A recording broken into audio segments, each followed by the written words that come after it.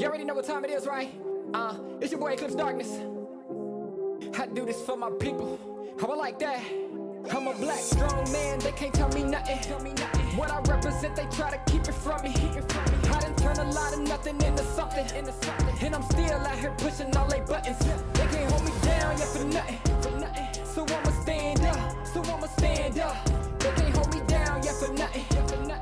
I'ma stand up, yeah, for something. Cause they can't hold me down. I done seen it all. Came up from the gutter, baby, now I'm here to ball. I've been talking in my ear, so now they wanna call. They got my line tap, oh yeah, they tryna take it off. Oh no, here we go again.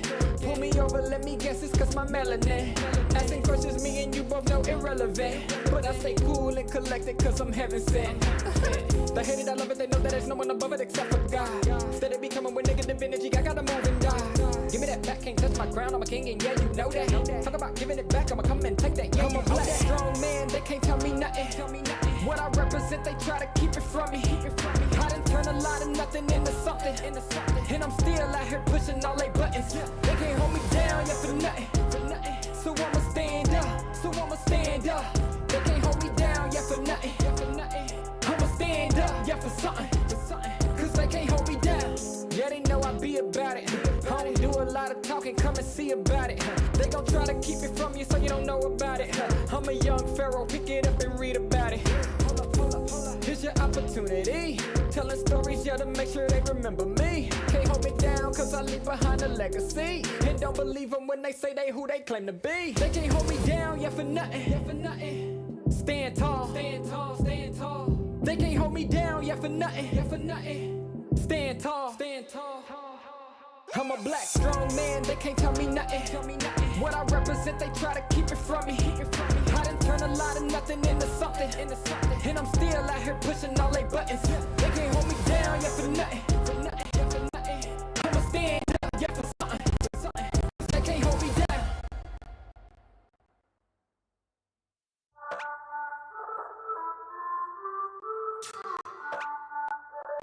Fire.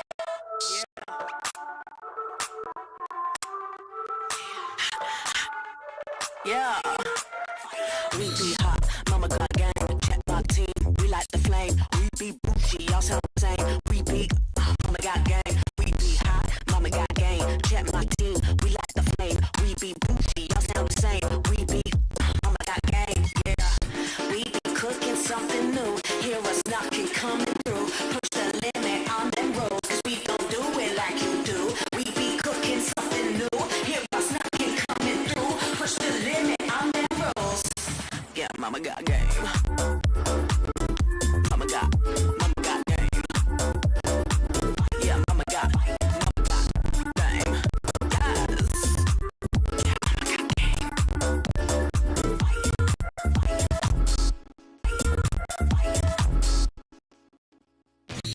Be rocking the game. Hear them screaming, they screaming my name. We be up on the fame. We be all of the power we made. Rockin' the game. Hear them screaming, they screaming my name. We be up on the fame. We be all of the power we reign. We be cooking something new. Hear us knocking, coming through. Push the limit on them rolls, cause they don't do it like we do. We be cooking something new. Hear us knocking, coming through. Push the limit on them rolls. Yeah, mama got game. Mama got game. Yeah, mama got game. Yes.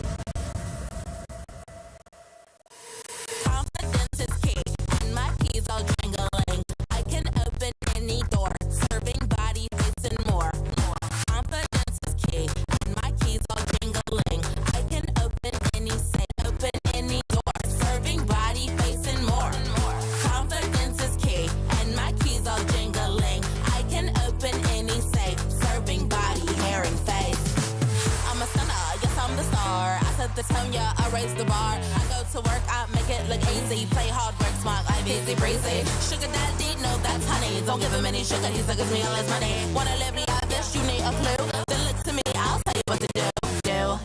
Repeat after me. Confidence is key, and my keys all jingling. I can open any door, serving body, face, and more. Confidence is key, and my keys all jingling. I can open any safe, serving body, hair, and face. Now bring it out, it's your time to go. You all the baddest, put on a show. Don't be afraid, let everyone know. Don't be shy, just lose all control and work it. Go hit a full split, tear up the floor. Go ahead, snatch those whips. Repeat after me. I am the vixen, I am the stallion. I don't need fixing, but I do need all your attention. All these diamonds on me, they glisten. When I talk, yeah, everyone listens. Cause I'm somewhat of an addiction. Work those hips and thighs. You're out there changing lives. It's time, so let's get wild. And work, put in work. Say work, okay, work, say work today, work, today, work, say work. Confidence is key, and my keys all jingling. I can open any door, serving body, face, and more. Confidence is key, and my keys all jingling. I can open any safe, serving body, hair, and face. Confidence is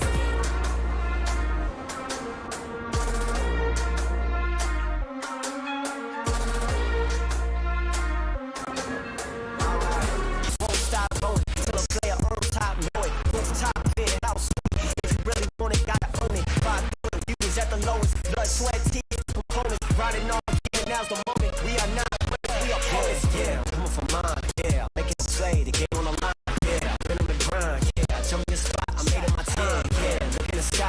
Yeah, the stars align, no day to shine. Stop it already, emotional work in the motion. We put in this time. Look. You won't stop.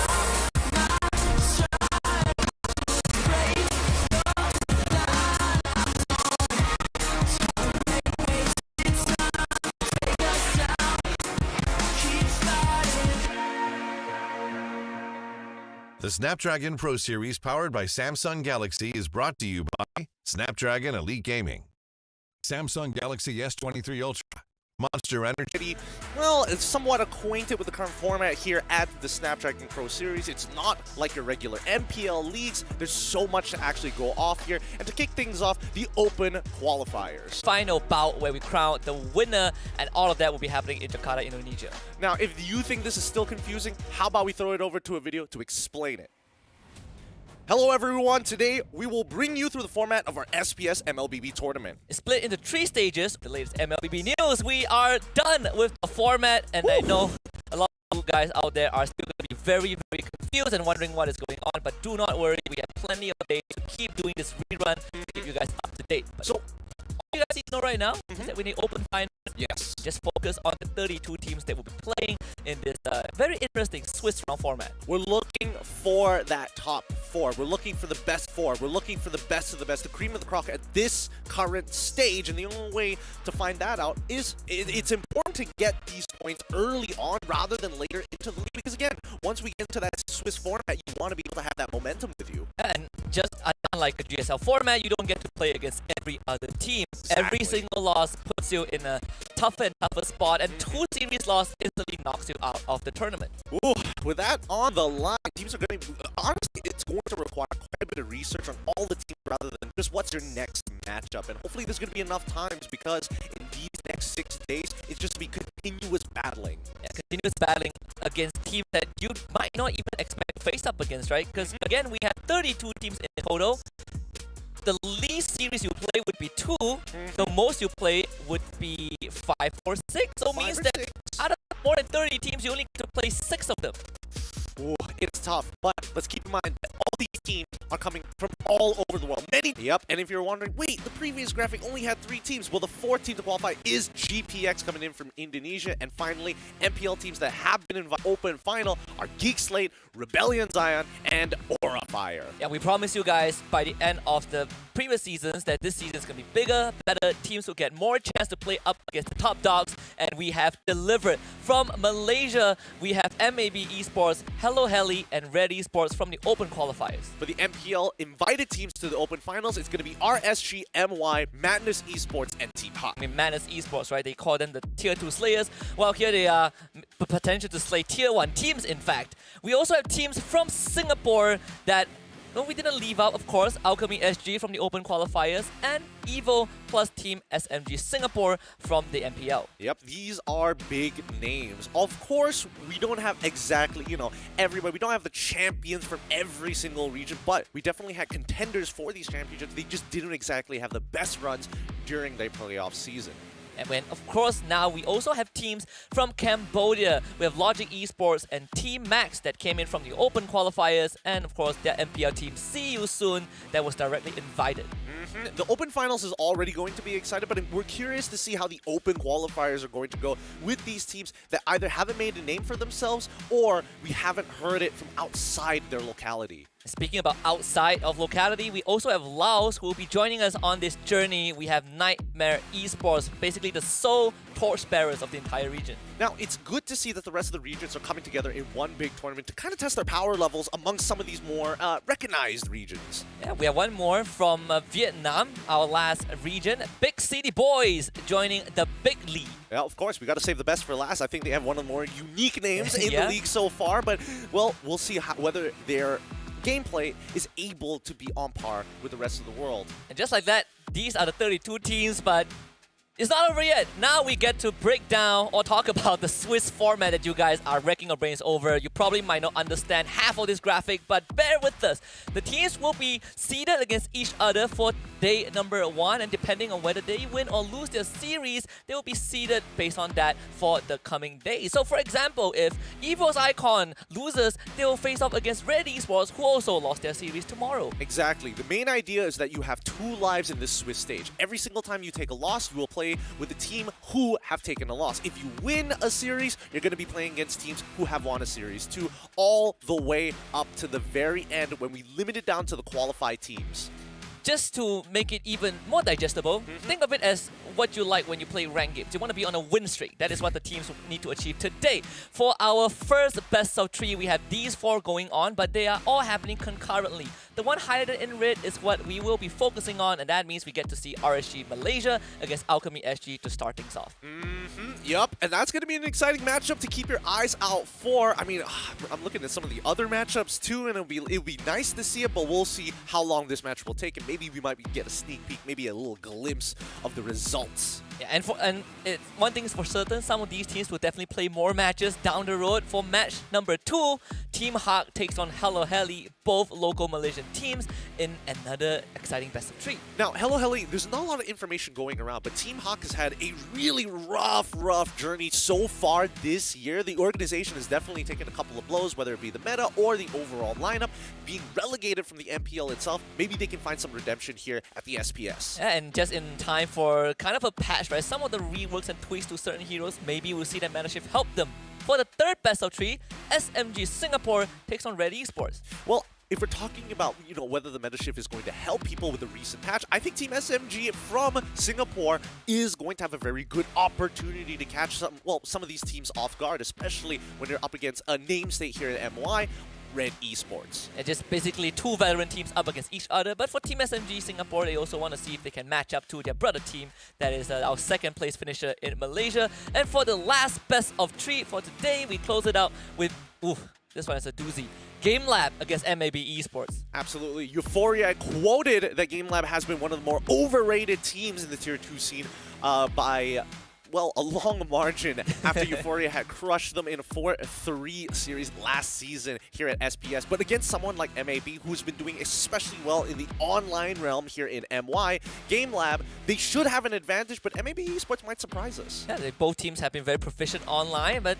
no, this is just a small stepping stone towards a greater goal. We got to talk about the prime reward at the very end of this journey. And no, it's not the Open Finals, it's the entire SPS tournament. By the end of the Challenge Finals itself in Jakarta, the team that wins first place will walk away with $65,000 US, and you can see the rest of the prize pool on your screen. All of this totaling up to $150,000 US. We have an even bigger prize pool, more reasons for this team to take it, these teams to take it as seriously as possible, and an opportunity for Tier 2s to clash against some of the Tier 1 teams across the region.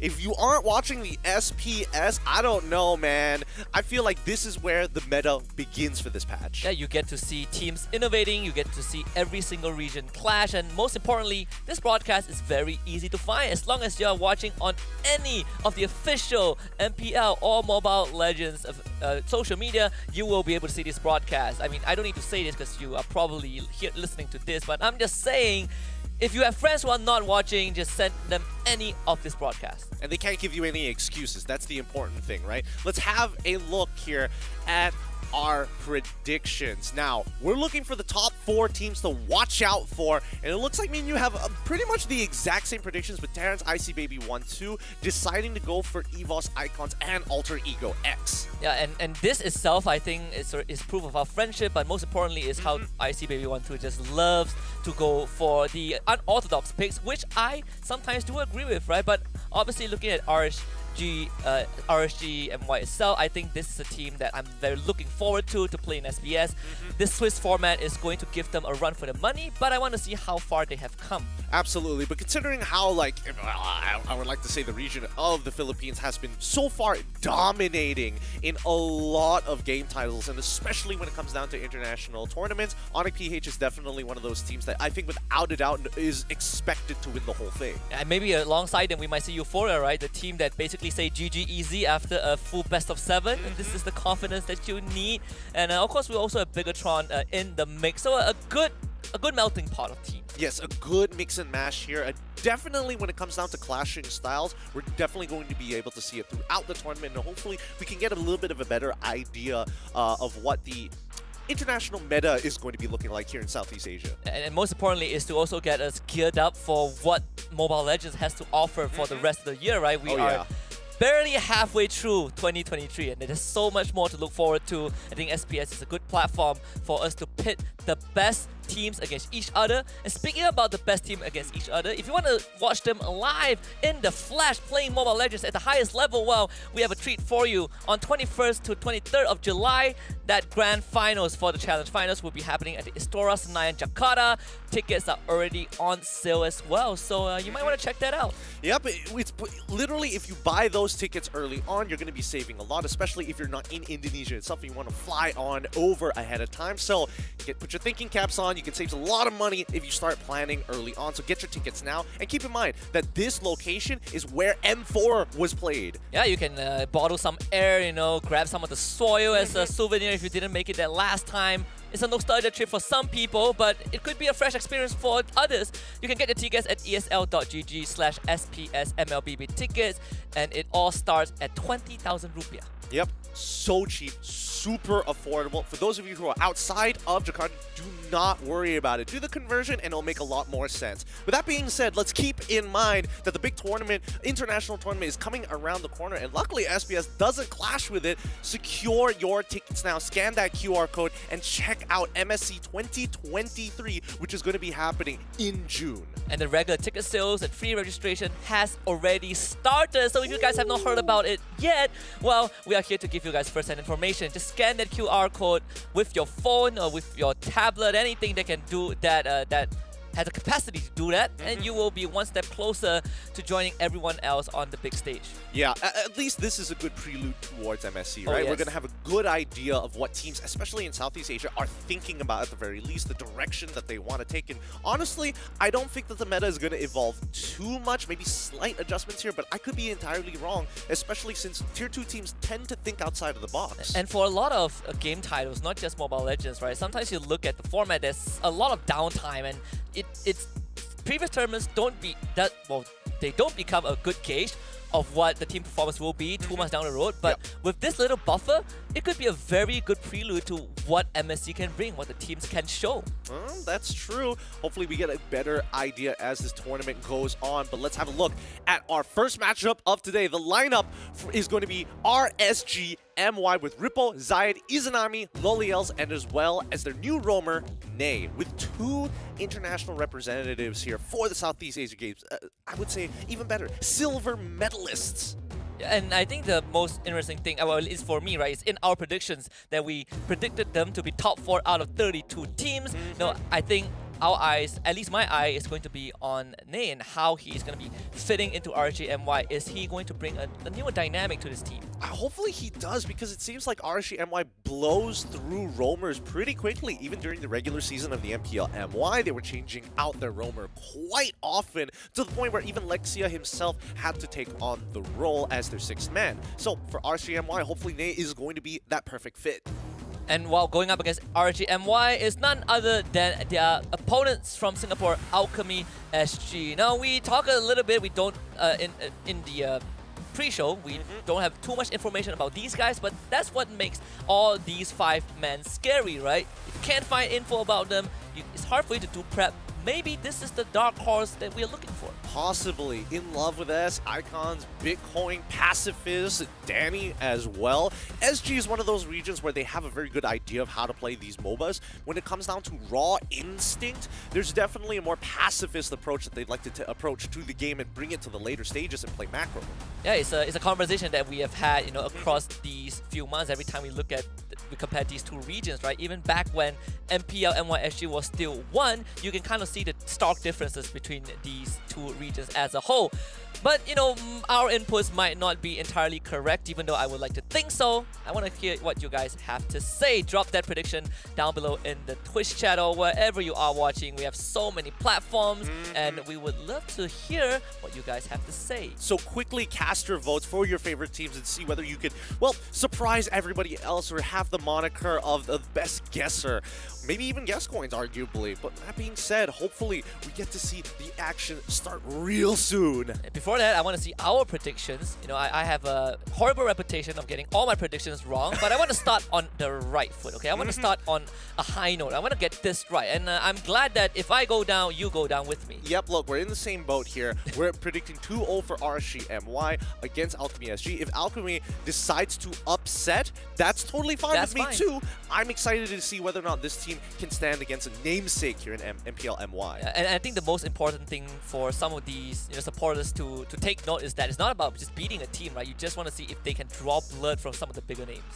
Absolutely. And that's the idea. That's the beauty of this tournament. Now, we have to give a big shout out for all of the sponsors that made this event happen. First of all, the Snapdragon Elite Gaming. When winning matters, if you're looking for a phone that could possibly give you an edge in competitive gameplay, consider getting a Snapdragon Pro Series. Not landing your skill shots properly, not landing your flicker while charged with the grok. Well, that processor is going to bring you to the very next level. You're not missing any skills after that. You're definitely not missing a skill after that. Wow, man, if it wasn't for Snapdragon Series, we wouldn't have Tier 2s actually go against Tier 1s or even have that opportunity. So thank you once again. Not to mention Samsung Galaxy, they have been providing so much for the tournament itself.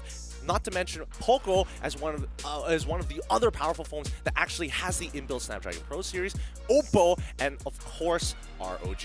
Yeah, and as Asus ROG is also a part of this endeavor, right? We have so many partners joining us on this journey. We call the Challenge Finals as a mega event, and I would say without these guys, nothing is mega. Yep, it's just it's a slow process, right? It is. It's a slow process. We start eliminating teams one by one until we get to the bigger, badder teams towards the very end that are invited. But let's not also forget about Monster Energy Drink for also making sure that we are tip-top in shape, full of energy for the rest of the tournament. Now, we have to start talking about some of the namesakes here, right? Number one, Izanami, the Prince of Mages, a moniker given to him after his incredible gameplay, not only throughout the SEA Games, but when he first debuted. And I think this is a guy that not only has shown good experience and good instincts, right? But just the raw mechanical prowess that he shows in that mid lane itself has been a big threat. You're looking at people who can not only control a lane but influence the rest of the map. It's very hard to come by. Yeah, he's very sacrificial as well. The fact that he's a prince, he's one of those princes that is very giving, right? It's not like, oh, all the gold must come to me. I keep the gold, I invested, it doubles in price, and I profit. No, he's the kind that decides, you know what, I'm going to take dire hit, I'm going to go into the side lanes, and I'm not even going to touch your EXP as well as your gold. You can have it. If you want to give me level 4, that's up to you. Yeah, it's one thing is for sure, we know at least he's not any prince from the Chinese dynasty, because those princes take everything. This guy is a fair prince. What princes are fair? I'm trying to think of one from the history. The Roman princess? Look, I don't want to get too deep into it, right? I'm not the biggest history buff in the world, but I will say there is a lot of bad princes. I'll just preface it with that. With 45 seconds left on the clock, hopefully you guys at home have casted your predictions. But what about Alchemy SG, right? And especially with the new patch that just recently dropped not too long ago, new heroes are going to be available, and as well as potentially new strategies. Yeah, speaking about the new hero, if you guys are wondering, well, can the teams use it? Not yet. Very soon, but not today. Looks like we are going to be following the correct legal process. 2 weeks, right? 2 weeks, yeah. Until it can hit into competitive tournament servers. And until then, hopefully there isn't some game-breaking bug with Novaria. However, Hylos, Alpha, and as well as Minotaur have received significant buffs in the recent patch. What do you think about Minotaur though? Because I've been reading some of the notes. I'm looking at Minotaur, what he provides. You know, some hybrid defense reduction and increment depending on what happens in the fight. Rage bar removed. Just needs to use his ultimate. Is that going to bring the Mad Cow back? I don't know. That's the thing. That's why I wanted to see a tournament to at least have an idea of where the professional teams' heads are at. What's the headspace that they're actually taking when it comes to this upcoming patch? The latest patch that we've seen so far. I feel like Alpha almost feels like a bit of a no-brainer in certain matchups. The Minotaur, to answer your question, I think he is flexible. Does he fit all situations? I still think teams would much rather have a Lolita, for an example, rather than a Minotaur if they're looking for strong AoE. But it looks like the draft has maybe not Yet. Not yet. Almost there. I got scared. I saw Mia on I believe RSG sign. I was like, okay, I know it's a new patch, but I don't remember reading that in the patch notes. Yeah, me neither. I definitely had a lot of big question marks there for a moment. But yes, hopefully we get to see a little bit more evolution when it comes down to the EXP and as well as the jungle roles, since the new changes to Alpha are so well needed. It's been so long. It's been so long until Alpha might actually be relevant. I think it's validation. It's vindication for a lot of solo queue buffs. Yep. I have every single one of the skills just to make sure. Some of our friends will be really happy with that. I know Ikuto will be very happy with that. He's on the BN broadcast. The guy's a big Alpha guy.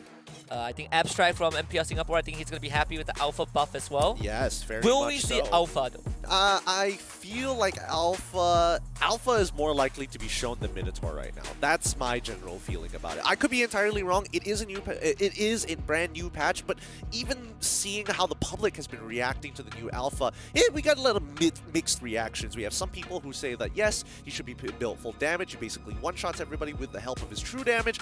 Other people are like, you know what, for a professional scene, maybe we go Molten Essence and then first item either Hunter Strike into War Axe, depending on your economy. Well, I think it's also, with all these changes, right, to Alpha, that there's a possibility that we see old heroes kind of come back into the competitive scene. I want to kind of bring us back to a hero that we've been having discussion for the past month or two, the Mincetar. Where does this guy stand right now? I think Mincetar is a great EXP, a great roamer, and I definitely think that his ultimate is especially powerful when your opponent has a lot of dashes, right? But that's the problem. You have to have that right condition of multiple dashes. You need to set a front line. You need to draw that line in the sand and say, no, nobody gets past me. So far, the bans still indicate that we are somewhat in the meta prior to this patch, right? I think a lot of teams maybe are still comfortable with what has been working so far. So no Kaja, Arlott, Valentina for Alchemy SG, no Joy 1-1 Fanny banned by RGFY, and we get the Farmers first pick. Yep, totally fine here, and I think, you know, especially with Singaporean teams, they do quite like this Faramis, but this does tell RGMY that glue is probably not going to be an option. Rippo, he's fine with it. I would assume that there's still many different other options left. There's still Lapu Lapu if he wants to go into bring it to the EXP lane. I would make an argument for Alpha as well, but it's more of a counter pick than a first blind pick. And it's also more of like, what have the teams been practicing, right? Have they done enough? Have they prepped enough for this open finals? And some of these teams, they don't even need to play to the qualifiers. RGMI is a very good example, so you have a lesser sample size to work with, and we see the common names. We see the Yves and the Fredrin. Yeah, not really going to change too much there. Alchemy SG, let's see what they want to do here. They see the Artillery Mage already. If they want to play hyper defensively, they can go for Diggy for an instant counter pick, especially since there's also Fredrin as well. I would make an argument that Lancelot isn't too bad here too if they want to mirror match up the jungle. Is this Fire Mist guaranteed to be slammed down in the mid lane? No, we do see the Fire Mist come out. We do see the Lancelot come out, and they also pick the Claude with it. Yeah, Claude is always great when you're against artillery-type mages, right? They stand still, they can't really do anything about it. Claude, extremely flexible, hyper-mobile, with the Battle Mirror image, able to blink in and out of the battlefield whenever he feels like it. And I think that's something that RSGMY have to keep in mind. Do they want a strong marksman to try and bully him in lane? Or are they going to take a different approach and start thinking about, hey, maybe I want to go straight away for my support system. Maybe I'm looking for a Lolita to block the shots. And they also could pivot towards the Melissa, which has been a staple name, right, in the meta. Big lane bully, and also pretty deadly late game against what Alchemy SG has. So far, Alchemy SG, they don't have much backline access just yet. Eventually, Claude should be able to deal with the Melissa, but for the early stages and for all intents and purposes, RSGMY want to kind of set the foundation in the early to mid game. And I think this overall covers a lot of the bases of RGMY, right? You have a decent front line, you have a decent back line, and you have artillery for long range. This kind of this front to back, what do you call base, has been built by RGMY. Now we go into the second part of the ban phase, and at this point, what are both teams lacking? We're not seeing EXP laners just get locked in yet. They have mirrored each other in terms of picks, so both are lacking supports, both are lacking EXP laners. For Alchemy SG, are they looking for an XP laner that can cut the backline, right? I think you mentioned Lapu Lapu, but that's for RSG. Is the Yuzong somehow an option? Yes, I think Yuzong is definitely going to be an option here because it does well into the Eve, and it also kind of does well into the Melissa, especially during the mid-game, right?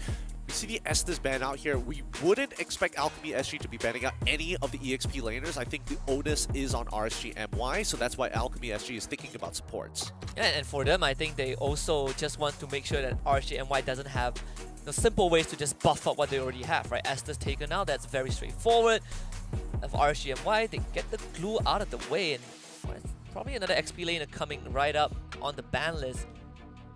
Probably either the Lapu Lapu or the Yuzong. Both are not too bad here. I feel that RSGMY is more likely to lean into the Yuzong or Lapu rather than the Lapu, but then again, it is Rippo, and Rippo does play the Lapu Lapu more often. And oh, Grok is the ban for the side of RSGMY. They want to kind of open it up a little bit more. Yeah, that actually is... I didn't expect that at all, right? Because early on I was wondering, where does Spartans go? Is it guaranteed to be slammed in the mid lane? But with the Grok taken out, it really does feel like Alchemy SG are looking for have this farmers as that mid, and you are relying on those side lanes and the jungler to really create that impact early to mid. For sure. Oh man, this is so... It's very bizarre because we're seeing that RSGMY, I feel like they would have utilized the Grok very, very well. Alchemy SG, I thought that maybe the Lolita would probably be their first two picks in the second phase, but instead they are the ones who banned it out. So that does mean that RSGMY has an agenda going into this game. I'm very surprised that Alchemy SG decided to go with the Lolita, ban rather than something along the lines of Franco. That I was also thinking about the Franco as an option, right? But this could be an indicator that Alchemy SG, they are putting a lot of the eggs in the Claude basket, right? Pacifist, they've got rid of kind of the simplest way to counter his damage with the Bulwark, and now Pacifist has to kind of be the one that has the highest output in that late game to deal with RGMY, and then you have the Kufra. So RSGMY looking for a setup-heavy composition. They've already got like 2 big tanks. They have an artillery mage to support with the heavy long range coming in from the Melissa as well. Their front to back composition is looking mighty fine. But Alchemy SG, right?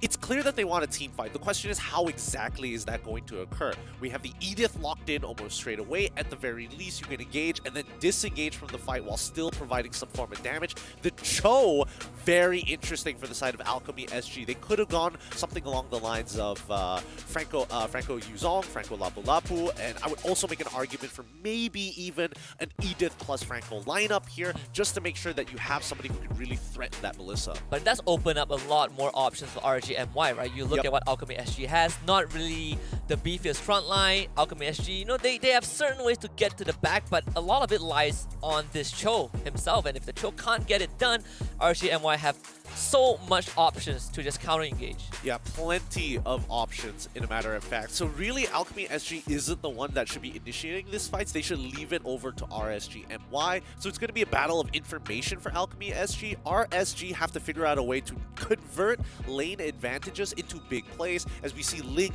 get locked in for the side of RSG MY, which means that they've been planning for this Fredrin to go into the EXP lane right from the very beginning. And Fredrin is going to be there, I assume, most likely up against the Edith. And if that's the case, then I think Alchemy SG wouldn't be too worried for the first few levels. But the question is, it now becomes a battle of the junglers, right? Both assassin junglers that want to get a hit. Yeah, I feel like for Alchemy SG, it's a little bit easier for Lancelot to start getting ahead. You don't have to do anything crazy. You don't have to be too map aware. You just need to be in the right place at the right time. Something that Ling provides, hyper mobility when in terms of transversing the map, right? If you have strong laners, if you want to help them win their lane even harder, Ling is an incredible option. And is it safe to also assume that our Alchemy SG is going to have this farmist once it hits 4 start to influence the side lane, right? You bring the Lancelot with you and we have this 3-man death ball. I would say that they don't want to go for the 3-man death ball. I think they want to go 5v5 against the neutral objectives, Turtle and Lord side, as much as possible, right? So until then, they just back off, slow down the aggression as much as they can, and let Danny kind of open up the map for them before they make that decision. It's all about information. And here we are, game number 1 of this new season of the Snapdragon Pro Series Open Finals. There's so much more to be expected. We wouldn't have even seen this last season. And right now, just a breath of fresh air. Singapore against Malaysia. We have just a bigger name in the name of RGMY, but Alchemy SG, we talk about how we don't know, they don't have much info out there, but this is the surprise that we kind of need an early rotation for Bitcoin just to force Ripple's recall. Absolutely here, and Yves should not be letting this farmist get away with it, but it's a little tough, right, because Danny isn't exactly, sorry, not Danny, but Nay isn't exactly the strongest at level 2 with the Groove, and especially since it was only level 1, they find that initial catch, but I don't think they're going to convert it into a kill just yet. It's, honestly, Alchemy SG just half a step ahead of RCNY so far, right? With those movements, they are able to force this minor adjustment from RCNY, get an early recall, and the Edith is stealing camps in the jungle. They also under assault as well. Multiple members getting pulled back. Nay losing health, only level 2, and they just use a puncture for the first blood. They can't really do too much about it, and especially the side laners, they just have to sit there and watch. Zayed, as much as he wants to go back into the fight, he doesn't want to commit against a 3v2. Kufra just doesn't provide anything until he hits level 4, and especially since Danny is going with Concussive Blast, that's how they're controlling how fast the push on the mid-wave is. And even then, Kufra is a hero that if he engages and it misses his spell, suddenly you have this huge window to punish him, right?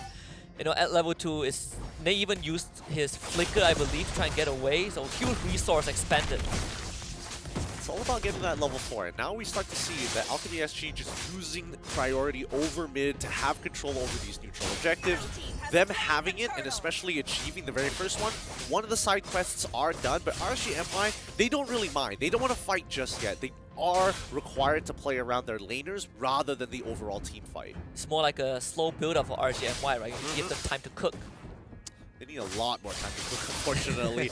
Well, we'll see how the mid-game goes, right? Because Nay, he's level 4, he might be able to make something happen, especially since that Zayed, he's constantly looking at the minimap for opportunities and windows to either invade or get a free kill. Surprisingly, so far, he has been playing just on his side of the map, because our Alchemy SG, they are also applying a lot of the pressure, right? The credits to both Bitcoin and Danny for moving around the map so actively. Topside also, this Ripple, he's going to be just slowly chipping away at the health bar of this Edith, but backup is coming in. Edith gets in for the flip. Ripple now under assault by 3 different members, kicked into the air. Can't even get the ultimate. Oh, the flicker forward from Inland with Vest. Doesn't have enough damage to get rid of Ripple, but Danny certainly does with the help of Bitcoin. That's another kill up top. Zayed does show up instantly, just gets timing by the flip from this Edith. Uses the Tempest of Blade, needs a bit of more damage, but the damage HP from this farmist, not enough to keep him alive. They also receive backup from Izanami, and RGMY gets a trade. Nicely done. They were able to trade 1 for 1 there, having expanded 3 battle spells compared to 2. That's a good option for RSGMY. Oh, speaking about good options, we have a good offer. Also, remember the tickets for Jakarta, 21st to 23rd of July for the challenge finals at 20,000 rupiah. Starting at 20,000 rupiah. You can get them at esl.gg/SPS MLBB tickets. Alright, let's not forget about the social media as well. Make sure that you are tuning on to all the right platforms as well as following MLBB Esports just to make sure that you're up to date here. And don't forget to follow our social medias for more updates at ESL Asia on Twitter, on Instagram, Facebook, and don't forget TikTok. Oh yes, that's the hub for everything. They've got everything covered. They've got everything. They got the Cupid. I heard that's the that's the most hype, most popular song right now. Oh man, it looks like you've been on the internet, my good sir. A bit too much. I'm not sure if that's a good thing. I'm curious to see what your screen time is looking like as this next turtle comes on in. Ripple in the middle of 4. And it's just getting cornered by the rest of Alchemy SG. The puncture straight to the back. Ripple already gone. Zion. Oh, he does get the die, but again, the damage speed from this farm is keeping everyone alive. Zion gets a kill and even gets out. Nicely played by Danny, to be honest here, because again, that Praiser's Wrath would have been gigantic with the amount of life that Ripple actually lost. The rotations from RSGMY slightly slow here, but they put themselves for that engage when they went in. And I believe RSGMY actually even stole the turtle away. So Zai did 3 things at once. Got a kill, got out, stole the objective. So we are still at a pretty even network between these two teams. In fact, the Melissa got pretty much the entire turret shield on bot. Yep, plenty of gold going over to her. I think at this point she has a slight lead here in terms of gold. Let me double check that right now. Oh, nope, that's not the right stats, but it's safe to assume so, right? In terms of EXP, slight advantage there. In terms of gold, probably even now. It's an ambush setup. Bitcoin and Danny looking for an opening, but RGMY, they are also prepared for this. And they're just going to completely back off, so not taking an extra step forward. In the end, you just need this Melissa to come online. Yeah, that's going to be the majority of the damage here. Izanami is going to try his best to kind of compensate for the lack of damage, but until then, let's have a look at the gold leaderboards. It looks like, yes, Loliels is ahead by only 300 gold against Pacifist in lane. A very small margin here, and 2 siege minions as bot lane getting attacked as Nate tries to open up the map.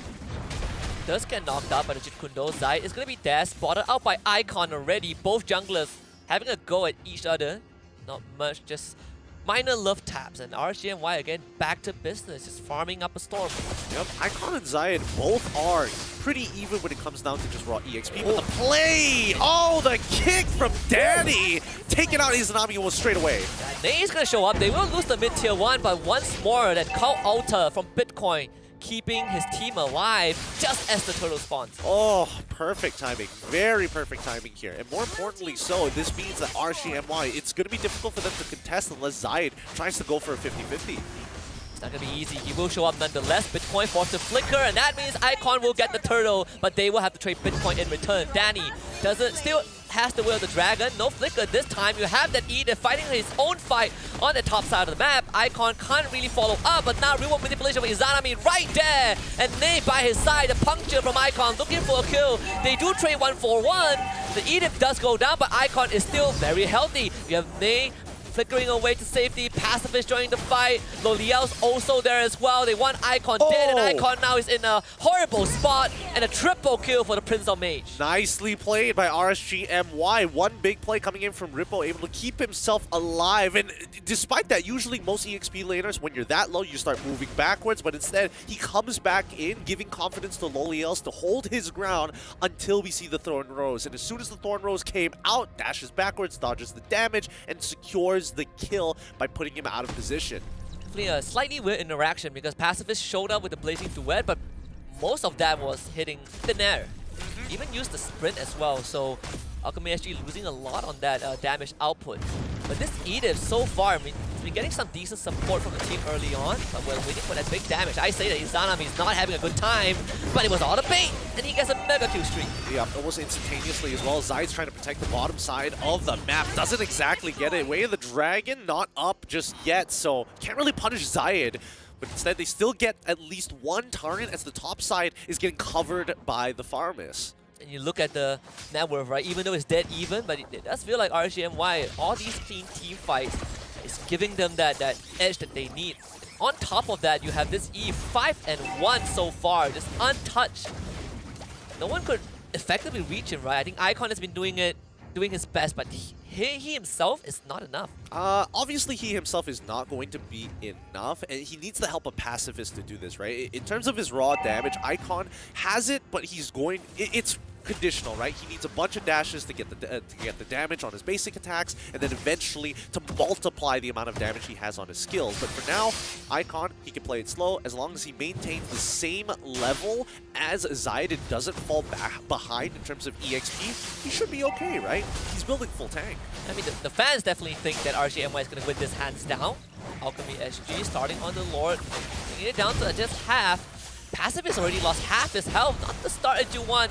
Ripple in the front, they're gonna pull out from the Lord as Ripple gets gone on immediately. Real manipulation onto everyone on the Alchemy SG, and they just comes in, sweeps them into a wall, and kiss the brick wall, my friend. RGMY, they get everything that they want, but they gotta get out the low. Liel's dropping low, Bitcoin claims it. Alchemy SG gets 3 kills off of that. Played perfectly, saving that call altar for the huge Appraisal's Wrath, catching 3 people in the middle of that bush. He was looking good for an initiation for the side of RSGMY, but at the end of the day, the temp HP making all the difference, keeping all the vital members alive to allow Pacifist to run through the rest of RSG. Consolation prize, Lord goes over to RGMY, so it's just this soft reset button. For now, at least they don't get punished too hard by this Lord. It's a good fight by Alchemy SG to kind of even out the playing field. But these next few objectives, it's only going to get harder and harder and harder because Alchemy SG, oh, Bitcoin might be in some trouble here. Zayed is going to commit for this backup, coming in with the Edith, but well, Bitcoin, he runs the wrong way. They will lose this tier 1 mid, blazing away by Pacifist, at least very early, and he just gets caught out. RGMY preying on his aggressiveness. 2 members of Alchemy SG out. All right, instantly they get 2. I like the fact that Lolios popped his ultimate really, really early here rather than trying to bait something out from Alchemy SG. As long as he doesn't get hit by the kick from Danny, it should be fine. Nobody else is able to threaten him. And now RGMY starts to take over the jungle of Alchemy SG. You see the map constrict just a little bit. Bitcoin showing back up, instantly push back. The damage from the doll, this Melissa. A force of nature on her own. Danny losing health. Meanwhile, Bitcoin, the market just crashed for Alchemy SG. Oh man, the market's not looking very good as well, considering that Lolios has honestly 2 levels above Pacifist in the past 2 minutes, and so far his damage has been very, very relevant to the backline of Alchemy SG. Even though Alchemy SG wants to kind of like death ball into RSGMY's top overall and access the backline as quickly as they can, Farmers can't keep up with that kind of speed, right? He still is required to hold up on his Ghostbusters and as well as the Shadow Stampede. The Shadow Stampede more so than the Ghostbusters. It's hard to expect a guy that has been basically dying too much to be fast enough. Well. He has hit that point in his life. He's hit that plateau. He's hit that plateau. That's the fastest he could go. But he can go through walls, you know, that's a bonus. That's the thing, right? So Alchemy SG need to find the right angle on these fights, and the only way that RSGMY is going to make that sort of mistake is if they are fighting for a neutral objective. So you can see why Alchemy SG are looking to spread out across the map to find the holes first, because RSGMY are pretty much going to be locking down the bottom side of the map. The next Lord could be the decider. 15 seconds until the response. This will be the bot side. So Alchemy SG, they just shove the wave up top. They're gonna do the same to mid, and you already have members posted up on this bottom lane as well. But RSGMY, they will have the initial control of their objective. Yep, as the Lord spawns, let's keep in mind that this is going to be a Luminous Lord. With that extra charge, they can almost guarantee to break a tower as soon as it gets in its proximity. But notice that they're playing the 4-1. RSGMY, majority of their members down by this Lord, while you can see Zayed split pushing on the side to make sure that Alchemy SG is second-guessing the decision. That's what Link does best. You give him the freedom, he gets the purple buff, and suddenly it's all over the map. And now, RSGMY, they will see this call show up on the map, right? You see them jostling for more position. This could be a bad fight for Alchemy SG.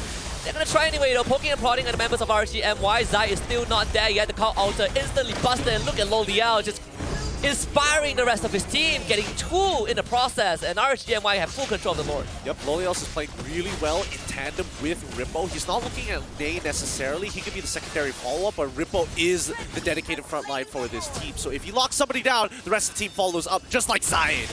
He's gonna go in first and even comes back for seconds.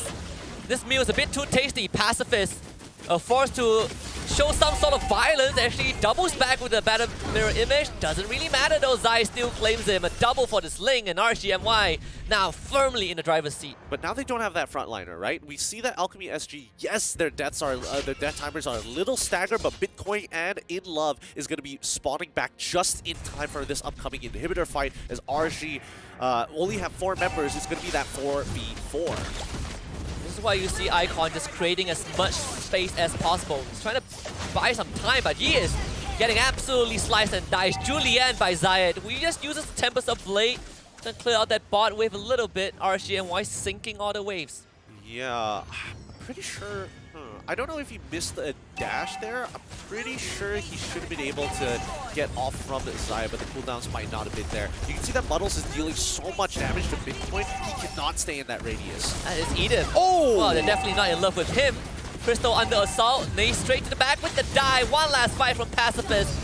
But it's not enough. RGMY strikes first blood in this best of 3. Yep, closing out the game pretty handedly with the Luminous Lord. They played well, making sure that Loliel got his items, and Rippo literally being the sandbag for the team. Yeah, he was unkillable after 2 deaths. He was basically the metal wall. I'm not sure if it's a good analogy, but he's the immovable object. He is the immovable object. And honestly, I thought he would get punished even harder considering the early deaths that he had in the game, but RSG MY recovered very, very well, especially since Zayed was making his deaths worthwhile. Every single time you saw that Rippo was able to lock down a target, bring him down to 50% HP, that person is guaranteed to die within that fight. And I think a lot of those initial early trades, right, we see these 1-for-1s, but a lot of the ones for RGMY went over to the Ling, so you're having this minor build-up of the jungler who eventually just snowball out of control. Yeah, that's the thing, right? Especially with assassin-style junglers, I think a lot of people nowadays realize that, yes, assassins used to be good. You could basically get in and get out of the fights and still secure a kill despite having 5 people on the enemy team. Nowadays, you have to play a little bit more cold and calculated, wait to the right threshold before jumping into a fight. Basically, assassins now are actual assassins. Are actual you assassins. Have to think. Yeah, you actually have to use a little bit of brain power to get back in. You can't just go in, get a kill, get back out, and have the numbers to make that work. But, well, considering how the meta is right now, it still feels like nobody has really innovated just yet. Yeah, we're still seeing the same bans, the same picks, from Alchemy SG size. It's pretty evident, right? They put a lot of the focus into the Claude itself. They're relying on Pacifists, or they were hoping that Pacifists could carry them over the finishing line, but him alone wasn't enough. I think a lot of it came down to whether or not it was necessary to get an artillery mage of their own, right? In terms of like scaling damage, the Farmist, it does okay at the very least, right? You know that the comp wants to be Deathball, but then you start seeing the options, right? You see that the glue gets banned out from your opponent's side. You don't know what the EXP later is going to be, and then the Fredrin starts to pop up, right? They didn't get much of an EXP advantage, especially after they locked in Edith. Going in blind to that matchup was okay, and you could see that the early game was going well for Alchemy SG. It's how they start converting it, right? And they needed to convert it through the jungle. And I think Edith did have a pretty quiet lane despite the help that she got, right? I was expecting maybe they would take the top tier 1 very early on, but Rippo just stayed there. Yep. For the entire time. Yep, he just planted his feet down and was like, I'm not moving. You're not going to get this tower. It's not going to happen. Proceeds to die 2 times within the first like 6 minutes of the game. Comes back. No, I still won't let you get this tower. Because he's an anime character for sure, a protagonist. He's Naruto or something. I don't know. Just doesn't go down. But this Fredrin was, I believe, a first phase pick for RGMY. Is there any point that this could be?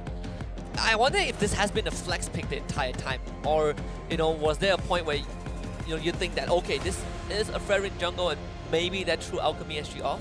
I think Alchemy SG had the same opinions as we did, right? We expected that this Fredrin was going to be in the jungle role rather than the EXP, because again, it's all about counter matchups in the EXP lane. If you don't have the right matchup, you're basically out of the game for a long period of time. So you need to have that relevant curve to be able to apply pressure gradually. And I think Fredrin is just one of the characters that we put you in the jungle, but if you really need someone that just gets punched for the first 5 minutes, then you can also do that job, right? Because Edith came out in what, 4th pick, and RSG was like, oh, you know what, Fredrin, you go to the XP lane. This is your job now. We need a faster jungler after seeing the Lancelot. You look at Zayed, 8-1 on the Ling. You have Loliel's 4-1 the Melissa, 6-2 for the Eve. Yep, and Zion also opting to go for the Corrosive Scythe as well. I wouldn't say it's the most common item in the world for Lings nowadays. It's definitely some preference because half the time, the main damage dealers for the side of Alchemy SG is going to be pacifist, right? If you can take him out early or have enough damage to chase him down, Ling does that exactly and perfectly, assuming that he doesn't die, right? So their general game plan, we're going to leave Rippo alone. If we can get a couple of kills, that would be ideal, but main gameplay, Loliels. And I wonder what was the turning point of this game, because it has been even through and throughout, right? You know, Alchemy SG, they lose a lore, but they win the fight. And what was the point where RCMY just took over?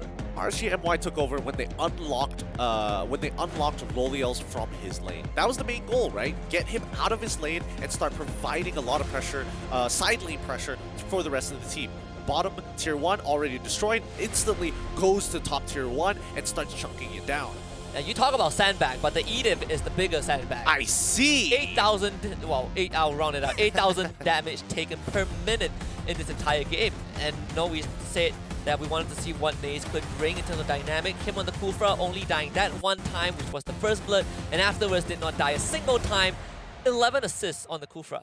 I think Nate still needs a little bit of time to start readjusting, but the team, considering how fast of a pace that RSG want to go at, it feels like a couple of the members have a slight desync issue. But other than that, I feel like Nate, he's been hitting the right abilities, he's been timing it especially well, his mechanics seem to be on par, but Zayed, once again, has been the overperformer in this match. 912 GPM, this guy is farming heroes on the game. And that also answers our questions. How did he just whip the Lancelot all the way back to the base? And you know, the item build is right there on your screen. But overall, this Ling, slower start, you know, he wasn't too bothered about all these skirmish happening, but every time he joins the fight, he's getting the kills, he's getting Bitcoin out of the way, he's getting these gold injections.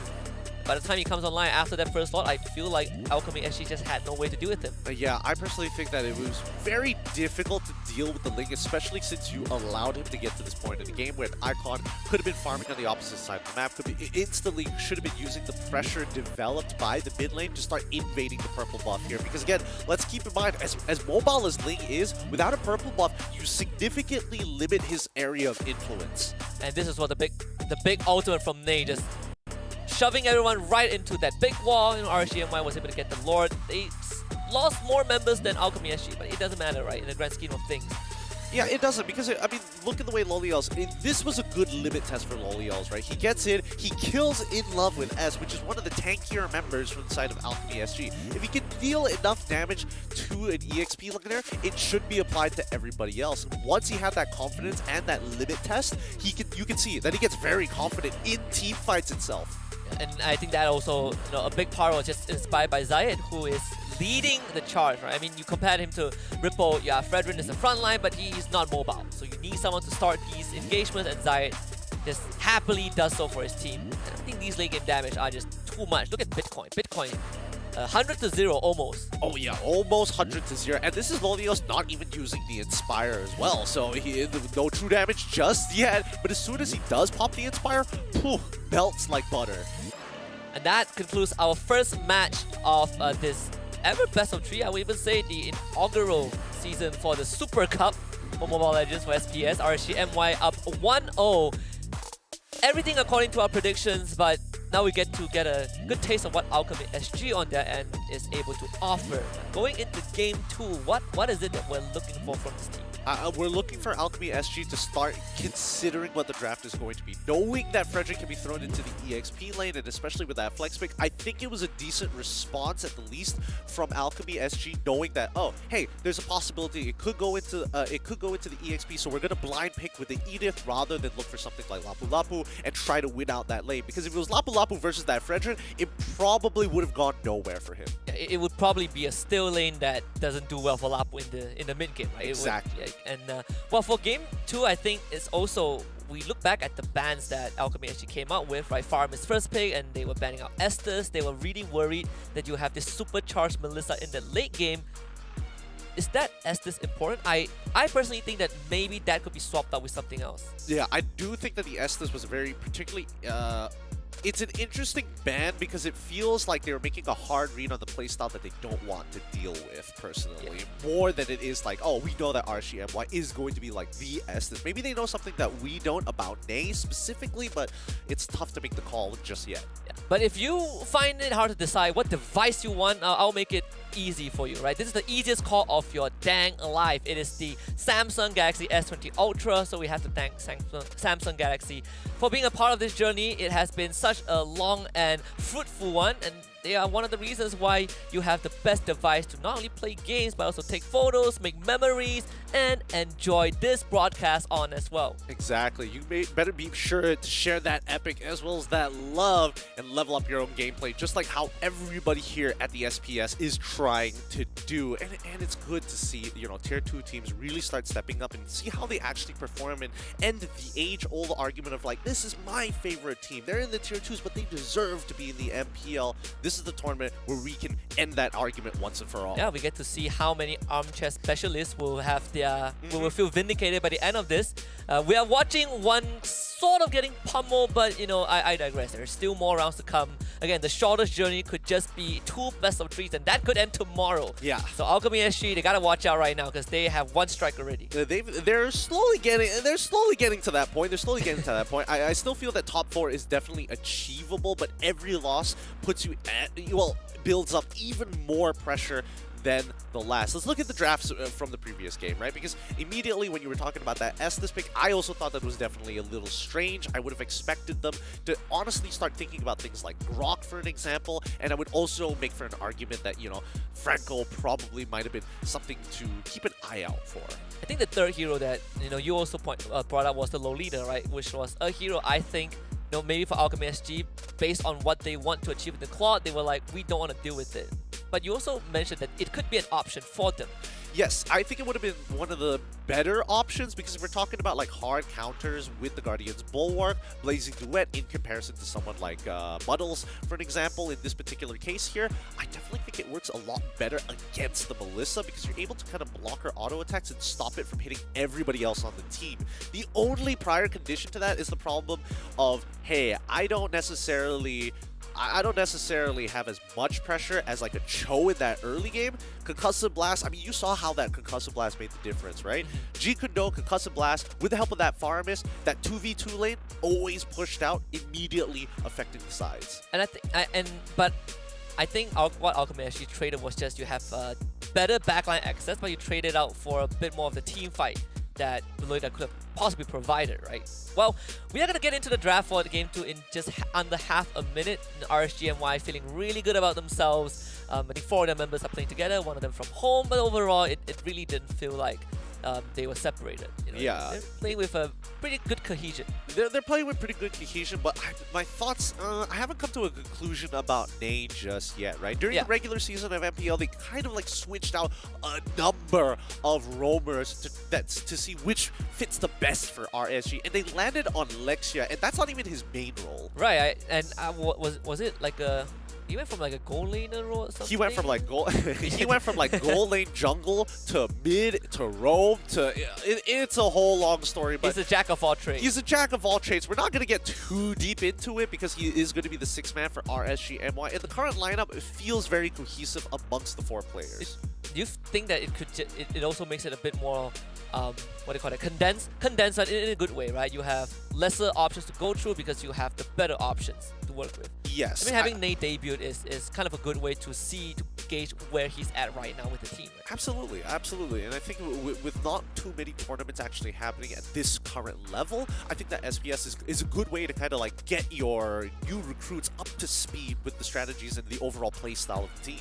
Yeah, and you also kind of put that off-season into good use. I think that's the most important part for a lot of these teams that were not able to qualify for into the further stages. Like for example, in this case, MSC, right? You just have an off season that, like, what are we gonna do? Are we gonna scrim all day? Well, now you have a tournament. There's something to fight for. They absolutely have something to fight for here. It's not like everybody's like Indonesia who has like another tournament every other weekend to actually play for, and especially for like teams in Singapore, in Malaysia, especially that we really do struggle with these smaller competitions because there's just not too many of them. And if so, they're like, oh wow, 500 200 participants, 500 participants, and you have to play like a majority of your best of ones. Yeah, those are the most brutal format, honestly. I think hurts. even more so for Singapore as a region, this is a big win as they also don't have much going on, and when you allow them to play cross-region, this is where we get to also see them level up along the way, right? And maybe in the future, maybe someday, we get to stand toe-to-toe together again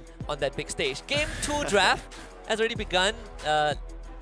I know, I come from the region of MY, but we were once together. Okay? We were once together. There used to be only one RSG. That is true. There used to be only one RSG, and that RSG has almost always been at the top 3-4. It's pretty interesting. Yeah, that's a lot of MLBB history to get through. But in the meantime, let's see how this draft is going to go, right? We are going to see the Wanwan and the Fanny band here. Definitely got to give respect to Wanwan players, especially efficient Wanwan players, and as well as one-trick Fanny players. Nobody likes dealing with them. Yeah, nobody likes Fanny players in general. I would argue I would take Saber players over Fanny players, but that's just me talking, okay? I feel like people who pick up Saber, people who play Saber on the enemy team have like a personal vendetta against one guy. Pretty all much. the time. Pretty much. A Blade of Despair second item, that's how you know. That is how you know that he really doesn't like... I really don't like you specifically. You. Nobody else. Don't show up on the map. Watch out. Oh, but with that being said, Alchemy SG getting rid of the Arla, getting rid of the Kaja as well. We do see the glue ban for the side of RSGMY. They could look for a Farmist starter unless Alchemy SG says no. Yeah, so the third ban for Alchemy SG, I believe, was the Valentina. RSGMY, they did, fast track the glue ban. Farmist instantly taken out. So Alchemy SG very prepared for this option, but this also gives them a bargaining chip, right? If you want to take your artillery at the very beginning, we always have the Valentina as a response. Yep, Valentina is such a annoying starter to deal with because it basically tells the red side that it doesn't matter what you're going to do, we are basically at the same tempo as you and we don't have to answer too many questions. But RCMY, do they want to go for the Valentina opener, right? We have seen teams stray away from it during the regular season at MPL-MY, and even when we start looking towards like SEA Games and things like that, recent tournaments that have been developing, first starter picks, they're looking for, the joy. Oh, yeah, and that was a hero that RCMY did ban in the first phase last game, but I think they also kind of posed that question to Alchemy SG, right? Like, which one do you value more? Do you want to leave Farmers for us and then you take the joy, or maybe you give us the joy? And with the Kaja ban out by Alchemy SG, we kind of go down the list and look at the second and probably only most effective hero, which is the Franco. Absolutely, and I think that's what RSGMY want to do. They want to throw Alchemy SG a little bit off-keter in terms of the order of which they pick, because it's either you pick it later or it gets banned out. For now, Alchemy SG don't make the novice mistake of like, oh, I have to answer this right now within the first two picks, rather than thinking of, yes, we still have that third pick after we see what the rest of the composition for RSGMY is going to show. They also get to deny important picks from RSGMY, right? Valentina, now they have control of at least in the mid side, right? Whichever hero RSGMY picks, you have a decent answer to that. You have the Fredrin also who can act as a flex, but in the event that Franco gets taken out, what are the options for for Alchemy SG? Well, honestly, there's not too many options here, right? It's a difficult matchup no matter what for the marksman, especially if you're very auto-attack reliant. Vengeance plus Joy is a nasty combo to deal with, and especially if you use Inspire, even worse. And I think that Alchemy SG is a little aware of that, so my guess is that they're probably going to be, if they don't want to answer the Joy straight away, they're probably going to go for something like Claude. Yeah, Claude, just so that they can dash away, create some distance between himself and as well as the Joy. At least for pacifist, he won't feel like he is kind of locked down in the fight, right? Where I always have an option to re-engage if I want to. We're seeing him play into the Beatrix. Eve again picked up by RSGMY. Izanami had a fantastic game in game 1, 6-2 in that mid lane. Yeah, hopefully it's not a repeat of game number 1 here. We see that Alchemy SG is the one banning out the Franco for God knows what reason at this point. I guess so that Claude... I mean, but they're on red side, so they do get first pick in the second phase, right? So, I don't know. I can see the logic of Alchemy SG if they give Franco over for some reason to RSGMY, Claude gets locked out. I mean, even if it goes through, I think RSGMY have more options they can consider, right? Does this feel like another case of just Alchemy SG overcompensating, just like the Estes ban where they're reading too deep into the line? I feel maybe to a certain degree, or it could be just lack of foresight from the side of Alchemy SG, right? Because at this point, for RSG MY, I think it's pretty straightforward in terms of what they need to start doing. Like RSG MY, when they look at Alchemy SG, it's clear they have nobody who can truly engage, right? And you want to say that yes, Fredrin is going to be the big engager for the team. It could go if it goes into the EXP, it makes sense. If it goes into the jungle, when there's neutral objectives, generally you don't want your jungler to be the first person making contact. Yeah, we see the Cool Frog ban by RSGMY, Lancelot by Alchemy SG. We still have other Link that can be an option if RSGMY wants to go for it. I do feel like there's not much ways for Alchemy SG at this point of time to do with it, especially when the Franco is out. Maybe they go back for the Cho, but then again, we are looking at the same layer of problems, right? You just don't have those big team fights. I think what else could they go for here that could really change the game? I think definitely a Lolita pick is in demand right now since the Beatrix has already been shown. Oh, RSGMY got rid of it straight away. Yikes. The Grok? The I'm Grok, kind of moving down the list. yeah, Grok isn't too bad here. It's not the worst, but it doesn't really change the problem that their backline, they basically need to have a self-sustaining backline, and then when you have someone like Grok, you're trying to open up the map, and more importantly, you're looking for specifically only Beatrix, but that's a very niche situation, right? And I feel like Alchemy SG is a little bit more flexible with the Cho. Yeah, I think they're also more comfortable with the Cho, right? Danny did make some amazing plays, that early to mid game, so give him his hero.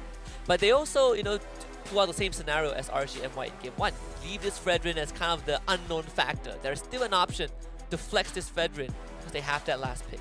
Yeah, but even if they do put Fredrin, for example, in towards the EXP lane, I think they're trying to bait something out of RSGMY, right?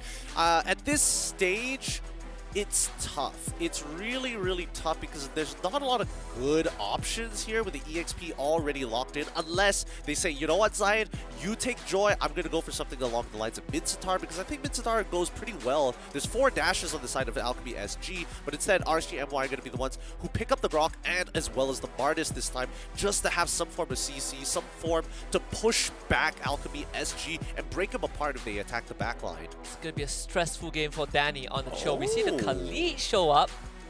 That is new. That is very new here. Oh, what does the matchup look like against Joy? You don't get to see this very often, and I know for a fact that for some reason Singapore, when it comes down to the EXP meta, because of Diablo from RSG SG, there's been a lot of like Badang, Paquito getting thrown into the side lanes. Khalid as well. Man. I just want to see the jaw hit. The jaw That's head? the pinnacle, okay, of XP laners. You have no idea how Myanmar changed everything. That's true. That is true. It is a Khalid into Grok. I think Zion might be on the Joy in the jungle. But how does this Joy jungle function?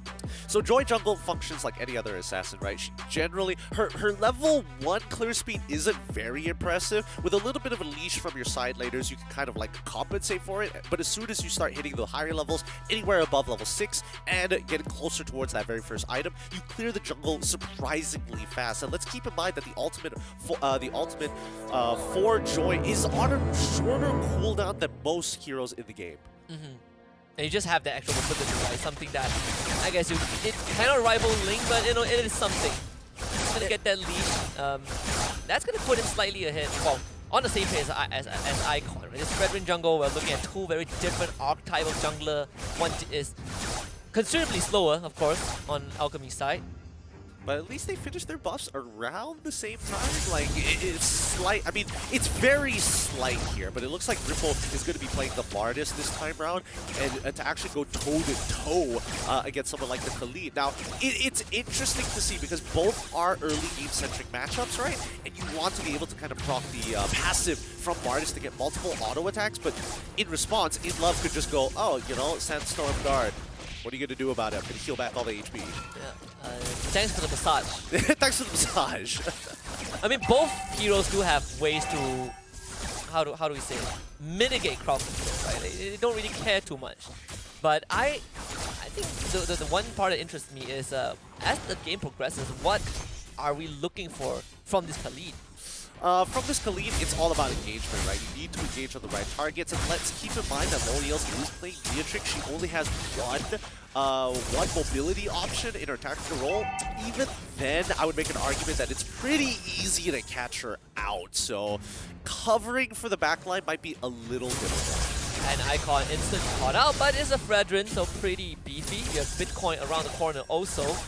Alchemy SG receiving decent backup. This could be an unfair fight pretty soon, and Love actually just goes right in. Now Icon feels isolated. Both of them getting chip damage. Turtle just spawned. Yep. Dangerous game that InLove was playing there. He probably should have died, but luckily he kept in mind that most of the RSG MY members had already used their cooldown, so he could actually take more space. But this upcoming, this current neutral objective, not easy for Alchemy SG to win out of 4v4. Just gonna give it away as Icon did use his dash to get over the drop wall, so no much resources left in the tank. Easy turtle for RSGMY. Yep, good decision for Alchemy not to actually contest it. They don't want to go into a full engagement, especially since majority of their members don't have enough items to consistently take out the tankier members from RSGMY. I don't know. Ripple, as of right now, is a big X factor, right? Not because of the player, but the fact that he's playing the Martis. You never know when Martis is going to just completely wipe the floor with you when he has that execution, his execute with his ult. Especially when you're in the threshold damage. You know, Nehi is mirroring Danny, so it does make the life of this show infinitely harder. Can't just try to go for some cheeky engage with that kick. Now, RSGMY, they do have members on the top side. Again, the mirroring is a phenomenal from Alchemy SG. Well, from RSG. Yeah, I don't know. I do feel that Alchemy SG is not utilizing their mid priority very well here. They're playing, like, you can tell that Ney is mirroring no matter what, right? Izanabi's gonna sit in lane. Danny, oh my god, Danny ends up dying there. He tried to go for some flicker play, but it looks like it didn't connect. Yeah, hit by a wild charge by Ney, right? So just massive burst damage coming through RSGMY, also catching Bitcoin in the mid side. Zai doesn't have the damage to take him out, but you start to see the pressure from RSG. Yeah, it's starting to build up here. Zaid is going to head down towards that bottom side, the south side of the map. And if we're speaking about the south side of the map, keep in mind that tickets for the Jakarta matchup here is going to be happening quickly. 20,000 rupiah. Just head on over to ESL.gg and get your tickets early while you still can, especially if you're from outside the region. Yeah, we are going to pressure you like how RSGMY pressures Alchemy SG. Yep. But stakes aren't as high, okay? You just need to get that flight ticket, which I've checked. It's pretty affordable. Pretty affordable? Pretty affordable, yeah. As someone who has been there 6 months ago, I can confirm it. It's pretty affordable. We'll see. Hopefully that doesn't change. I have receipts. I have receipts. But now with the neutral objective available. Looking for a kick. Can't find it yet in the red zone. Basically just blown to smithereens. Icon now isolated. RSGMY biding their time, just a game of patience, and Icon just waddles out of there. But second turtle now under control by RSGMY. It's a bit of a feels bad here for Alchemy SG, right? Losing out on that show at that point of time, not exactly ideal.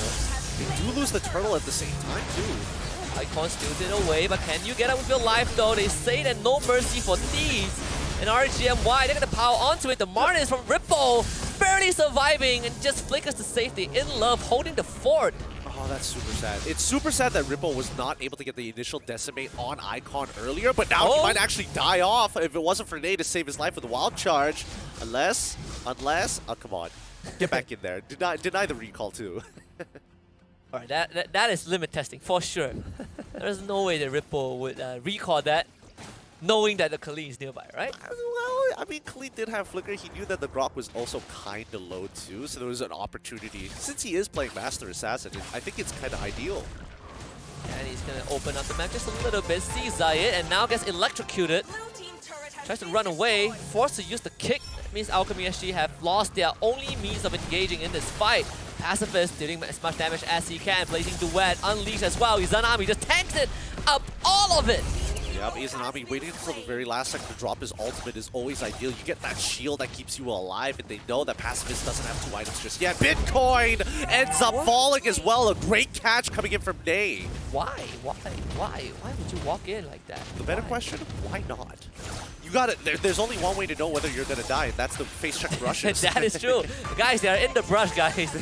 Wait, let me check. Let me check one more time here. But unfortunately, Ney is going to be falling down because of the quick rotations from this Khalid. And this is to be expected, right? Khalid, he already broke bottom tier 1, quickly rotates to the top side of the map, and Claude, he needs a safe place to actually to farm. So the only safe place right now is going to be that bottom side since the tier 1 is still available for him. Thank goodness he was able to salvage that situation just a little bit. So, you know, all things considered, right? This is a particularly slow game. Just 5 total kills so far in 7 minutes, and barely a 1,000 goal advantage in favor of RGMY. Yep. Third turtle is already there. I mean, it looks like there's a fight about to happen here. Multiple fights across the map. Khalid and the Martis in one. Both coming down to the bot side. Danny looking for an opening. Might be looking for Zayed. Good secure by Icon. Big rocket barrage coming through from the Beatrix. It's going to be a 1-for-1. Bitcoin ends up going down. Izanami is dropped low, but able to make it out with his life as InLove once more just holds the front line, but Zai isn't happy with that, so he's going to rush back in. Danny kicks him out with the Jit Kundo, and that would be a kill over to the Cho. Alchemy SG winning the first skirmish. Zai going back into that fight was a little bold of him, considering that he isn't fully itemized just yet. Pacifist was recently getting just enough items to be very relevant. He does have the Demon Hunter Sword. He doesn't have the Golden Staff just yet, but the Demon Hunter Sword more than enough. Ripple. Oh no, Danny. It happens, it happens. Look, he tried. He tried. Yeah, when you overshoot with the flicker, it happens. You know, in love. No, why? No, don't do it. The pacifist. Get out of there, buddy. This is not your fight. No, he's trying, but Bitcoin is able to secure this kill. No way. More Shadow Strike should be more than enough, but ends up getting a double kill for that. So despite dying, he's able to trade 2 back. Again, just salvage at the very end. That could have gone so badly. I mean, personally, I still think it's quite the loss, because previously the 1,000 gold lead all came from one person, and that's Loliels. Loliels has been pretty passive this entire game. The team has been kind of moving along the tempo of the game for him, and he doesn't really need to do anything crazy other than play the early game, focus down on chunking out turrets, and now we have a 2K lead. I mean, they even got him out of the fight just now, right? So effectively that has been neutralized. Saw that Sky Garden helmet for Icon already. I mean, Alchemy actually keeping up even better. They still keep this mid-tier 1 alive, and that itself is very crucial. This time lands on the Bitcoin. That's going to be massive damage. They're going to use it. Blocked by Icon, thankfully. That mid-turret will stand just a bit longer. Alchemy SG, what is the plan? InLove once more puts his body in front.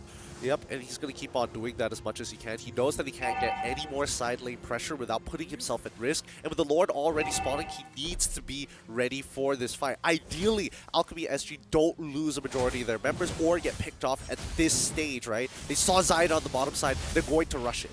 Massive pressure onto Ripple. Zayed, he's beelining right towards the Lord Pit. It's going to be RCMY setting for a pincer. Zayed straight in the back. Bitcoin taking massive damage, and Icon is already gone.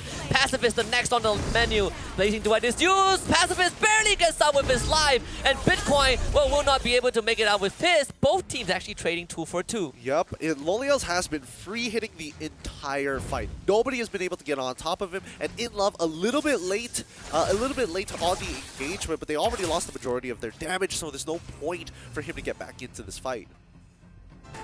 Oh, good news is Alchemy SG, they keep the Lord in a neutral state. The Golden Goose is definitely going to be Loliels, but InLove can't do it on his own. It's a very slow game here, and it's understandable that RSGMY. Big Darut Sandstorm. They actually just drowns the Beatrix in dry sand. Well, he does trade his life for it, but if you get rid of the Beatrix, that's a good reset. Yep, you save so much time here, right? Now it's going to be a 4v4 with the majority of the damage dealers from RSG coming from Izanami, and he's a lot more manageable compared to the Beatrix. And now Danny also has one less target to worry about, at least for the next 10 seconds. Zayed making sure he doesn't get caught. And with that being said, in RCMY, they were able to stall this out. Back to an even state. Loliels is back in the game. Yep, this did give a little bit of time for Icon to actually go back into his jungle and actually farm up. Zai currently a level above him, and it's a little unfortunate to have somebody with Mystery Shop out-leveling someone who has Demon Slayer. Oh, absolutely. And you know, Icon, at least he... I mean, despite having the Sky Garden helmet, we saw how fast he got melted, right, in that fight. All thanks to this Loliels doing most of the damage. Flicker also coming back up. RSGMY jostling for position. Naze with the wild shot straight to the back. And where did Icons go? That guy straight became a tombstone. And Alchemy SG, they can't really fight this. That Lord easily secured by Zayed. Inla wasn't even in the fight. Yep, unfortunately for Icon, he has a lot of health, but he doesn't have the raw stats to actually deal with Loliels right now, who is significantly ahead of the curve here. He is a level up. He is currently a level up on Pacifist, and not to mention, wait, do they want to go for the full engagement here? Do they want to trade back? I don't think so. And Inla does do a lot of damage. Like, you could almost one-shot Loliels, but he is forced to flicker out of that.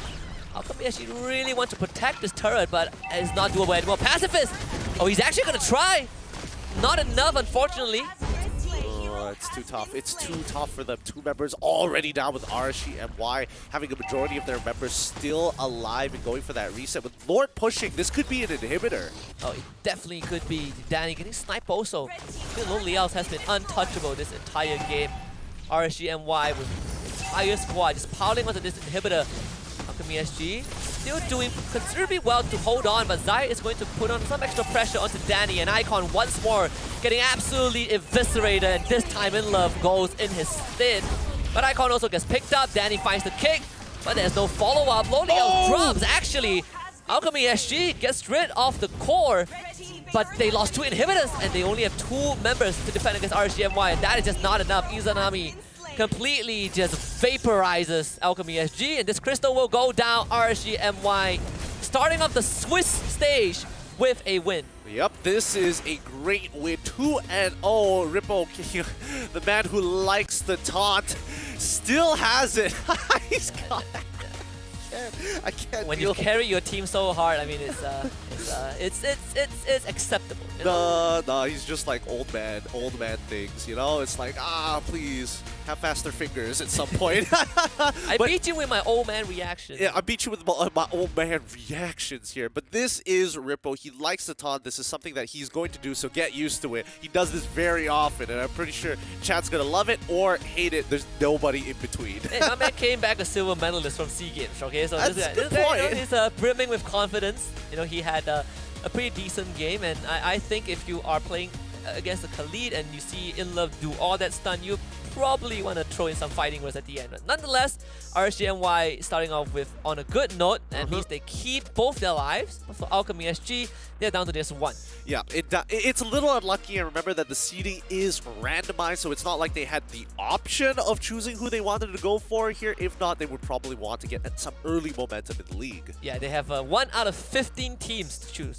1 out of 15. For tomorrow. Yeah, for tomorrow, because 15 that. teams would lose. 16 teams would lose, including them. So there are 15 teams that will be randomized, and they don't know who they're going to be going up against.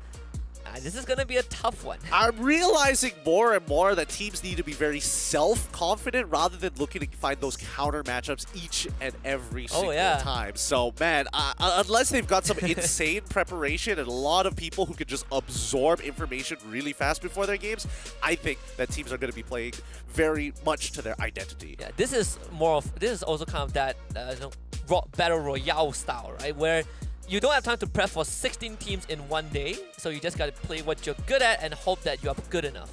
Yeah. And also those decision makings in game. Oh, of course. It's about boiling it down to just win. Just win. Just win. It's so better, easy, right? It's so easy. Get kills, get towers, get neutral objectives, crack the crystal, win the game, right? Yeah. Kind of like your rank games. Just do it in a rank setting, but with stake. With something on the line. With some real money on the line, as a matter of fact. But that's only our very first game here. I'm a little curious to see what the post stats are going to be like for RSGMY, because again, it felt like they were playing really, really slow, and they decided, you know what, Alchemy SG, we need to give them respect in the early game. They know what they're doing, they know how to kind of micromanage it, but when it comes to the later stages, and especially when RSG has this compounding advantage, right, in the Loliels, you can see a lot of items, a lot of HP on the Fredrin still melts away. And I think for both games, it's just RSGMY biding their time until you hit that critical mass on Loliels, and suddenly they just flip the switch and they're like, guys, let's go. And you see Alchemy SG, once they kind of lose the skirmishes and they start losing that lead, you see them collapsing bit by bit. Yeah, and it makes sense why Icon was dying so fast here, right? With Berserker's Fury, Malefic Oh my Roar, goodness. and an endless battle. This man was looking to try and one-shot Beatrix in the backline, but never got to close the distance. I would have believed it if it was on the Khalid, right? That would have made so much more sense. If Khalid just had one extra item, that probably would have happened. It probably would have here, but I think Icon was receiving a majority of the punishment, right? Like, even Day, he wasn't even looking for pacifists at that point in time. He's like, you know what? Icon is really far away from the rest of his team. Let's kill him, Loliels. And Loliels said yes. Yeah, let's bet Ripple was watching it and was like, wow, this guy's definitely not me, definitely not as tanky. I know this is a run over. Loliels 8-3 on the Beatrix. Izanami once more 6-1 on the Eve. Just complete dominance. 19-9 at the very end. Yeah, 19-9. Interestingly enough, Izanami was playing pretty selfishly in this game, right? When I'm looking at the roll moves, I don't see Dire hit. I'm like, okay, man. All right, fine. Be selfish. Yeah, I mean, why not, right? I think after game 1, RCMY just felt confident enough that, you know, early to mid game we give a bit of respect, but once that late game hits, once that first Lord spawns, we're gonna win this, right? It's a matter of time. It's a matter of time, and I think that one thing that Alchemy SG was actually lacking in, not in their draft, let's play with the variables that we have in hand. I think it's the way that they actually approach these neutral objectives. 2 out of 2 times we saw that RGMY decided to let Alchemy take aggro of the Lord first, and then look to flank them on their safe side when they decide to pull the Lord out of the pit and kind of like curve it around the U shape of the cove. Okay. You know what I'm talking about, right? Yeah, basically that. And every single time we see that happen, Loliels with +1. This could be in the help of Zion, this could be in the help of Day, to actually walk in that direction, because the rest of the Alchemy SG members are so heavily clumped up and prioritized towards the mid-rush. Yeah, and you can even say that the tipping point was that one Lord fight where In Love just happened to not be there. Yeah. That one unfortunate fight really ended it all. Yeah. Look at the stats, Loliel, 771 gold per minute. You know, Zaya just highest damage dealer this time, and Icon is the new sandbag for the team on that Fredrin. I mean, his damage taken per minute is basically his entire health pool, I think. Yeah, pretty much. Every single time he is going down, it is basically because of Loliels with the amount of gold, as well as Zion. Like, you would imagine that Joy deals damage. The first couple of dashes are like, okay, this doesn't really build up that much, until she pops that ult and you get 100-0 almost instantly. That's when you start thinking, okay, maybe I need to give respect to Joy because of her passive. And you know, across both games, Nate does have just same amount of assists, right? I believe 11 in game 1, 12 in game number 2, Kufra and Grok. And overall, you know, I think game 2 does feel a lot more cohesive for RGMY. Just, you know, the movements feel a lot more connected. They don't have, we didn't see kind of the slight slowdown on game 1. Yeah, no second guessing here. No, I'm going to move in one direction and then realize we made a different call and then move in the opposite direction. Our MVP Zion was making sure that he was calling the shots every time he had priority over the map. If he's on that top side, he's telling his EXP laner and mid laner, yo, start pushing out your lanes. Create an opening for me. Let's look for an advantage. We're going to look for a fight. Yeah, and just, you know, in the jungle, right, showing us that jungle joy right out the gate. That is definitely a treat. And overall, I think, you know, for I would say all of the teams in this Swiss format right now is all about, we get to see what the team's identity is at its fullest, right? No counter planning, no counter drafting. It's just we play our style.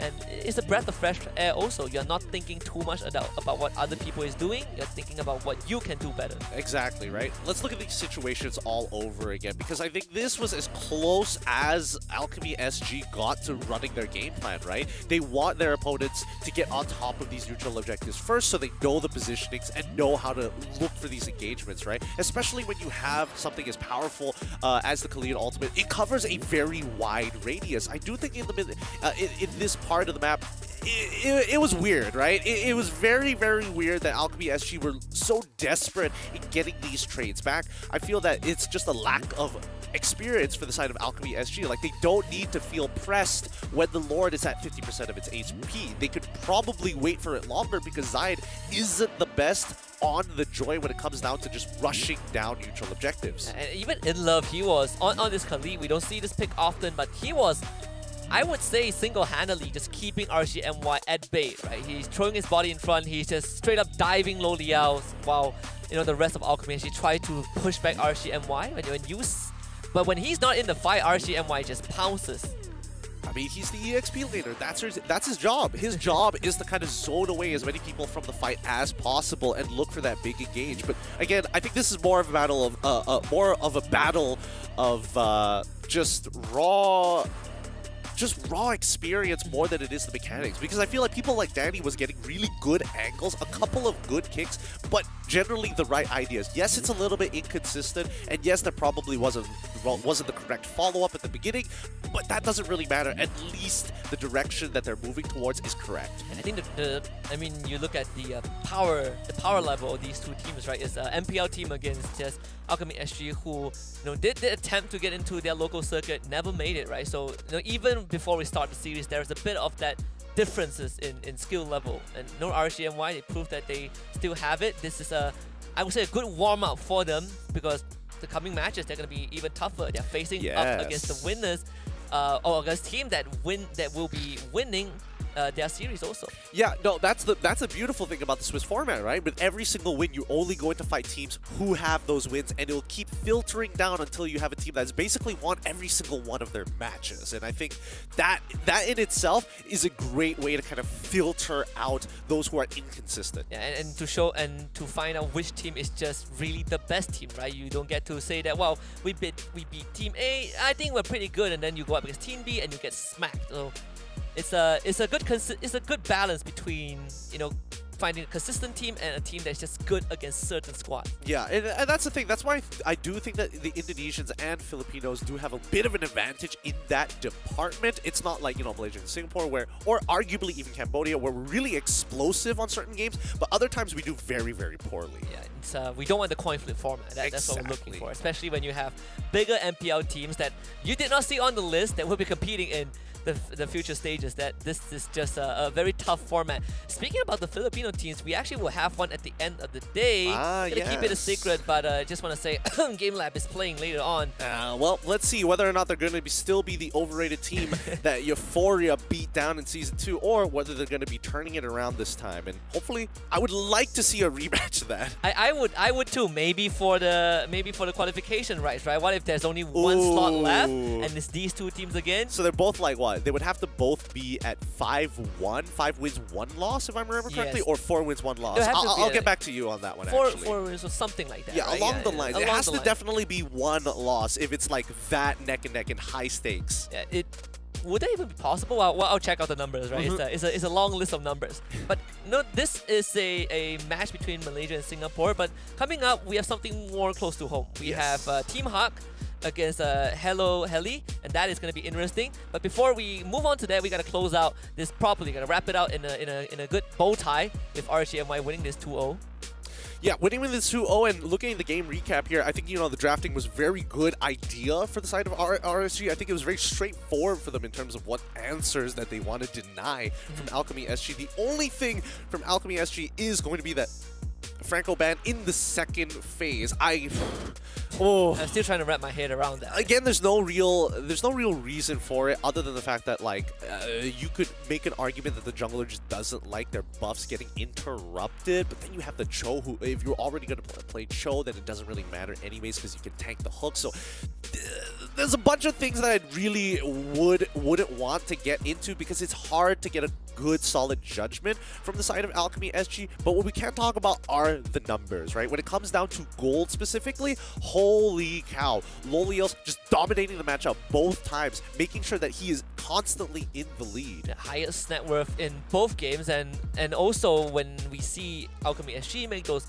5-4-man rotation, Lolios, he's like, well, you guys can do what you want. I'm taking turrets, I'm farming the wave, I'm getting my items, and once I show up to the fight that actually matters, I'm the one that wipes you out. Yep, calculated risk coming up from RSG, and that's the experience that we're talking about, right? You need to make these calls very early on so you don't accidentally waste the time of your side laners having to like, oh, I have to fix my wave so that I can push out and get to the turtle, or maybe even the Lord. Yeah, absolutely. Well, for Mobile Legends, there is a Lord, but for us, we also have some Lords we worship, and those are our sponsors and partners, starting with Snapdragon Elite Gaming when winning matters. If you guys want to win your games and you are like, well, I'm not landing my skill shots, my phone isn't fast enough, well, you have their chipset, and that is the one that you need. Yep, and they have multiple different options for you guys. If you're talking about the Snapdragon Pro Series, you can literally say, oh, it's a bunch of these teams and a bunch of these phone brands already with that chipset. So go ahead and get one today. Samsung Galaxy, the S23 Ultra being one of those phones.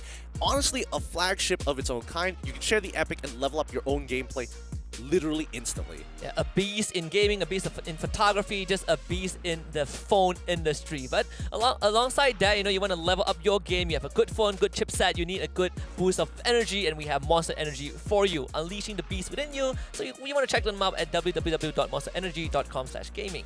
Man, I wish I could get that. I wish I could get some Monster Energy drink. I wish I can win some big money here. And the only way to do that is with IffyBot. Go onto the ESL website and quickly go down to the sublink just to make sure that you have an opportunity IffyBot to win 5,000, and you're looking at this correctly, euros.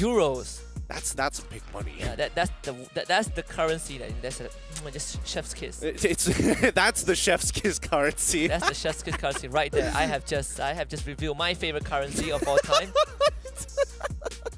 We'll talk more about that after we thank DHL for coming in with one of the fastest courier services to make sure that your boxes aren't going to be coming in crumpled, destroyed, or never.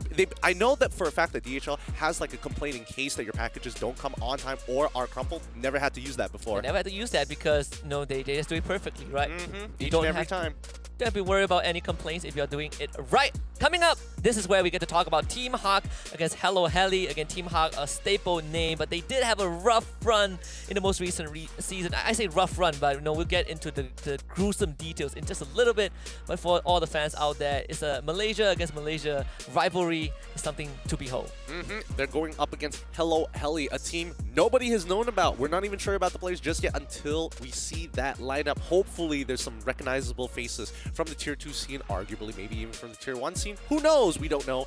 Only one way to find out is when you guys come back right after this break. But keep in mind that tickets are being sold right now for the Snapdragon Mobile Challenge Finals, where we're going to be inviting some of the biggest teams between the 21st to the 23rd of July. It's going to be happening at the Istora Senayan in Jakarta, Indonesia. If you want to breathe in the oxygen that Echo Philippines, our current world champions, have breathed in for an entire week, well, this is your chance. Go in there, get a deep breath, and maybe that would be what you need to hit mythical glory. Deep inhales, and next thing you know, you're just having memories from Benny QT. That all over again. It's like, oh, it's as if I'm Carl TZ all over again. Yes, so quickly grab your tickets. It's only 20,000 rupiah. For those outside of the region, it sounds like a lot. Trust me, it isn't. It's very, very affordable, and it allows you to give you some time to start planning out what you're going to do in July. Yeah, go for a vacation, watch some great Mobile Legends game. You can get them at esl.gg/SPSMLBB tickets. Don't go to any other links. That is the only one that you need. That's the only one that you need. Nothing else. Please don't be buying tickets from anywhere else. With that being said, our next matchup is going to be Malaysia versus Malaysia here at the Snapdragon Pro Series MLBB Season 3. We're going to catch you back and start that game right after this break. The Snapdragon Pro Series powered by Samsung Galaxy is brought to you by Snapdragon Elite Gaming, Samsung Galaxy S23 Ultra, Monster Energy, and DHL. From the dark horse, if you want the Turkish delight, they're here making another statement. They deserve this celebration. 3G, well played, North America has come.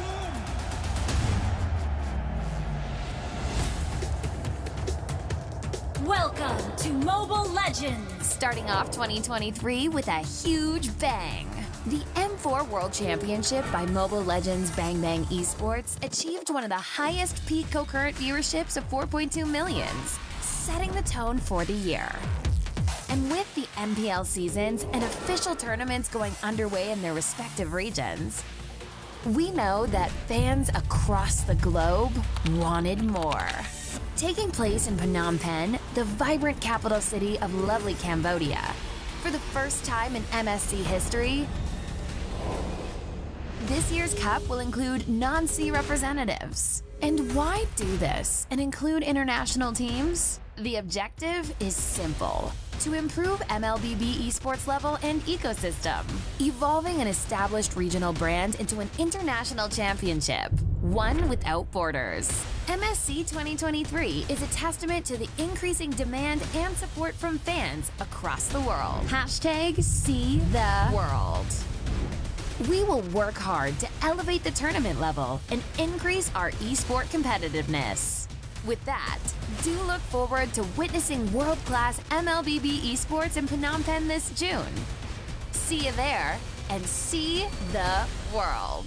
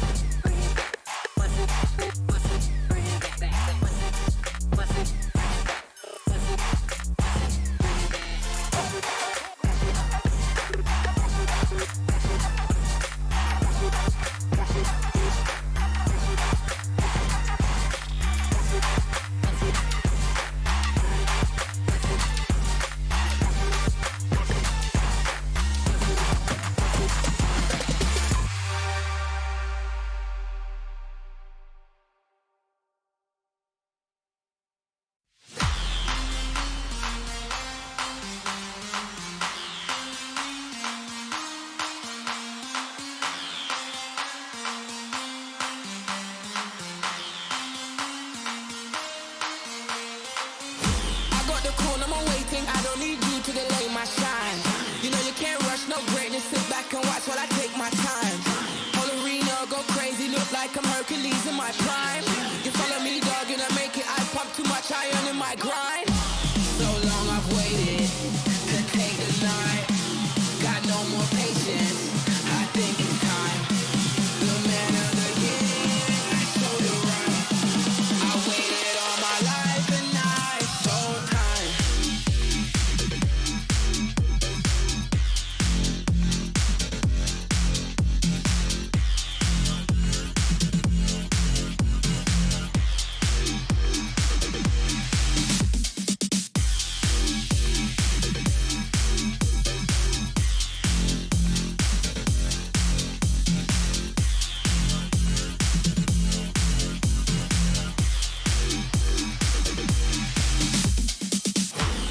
your gear, I ain't got no room on stage for no amateur pop stars.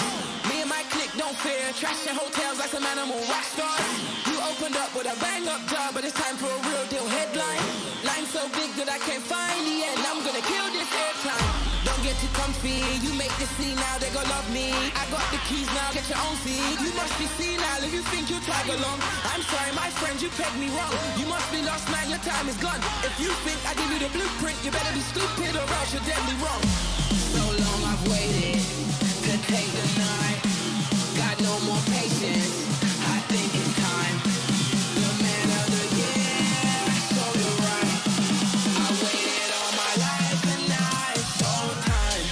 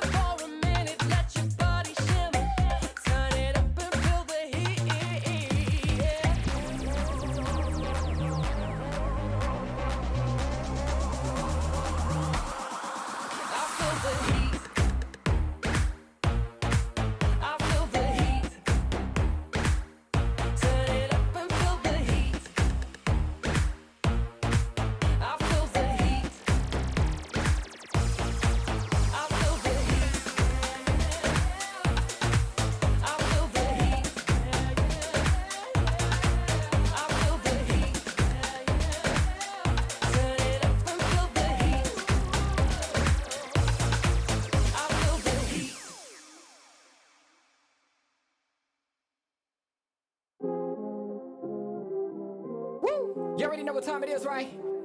It's your boy Eclipse Darkness. I do this for my people. How I like that. I'm a black, strong man, they can't tell me nothing. What I represent, they try to keep it from me. I done turned turn a lot of nothing into something. And I'm still out here pushing all they buttons. They can't hold me down, yeah, for nothing. So I'ma stand up. They can't hold me down, yeah, for nothing. I'ma stand up, yeah, for something. Cause they can't hold me down. I done seen it all. Came up from the gutter, baby, now I'm here to ball.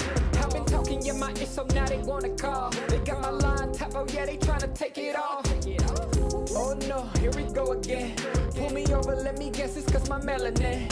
Asking questions, me and you both know irrelevant. But I stay cool and collected cause I'm heaven sent. They hate it, I love it, they know that there's no one above it except for God. Steady be coming with negative energy, I gotta move and die. Give me that back, can't touch my crown, I'm a king and yeah, you know that. Talk about giving it back, I'ma come and take that. Yeah, I'm a black strong man, they can't tell me nothing. What I represent, they try to keep it from me. I done turn a lot of nothing into something. And I'm still out here pushing all they buttons. They can't hold me down, yeah, for nothing. So I'ma stand up. They can't hold me down, yeah, for nothing. I'ma stand up, yeah, for something. Cause they can't hold me down. Yeah, they know I be about it. I don't do a lot of talking, come and see about it. They gon' try to keep it from you so you don't know about it. I'm a young pharaoh, pick it up and read about it. Hold up. Here's your opportunity. Telling stories, yeah, to make sure they remember me. Can't hold me down, cause I leave behind a legacy. And don't believe them when they say they who they claim to be. They can't hold me down, yeah, for nothing. Stand tall. They can't hold me down, yeah, for nothing. Stand tall. I'm a black strong man, they can't tell me nothing. What I represent, they try to keep it from me. I done turn a lot of nothing into something. And I'm still out here pushing all they buttons. They can't hold me down, yeah, for nothing. So I'ma stand up. They can't hold me down, yeah, for nothing. I'ma stand up, yeah, for something. Cause they can't hold me down.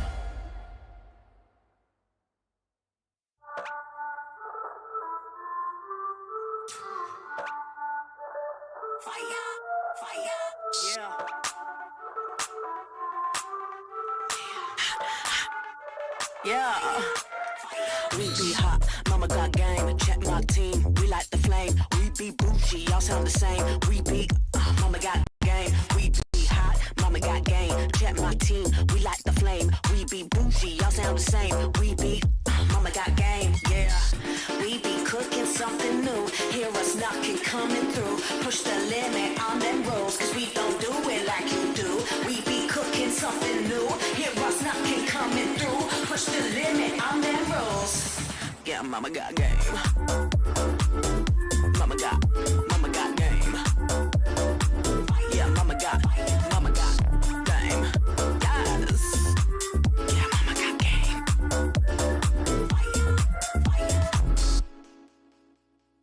Rockin' be rockin' the game. Hear them screaming, they screaming my name. We be up on the fame. We be all of the power, we reign. Rockin' be rockin' the game. Hear them screaming, they screaming my name. We be up on the fame. We be all of the power, we reign. We be cooking something new. Hear us knocking, coming through. Push the limit on them rules, cause they don't do it like we do. We be cooking something new. Hear us knocking, coming through. Push the limit on them rules. Yeah, mama got game. Mama got game. Yeah, mama got game. Yes. Yeah, mama got game.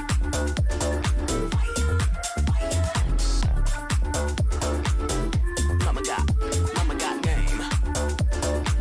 Yeah, mama got game. Yes.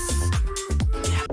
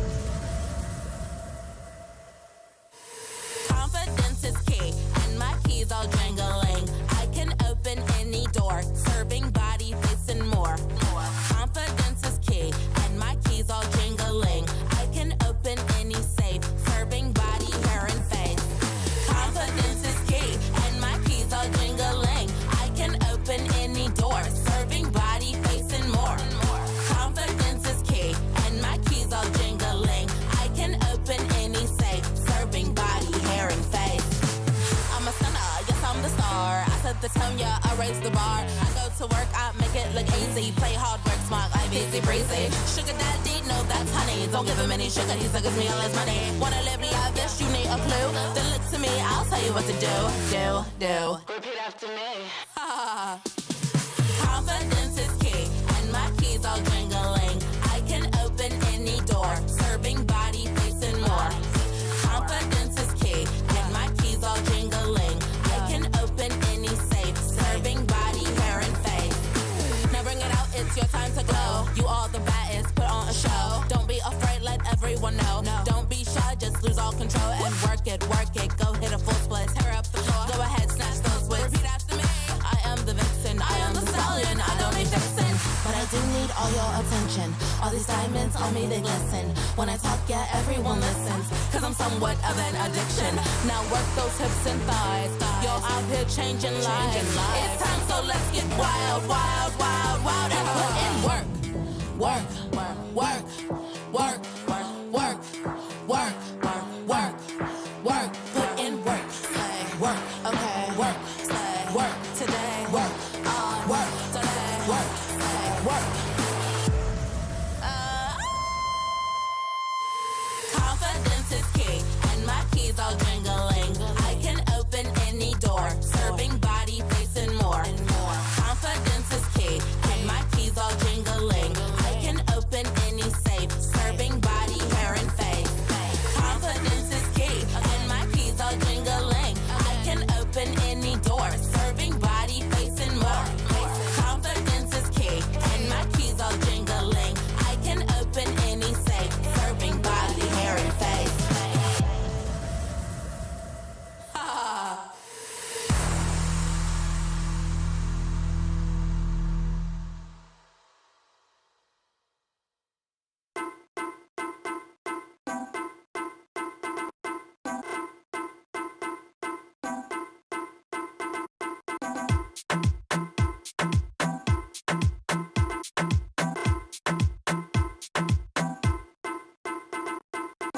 Number one in the street, so that wanna bang bang. Everybody touch a road, everybody bang bang. Then I wanna so neat, everybody bang bang, bang bang, bang bang. This I wanna so good, this I wanna bang bang. This I wanna so wicked, everybody bang bang. Sun a shining, everybody bang bang. This a bang bang bang, bang bang, bang bang, bang bang, bang bang, bang bang. Bang, bang, bang, bang, bang, bang, bang, bang. Number one in the streets, so that wanna bang bang. Everybody touch a road, everybody bang bang. Then I wanna so neat, everybody bang bang, bang bang, bang bang. This I wanna so good, this I wanna bang bang. This I wanna so wicked, everybody bang bang. Sun a shining, everybody bang bang. This a bang, bang, bang.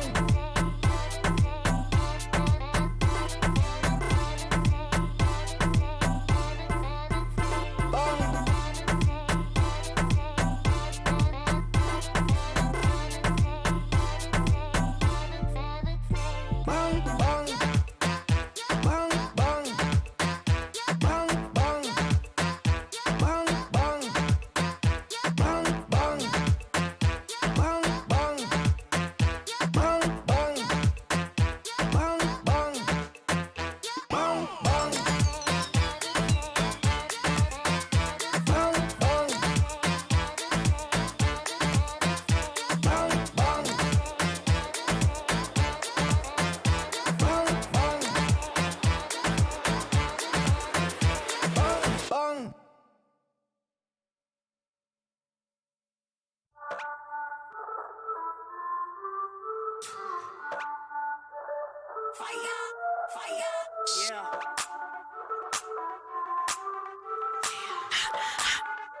Yeah. We be hot, mama got game. Check my team, we like the flame. We be bougie, y'all sound the same. We be, mama got game. We be hot, mama got game. Check my team, we like the flame. We be bougie, y'all sound the same. We be, mama got game. Yeah. We be cooking something new. Hear us knocking, coming through. Push the limit on them rolls, cause we don't do it like you do. We be cooking something new. Hear us knocking, coming through. Push the limit on them rolls. Yeah, mama got game.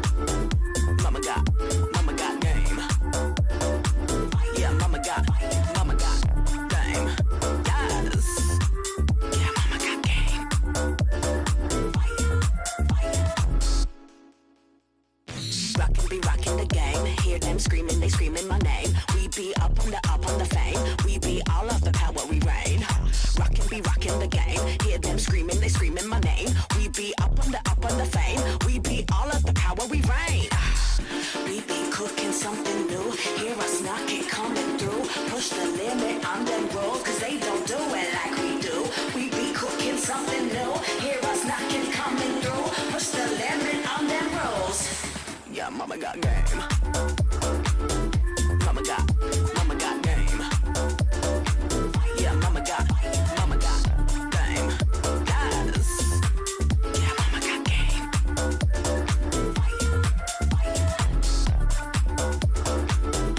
Mama got game. Yeah, mama got game. Yes. Yeah, mama got game.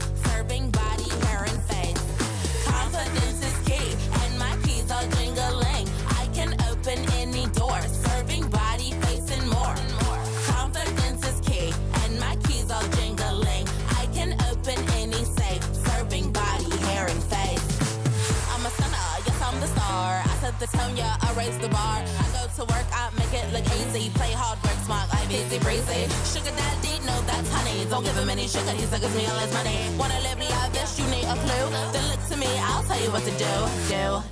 Repeat after me. Confidence is key, and my keys all jingling. I can open any door, serving body, face, and more. Confidence is key, and my keys all jingling. I can open any safe, serving body, hair, and face. Now bring it out, it's your time to glow. You all the baddest, put on a show. Don't be afraid, let everyone know. Don't be shy, just lose all control and work it. Go hit a full split, tear up the floor. Go ahead, snatch those whips. Repeat after me. I am the vixen, I am the star. all your attention. All these diamonds on me, they glisten. When I talk, yeah, everyone listens. Cause I'm somewhat of an addiction. Now work those hips and thighs. You're out here changing lives. It's time, so let's get wild, wild, wild, wild. And put in work. Work, work, work, work, work, work, work, work. Put in work. Work, okay. Work, work today. Work, work today. Work, work. Confidence is key, and my keys all jingling. I can open any door, serving body, face, and more. Confidence is key, and my keys all jingling. I can open any safe, serving body, hair, and face. Confidence is key, and my keys all jingling. I can open any door, serving body, face, and more. Confidence is key, and my keys all jingling. I can open any safe, serving body, hair, and face.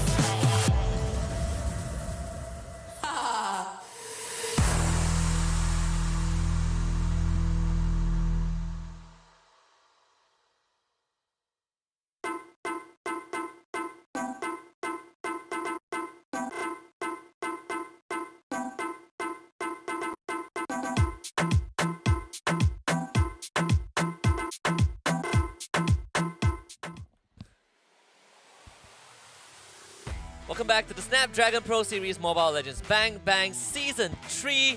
We're just in the Open Finals and you're here with us. My name is Husky, alongside me is Gideon Q. And we just got done with the first, best of 3 series in the Swiss round. We have one more coming up, and this one is between two Malaysian teams, Hello Heli and Team Hawk. Now, Team Hawk has definitely had a rough start to the beginning of the year, with the majority of their players not doing that well, honestly. And even Gary not having that much playtime during the SEA Games itself. Yeah, we're looking at a team that was our champion 2 seasons ago. Rivaling the best we had, which is Todak at that point. And season 11 placed bottom 2. This is a road to redemption, right? Yep.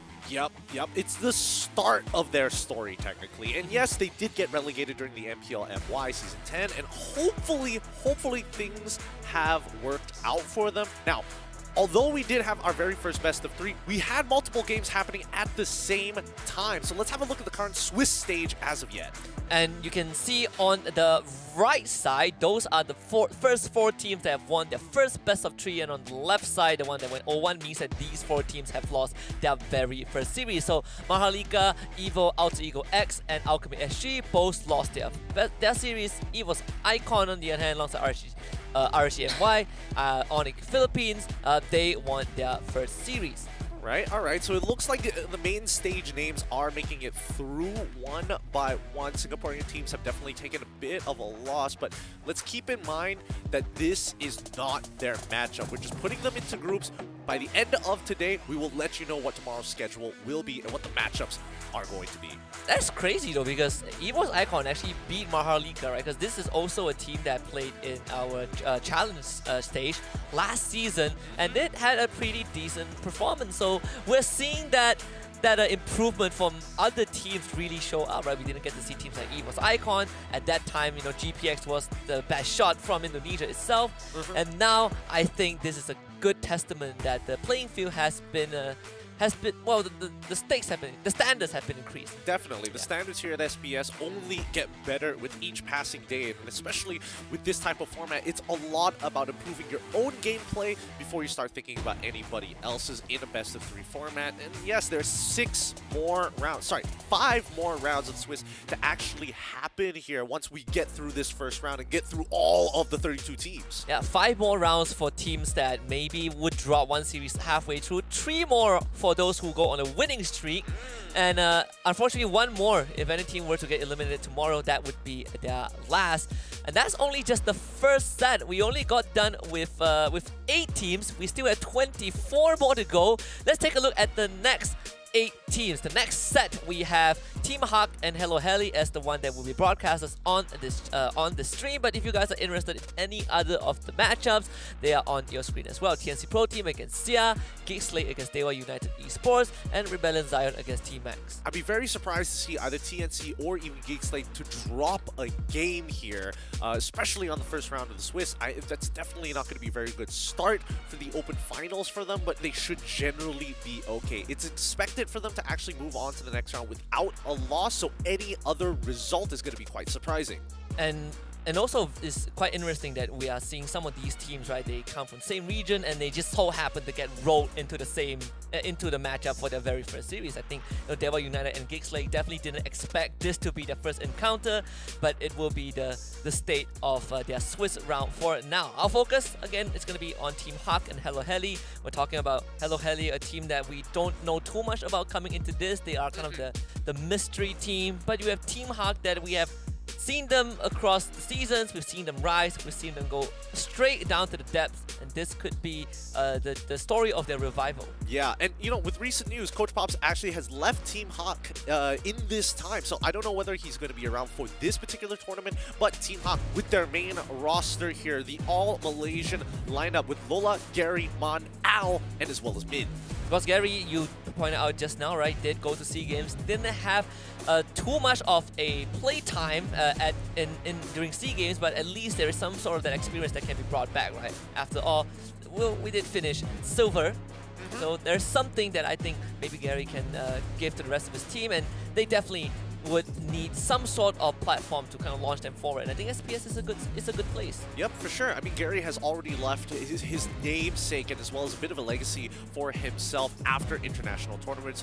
People saying that one of the best junglers in the league of MPL MY and arguably in Southeast Asia, but the performance just hasn't been there. The results haven't come through, and especially with a new gold laner like Al to kind of try and fix the problems for the team. Hopefully that's going to be enough, but I feel like the meta has definitely shifted away from a lot of the comfort picks that Team Hawk like to go for. Even for assassin junglers, we're seeing the same few, right? Lancelot and Ling being the two most staple ones. I believe we saw Hauke every now and then, but even that is kind of more of an acquired taste.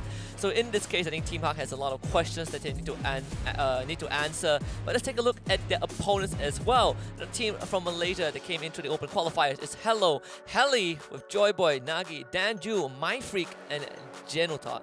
Yep, a team that we have not a lot of information about here, and maybe Hello Heli has what it takes to actually take on some of these bigger namesakes. A couple of them having played in Tier 2s before, others being fresh new names, and maybe these new talents is what we need in the scene. Yeah, sometimes you just kind of need to see things from like a slightly different perspective, right? A new team, new blood with their own ideology. We kind of saw a bit of that from Alchemy SG when they went up against RSG MY earlier on, but maybe Hello Heli could give us a bit of a taste of what they are capable of. And I think this is also a very crucial test for Team Hawk. How, if they were to win in this best of 3, how dominant would that be? Exactly. We're going to be judging the cleanness of their gameplay, their overall strategy, so what they want to go for, how they've adapted to the current meta as of yet. And again, we're not seeing too many teams take those big risks, but the redemption arc coming in from Team Hawk starts here. Which is pretty crazy, because in SPS people are coming in to make a name for themselves, and then Team Hawk is one of the few anomalies, and I say anomaly in a very loose manner, right, that are here to actually redeem themselves. Yep, there's been a lot of heat that Team Hawk has been taking on their back since the very beginning of the year, where people were kind of questioning their overall performance during M4, doing terribly during the MPL MY Season 10, and now here at SPS, well, they're not relegated just yet, but their overall performance are going to be heavily criticized by the fans. And I want to see what the fans think, right? Just drop your vote in Twitch chat down below. And in SPS, we have something that has always stayed true to its nature, which is whichever team the fans think would win, usually wins.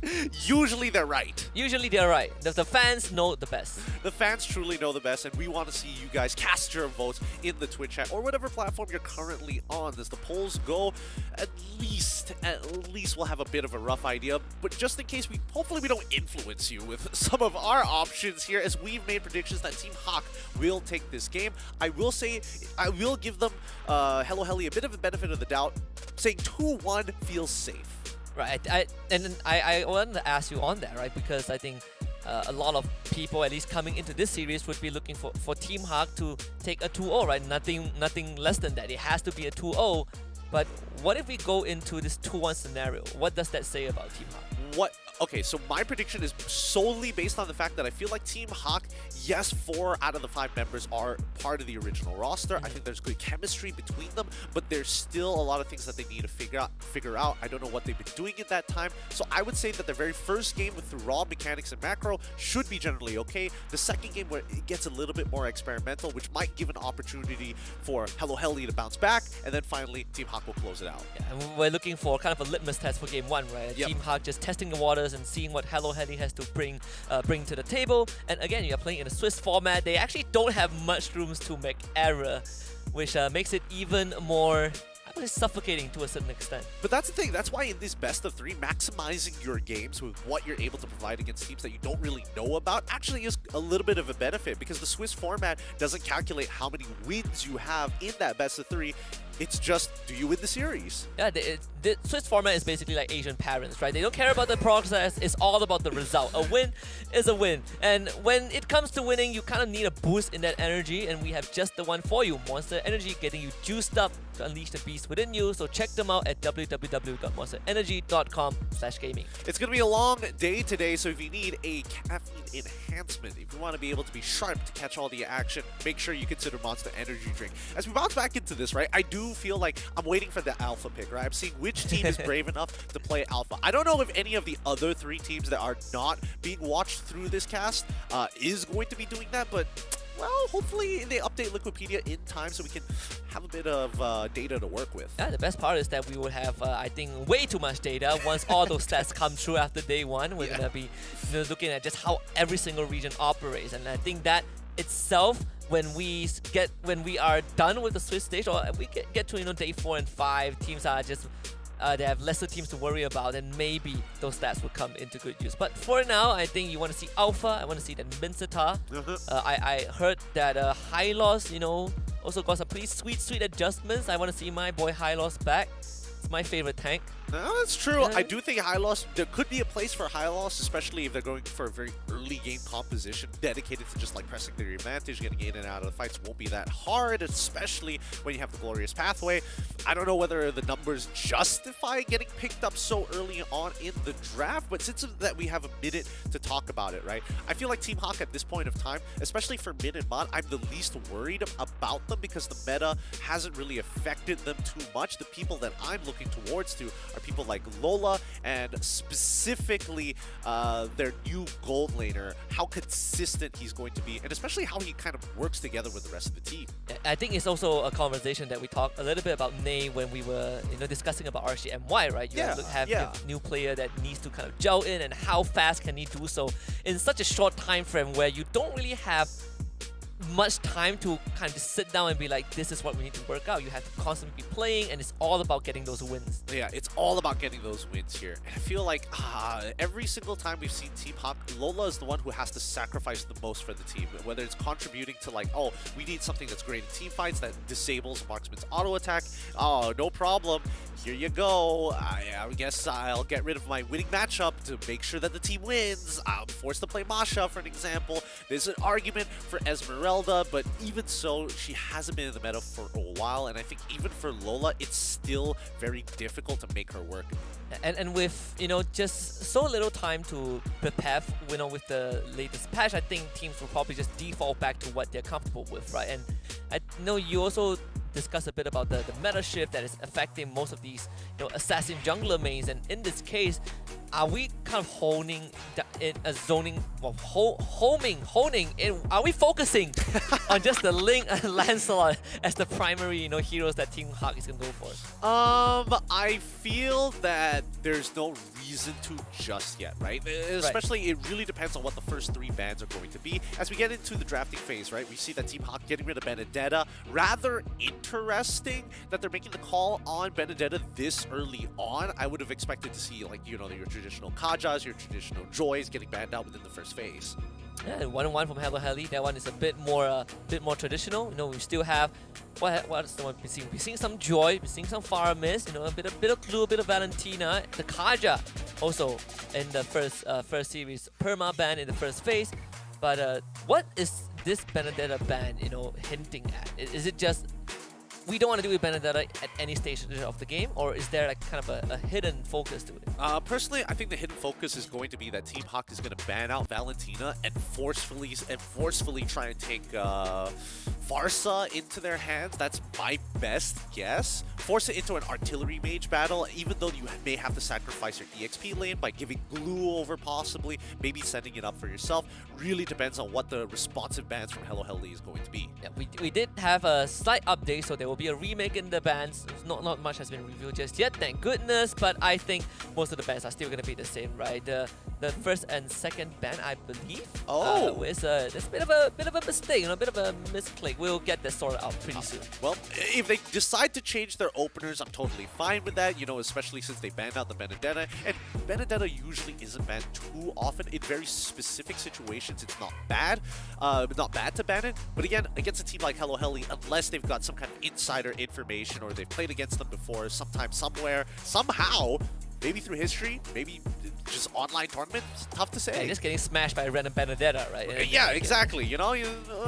Feels a bit weird. I would much rather to see like a glue ban come out because at least it gives a little bit more direction of where the draft is going to go. Benedetta, I feel like super situational. But even for the glue right now, I think that there's a lot more there's a lot more conditions that need to be met, right? Like, is the farm is let through? Like, exactly. Are we contesting for that? Or if not, is the glue now important? I think a lot of teams have taken this into consideration much more than they had before. Oh, for sure, because I think, as good as glue is, there's a lot of ways to actually counter him, and those counters happen to be really high priority picks. The Melissa, the Farmist, for an example, both of which have been abused multiple times, right? So that's why we are seeing that the evolution of the meta when it comes down to drafting is banning out the strong picks, things like Joy. You can't really handle that. The Kaja, and most importantly, they focus down on whether or not they want to play around the Farmist or they want to play around the Valentina, because you can't have one without the other. Yeah, and I think, and so far, the bans has also strayed a bit away from banning on just the fighters, the juggernauts, right? We're seeing Fredrin getting left to so much more. Martis is getting through. Lapu Lapu is uncontested. People are focusing a lot more on the roamers, right? Heroes that can open up the map, like the Grok, the Kaja, the Franco. Yeah, I think that's significantly more important because I feel like when it comes down to the jungle meta as of right now, Lancelot is going to be by far the biggest problem, second to only like Fanny, but even then, the Fanny is very much dependent on the player, and the same can be said about Lancelot, but most of the time Lancelot can get through it, right? The Fredrin, there is counterplay in potentially getting a Kai, for an example, to forcefully put him in an awkward spot and not frontline for the rest of his team.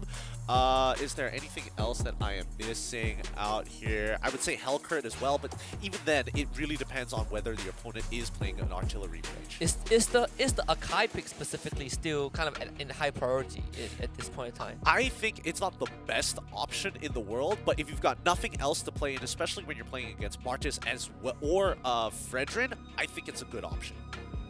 And I think we saw it once. I think in the season 2 grand finals. Yes. That one didn't work well.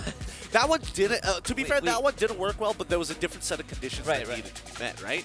I would say that even Barad kind of falls into that same hole. At the end of the day, Lancelot is like a tier above the rest, right? It's like premium, right? There's He's Lancelot. premium. I think we have Ling. I think these two have been highly contested through and throughout. For sure, for sure. I do think that Ling is generally weaker than these tank junglers in general, but that's just like a personal opinion. The numbers would back me up in terms of just raw win rate, but there's a lot of situations where assassins just do better when your opponent just happens to be in the wrong place at the wrong time. Yeah. Well, since we have a bit of a time, let's kind of dial back in and talk about Team Hawk just a little bit more, right? Sure We've kind of built it up. This is about them redeeming themselves. 4 out of 5 members are the original team from the original Team Hawk, and you look at the history that they had from the start of the year until now, just basically losing almost every single game that they played in the regular season, relegated after season 11. What is the biggest contributing factor to that, and how do you think they can turn it around in such a short time? Well, I think a lot of it has to do with what the meta is asking for right now, right? And I think it's a little tough because there's a lot of experimentation that was done in the earlier stages of the MPL, especially with Team Hawk. We know them to start playing interesting things. Like I was expecting to see Kadena more often, but instead I'm pretty sure that Mid and Mount has both played in the mid lane at some point of time. Usually not on that Kadena, usually either on Artillery Mage. Sometimes we arguably see the Eudora pop up more often than it should. So that's the weird thing about Team Hawk. They have definite preferences to achieve a certain goal. Whether or not it's meta, big question mark. Yeah, it's more of like, I think they are looking for alternatives, right? Alternatives to reach the same destination. Yep. And you talk about Min and Man, the twins on the team. You're not too worried about them. You're more worried about, other than the newer face in the team, and how has he been performing on Team Hawk, as far as we've seen? Well, as far as we've seen, not a lot of information, because previously it was Panda, and before Panda, it was Hito, and then before Hito was Panda, right? And those two players were rather consistent in their gold lane. They usually like to win out the gold lane. Eventually, when they have enough gold, they can do things, but their positioning is always a lot more aggressive than other marksmen in the league. So I would say I don't know too much about him just yet. I would like to get to know more about him, especially with the way that he lanes, because I think that has been a very big pain point for the side of Team Hawk. When everything else fails, at least you can rely on your gold laner. Now, that might not necessarily be the case. Does it feel like they have kind of taken away that one solid factor that could be their winning condition? Possibly. But at the end of the day, you still need 5 people to play this game. Right. You cannot solely dedicate into like a hard carry in the gold lane, especially at the level that we're at here in MY. There's only very select few marksman players that can actually get that impact. Chiku being number 1, of course. Yeah, I mean that is a special case, right? This guy Very has special this guy case. has been to the moon and back for sure. And it's 4 World Series, M Series appearance.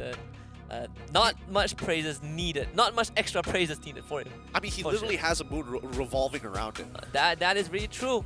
Well, we just got the draft fixed out. Now the teams will be ready to jump back in just a little bit. Again, I think the bans overall should be the same. The Benedetta first ban, that one was that anomaly. We're gonna get rid of that very, very quickly. Team Hawk, once more, just kind of under a microscope. I think a lot of people will be watching SPS and just seeing where Team Hawk is going to go, right? Are they going to make it out of the Swiss group stage and qualify for top 4? And if they don't, I think the internet will have a lot to say about it. For sure. I think Team Hawk has been, the recipients of very, very harsh criticisms, especially since their explosive start in the MPL MY and transitioning into a World Series almost immediately after, right? It's a significant drop-off since then. They've got a lot of things to start fixing on their side, but I trust that Team Hawk in time will eventually find the formula. Yeah, especially when you have a meta shift, right? I think that's kind of the toughest hurdle to get through, and with all these losses and with not too much changes, I think, in the overall meta, maybe this is where they kind of find that groove for themselves. Yeah,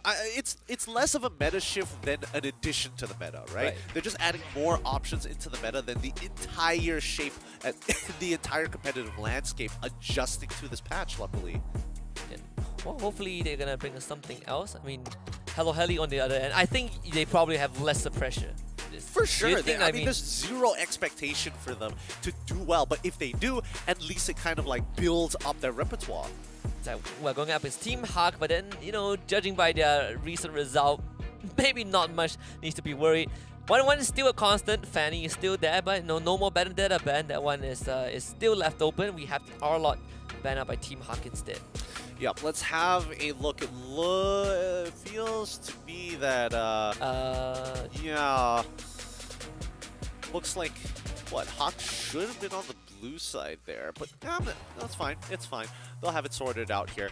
I'm very distracted by the RGB lights that they've got hooked up to to charge their phones. Oh, there it is. Okay, All so right, Team Hawk is on red side. Yeah. So Farm is banned out. That does put the option of glue back into the picture. Yep. And I think that'll be pretty good for Lola. It's one of his comfort picks. Hello Heli, they get rid of the R-Lot. They also get rid of the Fanny as well. They could look to first pick Valentina, but a lot of teams have kind of strayed away from that. They recognize that the glue is open and banned it out. I respect that from Hello Heli. Team Hawk with the final ban now. And a pretty good response so far. Team Hawk, you have multiple options, right? The Joy is still open. The Valentina is still there. Some teams, they opt to go for a kind of an Eve ban if they do want to do so. I think the Kaja is also up on the table. Team Hawk could initiate a trade, right? We're gonna leave Kaja and Joy open. Which one do you want to take? But I think in this case, you probably just want to ban out the... Well, actually, they leave both of them open. Exactly. They ban the Mincetar, so the trade would be initiated. Here's the thing: if Team Hawk was on the blue side, I think it's their prerogative to get rid of to predetermine what the draft is going to look like. Is it going to be more Valentina centric, or is it going to be a little bit more Joy centric, right? And as soon as you ban out that mid Sitar, you know, no matter what Hello Heli picks, you're definitely going to get Kaja. You're definitely going to get one of these three picks: Kaja, Valentina, or Joy. And unfortunately for Hello Heli, they decide to go for the Valentina, hoping that even if Team Hawk decides to get Joy, they would also pick Kaja alongside it. If they take Kaja, then you get a free Kaja out, right? So that there is still some sort of compensation for Hello Heli. Team Hawk, they're taking the time with this first 2 pick. I mean, Fredrin could also be an option. Right? There are multiple choices for Team Hawk to go to. I mean, Fredrin is an option, but it's just not as good. But Team Hawk, instead of even thinking about Joy for Lola, they decide to go for the Yevon as well as the Lancelot. Lancelot, I can understand. The Yeve, I feel like it's a little early here. They could have gone for the 3rd pick Yeve because Hello Heli is going to show Joy. They will be able to get the Claude at the same time, which forces Team Hawk to get the Kaja. And if they get the Kaja, I mean, it feels like there is no more gain for Team Hawk, right? Like, you don't have the leverage that you used to just because of the first 2 pick.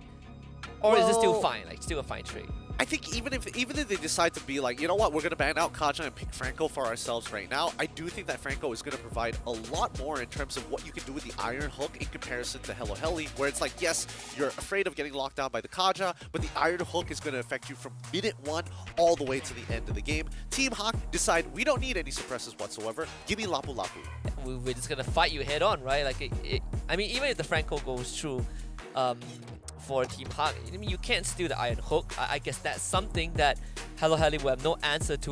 We'll go to the second ban phase and see what Team Hawk has planned out. We're still looking for a potential jungler if Hello Heli is somehow also thinking of flexing this Joy. I mean, after seeing what RGMY pulled off, my mind is a bit more open. My mind has expanded here, but I think Team Hawk is on the right track here. It's all about like how is Hello Heli going to team fight? Because Team Hawk, it's clear when you have an artillery mage, you want to team fight. They have 2 strong backline divers. It makes sense for them to try to get into Claude, but they still need a front line of their own. If Hello Heli has a strong engage mechanic, Team Hawk will be in trouble. So banning things out like the Akai, even though it can be it's annoying because it can be flexed into the EXP lane as well as the support as well as the jungle. So I think Team Hawk get it out of their hair straight away within the second phase. Hello Heli responds with a Franco because again, that Iron Hook is going to be more relevant than the actual suppress throughout the game. And Team Hawk once more, just one last ban and multiple options, right? Because they have the first pick next. Again, they still are looking for that Roamer. They will first start it off by banning out the Link, so you do eliminate more capacity for Hello Heli to just dive your artillery mage in those team fights, right? Kaja gets banned out by Hello Heli. Looking at a Kufra option for Team Hawk right now. The Kufra pick, here's the thing, right? You would like to believe that Kufra does a really good job against people who can dash like Joy, but Joy essentially is untouchable in the midst of her dash. So Team Hawk, they're not going to show their support just yet. They're going to be locking in the Beatrix to have that raw damage. The only issue is that if Claude was open, Team Hawk would have gobbled that up straight away just to make sure that their marksman doesn't have to interact with Joy. And now they would have to find a brick wall to stop this Joy, right? No Kaja, no Franco. No reliable way to just insta chomp down on this hero. Yeah, no way. Kufra gets locked in. Oh, as well as Martis as well. Okay, so that means that the Joy is gonna go into the EXP lane because again you're up against Lapu Lapu, who's generally weak pre-level 4. The Martis is able to push the envelope as well. Team Hawk, it's a rather weak draft on their side. It does feel like a no-brainer to just take the Kufra away, right? Like, you're denying what Team Hawk might want to go for, and now you look at the option of Roman's left. The Lolita is probably one of the options that they can still consider. And what, Lolita, Grok, I wouldn't think they would even consider a Cho at this point. Yeah, I don't think Cho would be that great. I would argue for Minotaur at this point of time because at least you're bringing on some sort of wide AoE. But Team Hawk, and again, especially when you have mid on this Cho, he's a little bit more reliable. He's able to make those plays. He's able to get those big kicks. So keep your eyes on the marksman of Hello Heli and as well as their mage because they're going to be the big targets that mid is looking for. Does this feel like the same scenario as our first series where this Cho has so much on his plate that he needs to accomplish in these fights? And it's just him and him alone. Agreed. I think it's going to be a very difficult job for mid to actually find the opportunities, especially if Hello Heli plays a strong laning phase. It's going to be an interesting one. A good opener to this second series. Team Hawk against Hello Heli. Basically a known name that has fallen from grace. Maybe against a new challenger that no one has heard about. And Team Hawk, they're about to find out whether they stand a chance in the SPS Swiss round. I wouldn't have had it any other way. A draft that you consider to be weak on Team Hawk's side. Let's see how they pull it off in this first game. Exactly. Let's run right into it. Team Hawk going to be on the red side, the favorites for this match. Their challengers on the blue side, Hello Heli. If they can make this break against Team Hawk, especially in this best of three, if they win this series, that would be a significant upset. I feel like even if they make Team Hawk sweat to win the game, that would be something that I think, that would pose some concerns for the fans out there. When Min is going to try and find out where Nagi is going to be at. That's the most annoying interaction from a support, messing along with the farm path, and especially making Nagi a little bit inefficient. He shouldn't die here. He's got flicker. He's still holding on to it, waiting for Shunpo to come back up. It's like pretty greedy, but knows his limit, gets right out. And while the teams are farming out gold, I just want to remind you guys that you can buy your tickets for Jakarta 21st and 23rd of July for the Challenge Finals at esl.gg/SPS MLBB tickets starting at 20,000 rupiah. I heard that the SPS tickets are edible. Oh yeah, I think so too. They are what do you call manufactured in the land of Dawn. Yes, exactly that. Joy Boy getting put down 10% HP. Easy for Gary to finish him off with a wave crashing at the same time. Very good timing for the side of Team Hawk on that engagement. It's a great setup from Lola early on, just pushing out that wave, which Joy does struggle to deal with, right? This wave clear early on, doesn't really have the tools to do so. And that's going to give Lola some extra gold, just chipping away at the turret shield, almost taking everything away. That's like, what? 80%? Yeah, at least 80% of the gold shield is immediately gone here, and that's great. At least Team Hawk, they're playing their early game relatively well, pretty well here. They're also going to get another kill onto J-Tog. I mean, Min is level 4 already. This guy is really...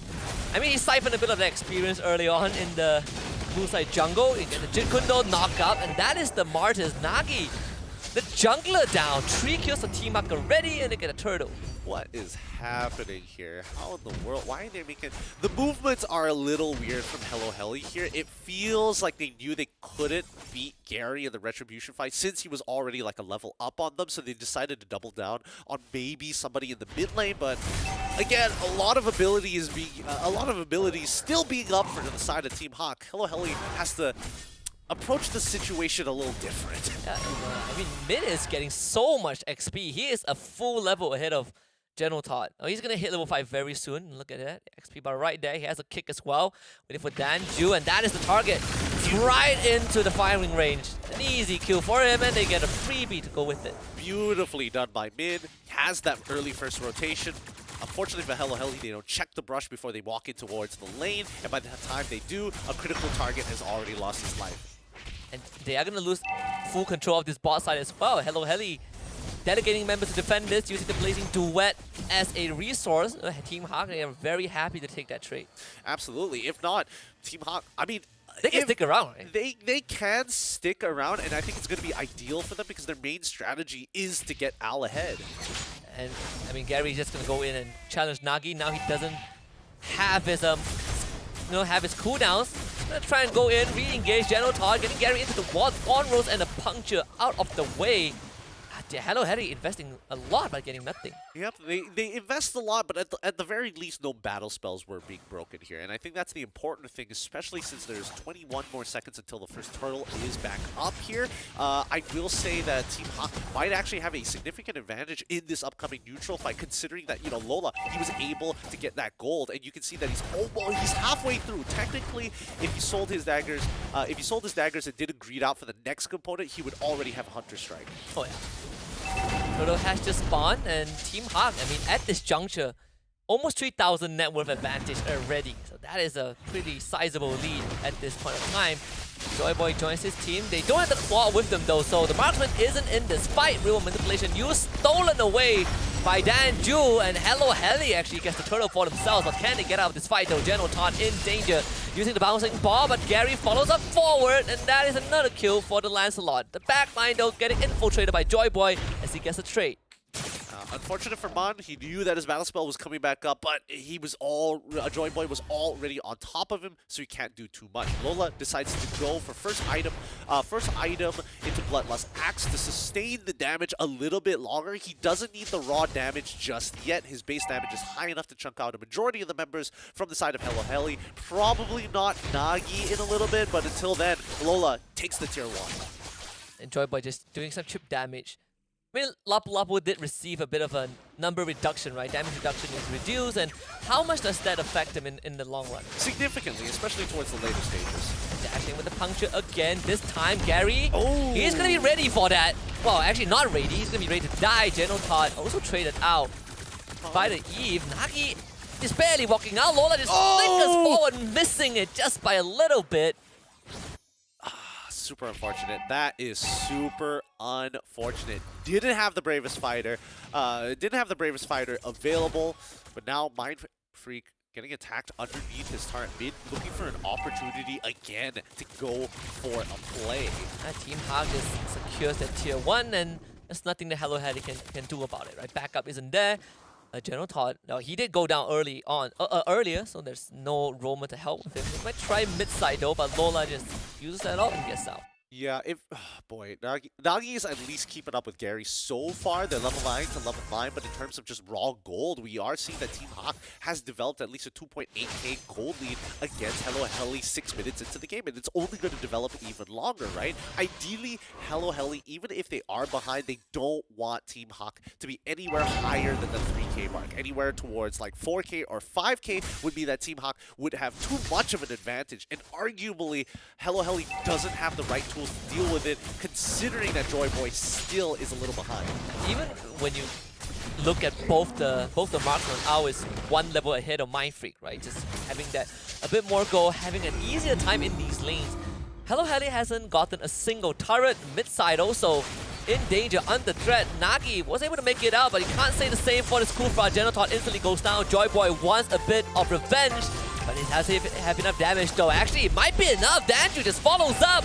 They're gonna get punished. Danju finds 2 at least, but Joyboy, can you make it out of this? He can. Even trade. Yep, they trade 2 for 2 there. Ideally, Team Hawk should have been able to kill Joyboy there and then to get a positive trade, but fortunately, couldn't find the time or the targets. Joy is just very, very slippery. In the meantime, Mind Freak got that bot tier 1, so you do get a little bit of gold back, right? The gold gap not as massive as it was. They cut it down by 500, but that majority of that gold going over to Danju and Mind Freak, I think that's what you want.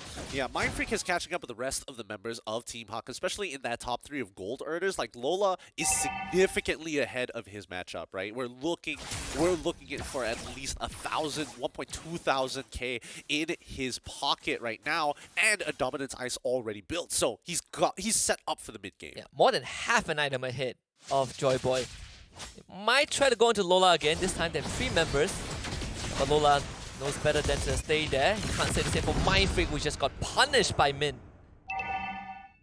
Oof. He's getting caught out more times than he should. Doesn't have a safe place to farm, and now the jungle is getting affected by it. He's just going to harass Nagi. You know, the orange buff still gets taken away, but not that it matters too much. In fact, this side, Lola, he's diving past tier 1. Gone on 3 members, he's gonna get punished for sure, right? Let's have a bit of that lifesteal from the spell vamp and actually survived through all of that. Oh, Ao getting the kill instead. really great response coming in from Team Hawk here. For sure, we should have expected Lorna to instantly die there, but he was able to kind of hold it out because of his items available. And now they're going to get one more. And Gary just follows Mind Freak to the ends of the earth. Team Hawk up 12 and 4 so far, and then it's a 3 Lord. Yep. 4,000. Unideal for Hello Heli. And with this first Lord, it means that Team Hawk is looking to develop at least the 6K gold lead, but let's see how Hello Heli plays on the defense. They have plenty of... actually, pretty dangerous now that I think about it. Their only main source of wave clear who can do it safely is going to be Claude, played by Mind Freak here. Everybody else has to walk very close to the wave if they want to interact with it. If this game drags on long enough, does Team Hawk just overpowers Hello Heli? No, in terms of scaling, Hello Heli actually is the one that scales significantly better in comparison to Team Hawk, right? Like, Mon is only going to be able to do so much, but he's still a pretty immobile target. Forcing the flicker out of General Todd, that is first step forward. Out of 12 kills Team Hawk has, 6 of them, half of them are on this Kufra. You can really see them just baiting this Kufra out, making him waste his cooldowns and just punishing him. You know, Mind Freak just in no man's land, they cannot control the jungle at all. Yeah, and Hello Heli, they shouldn't be contesting it whatsoever, right? But they do need to clear up these waves. They need to start staggering these waves, right? It's scary to do because Team Hawk basically is roaming around in your jungle, and you're going to have to take a little bit of a risk, but I think the risk is significantly bit.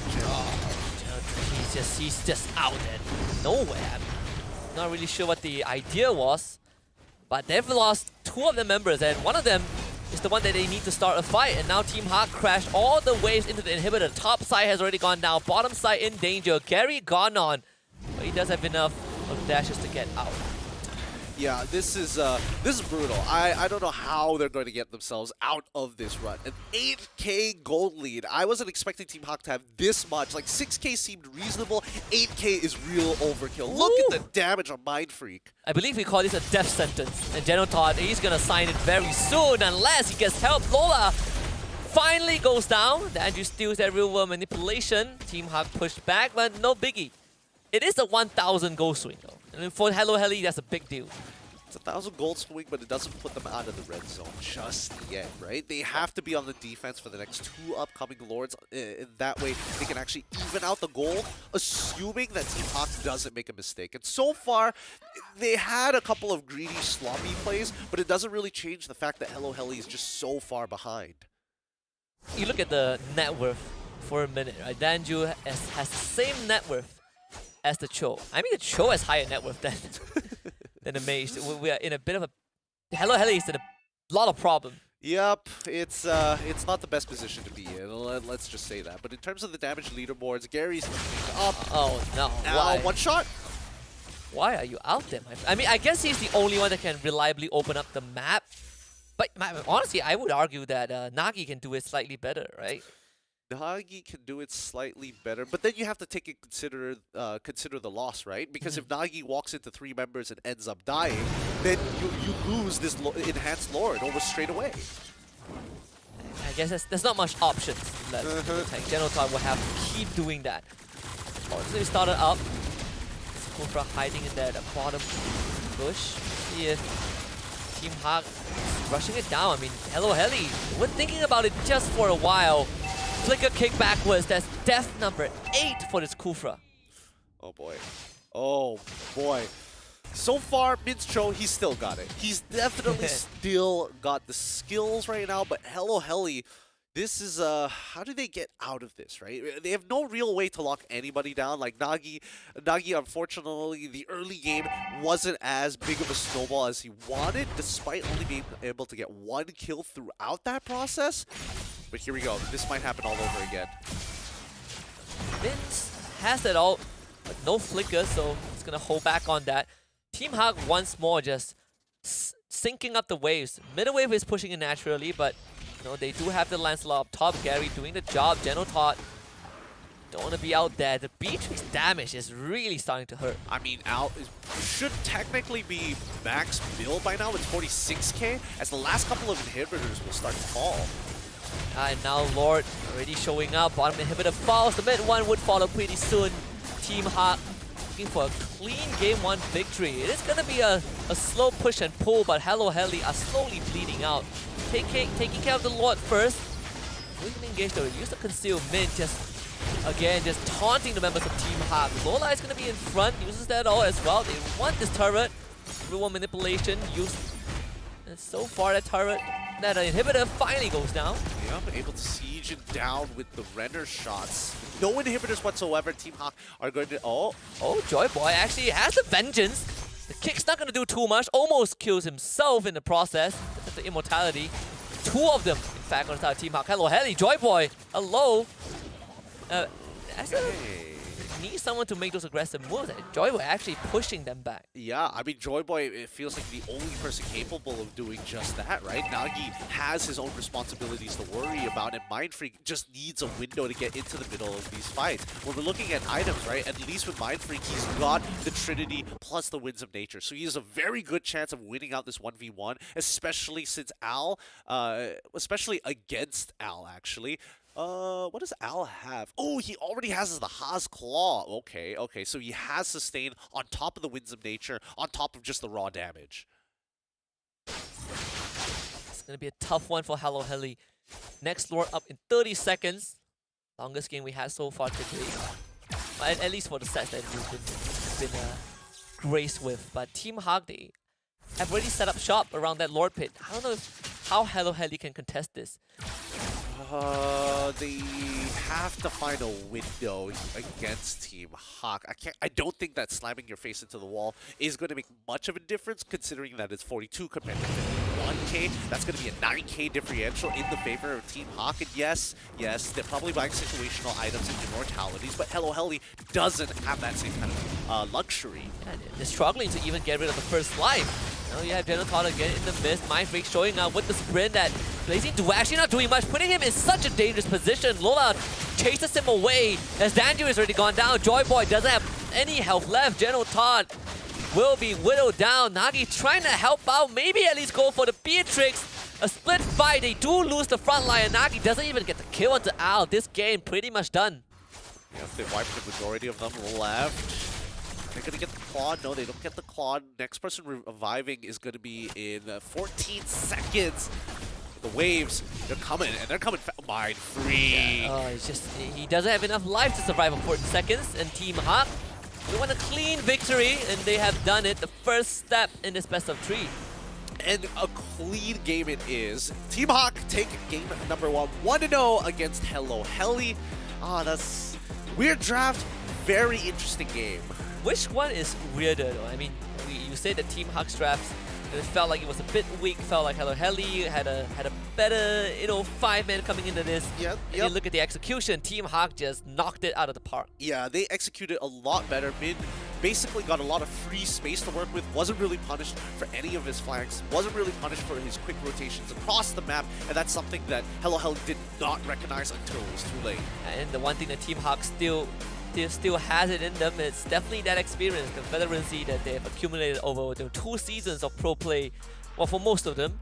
And right now, showing their chops, we wanted to see a litmus test, and the test results came back. Team Hawk still got it. Yep, but this is the very first test, right? We still have to do a couple more to yes. see whether it's a false positive. I'm guessing that game number 2 is where we're going to see them really try and express themselves because they have that 1-game buffer, or they might just close it out cleanly. Tough to say. I mean, we're looking at a benchmark that is Hello Heli, right? We're still not, we haven't pitted them up against, the stronger MPL teams, teams like, even the tier 2 teams like Game Lab, GPX, they are all playing right now, and they just didn't get the misfortune of drawing that lot. So this is a good start. This is a good start for Team Hawk to build up their confidence a little bit. You look at game 1, it really felt like they ran over Hello Heli. Yeah, they did. And I think, Hello Heli's lack of experience definitely shows throughout that game. The timings of when they get caught is a timing that Team Hawk is looking to catch people, while Hello Heli is like, look, we still have like 13 more seconds until the turtle. We might as well start setting up. So it's one of those things where prioritization of where you need to be at what time is going to be very, very key for Hello Heli to come back in game number 2. And hopefully they do that, because honestly, after game 1, it really felt like that draft wasn't an issue. It's how you execute it, right? Even look at the first few minutes. You have Min running around with that Cho, which shouldn't have been allowed. I think you look back at the first series, that is a good case study on how to shut down this roaming Cho. Okay, whether or not they can actually find a way is a different story, because every time we've seen it, when the Kaja keeps on getting banned consistently, we're now seeing Franco bans coming out more often than not, especially within the second phase of the picks and bans. So I don't know. Personally, I do think it's rather odd, the directions that the teams are going in right now, but it could be one of those things where you might as well play something that you're generally weak at, improve, get better, get tighter. And the fact that Team Hawk is willing to give away the Kaja, give away the joy, right? They were not even concerned one bit and still has such a dominant game really shows that they came in with the plan. 20-5 in 16.5 minutes, 11k goal advantage. It is generally most of the objectives in this game taken by them. Yep, and not only taken by them, dominated by them. Their setups prior to them made it so much easier for neutral objectives and even tower takes, right? When Team Hawk has made a decision, they commit to it 100%. We did see them kind of like start to falter towards the later stages of the game where they get very, very comfortable. And when you have an AK goalie, you feel pretty invincible until the chain CCs happen. I think the role that we need to really look at is definitely the roamer role, right? Genotod and Min, stark difference. 093 on the Kufra, 1116 on the Cho. Okay. There is difference in the stats here. Genotod being the sandbag of the game, and Gary being not only the Rish guy, but the carry with 3,780 damage a minute. Just the Lancelot unstoppable in this game. And Ao also pretty close behind. Min with 16 assists on the Cho, basically keeping everyone on Heli on the toes since the very beginning. And I guess in this game, when you are so far ahead, that Kufra ends up becoming a liability, right? Every time Genotod tries to do something, he just gets melted. Yeah, there's no easy way of playing here, right? I think at the end of the day, you need to be able to get that presence. You need to be able to stop people. Kufra just doesn't do that as consistently. But let's talk about our MVP, Gary, here. 7-1-8, having a very solid game on that Lancelot, making sure that he's opting to go for a more damage-centric build, right? You can see that he's going for the Rose Gold Meteor. He's also going to make sure he has the War Axe on top of the Endless Battle. Most people usually go for either a Hunter Strike early on, full tank build, or they decide to go for War Axe, one or the other. They're kind of interchangeable. It just depends on how much economy you want to work with. Yeah, I think for Gary, with seeing that how he is very kind of snowballing the matchup, I think more damage is fine, right? I mean, you have pretty decent defensive capabilities. I don't even know who can take Gary down on the side of Hello Heli. Not even the Claude at this point. But game one, basically a walkover from minute 0. Hello Heli shows some signs of life. There were some good steals with the real-world manipulation by the Valentina, but even then it wasn't enough. It feels inconsequential. Yeah, it kind of does feel inconsequential, right? Then you see Team Hawk in these highlights and the micro mechanics that they have. They're very good at playing with one another. Look at the coordination on this one. Like, you could almost tell that Min was coming to the rest of the team. Is like, the kick, it's going to be here just behind the pit. Get ready for it. And even in, I believe this is kind of the final fight per se, you can see how I think Joy Boy is the one that diving the bag, really trying to draw attention away, but Team Hawk was so far ahead. They are just winning in terms of net worth. This is some certain weird maneuvers from Hello Heli. I think Genotod definitely had a very, very rough game one on the Kufra. Yeah, it's a little unclean for sure, but everybody needs a bit of a warm-up before they start playing at peak performance. With match point on hand for Team Hawk here, Hello Heli is going to need a claw back to go for the reverse sweep. It's not going to be an easy journey for Hello Heli for sure. I mean, they came in unnamed, unknown to most people, and having to go up against Team Hawk. As much as people say, yeah, Team Hawk hasn't been doing well. Well, they haven't been doing well against the top 12 teams in our country, but we have hundreds and hundreds of squads out there. Hello Heli, unfortunately, was not on the list, and Team Hawk proved a point. Yeah, they definitely proved the point here. They are fast, they are extremely efficient, and they are making sure that they are not breaking down in the middle of delivering this victory. Speaking of which, DHL, one of the sponsors of the Snapdragon Pro Series by ESL, has thankfully come together and be like, we got you guys. Don't worry.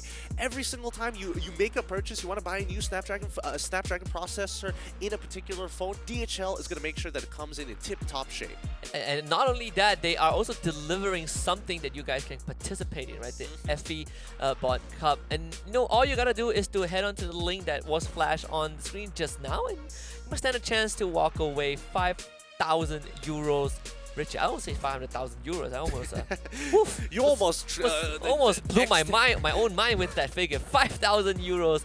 It is still something, but of course, guys, you need to check it out. And I do like the new yellow hue that we have in the bag. It's a bright colors. It gives some variety to our stage after all of these seasons. Once again, thank you to all of our sponsors for making this happen, but we need to start talking about adaptation in game number 2. Number 1, it starts with the draft. Team Hawk had a very punishable draft. It wasn't fully taken advantage of, and I do think that the inexperience from Hello Heli, it's very evident here with the types of moves that you are seeing from them, and especially when you are playing something as aggressive as Martis. Let's take this opportunity to break it down a bit more, right? So Team Hawk's draft, you say it's punishable. We don't get to look at draft and be like, well, how do we deal with this draft? But now we have the chance. How should Hello Heli have dealt with Team Hawk? So with Hello Heli, the good thing about their composition, is that they actually have 2 decently strong side laners, right? With the help of Joy, and especially they both need to be level 4, and that's the main condition, because mid lane was basically uncontestable at this stage of the game, and especially since we did see the Kufra move along quickly out of the lane, it prompted a response from Team Hawk to start splitting up in the mid lane, right? Either the mage comes on through to pick up the EXP, or you sometimes see Cho. Either way, Hello Heli could have used that information to attack the separate part of the map and divide and conquer. Yeah, and I think that's something that they were not able to achieve. We saw a lot more mirroring, right? I think Hello Heli were focusing on these mine skirmishes. They were really trying to, especially Genotot, was trying to really get these fights going, whether or not the team was ready. And you look at kind of the amount of damage dealt. Honestly, the Joy dealt the most damage on the side of Hello Heli, just doubling the amount of everyone else. Yep. Again, beauty of Joy. It's why Joy is such a good pick in the meta right now and continues to be extremely devastating. Not as many, honestly, not as many artillery mage pickups than I thought. Like a lot of teams, especially during the SPS season, MLBB season 2, we saw a lot of Farsa, especially when it was opened over the Eve. And now we start looking at teams who have been playing for a while and recognize that the utility of Eve is a little bit more valuable than just raw damage from Farsa's Feather Airstrike. Yeah, damage, lockdown, shield, and unbreakable. I mean, that's everything you want in a mage, right? I mean, when you have a hero that has everything compressed into one, it's like buying a full package. It's value. It's a lot of value. With 20 seconds left of the clock, I would imagine, considering that Hello Heli was very responsive to Team Hawk, they're going to take red side. It should be the case, right? I mean, normally best of 3. I hope that side swap comes true, but also, would Team Hawk still give away these prio picks, you know, as they call it, the Joy, the Kaja? We saw that getting led through. Team Hawk had no concerns at all, and I wouldn't say, you know, Hello Heli bit the bait. It's more like they took what was good, but they just couldn't kind of activate it. Yeah, I feel like they couldn't activate it as well. It's tough because that draft works when you are on the red side. When you have that many options open, having 3 priority picks and being on red side, the most ideal. 1 priority pick goes over to your opponent on blue, you take the other 2. And that should be the general concept when you get into these high-level drafts, right? I think Team even broke that concept, right? They didn't even go for the high priority picks. Exactly, and I think, you know, to a degree, I'm not sure where the headspace is at for the side of Team Hawk, and I definitely think that could have been a big point of contention. That could have hurt them. Hello Heli took one of the good components, and in that case, it was going to be Joy Bush going for the Joy, but I would like to see a Kaja. I would have liked to see something with a little bit more aggression in the earlier stages of the game, and them being the ones who set the pace rather than having to respond to Team Hawk. I do wonder what the comms for Team Hawk was, because they do take a lot of time deciding on, you know, I think the second ban phase, they were taking a lot of time trying to just decide on what heroes to pick. Hello Heli back on the blue side again, so nothing much has changed, which means Team Hawk now again gets to dictate, right, the trades that they want to initiate. We see the glue, the fanny, the 1-1 ban out once more, nothing out of the ordinary. Yeah, nothing out of the ordinary just yet. We see the Farmist being banned out for the side of Team Hawk. When you see Glue, expect to see the Farmist to get banned out, or vice versa. Both of them, they come in a pair. Now Team Hello Heli, the third ban on their side. What are they gonna go for? Last time, I don't think there was anything too significant. Unless they want to change by banning out Valentina to take away that trifecta. If Hello Heli bans out the Valentina right now, what are the options left for them? Are we still looking at a would the Kaja now take priority over the Joy?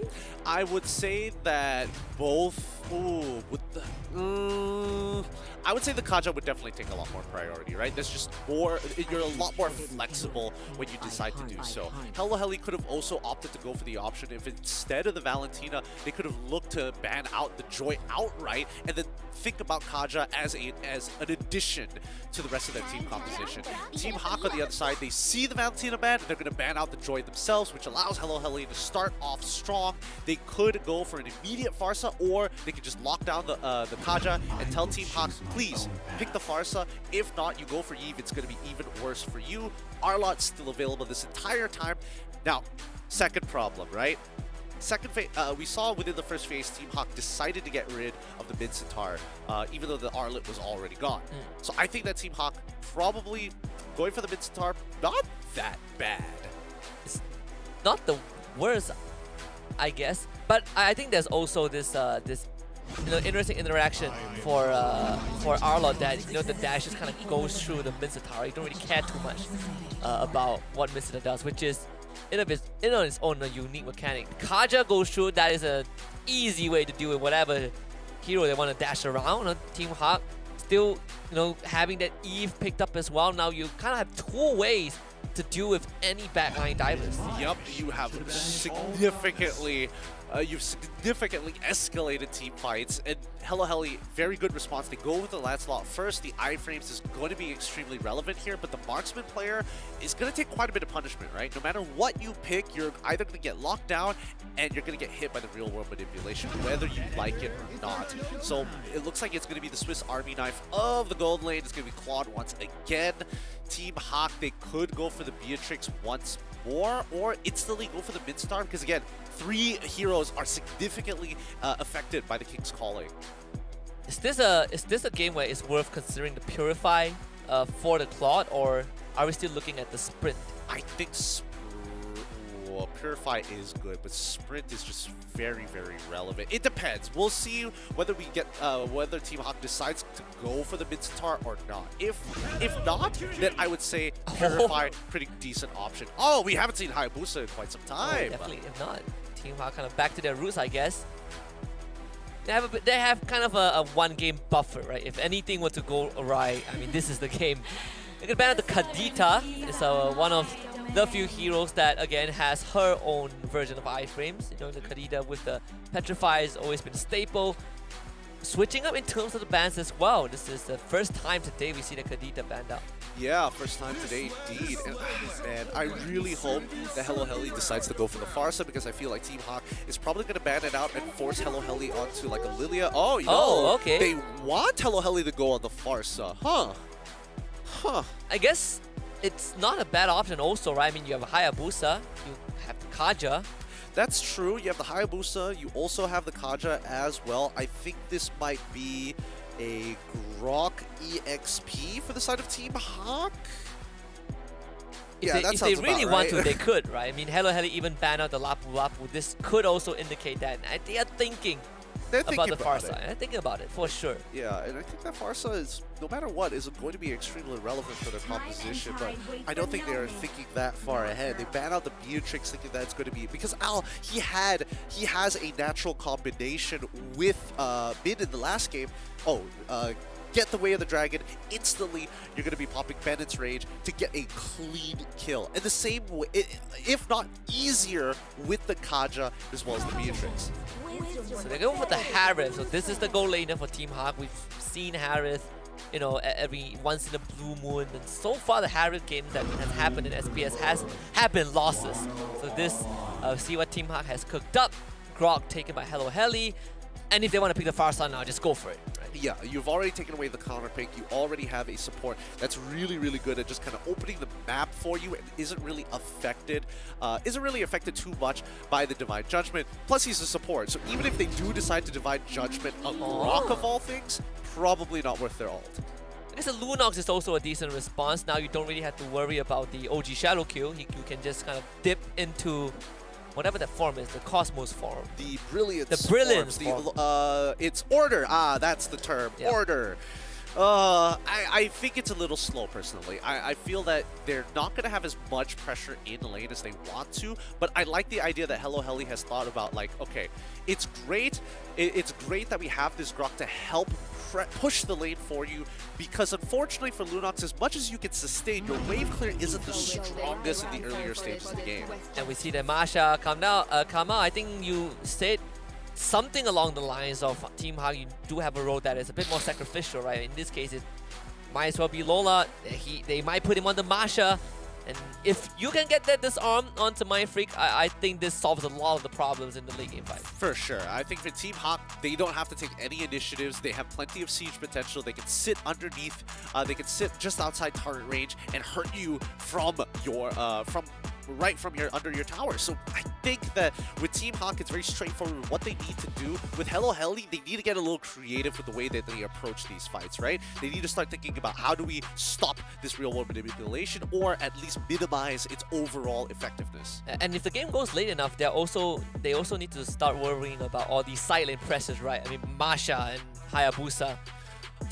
I think that Lunox should be enough to overcome all of that, but then again, that's a big ask. That's a big ask. And it depends on how the game goes, right? Like, right, if they're 8,000 yeah. go behind, and there's a different story. Yeah, but very different story. But welcome back. We're in our second match in this best of 3 with Hello Heli on the blue side. Once again, Team Hawk on the red. Plus, Gary's going to get a head start with that jungle clear. Let's get a bit of a leech as well. And starting on the really parallel jungling on that, starting on the orange side. So, to be able to have a faster experience boost. Just for now, Team Hawk, we're going to have this Claude into Harif lane. You know, traditionally, sometimes you see, if you pick a carry, you see a Harif on the other side to bully you out of the way. Is this going to be the same, where the Harif is just going to bully the Claude? 100%. Like, Mind Freak has no real means to trade back against Al, because no matter what you do, you want to get an auto attack, Al is just going to Chrono Dash into your face and get the shield to make sure he always wins out. So, and plus, Claude doesn't have like a big chunk of burst damage. I mean, he does have Art of Thievery, but that damage scales with how many stacks he actually has, which he's not going to get a lot. Well, speaking about a lot, you don't have to spend too much if you want to watch our finals in Jakarta. You saw it on the screen just now. Just starting at 20,000 rupiah. Very, very affordable. Get your tickets right now. ESL.gg/SPS MLBB tickets. Can't believe I remember that. Yeah, I mean it's come up pretty often. I'm not gonna lie, and more importantly, I think. Yeah, especially with 20,000 rupiah only, that's really, really affordable. We're gonna see an attempted gang on the bot side. Joy Boy, the target, actually dashes and gets enough health to survive. Oh, the Demon Mark working out. Good play coming in from Joy Boy. He's able to survive this. Yes, he does lose his flicker, but at least Dandrew will be able to get hit level 4 off of this, right? So it's not like the wave is wasted. Turtle will be a point of contention again. General Todd is about to hit 4 pretty soon. But one manipulation used very early on, forcing the flicker out of this Grok. He just hit 4. Does have the wild charge, but it's still a window to use it. Hello Heli, very slow on the movement. They're gonna lose this turtle for sure. Nagi not even in the vicinity. Yep, Nagi can't really do too much about that, especially since he was a little underleveled at that point of time. He's going to clear back his own jungle at the very least, and Hello Heli, their side lanes are not having a lot of fun. Sandbagged on the EXP lane, abused in the gold lane. Mid lane doesn't get shoved out as fast as they would like to, because we do see that Grok is trying to mirror more than he is trying to get priority. And with all that considered, the fact that both teams are still at equal net worth is pretty impressive. You know, like you expect Team Hawk to probably get a bit more goalie, especially when they have the turtle. Joy Boy again under pressure. Wave is gonna crash as well. Not the best at clearing out waves, but was able to at least put pressure onto Lola. 3-man attempt on the top side. Nagi just dashes away. General Todd again. These rotations are from Heli definitely a bit slower. Yeah, they are a little bit slower. Like Genotod especially, like he's trying to make some hard reads about where people are on the map, but most of the time, by the time he gets to the right destination, it's already too late. Is that the wall charge? Yeah, he did use the wall charge. Topside is going to get punished in the meantime, right? Now, this is a little bit of an unorthodox play coming in from the side of Team Hawk, right? They want to break this stalemate. They're recognizing that they're getting mirrored all the time, so Min decides to go for a lane gank rather than just coming through the river naturally from mid-rotation. Yeah, and I guess for them is also, yeah, you have a grok, you can open up the map, but it's not easy to kill our members, right? Every single one of the members on the side of Team Hawk have some ways of surviving all these bursts. Definitely, I mean, the Masha definitely has a way. Gary is not worried at all. So I guess this takes a bit of weight off of Min's shoulder, and now you get that first blood on top side for the Harif. I mean, they're gonna be really happy about that. Lola will be spotted, but 2 more bars of health to work with. There's no way to kill him. Yeah, there's no way they can 100-0 him, especially since Lancelot, even in these early stages, he still needs a couple of stacks to make sure he has that raw damage from his puncture. In the meantime, though, they will be trying to contest for this turtle. Team Hawk very near in the vicinity, but once Gary gets his purple buff, the fight's going to begin. It's going to be a 4v5. Final sweep is going to be dead. Turtle secured by the side of Heli. They get the drag back on the Joy Boy, forcing him to flicker. But now he's just straight down in the mid of things. They do get a double kill for his Hayabusa and end up trading Min in return. Worth it for Team Hawk. Mindfreak wants a bit more. Blazing Duet onto Al, who doesn't have the hell to do with this. Gets the shield at the very end. Mindfreak gets the kill. But it's a killing spree for Gary. Okay, so Gary's waiting for the opportunity to go back in there. I definitely think he probably should have just walked up and tried to fight to save Al's life rather than just leave him, there. There could be the argument that Al was calling Gary to not go for the engage and let him get the kill, but that would be too ambitious. Or maybe Gary just wanted to kill Stu. One or the other. Either way, Al died for it. He's 3-0 on the Hayabusa. I call worth. 100% worth. Oh, the snowball has already started, and 3 kills on a Hayabusa is rather scary because Hayabusa's early game generally is pretty weak until he gets his items, but as soon as you get that first kill, it really, it changes the pace of the game. Yeah, when he's 100-0ing you with his when his full skill combo, that's where you know you're in a bit of a problem. I mean, that's also taking into consideration that Mindfreak will not have Wisdom Nature anytime soon, right? If he gets caught out, Battle Mirror Image is not going to help, I think. Battle Mirror Image kind of helps, but you still need another body next to you, an allied body next to you to make it work. Oh, Lola. Absolutely fearless. Flicker forward by Min, grabs the grog, forcing the wild charge, hitting on the tree, but the follow-up not really there in time. Daniel Todd sacrificing his life again. Nagi onto Man, but Man is just getting a massage right now. Blazing Duet already expanded, and even then it's not much damage. Maybe the Brilliance can do something to get the card at least, but end up losing the Lunox in return, and Nagi left to his own devices. Team Hawk once more getting the better end of that trade. A very beautiful fight coming out from the side of Team Hawk. Heli had a very good engage. Their follow-up was on point. The only problem is that it's really difficult to deal with Lola, right? He gets in and out of that fight because there's so much HP to chunk through. And when Lola exits the fight, he was able to get by himself an extra bar, re-enter the fight to secure this win. Yeah, he doesn't even need to do damage. He just annoys the heck out of you. Yep. Oh, Joy Boy, final sweep is going to be there. Gary just easily walks out of that. Min putting his body in front, the brick wall right there. Joy Boy needs to get some health back. Nagi not the healthiest also. Even gets spotted out by Lola. He's going to get ran at. This turtle most likely will be in the hands of Team Hawk for sure. Lola still have all 3 health bars. I don't know, he shouldn't even be hanging around here. They're going to try Genotar. What is this with the wild charge? They really want the turtle. And actually steals it for Nagi. Now he needs to find a way out. The Thorn Rose has been used. No more iframe. Gary comes back in to try and look for a kill. And Nagi completely trapped in the pit. Does get a bit of iframe in, but still ends up going down. Nothing much the team could do for him. Lola in the front, and Team Hawk still gets a kill. Wow. Okay, so Hello Heli had a very they go for this the exact same style of steal once again, right? They said the Lancelot to go through that mid wave so he can dash on through. This shouldn't be a kill, right? Joy Boy is running out of demon marks, running out of dash. There's still one, still two actually. Able to get out, thankfully. Team Hawk gets that bot tier 1. Oh, unfortunate, because this game is escalating a little faster than Hello Heli actually wants to. With Lunox on their side, it's going to take a while before she's relevant. She does have the Clock of Destiny, so she's starting to scale, but just not fast enough. It's a mere 1.5k goal advantage for Team Hawk. This game is definitely more more manageable for Hello Heli. Significantly more manageable, but the question is, once the snowball starts for the side of Team Hawk, I don't think it's going to stop, right? Al is only going to get stronger. He's already got 3 items in his bank, right? He's got the Calamity Reaper, he's got the Feather of Heaven, as well as the Holy Crystal super early on, 8 minutes into this game. Oh, the timing.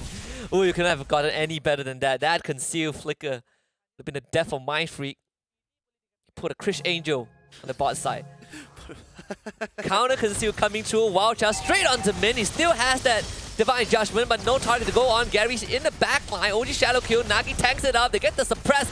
Only on the Genoton. And here's the Blazing Duet from Mind Freak. Gets killed off instantly by Al. And this Harif is out of control. Nagi, you do not want to fight this. That is not the target that you want to go on.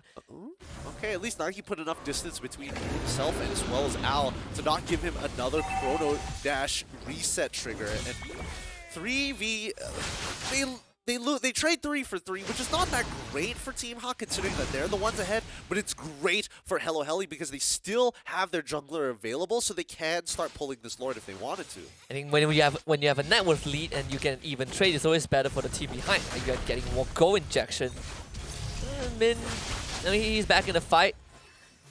I mean, at least in this game, Genotot was able to do so much more compared to game 1 where he was just getting absolutely destroyed. On this Grog, you have some ways to at least buy time. You get the counter engage before you go down, press all your abilities. Yep, and it's difficult to miss it as well, right? You're such a big hitbox that it's very difficult to completely whip. Plus, he's got Flicker just in case. So the only enemy is yourself, really. If we try to go for something fancy here. I mean, Min is still actively dragging him back with the ult, right? Right? It's kind of crazy. They found Gary. You love to see that. Jungler out for half a minute. Hello Heli starts the fight. Down bot. Joyba getting dragged. Flickers out of the way. Right to enemy territory. Gets the final sweep. Reset with the Demon Mark. Healing back up. His health is regenerating in the fight. This guy does not die. Even gets the stun at the very end. That's the Blazing Duet from Mind Freak right into the back line, cutting down the members of Team Hawk. 4 of them dead. Lola running for Mind Freak, but he's too fast. The Lord goes to Hello Heli, and hello! We found the tipping point of game 2. Finally, and Nagi has been doing such a good job stealing away these neutral objectives. The rest of the team, and especially for Genotot this time, he's very, very confident on his engages, especially against squishy targets. Ah, that's unfortunate. If they stole away that purple buff from Gary, whoo, boy, it was going to be tier 2's gone, maybe an inhibitor. Bor will be coming in from the top side, and Hello Heli, they're putting... They're splitting that attention of Team Hawk. They will take this bot tier 2. Not a problem. Still a decent trade through and throughout, right? Hello Heli getting the gold lead for the first time in this best of 3. Measly 2,000 swing. The rest of the team is already collapsing on, getting rid of this Lord. The backline is getting attacked. Pull again. Genotot this time will survive. Uses that out defensively. OG Shadow kill from Gary. Genotot splitting the damage. Actually survives. That is good enough for Hello Heli. Walks away with just a sliver of HP there. Probably got very, very lucky on the Oki Shadow Kill RNG randomizer there. But Team Hawk gonna have to play this slow for a little bit. They didn't have the advantage like they did before now, so they really have to start thinking about priority targets. They can't just keep pulling Genotot away from the rest of the team. And yes, he may look like a juicy target because he's so big and it's hard to miss him, but I do think that they should start considering options like, well, arguably Joy Boy. Nagi would be an ideal pick. Danju, number 1. I mean, it also reached a point where you can't one-shot him, right, with the pull. Right? It has really reached that point. He has built up enough resistance. Then the Radiant Armor, the Dominus Eyes, going for Dreadnought is already there as well. Just a good mix. And the Team Hawk... Is there going to be a point where they run out of gas in this game? Hawk? Well, let's find out.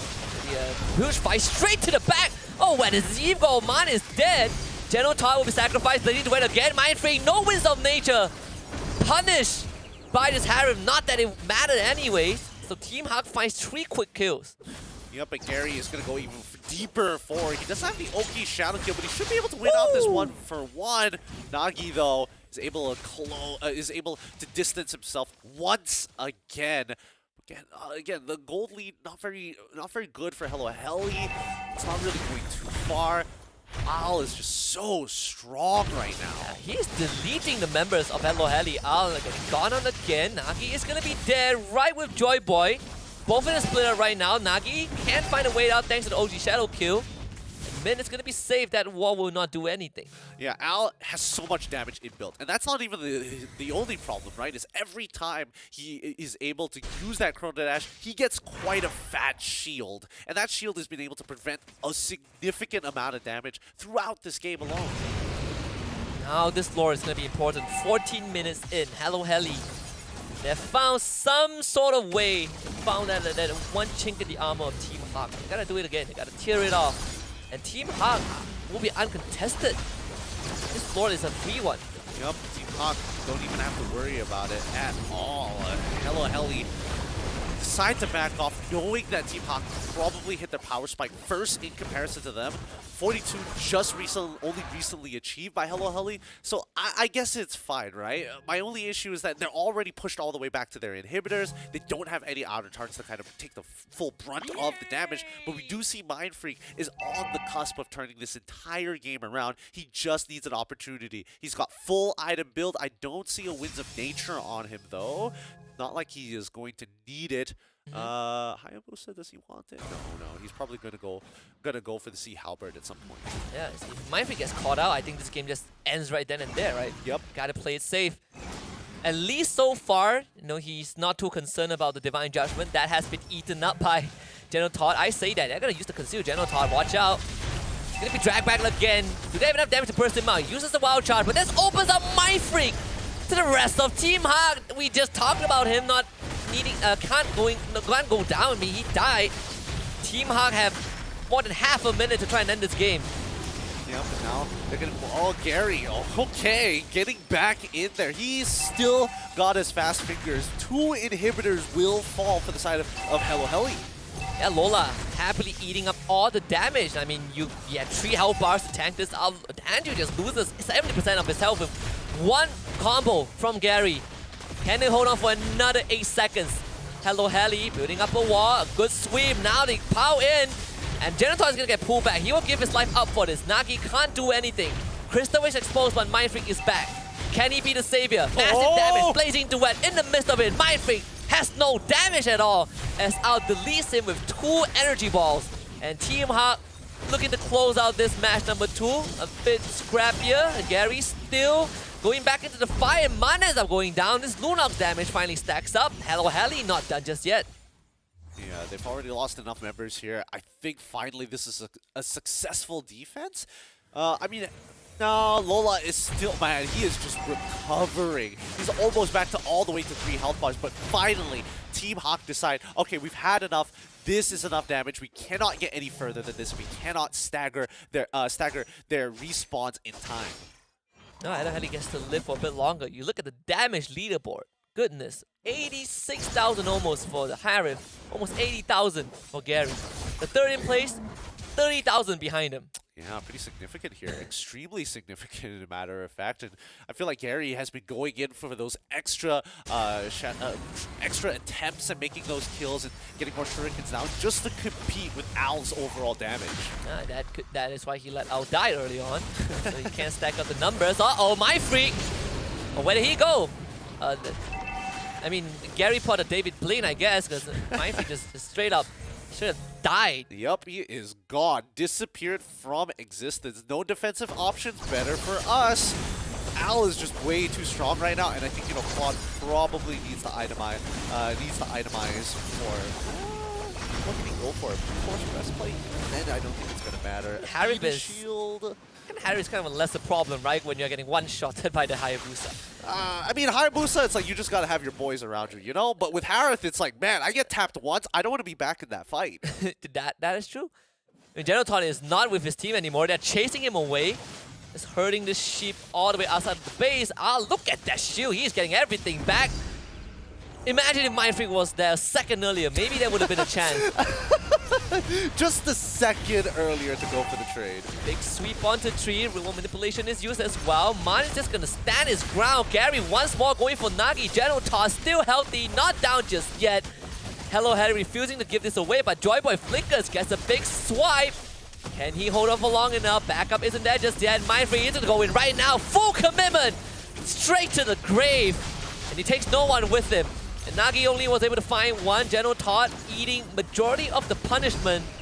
And it is finally time for Team Hawk to close this out. Nagi has nothing left in the tank. A triple for Gary.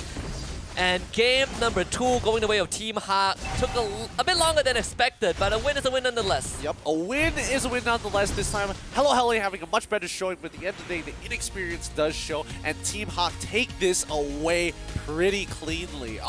There was a couple of moments where they did deserve to get punished, but Team Hawk recovered from the initial mistakes very, very quickly, and it helped that Al was just so far ahead in his lane matchup. I mean, it's a devastation for Mindfreak. Had a pretty decent game, and the last 5 minutes he was getting two-shotted. Yup, every single fight was feels bad. It's such a feels bad. Like, you farm so hard. You don't buy any defensive items. You just want raw damage, raw power to get into the middle of that fight. You get tapped twice and you're gone. It's like you saved out your entire life, 30 years of your working life, buy a fancy car, and you crash it the next day. No, it just gets flooded, and your insurance it doesn't cover. It doesn't cover flooding. It's I'm like, what? Covers the tires, I guess. Covers. We'll give you just the tires. The rest of the car, sorry, buddy. Enough to buy the tires, though. Fit into another car, buddy. Oh boy, rough game for Hello Heli. Very, very rough game. I think, you know, when it comes down, they've solved a couple of the problems. Problems. Number one, the way that they made sure to take away these neutral objectives from Team Hawk and progressively slow down the game, right? Yeah. Good mid control, which resulted in more flexible positioning around the neutral objective, around the turtle specifically, because once we started getting to the Lord, that's when the item power spikes for Team Hawk were available to them, and they stood there purposefully dragging out this Lord to bait a fight. I think no, overall, the commitment you saw, at least from Nagi and General Todd, right? They were throwing bodies just to get turtles away. That is also, I think, a small factor that kept Nagi effective throughout majority of the game, and no bought enough time for the claw to come online. I think the biggest difference was just your claw gets two-tapped. Yeah, I think that one was less about the gameplay, more about the draft itself, right?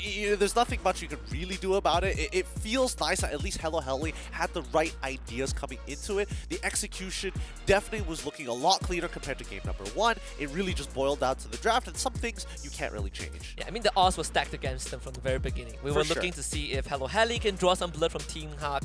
We were also looking to see how cleanly Team Hawk can win this, and I would say pretty cleanly, although in game 2 there were moments that Team Hawk, got punished by Hello Heli. I think it was a lot of overconfidence there, especially in game number 2, where they're like, yeah, I'm gonna keep sieging your base. We're not gonna die for this per se, right? Half of us don't even use actual mana.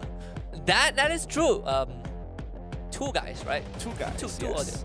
2 guys. The rest of them, it's not like they'll run out. Yeah. Contra never runs out of mana. I mean, you have Harith with a purified, concentrated energy, has immortality. Good luck killing this guy. Good luck killing this guy. CD boots, as if he's not annoying enough. 24 to 13. This game definitely took longer than it should have. But overall, 19 minutes in, you have a sizable gold lead. Not as big as last game, but dominant as always. Dominant as always. I was hoping to see a little bit more from Danjo in this particular game, but man, Danjo just could not find an opportunity. Like, he just hit his 4th item. He just hit his 4th item, and by far the most important one out of the entire build, right? He goes for the Clock of Destinies. Pairs it up with the Lightning Truncheon, natural synergy there. Decides to go for the Genius Wand first before eventually going into the Divine Glaive. I think he needed the Divine Glaive almost instantaneously, straight into the Holy Crystal. He just needs big numbers rather than like, oh, eventually I'm gonna shred your magic resist until you got nothing left. If the fight ever goes on long enough. Right? Yeah, half the times he just gets blown up. He should have done what Mindfreak did, just raw damage, just straight up glass cannon. Straight up glass cannon for good reasons here. And of course, Al going to be both the carry and as well as the richest guy on the field. Joy Boy taking the majority of the damage. And I will admit that his Arlon, not that bad. Yeah, his Arlon was actually buying so much time, right? That he gets to use like, what, 2 ultimates at least in every single fight. He is surviving longer than the Grog in majority of these fights. But to his credit, Grog was the one getting kidnapped most of the time. But you look at Team Hawk side, Min, 18 assists this time on the Kaja, just relentless with all these ganks. Absolutely relentless here, and I think, you know, Heli played as good as they could go for. I'm trying to think if there was any significant moments that could have been played a little bit better, but we'll come back to that in a bit because Team Hawk definitely crushed it this game. Let's have a look at their MVP of the match. It's going to go over to Al. Uncontested almost the entire game, right? He died twice, but sure, most of the game he was bullying his counterpart in lane. There was no one that could effectively stop him, no one to lock him down. He even had to purify. It was just a very straightforward game for this Harris. Extremely straightforward. It's all about survivability because he has the raw damage. He won his lane super hard as well and then started to bleed his lead into basically every other member from the side of Heli. I mean, 6,000 damage per minute. That is obscene number. Man, that means as soon as you come out of your base, you get hit by one empowered auto attack from the Chrono Dash, and you're like, okay, back to base. All right, heal up, and we do it again. One more time. Give me another chance. Give me another chance, coach. He's two-tapping people. He really is two-tapping people. And half the time, he didn't necessarily need to use the Purify as well, because the Grok just either wasn't in the right place at the right time, or had bigger fish to take care of. Yeah, the Grok was using the wild charge defensively a lot of the times, right? It's just like, guys, I got dragged, but I'll try to run back. But now we don't have a way to engage. We'll figure something out. They'll have to figure something out here, but at least for Team Hawk, it's a good showing for them. I wish it was a little bit cleaner. I wish we saw more in the draft of what they're capable of, but I think right now it's all about comfort pick. It's all about what do you feel good to play right now rather than an overall counter pick strategy. Yeah, we've seen 4 teams so far on broadcast, and all these teams have their own way of playing the game, right? Just Harif getting brought out by Team Hawk. We saw the Martis flex in the XP lane by RGMY earlier on. This is a very flavorful Swiss round so far, but the 2-0 victory still goes over to Team Hawk. I think it's without a doubt that Team Hawk still has that capacity to play at a high level, especially when they're up against a more inexperienced team. Yep. But the journey only gets harder from here on out. I feel like Team Hawk's view of Mobile Legends is a little bit wider than Heli, right? There's a lot of things that we didn't see Heli do compared to Team Hawk. Like, for example, the lane gank on the top side of the map, that was number 1. Also, just the decision-making in terms of these neutral objectives, how do they actually play it out? Because even here, we can see that Team Hawk, yes, they lost pretty handedly in this particular fight because of a bad call. They instantly adjusted towards it and tried to make sure that at least when the fights happen, Al is in a much better position. Yeah, and you know, you said that we didn't get to see much of Danju, and now we know the reason. He's getting ran down by Masha almost every single fight, and it feels bad, right? Like, I do enough damage, I'm shredding your resistance, but you had 3 health bars. How is that fair? Yep, the numbers are just too big. Way too big to actually maintain realistically. And considering how Lola likes to build the Masha, he likes to go multiple Guardian helmets every single time. Yeah, and ironically, he has the smallest number, just 3, 2, and 1, but it's the biggest number in most of these games. I don't think they've even killed the Masha one, maybe once, but that's not enough to matter as much. We can even kind of look back at the damage dealt, right? I mean, Harris dealt 112,000 damage. Yep. Hayabusa dealt 102,000 damage. Third place is 68,000. Just farming damage there. Team Hawk take it away 2-0 against Heli. Looks like Heli still has a little bit to learn before they can take on some of the big dogs here. But I do think that the showing from Team Hawk, as much as people are going to be like, wow, yes, this could be their moment to come back against some of the bigger teams here in the tournament, I do think they're not at that 100% just yet. Oh, definitely not. And when you look at the recap from the first 4 sets, right? Some teams that have lost their best of 3s are teams that I think on on a good day would give Team Hawk a run for the money, right? For example, Absolutely. Mahaliga, that team, we thought we was going to roll over EVO's Icon, but they end up losing that series, and that not only spells problems, or that not only spells, spells out how competitive the Swiss round is. It also means that teams that loses their first series are not going to get are not going to have any easier series coming up. Nope, absolutely not. It's about overall consistency. That being said, it could just be that EVO's Icon is just absolute monsters, you know? Who knows? Who knows? Didn't get to see them much. Yeah, again, now it's not like we don't know what we're don't know at all who these teams are. I've definitely seen them play a couple of times in their own respective MDLs. I just think that it's interesting to see them kind of collide with the other teams around the region, right? It kind of gives you quite a bit of variety in the overall playstyle. Speaking about variety, we gotta check in with our friends over at the Barca broadcast because they're gonna be talking to the winners of that series. It's gonna be Team Hawk. Ya. Sebab sepatutnya kena je buat last slot tank, tapi saya lebih suka bantai backline sampai mati. Kalau buat last slot tank je, dia boleh zoning je tak mati.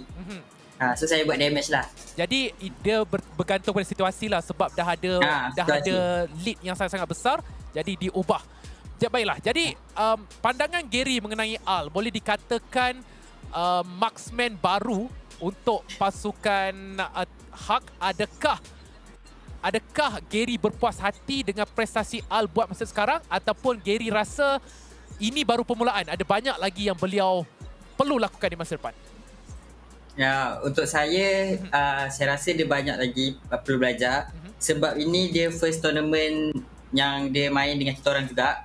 So sebab ini kita orang bagi peluang kat dia, so dia buktikanlah hari ni.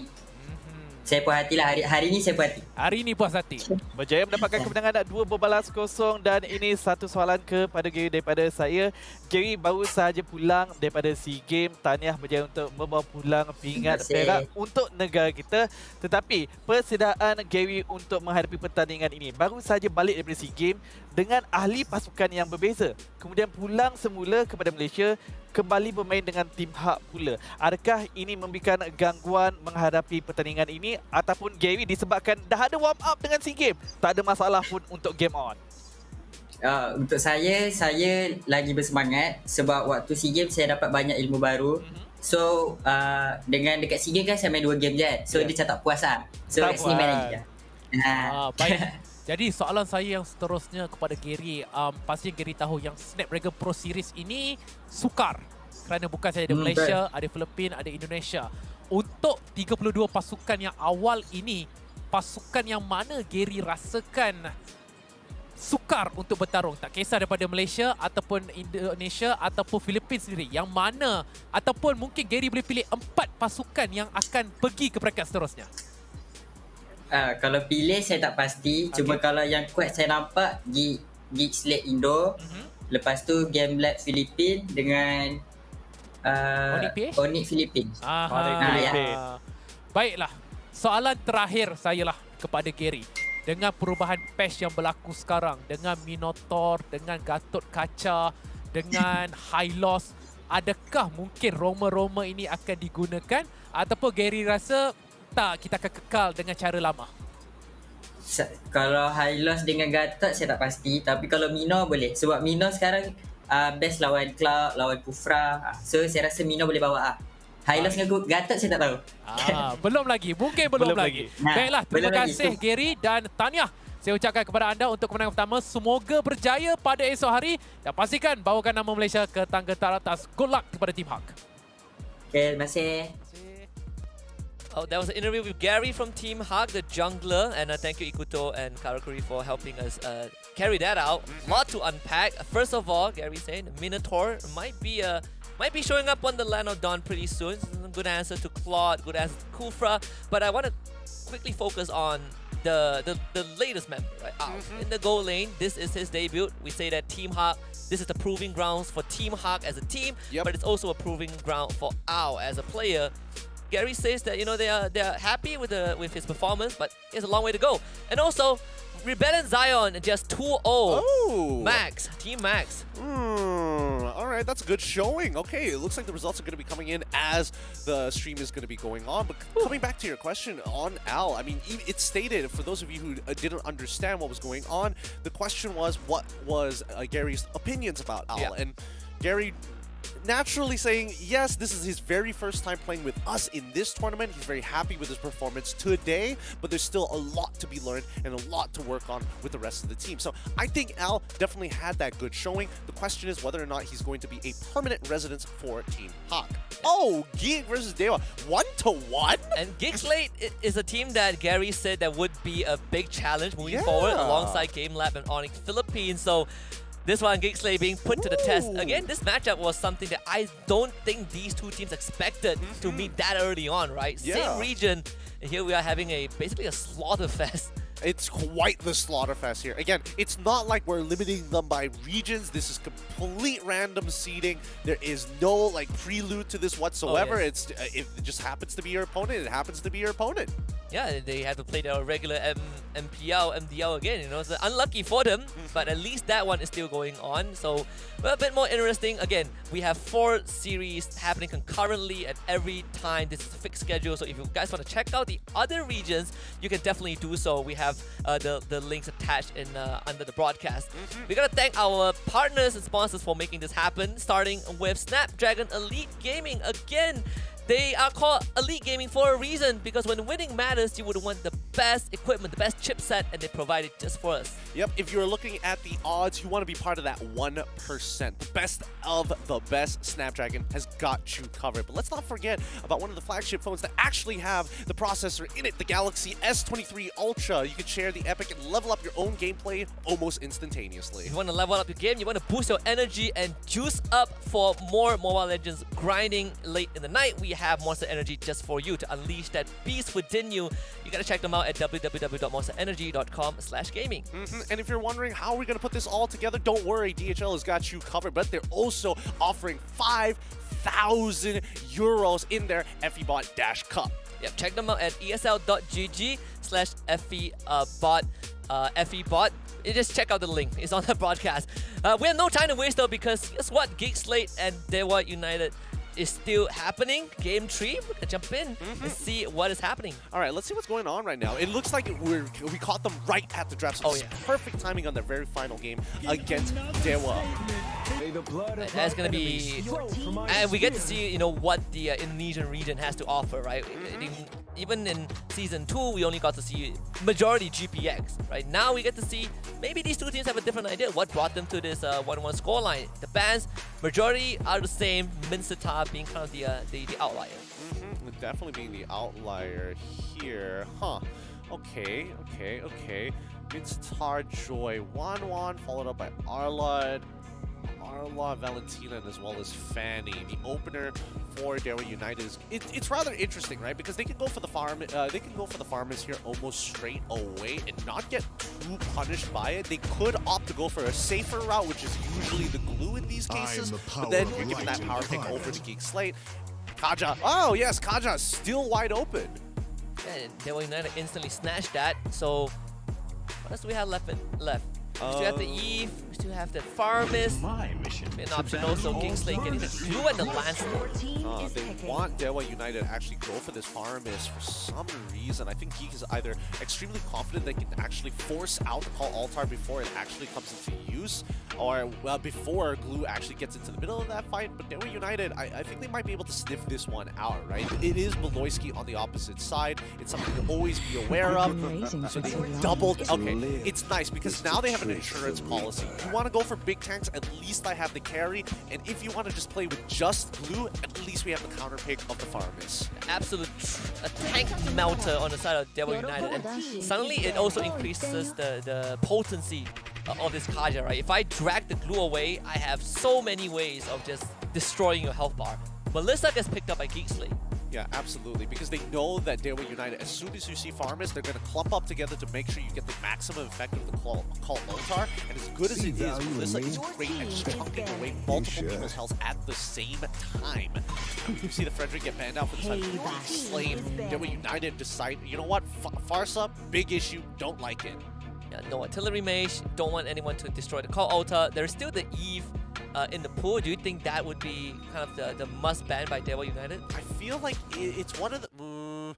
I think it's one of those bans that they probably should consider it because they've already gotten rid of the Farsa. If they decided, you know what, let's leave both the artillery mages up and about, then maybe there's a couple of options and maybe they could have thought about like switching out the farmers and move around the Kaja's position and sacrificing their lane entirely, but it's safer not to. Geek Slate, with the final ban on their side, are they also going to get rid of another jungler? What else are they really afraid of? I don't think Martis is going to be that much of a difference, right? Ah, Rock. So there's a chance that Geek Slate is going to aim... Wait. I mean, both teams are still looking for... Maybe Geek Slate are still looking for a mage, right? I mean, for Devil United, they already have the farmers on their end. What are they trying to ban out? Roma, what else is left in the tank for them? I don't know. It's tough because Beloyski can always decide to whip out the Natalia all of a sudden, and that's when it gets really, really scary, right? He's known for his Natalia. He's known at slipping between the cracks of your defense, and it forces your opponents to play a very different style of rechecking brushes even after they've checked it previously, like 2 seconds ago, just to make sure that Beloyski is there. So Devil United, they do ban out Yves, so all 3 artillery mages banned by Devil United. So much emphasis on the call altar, but that means the Lilia goes over to Geek Slate. Yep, natural order of progression here. Devil United need to finish off the composition, but somehow it's tough. It's really, really tough, right? Because now that Kaja has already been selected, going for the Lolita to try and counter out the marksman and Melissa from Geek Slate isn't really an option. So now they have to figure out EXP later that gets on top of her. Uranus, I was thinking more along the lines of Yuzong, because at least with Yuzong you could try to look for a guaranteed combo on Lilia. The Hayabusa I think is very, very risky. So what does this indicate from the side of Devil United, right? What's the game plan?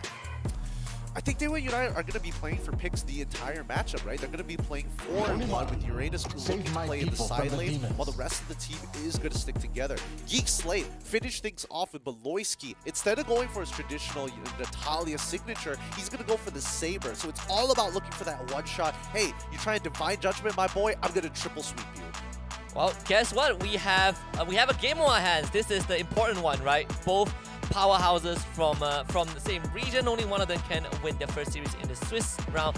And best part is that we get to see picks that we probably won't ever get to see on our end. The Saber and the Uranus. Look, I am bringing back the vibes. It feels like the vibes of Season 2 SPS MLBB is happening all over again, right?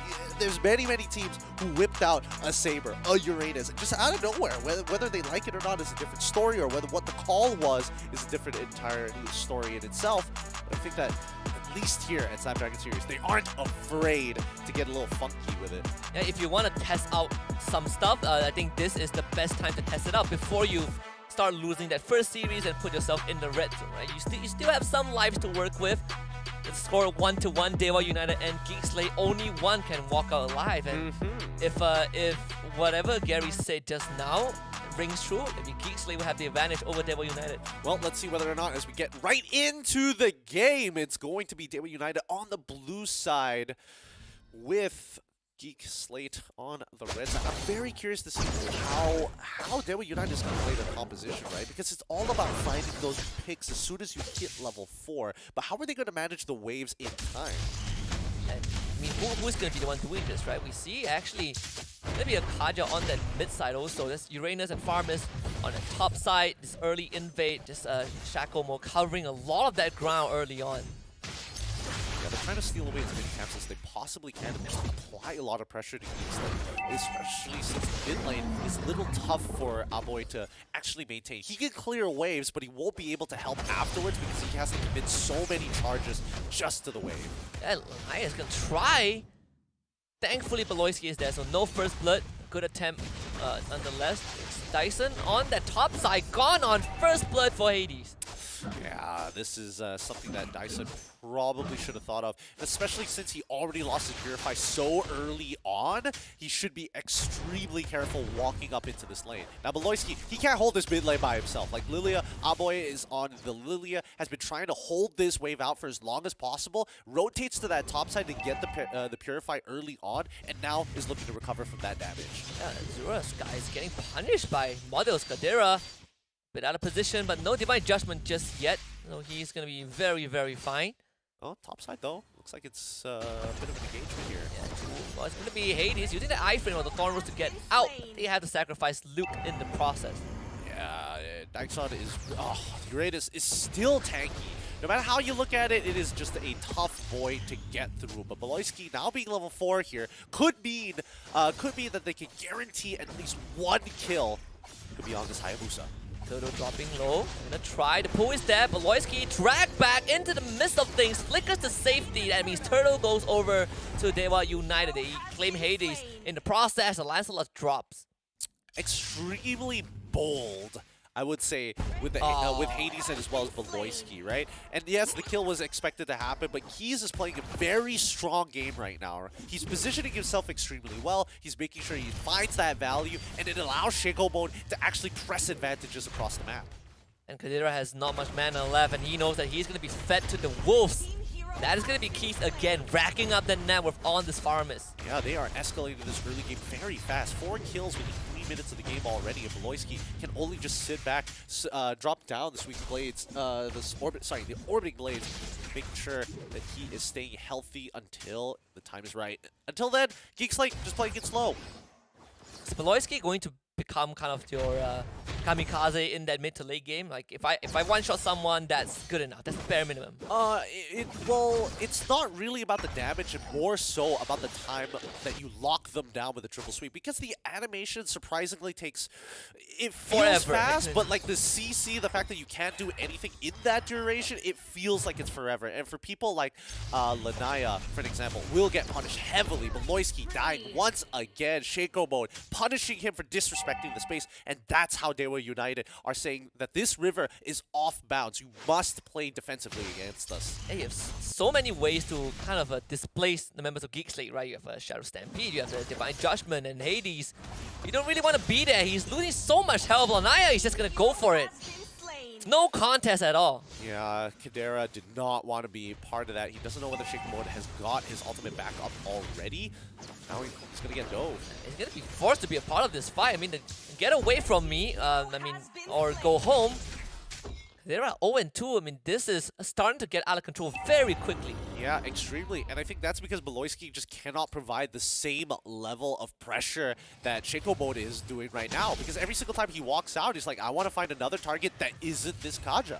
Yeah, and yeah, you have the triple sweep. That is great. But if you get dragged back, then there's so much more value, right? And even then, they still have to find an answer for the Cult Altar. And realistically, they don't have a proper way to deal with it right now. You know, speaking of which, I think that Geekslate is going to completely give up on this turtle right now. We do see that Beloyski wants to push the agenda with a lane gang down on the bottom side, and I think Dewa United read into this.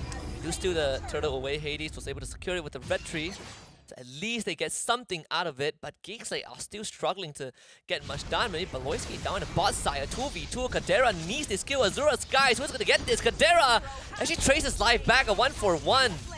Not the most ideal, but Geekslate have more problems right now because Keys is going to show up. Shadow Stampede doesn't connect. Lanaya will be there. And Beloyski instantly taken down. Okay,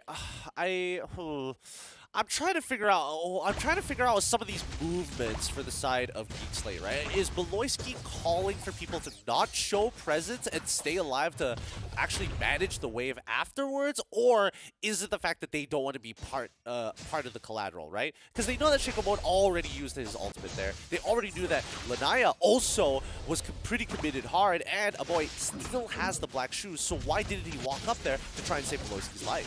And Beloyski's going to try again. Triple sweep right there. Our boy using the black shoes. Beloyski going to drop. Kadira has the chance to go huge right now, but runs out of gas. And our boy also on the run. Azura's guys can't follow up. Well, Dyson is going to be preoccupied mid. Lanaya with the OD shadow kill. They try to share the damage, but still ends up losing Hades. Luke with the split, walks on forward, sticks on the Lanaya, drags him back. There might be enough damage to finally get a trade in. Dyson will be nearby. Our boy also walking forward. Lanaya doesn't drop. Oh, he doesn't die there? Him. Okay. Finally goes down. Took longer than expected. Oh my goodness, I really thought Luke was not going to get the kill there for a second there. Oh boy, all right. Things are working according to plan. Now, even though they are, well, I would say 3K at this point down against Geekslate. Geekslate isn't dead in the waters just yet, right? They still have, this is where they can start escalating the situation. This is where they start looking for defensive holes from Dewa United, because Beloyski, he's looking for an opportunity to find isolated targets. And right now, Dewa United are sticking as close as they possibly can.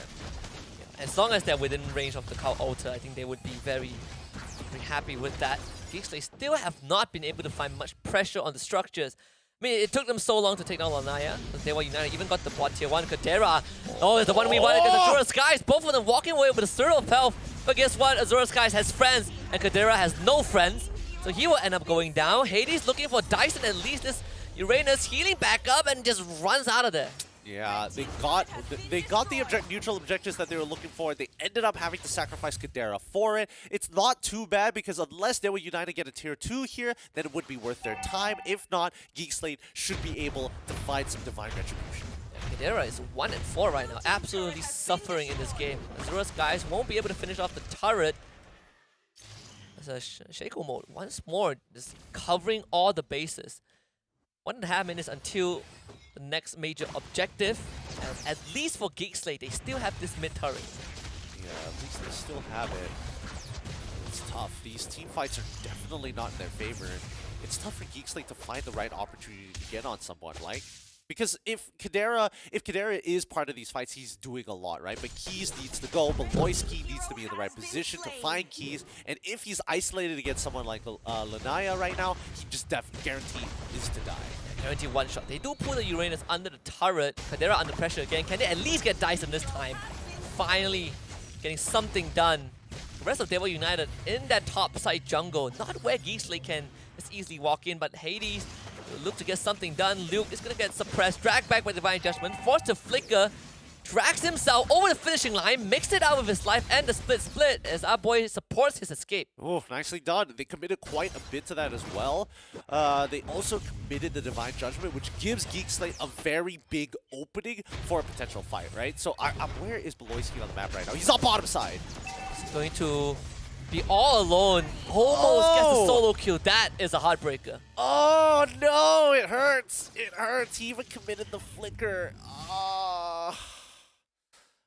Well, at least you know that's the limit, right? 1-6, almost solo kills a carry with 4-1. It's not the worst.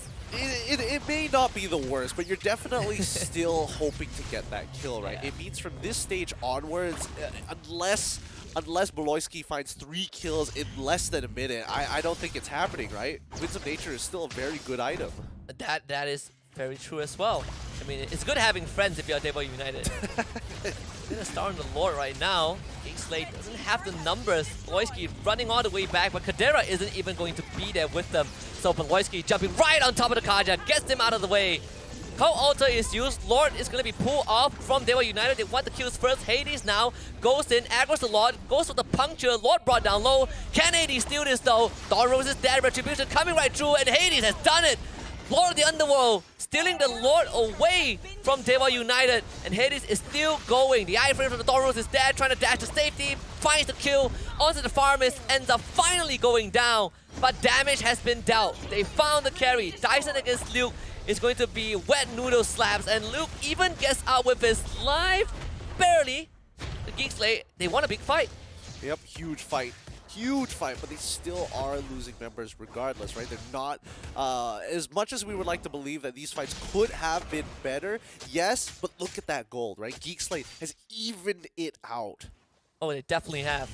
First time in this game, Beloyski is gonna die again. 8th death, but at this point of time, you know, it's a death worth giving up. They get the mid-tier 1 finally. Flag shoes used, Shaco mod in danger. Kadera and Muddles It's fine dealing heavy damage, and you start to see this Melissa come online. Yep, finally getting some items, finally becoming relevant marksman in this game. Shaco mode, on the other hand, slow but surely falling off. He's eventually only going to be relevant for his ultimate. Keys, on the other side, is doing pretty good. Dixion, Lanaya? Yeah, not going to commit to that. it's still a lot of damage, though, I will say, against the Lilia, who still needs a little bit more time. Let's have a look at that one more time in this fight, right? Lanaya is trying to push away the Lancelot to the very far right as possible to get as many of the spells as possible. Beloyski responds by attacking Shaco Mo with the triple sweep to deny the Divine Judgment. And despite all of that happening, just the raw damage coming in from Azure Sky is enough, right? Taking the 2-for-1 victory in this matchup, however, not being able to secure the Lord. That being said, both teams going at it again. Triple sweep onto Dyson. This Uranus absolutely invincible. 4 members of Geek Slave gone down just like that. Kadera wasn't even in the fight. No, Kadera was not at all. That's why Geek Slate lost that fight in the first place, right? Kadera just needs to make sure that he's careful with his spacing here, but they will lose an inhibitor in the process. Kadera's going to try his best. He's even popping the ultimate as well as the sprint to get all 3 of them. Manages to save the turret. Use the Inspire, stayed alive. I mean, Kadera doing the best he can. All things considered, he had the hell against kind of an imminent dive. Saved the inhibitor turret, pushed back there with United.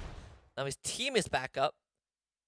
Get this reset for Geek Slate. Yeah, they don't, and luckily they don't lose an inhibitor for it, and I think that's the most important part. I was ready for Kadera to die there, but a lot of the resources that Delaware United used in the previous fight didn't translate over to a potential dive. Yeah, heroic plays from Melissa, honestly. Buff stolen away by Keys. Very unfortunate. Now the Lord has spawned again on the bot side, but Geek Slate will need to start dealing with these waves first. Yeah, Beloyski down at the bottom, he's taking care of business very quickly. Yeah, he is. He's just waiting for somebody to show their face. He's hiding in the bush, ready for the opportunity to pounce on his opponent. But look at the general spread coming in from Geek Slate, right? It's very much the right side of the map heavy, not really taking too much control over the mid side. Tri-brush. They want this play by Beloyski to actually work out. Now he's guaranteed got the flank as they check Tri-brush, and Luke is forced to back away. Top side is constantly going to get attacked, and it's expected from United, especially when they're playing 4-1. I mean, Duke breaking that consume is the best case scenario, right? So now Geek Slate have ample info.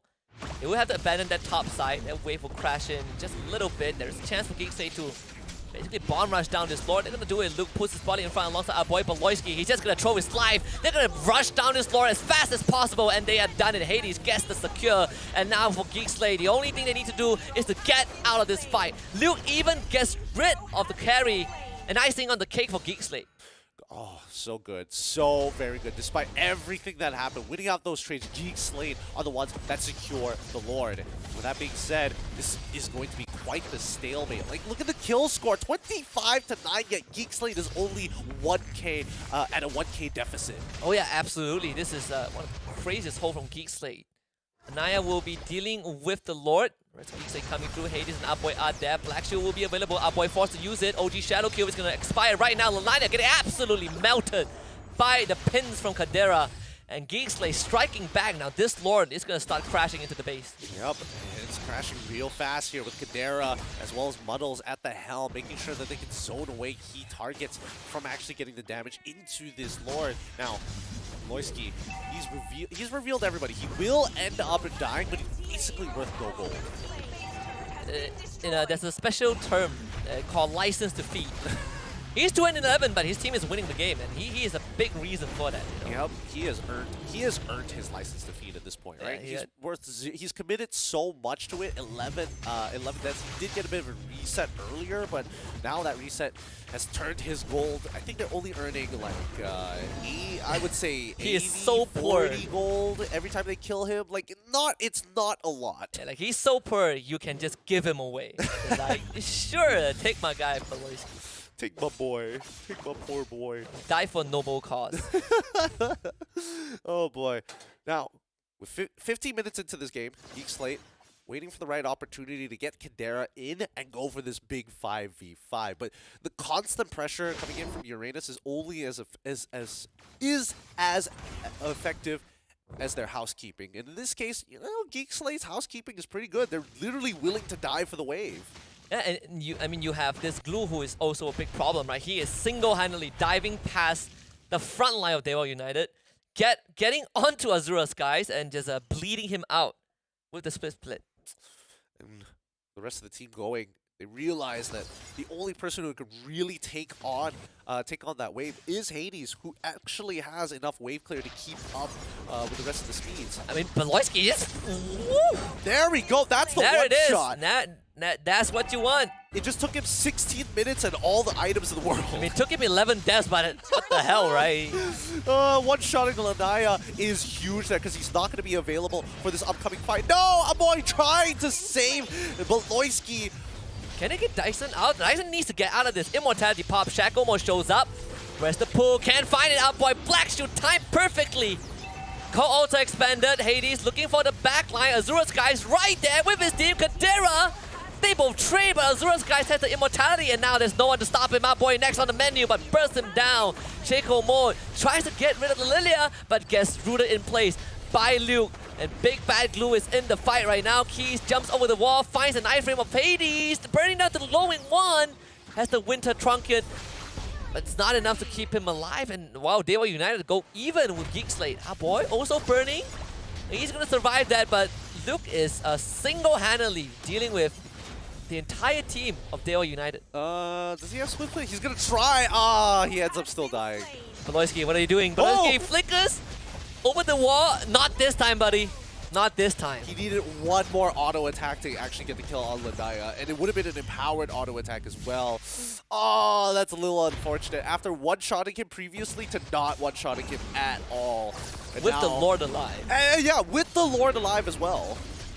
It would have been so nice if this was during, if that one shot happened and they go to the Lord, right? But I mean, good response from Daewoo United to go in for the trade. You know, immortalities, the Cult Altar, keeping them alive long enough.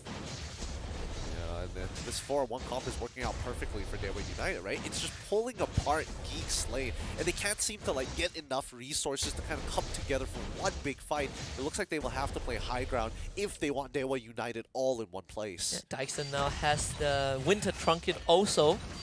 And good luck killing him. As if it's not hard enough already. Look, he is a thick boy. He is a really, really thick boy. Not a lot of people can really get through him. They're gonna try Beloyski right into the thick of things, and Dyson gets all his health back. Yep, but they do get the consecrate. Very, very early from Dyson, and they also get the petrify. The purify from him. Oh yeah. At least with the triple sweep, it will come back. It will come back faster than consecration. The rest of the team, can they survive this push? Lanaya forcing the Black Shoe out. Hades taking damage. What is that? It's pressed to Beloyski instead. He died because that is a collateral in that fight. That was really unlucky. 40 seconds before he comes back up, and Daewoo United, they're going in for the finisher. It's right there in front of them, the Crystal, but they're going to work on the mid inhibitor first. Kadera's still alive. That is the savior that they need. Lord goes down, and now the full fight ensues. Kadera getting suppressed by Shaco Mode. Still has Models in, now uses the ultimate, pushes everyone aside. Even with the Inspire, he's not doing enough damage to the members of Daewoo United who are tearing his team apart, but Luke trying his best to stay alive and still has some remnants of health to work with. Geek Slate actually holding on. Daewoo United, that's on the retreat. Lanaya getting chased down, loses the immortality, but can he be finished off? Uses the Winter Trunket and does have a shield, but insufficient. Geek Slate, hold on. What a defense there. Amoy was able to clear the waves off just in time, and honestly, he was able to get a lot of the Dark Matter down before the Shadow Balls down before he actually got his ult off into the Black Shoes, and then gets the reset with the number of Shadow Balls he has access to and detonates it all at once. So Geek Slate played that really, really well, somehow withstanding the power that Daewoo United had brought upon them. They're gonna push on forward. Mid inhibitor is going to be targeted. Dyson with his body in front, forced to use the Consecrate again just to make sure they don't get through. So Geek Slate don't get the inhib. 30 seconds until the next Lord spawns. They've been able to push out all the side waves. Daewoo United with Lanaya back up in just a bit, we might see that final fight end with this Lord. Exactly. And Dewa United, they actually have quite the advantage with no inhibitor turrets whatsoever for the side of Geek Slate. A backdoor is very, very possible for them. And since they're playing 4-1 Uranus, he's going to start split pushing almost immediately. And just draw as much attention as possible, right? Who is going to deal with it? Maybe Beloyski? I mean, they definitely need loot in this fight. This guy has been resilient. So he's going to start on the Lord immediately. Shackle Mode is going to see this happening. The Uranus, Dyson pushing that lane in the top side. Geek Slate gotta make a choice right now. They've already started the Pandora box. Looking for the Lord. Are they gonna secure it? Hades gotta do it right now, and he has done it. Lord secured. They lose Beloyski in the process. Luke might also go down, and he will 3 versus 5 if they can even make it out of this. Kadera doesn't do enough damage to get rid of Dyson. He running forward with that Shadow Stampede doesn't find kills, but Geek Slate need to hold on for 40 seconds. Can they hold on though? With Lord on their side, at least for the side of Geek Slate, they buy themselves that extra bit of time, pushing this into the ultra late game stages. Any macro mistake is going to get heavily punished here. If somebody gets a little sloppy or a little lazy to check all the brushes or to efficiently clear the wave, they will get hurt for it. Still another 20 seconds to go. Kadera needs to go huge again. No ultimate just came back up. Naya is just going to go in with the Trunken. Protecting one. I mean, Upboy protects himself, but Kadera ends up going down, and that's it. Dewa United have found the killing blow. Geek Slate fought valiantly, but it was not enough. Dewa United with the 2-1 win. Yup, huge win coming in from Dewa United, taking down at least an FPL contender team who did pretty decently during their playoffs and crushed them into 2-1 victory here. They played a solid strategy that we haven't seen in a very long time. I haven't seen a team try to play 4-1 in forever, really. And a Uranus, right? Yeah. I haven't seen a team pick that one. That was stuff of nightmares. It really is a stuff of nightmares, and I think, you know, their neutral game objective control did take a little bit of a hit as Lancelot was able to steal a good number of them, but at the end of the day, it was like when it came down to just the fight itself, as soon as Carry is able to get those free hits, it swings into the favor of Dewa United. Yeah, we were treated to 2 back-to-back Hayabusa games, right? And at the very end, it was just unfortunate case. Kadera wanted to help, and suddenly he got sold out by his team. You know, someone has to go down. You know? Somebody has to take the triple sweep, and in this case, it was him. I don't know. The idea of Saber still irks me, and unfortunately, I feel like a lot of the targets that Beloyski was opting to go for could have been done a little bit better. I would have expected him to rotate across the map at some point rather than like try to funnel himself to level 4 in the early game. It's more like you are just throwing your bodies, right? It's like, I will die regardless, but please get this trade back. Exactly, please get the trade back. I feel like they could have gone for like a level 2 proxy at the very least, and then go for the boots and the roll blessing, and then try to make stuff happen across the map. Because at the end of the day, right, I do think that Beloyski was trying extremely hard to get as many items as he possibly could, enough to go for that one shot, and then start getting the roll blessings and slow down the game significantly. Oh yeah, we saw that potential for sure. He was one-shotting a Hayabusa. Yeah. He almost one-shotted a carry, right? Yep. But again, I think it's also how... I don't want to even say that Dewa United had a huge lead, because they never really did have a huge lead. In terms of gold, it was quite even. I know they had like a bit of a lead in the earlier stages of the game. It's like but then 2,000, right? 3,000. But then immediately after that, the gold just like equalized so very fast. So where did the advantage come from? Is it just because they had more map control, more inhibitor turrets? I think it's. I think once we did see Geek Slate decide, you know what, I don't want the neutral objective at all. Like, we can try to steal it, but that's not going to be our primary focus, right? We have 3 members sit by that neutral objective to give the illusion that maybe Beloyski could be lurking around, right? Go for the triple sweep, stop them from using the retribution, all the good stuff, but instead he shows up on the bottom side, and you can see that Dewa United, they've done their homework at the very least. They know some of these movements, sending down the Kaja to make sure that he matches. Very good ideas, very good adaptations from both sides. Yeah, I think as long as they see the Saber, they basically know how to kind of move around the map, right? But I would say, you know, this game definitely longer than expected, and huge props to Geek Slate for such a defense.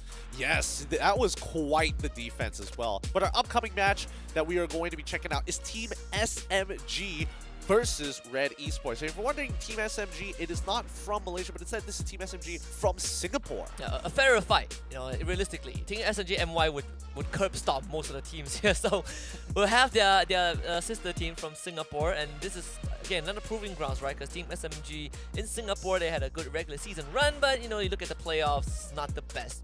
Another redemption arc, maybe in the making, but they're up against a household name in the name of Red. Absolutely. I don't know. It feels like the SPS is just, for the name's sake, is there just to allow teams to kind of rise back up after the regular seasons. And that is what we are here for. So it's an honor to be a part of this. But for now, we're going to take a short break. We'll be back for Team SMG Singapore to take on Red Esports. The Snapdragon Pro Series powered by Samsung Galaxy is brought to you by Snapdragon Elite Gaming, Samsung Galaxy S23 Ultra, Monster Energy, and DHL.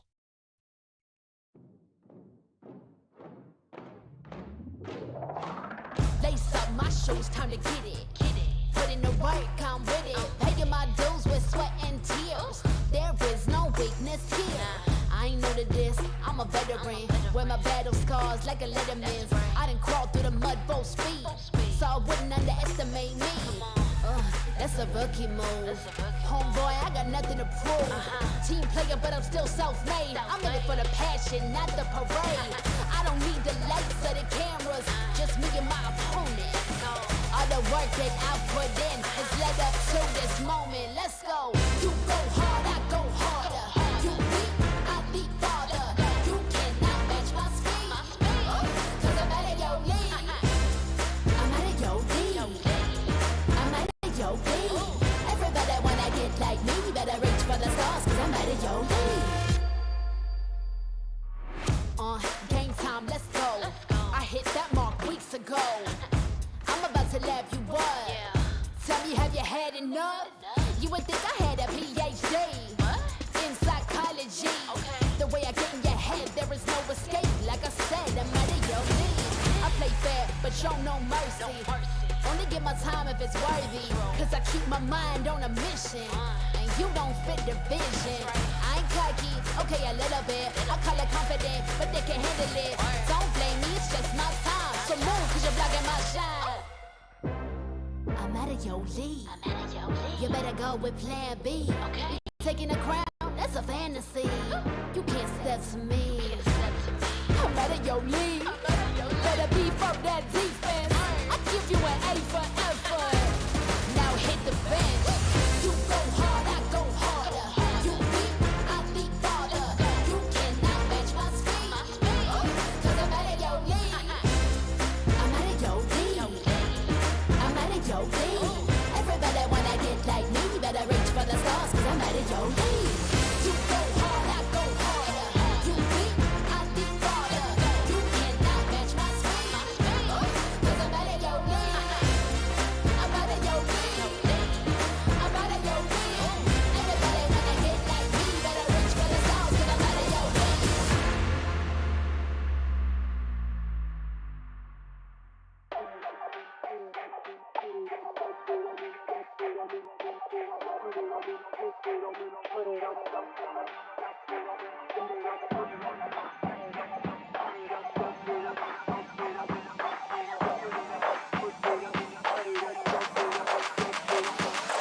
Put it on me, put it on me, put it on, dump it on me, dump it on me, dump it on me, put it on me, put it on, dump it on me, dump it on me, dump it on me, put it on me, put it on me, put it on, dump it on me, dump it on me, dump it on me, put it on me, put it on, dump it on me, dump it on me, put it on me, put it on me, put it on, dump it on me, dump it on me, dump it on me, put it on me, put it on, dump it on me, dump it on me, we want it up, put it on.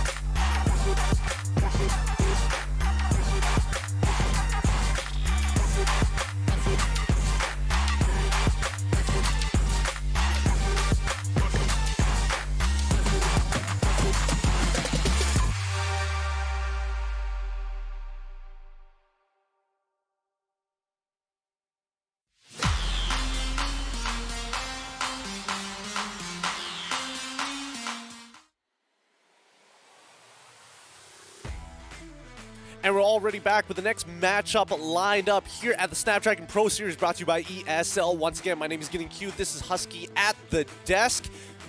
Out of the four matches out of the four best of threes that we're going to be watching today, this one I'm kind of interested in seeing. Team SMG from Singapore up against Red Esports this time. Both technically veteran teams. Yeah, technically veteran teams, right? They've played in their respective domestic circuit before. I think we talked to our friends on the Barca side, and I think we all agree in unison that this one is the series that would go the distance.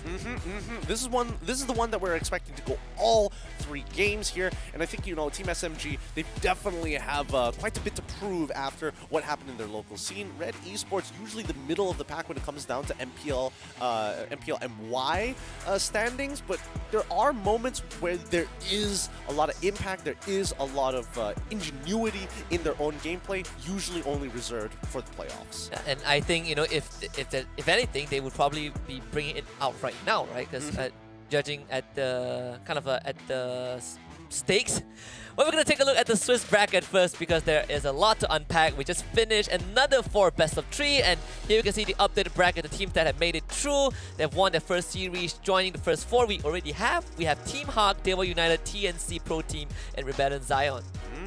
Okay, so more staple names joining the ranks of their very, very first win here.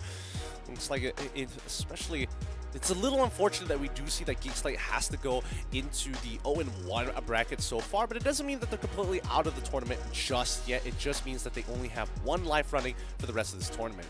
Yeah, and props to the entire production team for making this graphic, because I, for the life of me, would not be able to make something so comprehensive, right? Easily understandable. Red color means you're gone. Yellow color means that you might be gone soon. It's a traffic light. It's a traffic light, okay? Green means you're good to go. Okay, red means you get a ticket if you try to run it. Red means, I mean, technically you should be stopping at yellow, but then again, to each their own. We don't do it here, Yellow means speed up. Speed up if you don't want to be late. The classic, but only the classic here. I do think that we're going to have a very interesting matchup on our hands here, and especially with Team SMG from Singapore. I would want to see what all of it is all about, right? I've heard a lot about them from local talents there, from how the way that they were talking about Team SMG and being very supportive of them. It was a little disappointing to see them actually drop out so quickly, because they were top 3 in the regular season, went in towards their playoffs, lost their upper brackets, lost their lower brackets, got 6th place. Yeah, and it's also one of the bigger names, right, in the Singapore scene, when you have a scene that doesn't really have much known names. Team SMG is kind of that staple that you always can kind of put your votes in. Now this is another opportunity for SMG SG fans to kind of stake their hopes on. We have the 4 series that will be playing currently for the 3rd set of the day. SMG Singapore and Red Esports will be the one on this broadcast. But if you guys are interested in any other of the sets, we have Madness Esports against Mr. Esports Pro, Banana Esports against Nightmare Esports, and Aura Fire against Picatron Beta. Make sure you check those out, and hopefully we can keep you guys updated on the results if you're too interested in watching SMGSG versus Red Esports. Now, considering how the games have been going on so far, I think everybody's basically just playing their own game plan, unless it's direct neighbor, or you're within the same country. I mean, direct neighbor is better than within the same country, because I think the Indonesian teams have been drawing the shorter end of the stick. Yeah. We had Dewa United against Geekslate with Aura Fire against Picatron Beta. Oh boy, these guys are not gonna be having an easy day for sure. Look, maths is not on their side. The RNG for it was just, well, it's a little unfortunate, I will say, at the very least. But they do have the most number. I think they have the most number of teams. Philippines have the most, right? Second most, yeah. They have the second most, and the Philippines has the most amount of representatives coming into the tournament so far. So it's good to see what the distribution is going to be by the end of the day. I would like to see what that demographic looks like. Hope they're not wiping each other out, right? That's all I'm asking for, because it's not looking too good for Indonesia as a region. They have a second chance regardless. Well, we talked a little bit about Team SMG. Now we got to talk about Red Esports, right? Yes. Same roster coming into this tournament. Same roster. With the help of Soropayo, I think, from Coach Soropayo, I think the team has definitely grown in the right direction. However, they are coming into this big plateau, and I think that's the one thing that they've been struggling to get over this entire time. We will introduce to you guys Team SMG SG first, and these are the 5 gentlemen: Yuki, Karstenzi, Miku, Mikumi, Mitsuri, and D. Yep, this team, there has been a couple of changes to the roster from the playoffs, and let's keep in mind that Singapore is a relatively small region with the majority of their players not being full-time, so they still have their day jobs, yet they still come back once in a while to play competitively whenever they have the opportunity. I think it's great that Team SMG was able to get their players up and running, and majority of them are still pretty young. Yeah, and then just kind of the juggling, right? It's very, very admirable. I remember back then was when NYSG was still a region. The story of RSG itself, that one is a lot to be admired because these guys work overtime to win a tournament. But of course, we have the SMG Singapore's opponents, Red Esports, on the other end of the aisle. And this time, we're going to have Ren QT, Amal, KYYM, Mel QT, and Mao. Yep. Ren QT at the helm to kind of lead the team with his experience, with some superstars being picked up, Amal and as well as Mel QT, both. Amal being one of the breakout players previously on the side of Lunatics, then joining the team. Kim was a very recent pickup for the side of Red Esports, swapping out Ash in the process.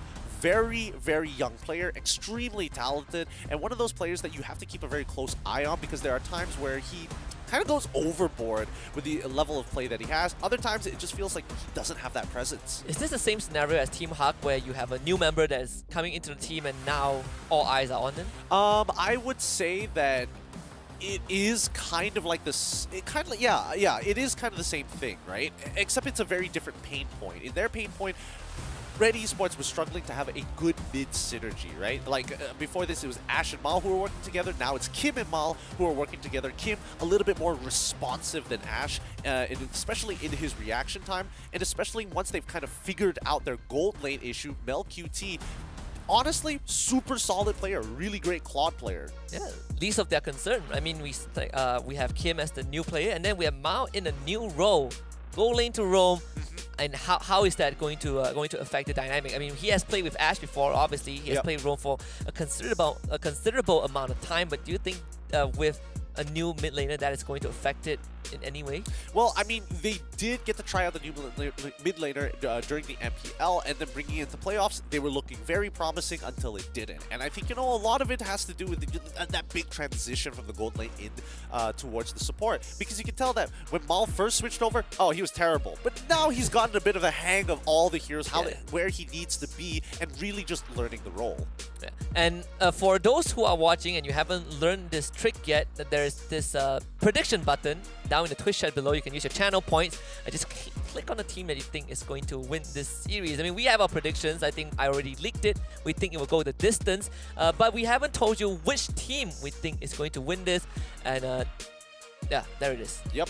We think that Red Esports definitely has more of an advantage over the Team SMG. Red Esports is a full-time organization with players who are also full-time players in comparison to Team SMG, where yes, it is a very stable org. However, the players, majority of them, are not going to be in that same. I wanted to say tax bracket, routine, but right? Yeah, that doesn't. Very different idea there. Just not playing as much. I think you compare it to their sister team is such a big difference, right? The huge Malaysia squad 100% full time, but I think in Singapore due to just the constraints, right? Just living costs, whatever. Just very complicated topic. It's it's a social economic thing that I don't really want to get into. I just want to see some MLBB. Keeping it simple. I can't wait to jump into the game. I mean, we're halfway through the first day, and again, this one, the only 2-1 prediction that we have. I personally want to see what kind of team SG has to bring. Right, this could be a redemption arc for them to kind of redeem what has happened in their playoffs. Yeah, and I think it's a lot of it is going to come down to, first we got to test the chemistry to see whether the chemistry is going to be any good between the players. Next thing is going to be the draft.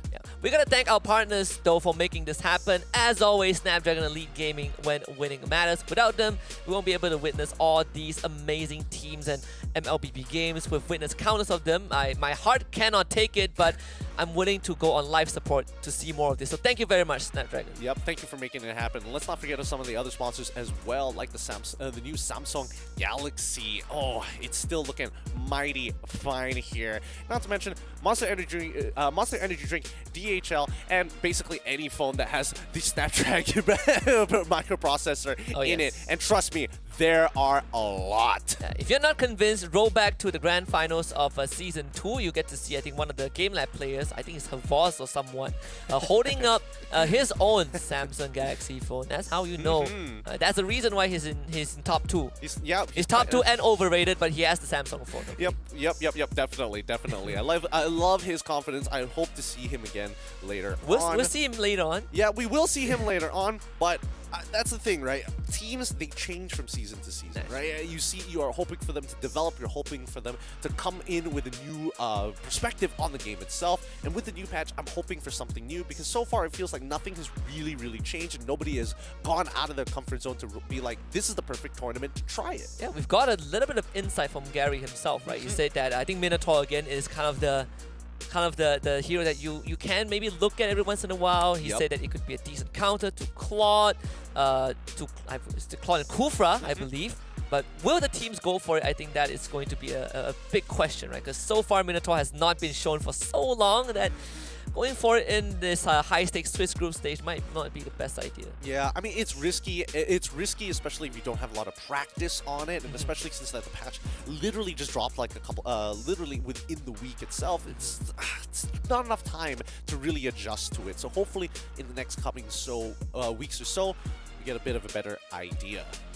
Honestly, I think, for SPS, it is also pretty interesting because last season we also had a patch drop in the middle of the tournament. Yeah. And that is like throughout the top 6 playoffs as well. That was when Minster got reworked, and now we have a new one. But thankfully, it's at the start of the tournament, right? So there's more time for the team to adjust. We are, we might be, graced with the new hero in a couple of days because the embargo is going to be lifted.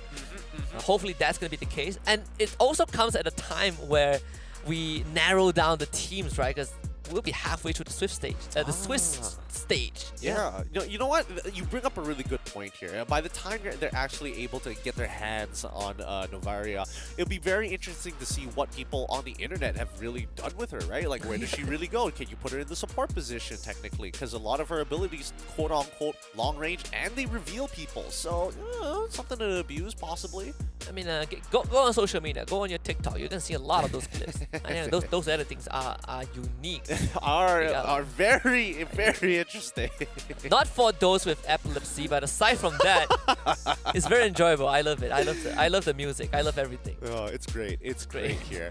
Hopefully we get to see something exciting in this particular draft here. I know that the Singaporean, so far the Singaporeans have brought some of the more unique picks so far. Yeah. Today. We definitely have seen it, and also their kind of how they perceive the drafting phase, right? What they are reading into in judging by what the opponents are drafting. I mean, Alchemy SG is a decent benchmark for now, and in terms of how they ban against RSG MY. We see the Estes somehow being a focus. They were taking out Franco, even though they needed them a bit more. And I do wonder if that is kind of a trend in the Singaporean scene. I suppose. It's a little tough, right? Every time I go check out the Singaporean scene, it gets a little weird. Like, you see a lot of standard stuff, and then you have like RSG, SGs like Diablo playing like Paquito, Khalid, and what's the famous one? Badang in the EXP lane. Does it work? It works for him, I guess. If you had... If there's one thing I learned in recent weeks is that if you have faith, things can work out. Faith and family. Yeah, but faith first. Some orc magic going on here from 40k. Now, looking into the draft, it looks like it's pretty standard so far. It's going to be the Pharmacist as well as the Kaja. You see the Join as well as the Arlet being banned out from the side of Team SMG. I like that a lot because at least it shows understanding of the draft. And this Pharmacist ban, I wonder if it would prompt SMG Singapore to consider the glue ban, right? Because Valentina is going to be taken out by Red Esports, one of the classic artillery mages. So now you open up both the Eve and the Farsa, which we have not seen yet, especially the Farsa. Yeah, the Farsa has not been getting any showings because usually either Farbis or Valentina is going to be up, and it's always worth stealing a Eve's ultimate over the Farsa ultimate because of the utility that it provides. Team SFG, though, running out of time, 26 more seconds until they get their lock in for their final ban in the first phase. Wonder what the decision is going to be. I mean, for me, I'm looking at the glue, right? It feels very straightforward for Team SMG to take it out. But we have seen solutions to the glue. Also, they're going to let it through. Lancelot takes priority. Okay, alright. Lancelot's going to take priority here. So that means Red Esports, their first pick. I mean, Fanny is still wide open, but I'm not sure if any of the players here. I know Amal can play Fanny technically, and I think that's what Red Esports is debating right now, but it might be a little too early to show, because, yeah, Wanwan, there we go. But even then, if Team SMG wants to prep for potential Fanny, I suppose you can still kind of set it up in the first phase, right? I mean, there's the Franco, again, it's an option, but that's more of a second phase pick. They have decent openings. The Eve is out there. They also have, I guess, if they want the Fredrin, they can pick it up also. Arlot is already banned out. Oh, the glue, right? Yeah, glue is probably going to be at least one of the pickups for the side of Team SMG, but I think they might want to consider getting a Melissa early on just to make sure that glue can actually access the backline rather than just get zoned out. You split and then you're standing outside of the get away from me. It feels pretty bad. It does. SMG biding a time also. Glue gets picked up, and the Beatrix. So Melissa ends up going through. Not that it matters too much, right? I mean, 1-1 has already been picked by Red Esports. So with the Beatrix on their side, they want to play for more of an early game composition, right? So they need a strong mid lane to make this work. Red Esports, they could go for the Benedetta to just be uninteractable. With the glue, generally you'll be able to clear the waves a lot faster. You're going to be a lot more effective, especially for the upcoming team fights ahead around neutrals, because you just move faster than literally everybody else in the game. Instant Franco pickup for Red Esports. A deny pick as well, right? You don't see much of the... Oh, wow. You don't see Franco getting picked so early often. Yeah. I don't know what prompted that, to be fair. Are they just worried that SMG would take Franco or something? Unless they lock in Yves here almost straight away. Okay, no. Instead, they're going to go for the Farsa. They just want the raw damage to zone out as many of the members from the side of Team SMG. Whoever gets hooked dies instantly, right? Yes, yes. Well, that should be the case. We never really know with these matchups, though. That's true. With the Lancelot ban now, I mean, there's one less option, right? One of the better heroes that to dive backline has decent iframes to work with. That's not something that SMG could go for anymore. This could be a Hellcurt angle. Yeah, I mean, it locks out a lot of the junglers, right? I mean, Ling also feels bad when you have a Franco lurking around. Yeah, I mean, it's all about, you don't want a jungler that is dependent on one particular buff because you're going to get slowed down by a lot here. So I think that Team SMG opting to go for the Grok, not that bad, a little bit more flexible here with... They could basically interchange the same roles as Glue. I'm very curious to see what the jungler is going to be for the side of Team SMG, though. Is Glue still a decent roamer? He's like okay in certain situations. Right. I would say that Grok overall is just better in terms of just raw impact, but Glue definitely has his moments. Fanny banned out by SMG finally. That was not gonna be, I mean, they don't really have a way to deal with Fanny at this point, right? Since the Franco has already been snatched away. Red Esports probably looking to take out the mage and the jungler. We're gonna go down the list at this point. Fredrin completely ignored up to this point. Yeah, I don't think the junglers matter too much here, right? Because it's all about like sitting on top of the objective and how long can you actually tank it for it. Considering Team SMG's current lineup, you've already got 2 tanks.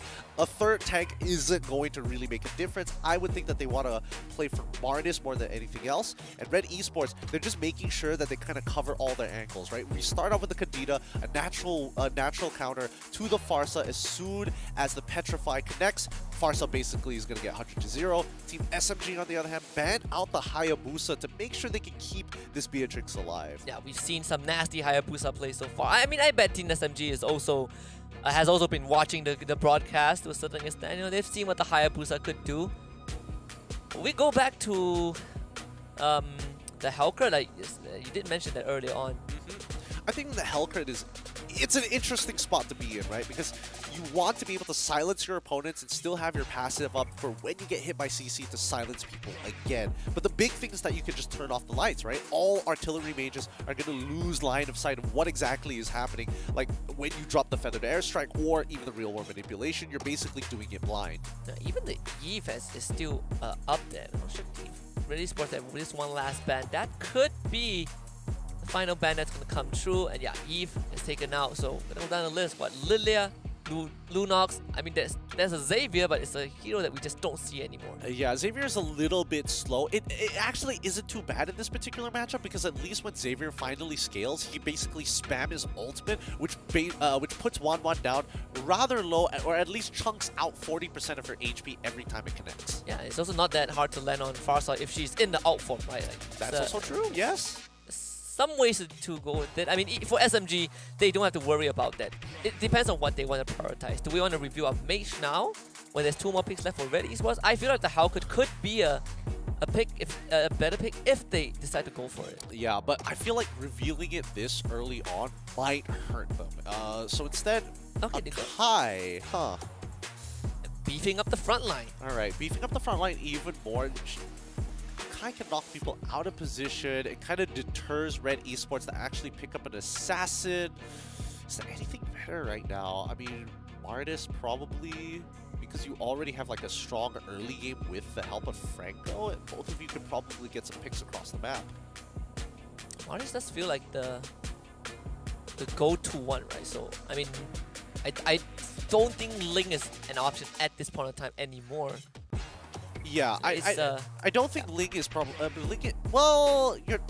I think Ling is still doable, right? It depends on what Red Esports want to achieve. Do they want to play for a little bit more of a dive heavy, or do they want to play traditional front to front? And in this case, it looks like they accept the invitation to a traditional front to front. Yeah, and I mean, you look at SMG, they have 3 very beefy front lines, and no Martin to say he doesn't mind taking on these extended fights, right? Same as Fredrin, they have the Hell Pool, especially for Fredrin. I want to soak up the damage, I want to return the favor. And as long as they can get this 1-1 going, I think SMG SG, regardless of how many tanks they have, they're going to be still going to suffer. The fact that no Lolita was picked up, right? This 1-1 pick was revealed like right at the start. Yeah, I mean, for the side of Red Esports, I mean, locking in that Franco blind, I think definitely might have hurt them a little bit, but we'll see how they recover. Team SMG, on the other hand, who is there? Oh, there it is. Ah, there we go, Xavier. Feels like you have to, right? It's either that or Lilia, I guess. But in terms of scaling, if you want those late game, and honestly, there's only one guy that can catch it, which is the Franco. But even then, Franco have to go through all these big boys in front. So if this game drags out long enough, I think it's fair to say that SMG Singapore have a very good chance of just out-damaging Red Esports. Yeah, they have a good scaling comp. The early game should fall into the hands of Red Esports, but it doesn't mean they're completely out of the game, right? Let's keep in mind that Wab will abuse the Demon Hunter sword, which goes through tanks pretty well, I would say. You know, yeah, just an opinion, but I think that Red Esports, if the early game doesn't go well for them, the mid game is only going to get worse, and the late game is basically a shutout unless we do see MelQT come up with a huge play. So Red Esports, they are running against the clock, right, essentially? I would say that they're running against the clock because mid game is where Team SMG is going to get strong. Well, we'll see how that pans out. Game 1 of our 3rd set of the day. SMG Singapore against Red Esports, another sort of an El Clasico between these two neighboring regions who know themselves way too much for their own good. Way too much for their own good until we become one again. Yes. Until then, Red Esports, with the way that they need to be playing, it's all about that early aggression, right? They got the flicker out of P2. That is the start that you want, and they even chunked them down to low health. It's gonna force an early recall, and that's Kim getting just full mid lane advantage. Ready. it's going to be a slow game for the side of Team SMG. It's all about mirroring. It's all about responding to your opponents. You don't really need to do anything crazy because once you get the items, you will naturally have the damage to start one-shotting people. I feel like the onus is on Red Esports to speed up the game, to increase the tempo. Oh, you have SMG. Well, for those that who are confused, Supergirl is Yuki, right? It's, if anyone's wondering why is there 6 guy in this team. Don't worry about it. You're thinking too hard about it if that's where your head is at. Mid lane already getting cleared out super quick. The beauty of Grok over the glue. It's just SMG able to stabilize things a little bit. I mean, Red Esports, they had to bring Aimao up to the top side, and even then, it's not an easy target to go on, right? There's a glue, decent health to work with, even at the flicker.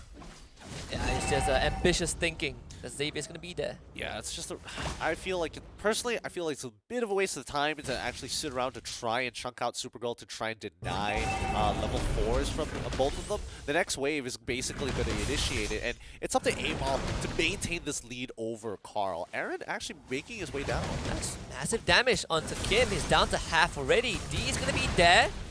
They have Carl Tanzi using that heavy spin already, pushing everyone away, tries to get the turtle, but he resets his aggro, and meanwhile First Blood gets claimed by Aaron as the Grok goes down. Turtle completely resetted. SMG Singapore doesn't have much steam left in the tank. Supergirl can hold on. Yep, and they're going to be able to get this first early turtle for themselves secured, all according to plan, unless... Another hook, Carl Tanzi taunted, knocked up, and the Fredrin is just a big threat.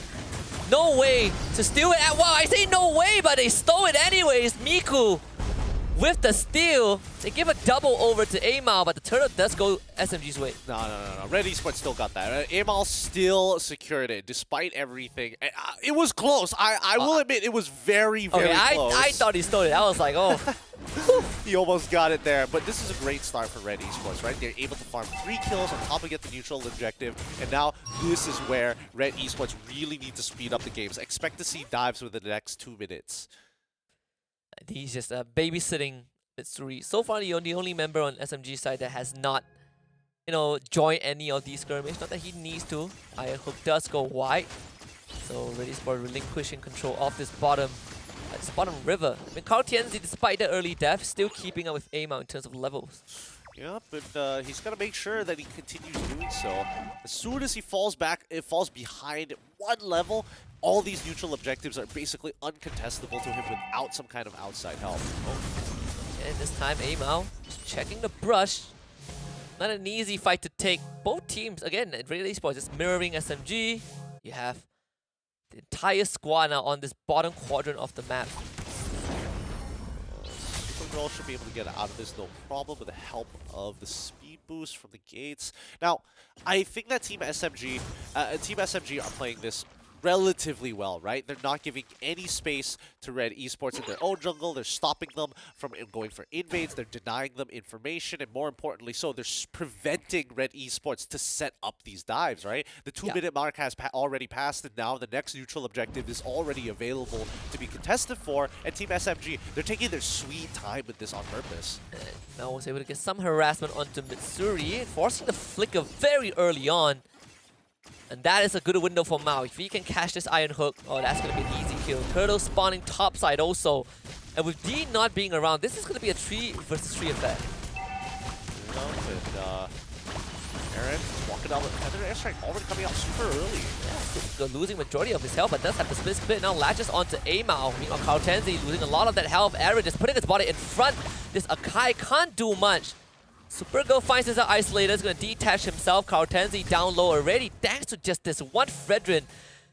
D comes in to help, but the fight is already done, and Red Esports should get this turtle. Yeah, and they want Team SMG to come and contest them again. They want them to try to fight because they know that they have this early game advantage, right? I do think that Kim's Feather Airstrike was a little suboptimal, targeting the glue instead of just focusing purely on Carl Tianzi. Man, it is funny. That is a very funny IGN. It is. And then when you start pronouncing Xavier's IGN fully...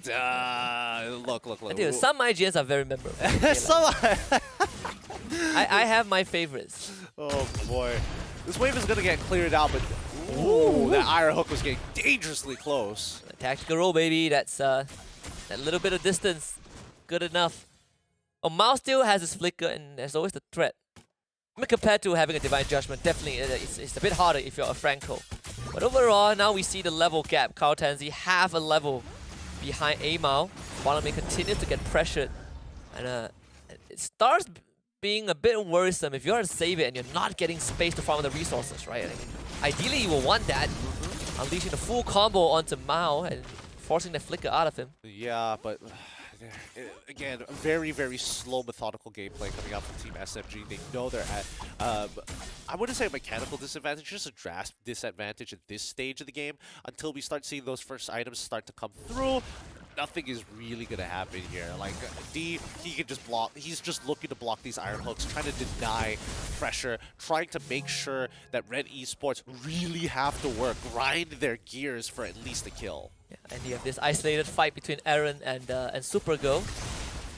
You can see the damage from Xavier just starting to ramp up just a little bit. That wave clear is only going to get stronger from here on out. What does he have? I know his net worth is almost the same as Kim. Yeah. Well, tough to say until we see the item list. But for now, majority of the lead is coming in from Amal, who's been fought pretty handedly here. He is a level on top of Carl for now. We'll see how much he catches up when he clears the next. When he's gonna hit 10 off this wave? No, doesn't even hit 10. Yikes. It's gonna be unlucky. It's gonna be hard to contest. We need to get Amal out of the way. Turtle resetting. Supergirl right in the front. Aaron would do the same, cutting through the backline of SMG Singapore. I mean, this Frederick is so hard to whittle down. Look at this man. Oh no, he's on top of Biku. Yeah, he's gaining health, and meanwhile a solo kill, oh well, not really a solo kill, but a gang onto Missouri takes him out, and now for the airstrike use as well. Turtle secured by Kyle Tianzi. They should be able to get out of this. No more overcommitment. This 1-1 though is going to be a big problem. Iron Hook connecting onto D, not the target that they're looking for. Oh, they back away. Red Esports giving away at one turtle, but still securing a single kill. This is a very slow-paced match. Red Esports at least crack open the top tier 1, allowing 1-1 to actually go for this lane swap to try and break the bottom tier 1 too. And I think that would be like extremely ideal. But instead, Red opt to say, hey, you know what? We already have a big sandbag down by the bottom side. Might as well, let's press the advantage up top and force Team SMG to come at us. We'll have some supporting cast members ready to support you. Yeah, we're gonna have a bit of a pause from the side of SMG Singapore. We'll keep you guys updated on the status. But so far, this bit reminiscent on the first series. Just slow gameplay between RCMY and Alchemy Singapore. And so far, the Red Esports, though slow, but it's pretty methodical, right? They are slowly dissecting the map and getting those ganks off. I think I would definitely say SMG Singapore, they did take the eyes off of that Franco for just a little bit. They lost their marksman. Exactly. And no, that's the thing, right? When you are playing Franco, you're looking for those opportunities, you're looking for those windows, and especially since Red Esports are the ones who are trying to be the aggressors, Team SMG has been holding them back quite a bit, right? You would have preferred to see a lot more clashes, a lot more threats, but Red Esports purposefully dragging out these turtle fights, making sure that Team SMG, even if they feel slightly hungry to steal away the neutral objective, they will have to put themselves in danger, and that's all that Red could ask for, because again, SMG right now very uninteractive until they have the items, and that's not really going to change for the next, what, 6 minutes or so. Oh, for sure. We're in for the long haul, for sure.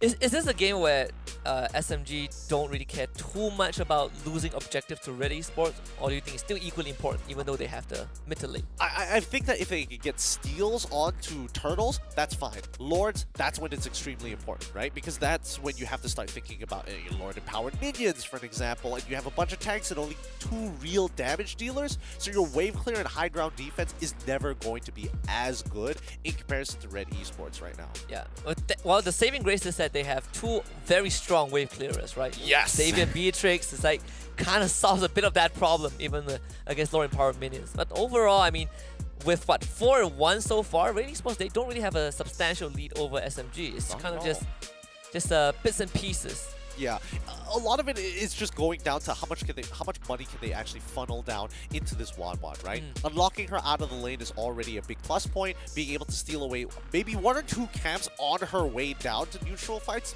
slowly but surely, Wanwan is going to be a significant threat. Is Wanwan going to have enough output though to kind of cut right through SMG? Yes. She should have more than enough output, especially once she gets her 4th item. I definitely think that she is going to have to spec into a Malefic Roar at some point because, of course, you got 3 tanks. That's the majority of your free hit targets rather than getting into the backline. And you want to make sure that Crossbow of Tank hits for as much damage as possible. And so far, I mean, for you guys tuning in and don't know what is happening, well, we just have a tech pause from Red Esports, and while we try to figure out what is going on, you're gonna be with us for a while. Yep, it's gonna take some time. It's going to take some time. You know, my favorite thing. I always have this vision. We can host like our own personal podcast. Problem is, I haven't thought of a topic. I think that's like what 80% of all podcasts out there, where it's just like, what are we talking about? That is true. I recently, well, not recently actually, I've been following this one, which is I think a pretty interesting one. It's called Red Flags. I don't know if you've heard of it, but it's basically people submitting. Is that the local one? Yeah, the local one. People submitting yeah. stories of just a horrible relationship stories and gets read out to the public. Oh, I don't know if I could do one of those, man. I feel like I die on the inside a little bit. Like, I struggle to watch the button of all things. At least you're not the one writing it, you know. Yeah, that's a good point. That's a good point. Reading it is always easier. Reading is way easier, but I can just empathize. Some of the stories. Yikes. All right, getting back into this game so far. We're 9 minutes in. 2 more minutes until we're expected to see Team SMG hit their item power spike. If they get delayed, that will put them at 12 minutes to hit the item power spike, because we are seeing that 3 members from the side of Red Esports are significant. Well, actually, 1 is significantly ahead of the curve. I'm going to try and kill Aaron, but this is not an easy target. They're using everything on him and still has that ult.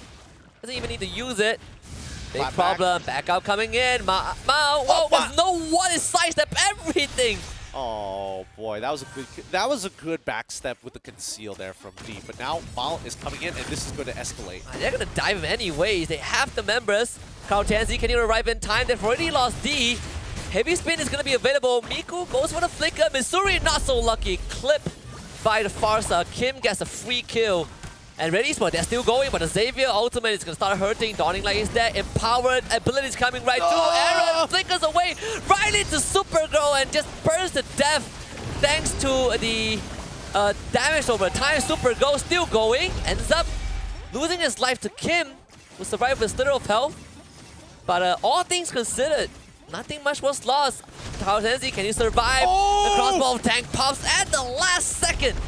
Double for Mel, blocked in by the wall, but he just hops over it. Yup, wow. Okay, finally, things are escalating for Red Esports. They were about to trade 2 for 2 like it was nothing, right? Like nothing ever happened. But luckily, Mel coming up huge there, able to secure another 2 kills for himself, pushing Red Esports in a very comfortable lead right now. And if they can take this Lord without it getting stolen, they should be able to develop this with the number of towers. How many outer towers do they still have left? They have 5 outer towers for the side of Team SMG. They can pretty much clear the first wave, the first layer of it, and arguably a tier 2. I think they can't contest at all. The Akai was down during that period, so Red Esports finally finds the first major lead of this match. Now it's really starting to hurt. 3-0 and 2 on the 1-1. It's looking real good. It's looking fine here. And for a fact that Team SMG needs to kind of protect this mid-tier 1, right? That's why you're seeing the majority of their members starting to move down to the bottom, clear up that wave first, stagger it, and then go back into the mid. Hopefully clear it in time, because it looks like Red Esports are forcing on all different frontiers. Yeah, you saw how Supergirl lost majority of his health just to Mel alone. Can't really get on top of the 1-1. Amao coming in with the flank, Feather Airstrike used as well. Supergirl trying to get out with the help of the Akai. Crowd10Z with a heavy spin, saving his teammate. The Dawning Light also shot out as well. Amao, first one to go down, but the target is going to be Mel, the most important one. Yeah, this fight has already distracted Red Esports and staggered their waves perfectly, right? Now it allows Mitsuri to actually sit on top of this Lord, free hit it, they sacrifice the tier 2. Oh no. Oh, they get the Iron Hook on the Kautenzi. Doesn't have his ultimate. Ends up going down to Mel. And the crossbow tank again goes off. He's basically steamrolling over the front lines of Team SMG. Aaron is gonna buy time. Super go once Mao. I don't think he has enough damage. No. But they do snipe Kim with the Xavier. Super go force the flicker away, and Mitsuri can't find a way in. Yeah, nothing much they can do at this point. But now, this is where the game actually gets interesting for both of the teams, right? Team SMG can't just sit back and let this happen. Oh, the flicker wild charge actually misses. So Mao gets the back up. The Iron Hook does get negated. And Aaron still has decent health to work with. Mel comes in again. Mitsuri losing massive HP. They do drag Aaron back, finally gets rid of him. And Mao, perfect hook onto Miko of all people. How did it slip right through the SMG? I don't know how that happened, but Kautenzi needs to back out right now. Amao back in the fight. They get the Bloody Hunt on top of Super Go. He's gonna go down.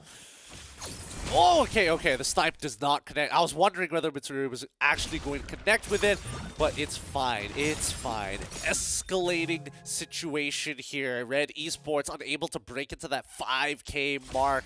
Oh, now they do, finally, after being able to secure a couple of objectives on their side, and more importantly, able to clear out those waves. Ebal farming very happily in his own jungle. In the meantime, right, Team SMG, you can definitely tell that they're becoming a little bit more resistant to Red Esports. Each and every single one of these engagements have, well, either turned out into a 50-50 or they lose by 1 kill to Red Esports. And the fight was so extended that the Lord is now back up again. This time, SG, they have the waves pretty much contained for now. He's managed on that on the bottom side, but Amao is already there at the Lord. Yep, he's going to start this off real quick. Again, you expect Red Esports to be the ones who start and take the initiative to basically everything in this game until Team SMG feels comfortable, right? And I don't know when they're going to feel comfortable. I thought by 3 items it should be fine, but even now, you can see that they're just looking for angles. Yeah, Mel gets the tag. They get the Bloody Hunt, Iron Hook onto Kautenzi. He's just gone. No more jungler to contest this Lord. SMG gotta back off right now. Mao, he's just running in. He's checking all these areas. And Team SMG, they gotta be on the run right now. Lord for Red. Yep. Passive gameplay is eventually going to get punished, and this is Red's opportunity to get another actually get a full inhibitor for themselves and maybe look to end the game, right? Because again, Team SMG, their high ground defense is very dependent on both Xavier and as well as Beatrix. If they can get a pick on either one of these heroes, Team SMG is in a lot of trouble. Yeah, 1 hook to end it all. We saw him somehow catch Xavier in the entire pile of people. He just needs to do it one more time. Mao, diligent. That hook connects. Super go. Can't even split. Oh, they're gonna do it for him, and Mao is already inside. What happened? That's already 2 for him. Red Esports have just won this game in a blink of an eye. Kautenzi losing health. Mitsuri against the entire world, but the Crystal is gonna go down. Red Esports with game 1. I'm just at a loss of words. What happened to Team SMG there? It felt like they just stopped thinking after a certain point. There was definitely, like, the Akai's Heavy Spin should have canceled the Feathered Airstrike, and he knows for a fact that the Farsa does have the Purify, so he just has to stick there a little bit longer. It's not like he was needed anywhere else. And the same can be said about having the Grok. You had the Nature's Barrier, a good way and a reliable way to cancel out the Feathered Airstrike. Like, Kim should not have got that many shots off. Even the Purify doesn't help with that, right? It gets cancelled regardless. No, the Purify keeps you in the form, right? As long as you're not hit by CC or displaced, you can still be able to kind of just like unleash even the Nature's Barrier? The Nature's Barrier, it depends on how much space you move. That's the thing. If it's like right in front of your feet and slight movement, not gonna happen. There's like a threshold that needs to be hit. Why is that the case? Just is. It's the game. It's just how the universe works. Yeah. Oh, Red Esports with the first game over SMG Singapore. I mean, for a series that we expect to go the distance, this doesn't feel like the opening we're looking for, right? I mean, at least No. past the halfway point, SMG just slowly started dissolving. They did. I was expecting them to play defensively. I wasn't expecting them to play this passive though. Yeah, I thought the initial impression is that they are probably going to try and run out the clock, right? As we talk a lot about, wow, they have the late game, they have all the damage, they have the scaling, but they were waiting a lot of that, and I think you're letting the Franco get way too much space. I mean, it's Franco. He's going to be in front of your face. You're expecting to deal with him. The question is, what are your answers? And it's not like the skills didn't hit, right?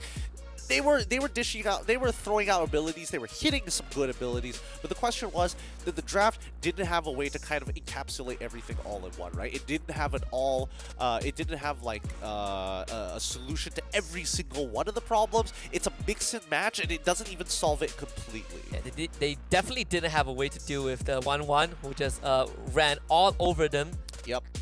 Yep, pretty brutal. I would have liked to see like a mid-Sitar to try and stop that, maybe arguably a Phoveus as well, but then again, it's just the way things turned out in the draft. Red Esports take away this game 16-7, but the overall gold, this 7K gold lead, was only developed in like the last 2 minutes of the game. Oh yeah, I mean, look at this goal distribution, right? Compare both the roamers. I mean, they didn't have the best stat. Obviously, Mao has 10 assists. But look at the items that D has for himself, just ultra defensive. It felt like there was not really any resources that could really allow him to open up the map like he should. But then again, watching how Yuki or Supergo get absolutely destroyed by Mel, I guess that there isn't much the Grok could do either. Yeah, that's the thing. When you look immediately at Mel QT, and he's like 13,000, while the rest of the members of Team SMG are like 9,000 at best. 8,000 on average. Like, Mel QT was significantly ahead of the curve. Yeah, absolutely. It's 16-7, and look at Mel QT having a fantastic time. Almost 900 gold per minute, 6.4k damage per minute. And Yuki is having a rough time on Supergo. I mean, we gotta decide on what to call this man. Supergo Yuki, all right? Yeah, basically the punching bag of this game. Yeah, he was taking the full brunt of the damage, but he also made an opening for himself, which allowed the rest of his team to kind of rip open the wound and get a couple of kills back. And every time you saw that 2-for-2 trade, usually Yuki is the one who kind of escalates it enough and is able to catch multiple people with the slam when he steps on over it. And Mel QT walks away as the match MVP, 1-6, basically untouched throughout the game. Basically untouchable once he gets that crossbow tanks off. It's lights out. I mean, no one could touch him. He is one-shotting cores. As a marksman, that's always fun to deal with. Very fun indeed. I mean, look at this, right? Red Esports, we're trying so very hard to to speed up this game, but Team SMG refused to give it to them. They made them work every step of the way. Yeah, and even in some of these, like the first 10 minutes, SMG were actually holding on pretty well, right? We have trades going back and forth. One of the biggest turning point was definitely when Mel just did this. When he truly popped off. Yep, just dodge D, dodge D, made sure that he had the crossbow of tank already activated. He's just waiting for somebody to trigger it. Give me a reason to use this. Yeah, I mean, after that, the rest of it was that, I believe this hook, I just want to, oh, never mind, it's already over. He died so fast, but that hook, I still cannot wrap my head around how it landed. Right? It makes no sense. It doesn't look very clean, but once you have like all 5 people kind of lined up, I guess you just got unlucky. this one also, right? This one was even sadder. They got it on the glue, and in the midst of that chaos, Mel somehow activated his ult. Yeah, and Kim didn't even use his Purify. He didn't even need to use it. That's the worst part. He was able to get so many free shots, instantly winning the fight with or without the 1-1 because of the amount of splash damage he has, getting a nice victory. It did take a while to get it, but Red Esports winning out this match 1-0 in this best of 3 for our very first, for round 1, match number 3. At this pace that Red Esports is playing at, and following this trajectory, we might not even get a game 3. Red Esports, they are steamrolling through the competition. Yeah, they're looking really good right now, and I think that Team SMG, they need to match aggression with aggression, because playing passive like that really doesn't net you a lot of results, and you're just asking to be punching bags. Yeah, even when you look at the draft, right, the first 4 picks, 3 of them are frontline heroes. You have a Glue, and a Kai, and the Grog. And I think the Grog, I initially thought, okay, maybe we see kind of the Grog Farsa, right? You're kind of denying it away, but I'm like, okay, they have the Grog, Farsa goes over to Red Esports, and even then the Grog wasn't able to really stop the Farsa. Right, that's the thing. You would have expected it to happen a little bit sooner, but it looks like, you know, there's a bit of adjustments that need to be made for the side of SMG before they get back onto their feet. In the meantime, Red's going to celebrate this very first win, but they need to close out the series. How they're going to do it, I'm not so sure, because SMG really stalled out the early to mid game. Like, barely anything was happening. Yeah, it kind of was, wow, Red had to make some heroics, right? Have some heroics move to actually crack the game open. So, you know, SMG, they're definitely not done and out yet. You know, there are some strength that they show, but there are also clear weaknesses that Red Esports were exploiting towards the end. Exactly. Something that they need to be, you know, you keep in mind, right? It's good to see a team like SMG force other teams to play aggressive and really escalate situations like the dive that we saw, where it was a little uncalled for, but they really pressed the agenda to farm those kills, and I think it's important to do that. Yeah, and I think, you know, for Red Esports benefit, you also want to open up the map a little bit more, because no, as much as they're punishing, you know, they're punishing SMG, Missouri was farming up a storm. Well, we have other ongoing series, just like we mentioned earlier on. So you can see this one, MNN, Nana, I believe from the Philippines, they're up 1-0 against their enemies. Yep, against NMS so far 1-0. Hopefully that goes well for them, and they can continue on in the... I want to call it winner's bracket so badly, but technically it's not. Yeah, there's no winner's bracket, right? Well, I mean, it kind of feels like that at this point. This feels more like a double elimination. It does. It's a double elimination, but with 32 teams in a group stage, and everyone gets shuffled around after you win. Yeah, it's basically an auto battler. Basically that, yeah. It's an auto battler with esports teams. Someone's probably already on that concept. Madness versus MSTH, that would be Mista, right? Yeah, okay. Mista. 1-0 so far, so at least another Malaysian representative taking a win, but that could easily change. Again, half of these matches, right, all really boils down to, are you prepared for a best of 3 with a good draft? And that's something that a lot of teams either have or don't. Yeah, this is literally the best way to look at a team and kind of ask the question of, how good is this team, right? You're not considering their opponents, you're just considering the individual skills of the players and the team dynamics in general. But I mean, for Madness Esports, it's good to see that they won their very first game. This is kind of like the premier tier 2 stomper locally, debuted in MPL, you know, this season, and not the best finish, but they did make a mark, just like how Samsung Galaxy made a mark in the phone industry with the flagship product, the Galaxy S23 Ultra, that allows everyone to share the epic and level up their game.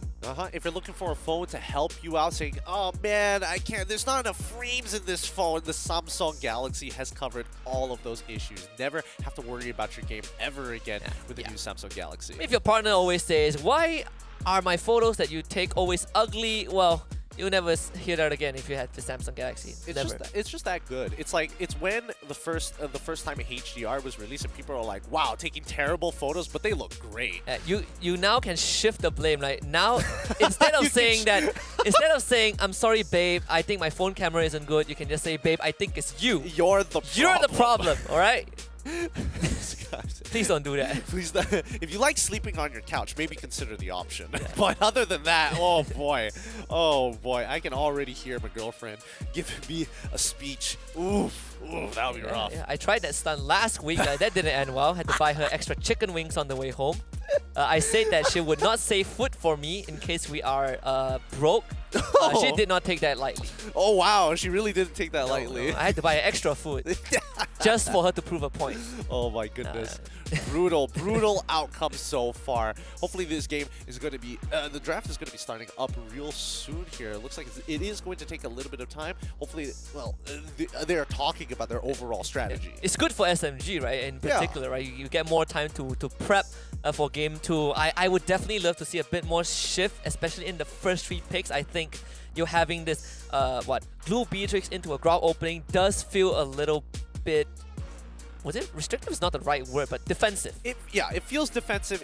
I personally think that it's a little bit awkward. I think that Team SMG were looking at the right things. I just think that they didn't consider all of their options, especially when it came down to the bans, to kind of open different avenues for them. And I think that's something that they need, right? They need a lot more avenues to play the game.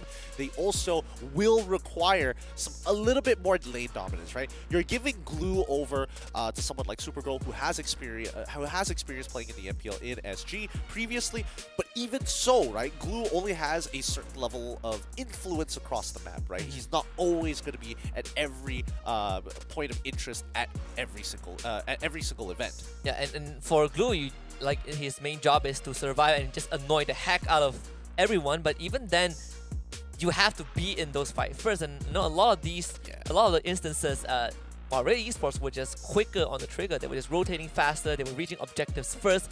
And I think for the first few minutes, maybe SMG wouldn't be bothered too much because they have time on their side. But as time passes, you see that 1-1 come online, suddenly you realize that, well, now we have to do something. That's the thing. I think, they really need to start refining the strategy. How much farm does Akai have to sacrifice over to Beatrix to kind of speed her up in her lane? When do you want to go for the double waves where you go down to the gold lane, your marksman clears that up, instantly rotate over into the mid lane while you're fighting for neutral objectives, clear that wave, and then head back down to get that extra bit of gold to speed you up. There's a lot of different nuances that can be taken into account here, most of which I don't see Team SMG doing. Or they can just ban the 1-1. Or they can just ban the 1-1. That's probably their best bet. Yeah, that was a hero that they let through. I think they were just trying it out and see how far they can go with it. Didn't end well. We're going to be into the draft in less than a minute, and hopefully we would see that 1-1 ban. Yeah, the 1-1 definitely is going to get banned out here. I feel like Team SMG, do they still want to be on red side though? I feel like they're going to be on red side again. If you're banning 1-1, I think on red side it's totally fine, right? Yeah, it's understandable. It's definitely recommended for red side teams to do so. Yeah, honestly, I think in the current meta, I think on red side is generally better, right? I digress. I would say that it's still a little 50-50. I think right now, with the odd number of picks, that it is a little bit more red-sided. It feels that way, but as soon as you get into that second phase, right, I think that's the most punishing. Right, when blue side has the last 2 picks. Yeah, I think that is by far one of the more punishing factors here. Something that, even though red side does get that first pick, it seems all fun and dandy until those last 2 come in, and most of the time that already predetermines whether you win or lose the game. Right. Right, because you get to see 4 picks before you make a decision. Yeah, exactly. And usually that's that 5th pick is like, you better have something like to pull. You better this have out. like an X factor, right? Like a Paquito jungle. Exactly. Something really crazy. See Red Esports on our cameras right now, and of course we have Team SMG Singapore. And again, right, this is when you compare the environment that the teams are playing in also, right? Generally, most teams in MY, they're going to be playing in a gaming house together or at someone's house. But on SG side, normally they are playing separated in their own place. Yes, probably in their own hostel. They don't necessarily have to be together, and usually they go onto an online platform to keep the comps nice and sharp. But the draft has begun, and it looks like Team SMG has decided to go on the blue side instead, and Red Esports, following their colors, go to the red side. Well, 1-1 instantly banned out. Definitely learned their lesson. Even though it could... this also indicates that Team SMG just don't have a 1-1 play, right? They're not comfortable with having that 1-1 on their side. I feel like they're prioritizing other things. I mean, when you are playing Mobile Legends at this level, it's kind of strange to say, oh, I don't play the meta picks. It's like, why are you playing with a handicap at that point, right? You need to be able to play the meta picks to be a threat. If not, teams will take full advantage of you. And I think that Team SMG, they probably want to play around the glue for Yuki Supergirl once more. He did pretty decent in the previous game. No reason not to give it to him again. No Joy getting banned out by Red. Fanny for SMG. I think nothing much has changed except for the 1-1. I wonder if Red Esports would go for the Fire Mist ban again, because that was what opened up the clue for SMG in game number 1. I'm not sure. Arla, yeah, there we go. Arla gets banned out almost straight away. Team SMG, they could open up the Farmers if they want to. Joy is already gone. Is there anything else? Oh yeah, Kaja still available for either side, but I don't think they want. I don't think they want to get rid of the Kaja just yet, right? I feel like generally amongst the region of Singapore, they do quite like it. There's even the Valentina, right? So a couple of prior picks that teams need to consider. Again, SMG, they will have to be the one that kind of dictates what Red Esports is going to ban. Like, what are you willing to trade off? Valentina was banned out by, I believe, Red in Game 1. Yep. So I think Team SMG, if anything, they ban out the Valentina here and then pose the question to Red Esports. Oh, they decide to ban out the glue instead? What do they want? Valentina or Farmis? Valentina or Farmis. Okay, I think that's still fine. I think the openers still don't really change too much. The Red Esports, they could really mess some people up here. Yep, Kaja ban, as expected. Should be either Valentina or Farmis. Like, if you're, Valentina is a better pick, right? Higher priority on overall. You can steal the call alter. So I think for Red Esports, I would even say if Red Esports, is there a chance that they just forego the Farmis completely? What would you replace instead of the Farmis? Martis +1. Martis and a marksman. Oh, a Martis plus a blind marksman here? Are there any other like super relevant marksmen that will go crazy here? Not really. Unless you want to make some like hard guesses. Like, I expect Team SMG to play a bunch of tanks. I get the carry early, and then I go for the Martis. That is a good blind. I mean, one of the, not a good blind per se, but one of the more common blind ones. Yeah, definitely a more common blind pick here. And overall, MelQT, he's a beast on Claude. He is quite a phenomenal Claude user here. Team SMG, on the other hand, the fact that they didn't get Farmis from Red Esports, it's inevitable. Eventually, whatever mage they have is essentially theirs. Team SMG can start building around this Valentino. And well, instead of the Martis, you get the Fredrin, right? Still kind of the jungle +1 for Red Esports, but that does allow them to keep that mage hidden for a bit longer. It also opens up the option, right, whether they want the Farmers or not, depending on what SMG has for this next two picks. I think it's carry plus...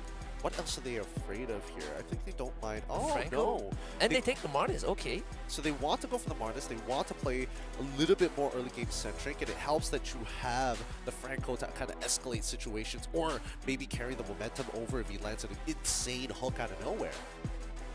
Oh, it's good to see. And both teams playing, this is what? Hook Valley. Red Esports had that turn. It's just they're passing it over to each other. Yeah. Well, it's very rare to see teams just first phase. Well, first phase the Franco, right? I mean, Red Esports did it. Team SMG second pick. Nonetheless, Eve goes over to Red Esports again, completely foregoing the Farmers. Not a concern for SMG for sure. Red Esports still has a room in that Roamer role, but I don't think they will bother about it. Yeah, I don't think they're going to bother about it just yet. I do feel that the Farmers ban, if anything, it would be Team SMG looking to do it. I don't think Red Esports will ever consider banning out the Farmers from this point on. Might as well start focusing on the big lane bullies, starting off with Beatrix. Yeah, Beatrix taken out. We still have, Melissa. That's one of the options also. We saw the Harith being one of the options, I believe, for, what was it?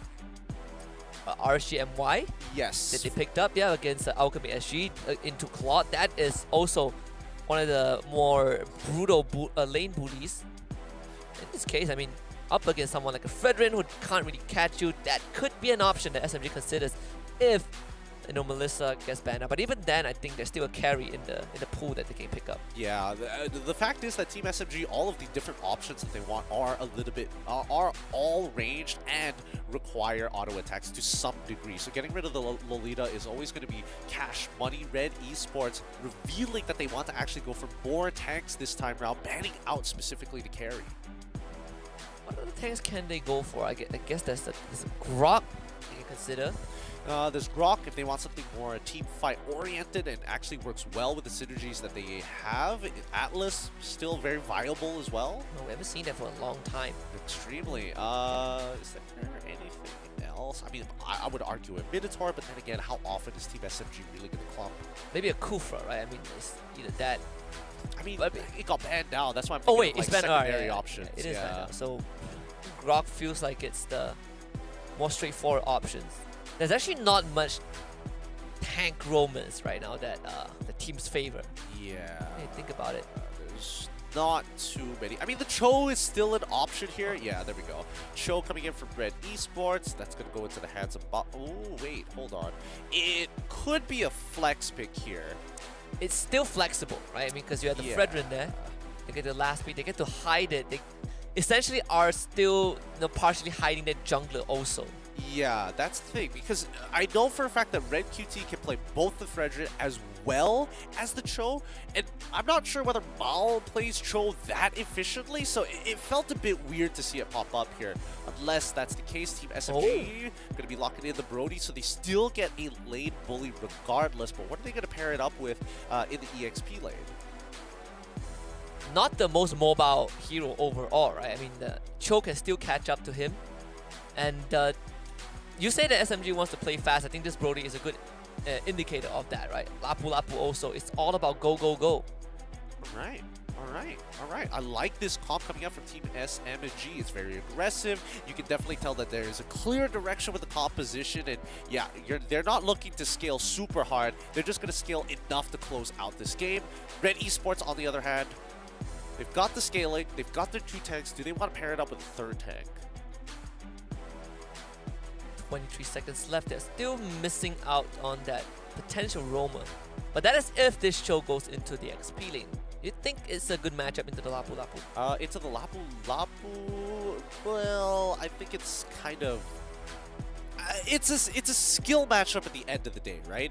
Cho definitely has his timings to get in and out of it. Whoa. Okay, so it's an XP Fredrin. I think that's your neutralizer, right? Yeah, that's definitely the neutralizer for sure. I didn't realize that that the Lancelot was still available this entire time. Would like to see Team SMG take full advantage of that, but hey, really doesn't matter. It's about closing out these fights. They've got plenty of AoE to chunk out the right members, and if they're low, even better. And SMG, they have definitely switched it up a little bit. They tried to play the late game. That didn't work out. We'll see if they can play fast and furious and bring us to a game 3. A game 3 that I think a lot of people are looking forward to, with Red Esports already leading the series 1-0. 1-0. We're going to head into game 3 in just a little bit. Game 2. I'm excited for game 3 already. Yeah, I mean, you're getting ahead of yourself. Game 1 was already taking quite a while. It felt like 2 games in 1 with how passive both sides were playing. But Team SMG versus Red Esports. Let's get into the land of Dom with Team SMG on the blue side, Red Esports on the red side. And also a switch in dynamic. Supergo went from glue to Lapu Lapu, right? So it's to amp up the aggression just a bit more.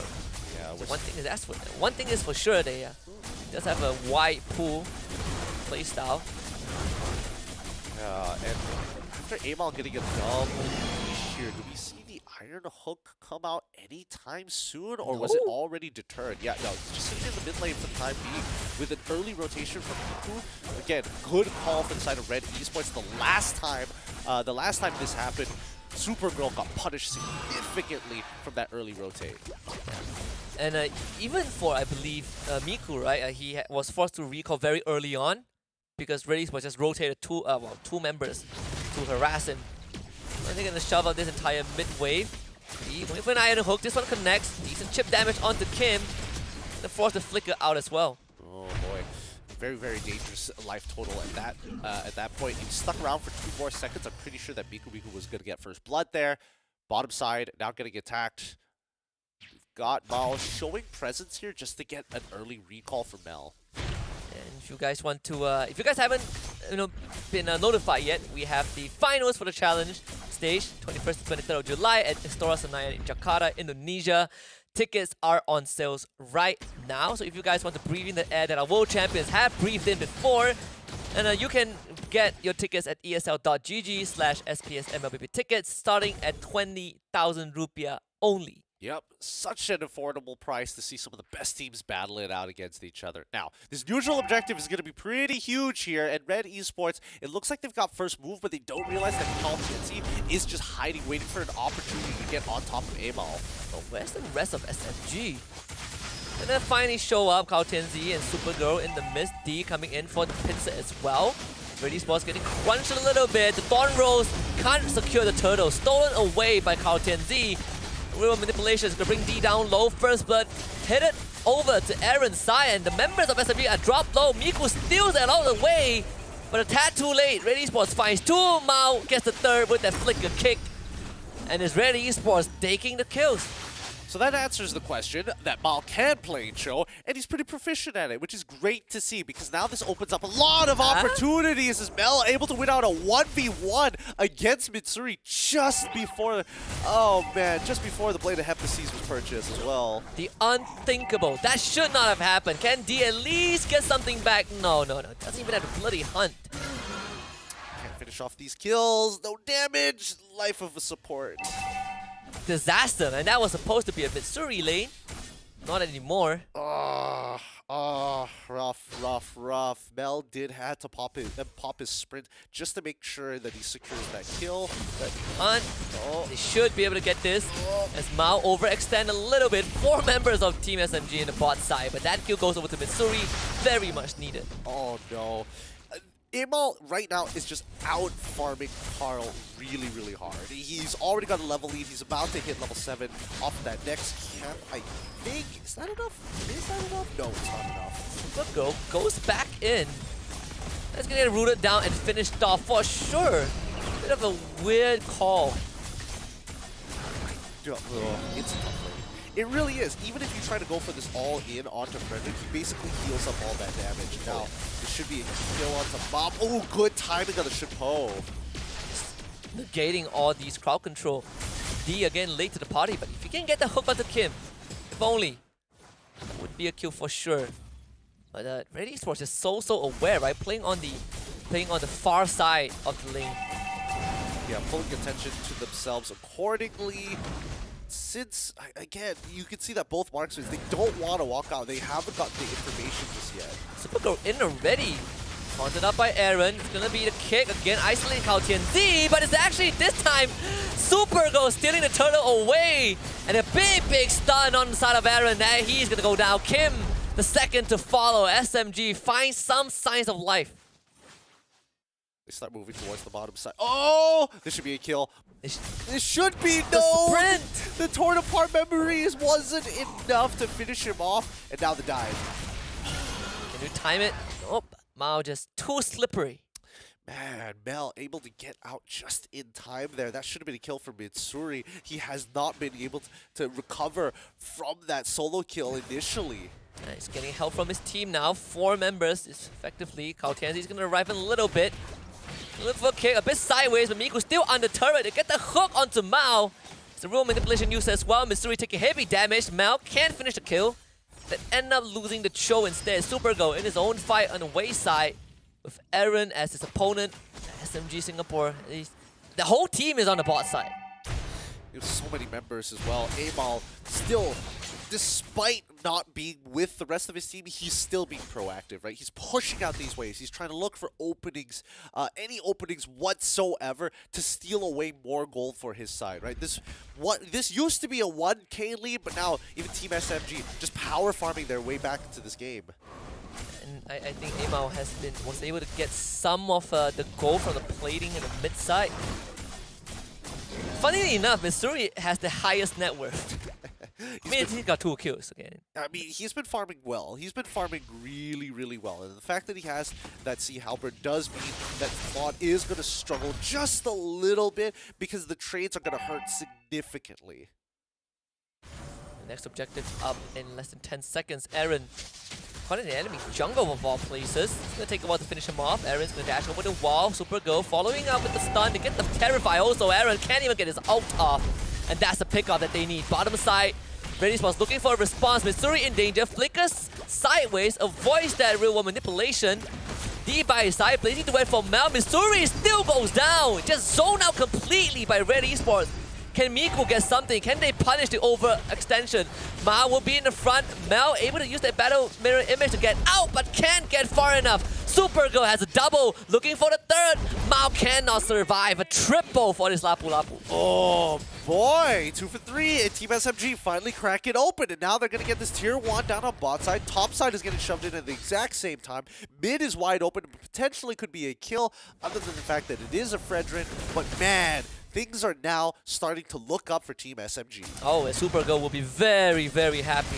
Skyrocketing up, and that would lead 4-2 and 2 on the Lapu Lapu, and the third turtle goes over to SMG. This time uncontested, and Kautenzi just got the Sky Guardian helmet.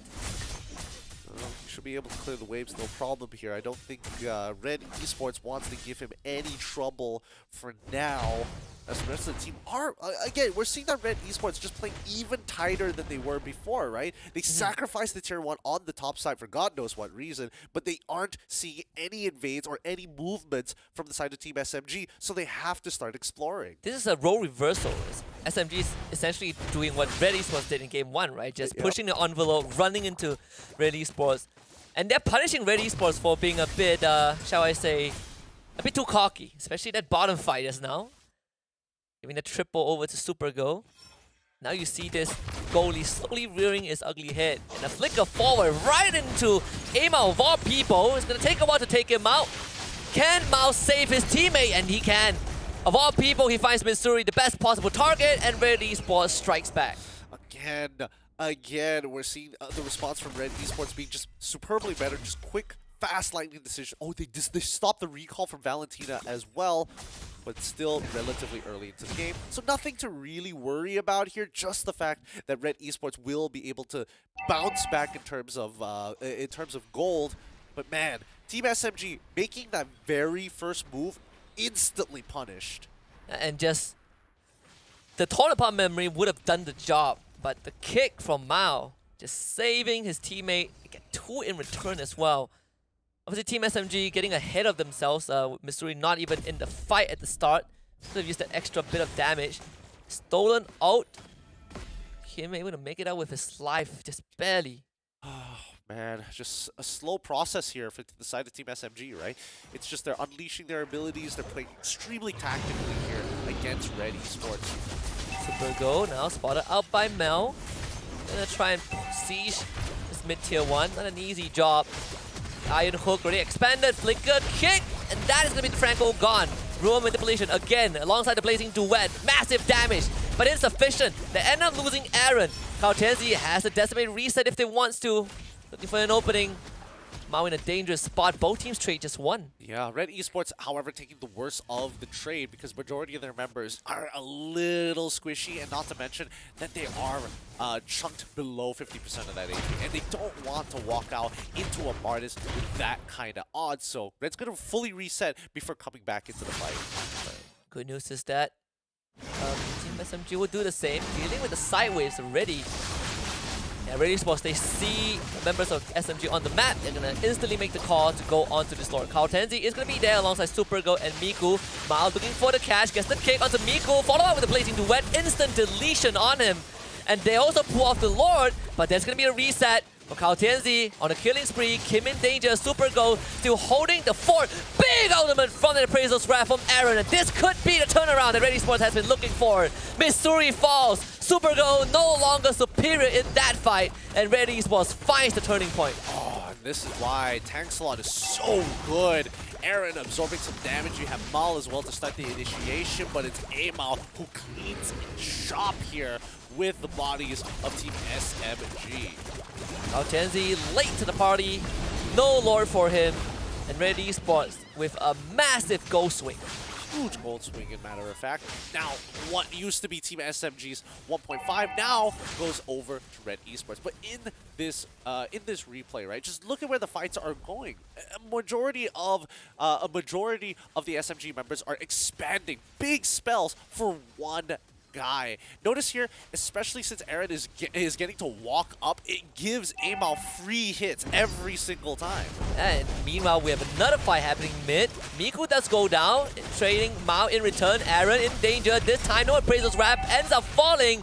Mao in the front, they use the rule of manipulation from this Eve. A killing spree for him as Amao continues to dash onto Mitsuri. Good Winds of Nature. Doesn't avoid a puncture though. It expires at the last second. Amao still gets the kill. And Mal gets to do whatever he wants. Super go. 1v3. Gets the slam. Can he make it out of this? He can't. Mel collects the last kill as an ace for it. Oh my goodness. Oh, I thought for sure Amal was gonna, at some point, gonna go down. But Miku, oh, he chases him all across. Good placement. Saw the BMI, got the Shadow Strike too. And even stole, I believe, the Blazing Duet just to give him a taste of that medicine. Well, they were able to protect the majority of their base, right? Mid lane's gonna get shelved up. They lose the top inhibitor, but in the grand scheme of things, with Mel not being in the fight, they have a huge chance to do damage. D, can he survive this puncture use as well? D flickers to the side, Amal still picks him up. Kautenzi in the midst of things, the rest of his team trying to deal with the bottom wave. Kautenzi in no man's land.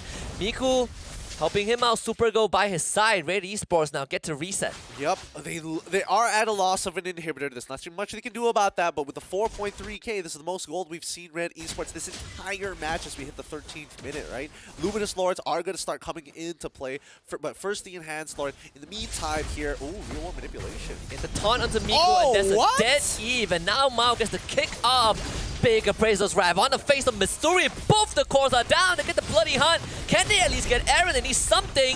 Supergirl will be the one to do so, but they end up losing their jungler. The Martyrs goes down. Supergirl once more tagging it up. They actually get rid of the Claude. Supergirl and D doing massive work. The Iron Hook also buying time. But can he buy 13 more seconds? Red Esports, 3 members still kicking. A minor wave looking for the crystal. And D, you can still try. Miku is coming back in 3 seconds. The crystal dropping down low. Ready Spot putting in the finishing touches. And that is going to be it. Amao to drag them over the finishing line. It's 2-0 for Red. Oh, what a significantly bad, clean. Like, as soon as Red Esports have a clean fight, that game was essentially over, right? Just the opening that they were looking for and what Team SG was trying to deny this entire game. Again, it came down to one team fight, and it came down to just Mao once more. Different hero, but the same modus operandi, just catching the calls. And this time with the help of Aaron, they caught both the Valentina and the Brody. I mean, Brody didn't even get to play the game at all. Yeah, Brody was just there to soak up some damage, maybe dish it out once in a while, but eventually fall into the hands of Mel QT. I told you, his Claude is nasty. Give him enough time, eventually he's going to start carrying the game. Well, this series had come to a close faster than expected. 2-0 for Red Esports.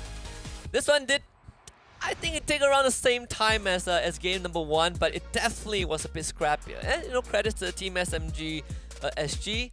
They had a better showing overall in game 2. Yeah, definitely more breath of life for them. You know, they actually were trying to be proactive on the map and looking for those opportunities to turn things around. We didn't see any chain decimates, unfortunately, because everybody was just so big, so beefy. There's no way you're going to cut through that piece of meat. Everyone was huddled together. You know, squadron, shoulder to shoulder. It's tough to watch, of course, but naturally, you know, with these professional players, they got to think of more ways to be able to deal with compositions. You know, the traditional 3 compositions, 3 tanks, 2 DPSs, and you're hoping for the best. And for other teams who are watching, or whether they are playing next or they are waiting for tomorrow's matches, at least for the teams that are expecting a potential Red Esports encounter, now you get to kind of see what they're made of, right? Red Esports, not the cleanest series overall. You know, it really came down to just one heroic catch, but overall, it's a very, very slow team. Yes, it is a little bit of a slow team. They do like to kind of take their time with certain things because, again, they've got more. Usually they have a hero that allows them to do that, slow down the game, or at the very least scale. We have we got both games with a Franco on both sides, and both Francos have made heroic plays. I mean, if Supergirl survived for a few more seconds longer, I think we would have had an extra 3 minutes in that game. Probably. Let's take a look at the post game of game 2. This is definitely a closer one. Oh, I thought it took longer. It took the same amount of duration as Game 1, but it's actually faster. It is under faster. 14 minutes. Yep. When Team SMG isn't trying to just play passively, no, they are looking for these proactive trades. They're hoping to get as much through it. The sad thing is that the one side of the map that they were struggling with was going to be the gold lane. Like Mitsuri definitely had opportunities to get that solo kill onto MLQT, but he got put so far behind after he died once, and you can tell by the items like MLQT, he's currently at 4 items compared to Mitsuri, and arguably, yes, his items are technically more expensive since he's going for a Blade of Despair, but it doesn't change the fact that still he should not be losing his lane to MLQT. Yeah, and ideally, right, especially when the solo kill happened, that was where disaster did kind of strike a little bit. Mitsuri, you know, at one point we saw him having a slight gold lead because he was power farming, but in the grand scheme of things, in these fights, he was not able to contribute as much as the Claude. Remember the top lane 3-man gank, Mitsuri ends up getting sacrificed. Middle lane ends up getting caught multiple times. It's a rough game for this man. It really is a rough game. Maybe a bit of an off day for the side of Team SMG, but I definitely think that they need to start learning how to play aggressively and also kind of foreshadow some certain movements. Because I feel like with Red Esports, they're very used to they're very extremely used to seeing unorthodox moves. As soon as somebody walks a little differently in lane, they just know that somebody's in the bush or something like that. You know, that sort of level of game sense that I feel that is lacking for the side of Team SMG. They can't just smell the blood, you know? I feel like Supergirl definitely has a much better sense for it compared to the rest of his teammates. Yeah, honestly, you know, if you play enough Mobile Legends at a higher level, you learn things that you probably only learn from a therapist, right? Just the instinct. If someone acts a bit differently, you know, you start second guessing what's going on the map. In this case, aim out MVP, well, mostly MVP, but 950 gold per minute, and almost 4,500 DPS. Yep, just so much damage on this Lancelot. Absolutely just cutting through in towards that backlines and finding the right targets each and every time. Mao, you know, surprisingly, I'm not gonna lie, I was really doubting his Cho until he was able to get a couple of good kicks in. He wasn't able to make the crazy flashy plays, of course, but he is consistent with the kicks. Some of them may not be angled the best, but it gets the job done. Game-winning kick for sure. Game-winning kick. Supergirl once more, the punching back, but this time this punching back punches back. And he punches back real hard. He has some pretty good moments. This Lapu Lapu, for some reason, is surviving longer than he should have. And that is after the nerf. Exactly, right? The damage reduction has been dropped down quite a few pegs here. Let's have a look of our MVP of the match going over to A-Mao with his perfect score, 9-0-6 with a 950 GPM. Yeah, everyone forgot about the Lancelot, and then they just whip it out in the last pick, the gotcha pick for Red Esports. And you know, generally, to the start and to the end, I despite losing all the objectives, it really didn't bother him, right? He's still getting all these kills in. Nope. Yep. And it's just another Lancelot game. That's the thing. That's the thing about Lancelot, right? He's hyper flexible. He can play it slow. You can play him fast. Really doesn't matter with the way you do it. As long as you are elusive and you are dodging abilities, you are already playing Lancelot correct. And just look at the item just tanking all the way, and tank and deal damage is kind of the biggest cardinal sin of any heroes, when you can tank and deal damage. Yeah, you never are granted that kind of option. But yes, he's got more than enough damage. He's got more than enough cooldowns to make sure that he has plenty of iframes to work with, especially reducing the cooldown of Puncture always feels nice, or Phantom Execution for that matter.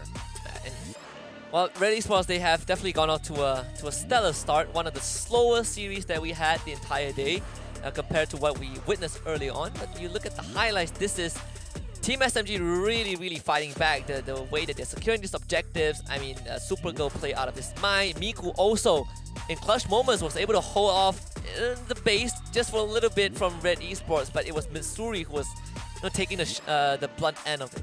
Yeah, that's the thing. Every game, somebody has to take the blunt end of it. In this case, Mitsuri receiving the majority of it. I mean, just look at MLQT able to kind of like get this fight, get into the middle of the fight, tries to dip back on out, falls back to the rest of the team where they look for that second re-engagement, right? Yeah, and this one, just Aaron with a big slam.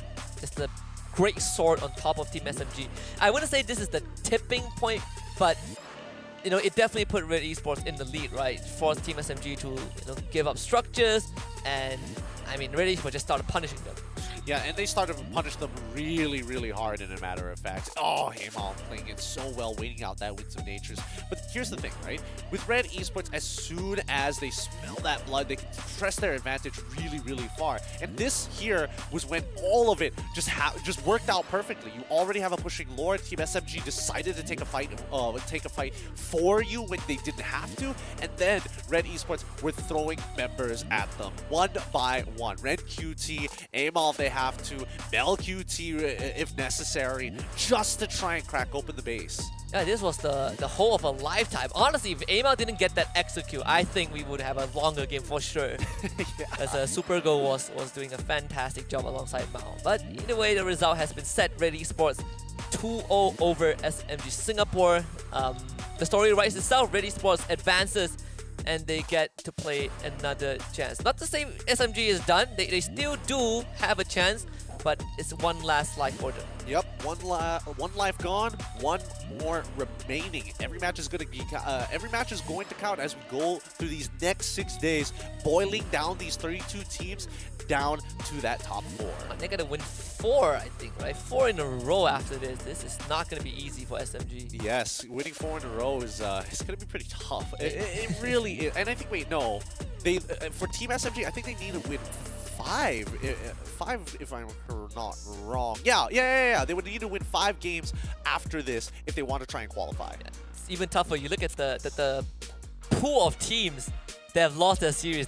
These guys are not pushovers, right? Some of them have lost very, very close series. They have fought tooth and nail, neck and neck. But with that being said, we're going to be throwing over to our BM casters to take the interview with Mel QT. Tapi sebentar tadi, boleh dikatakan Mel berjaya untuk memenangkan game tersebut dengan 1-1. Jadi, apa kata Mel? Sebenarnya tadi game 1-1 tu kami tukar phone. Aku main Franco tadi. Mal yang main 1-1. Oh, macam tu. Macam tu pun boleh ya?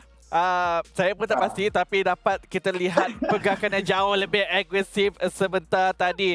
Tetapi Mel QT sebagai goal laner yang boleh dikatakan agak baru dalam professional scene, tetapi melihat anda bermain dengan cukup-cukup selesa, cukup-cukup agresif, cukup-cukup yakin, ada tak nasihat kepada pemain-pemain baru yang boleh belajar bagaimana anda menjadi sebegitu?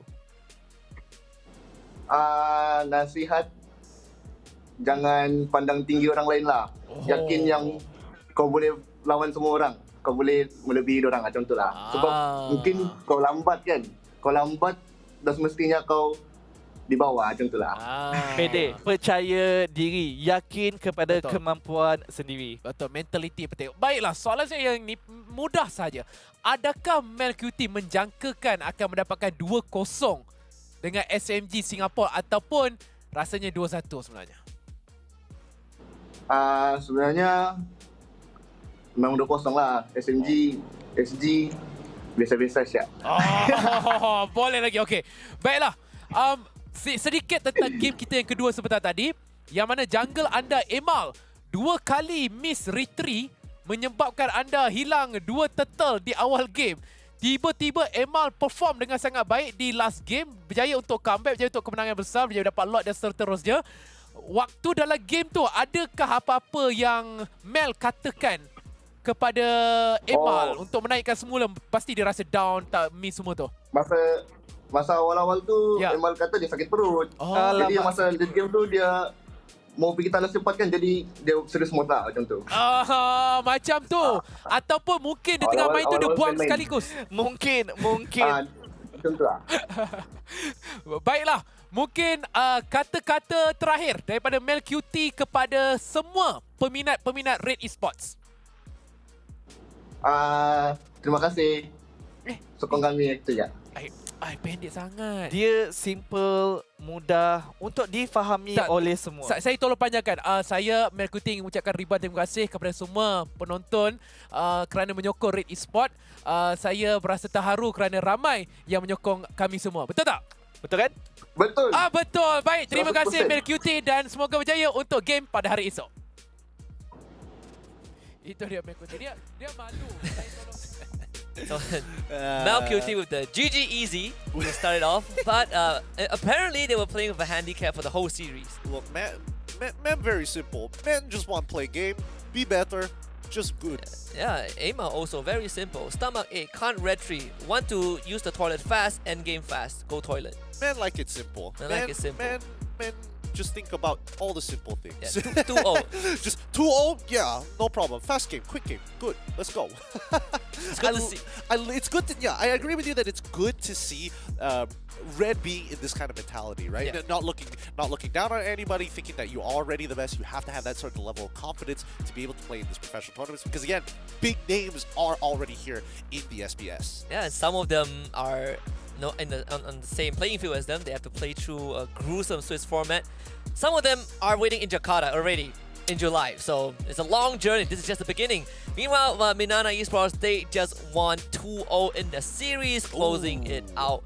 And that means that they will be in the winner's pool for tomorrow. Ah, the winner's pool. That sounds a lot better. That sounds a lot winner's better pool. than winner's queue. Winner's queue is a myth. Look, you know what? I'm not going to get too deep into it. It's a very, very long conspiracy. But other than that, hopefully the other teams are, but currently still battling out, get the results accordingly as they start finishing up and the information is given to us. Yeah, last we checked in, Madness just won their first game. I wonder how that team is doing, but again, we will update as it goes. Some games they end a bit later. Ours ends pretty early, which only means that Minana won pretty fast.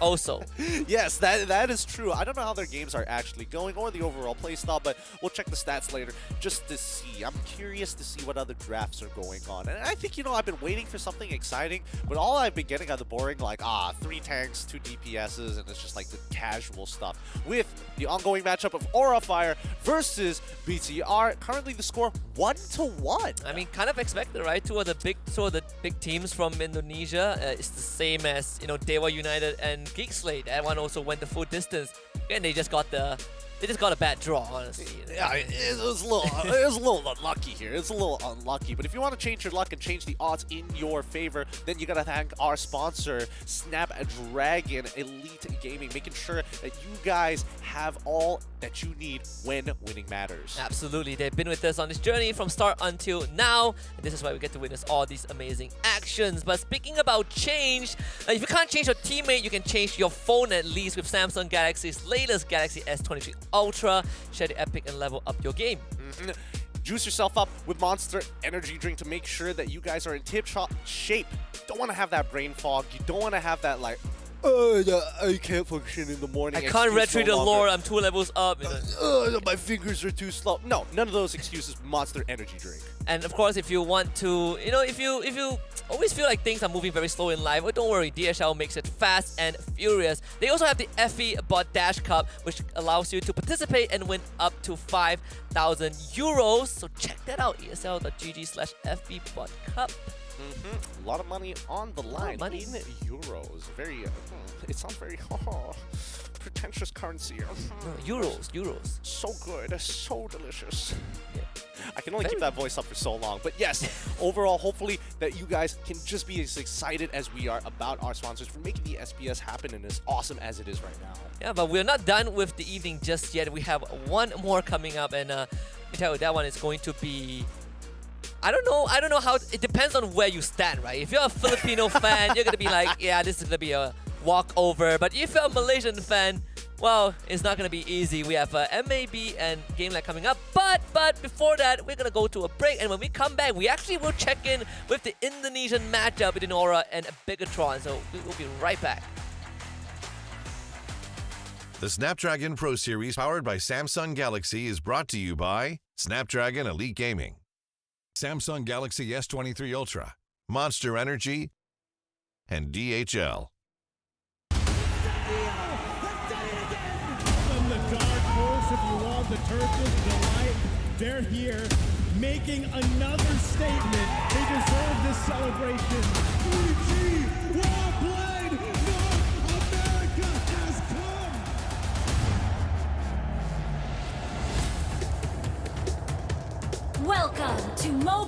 Legends, starting off 2023 with a huge bang.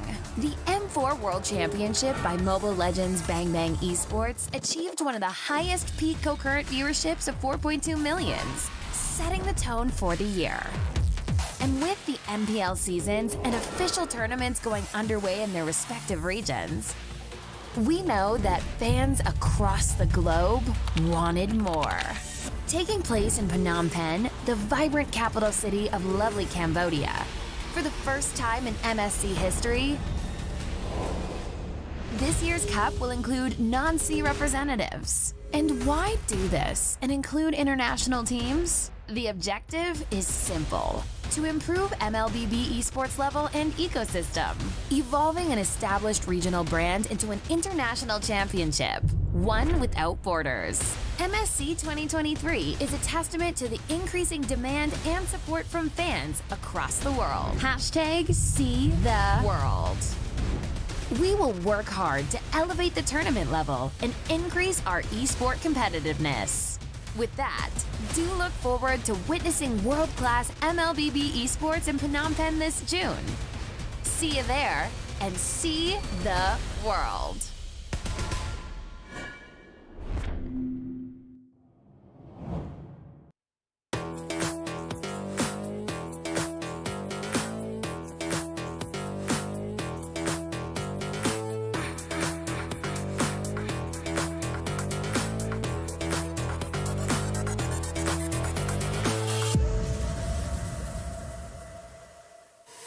Confidence is key, and my keys all jangling. I can open any door, serving body, face, and more.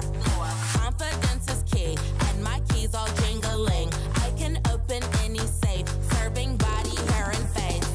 Confidence is key, and my keys all jingling. I can open any door, serving body, face, and more. Confidence is key, and my keys all jingling. I can open any safe, serving body, hair, and face.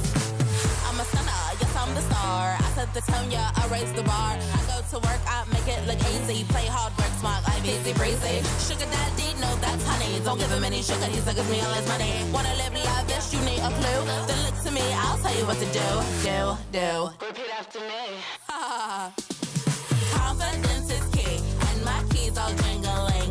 I can open any door, serving body, face, and more. Confidence is key, and my keys all jingling. I can open any safe, serving body, hair, and face. Now bring it out, it's your time to glow. You all the baddest, put on a show. Don't be afraid, let everyone know. Don't be shy, just lose all control and work it. Go hit a full split, tear up the floor. Go ahead, snatch those whips. Repeat after me. I am the vixen, I am the stallion. I don't need fixing, but I do need all your attention. All these diamonds on me, they glisten. When I talk, yeah, everyone listens. Cause I'm somewhat of an addiction. Now work those hips and thighs. You're out here changing lives. It's time, so let's get wild, wild, wild, wild. And put in work. Work.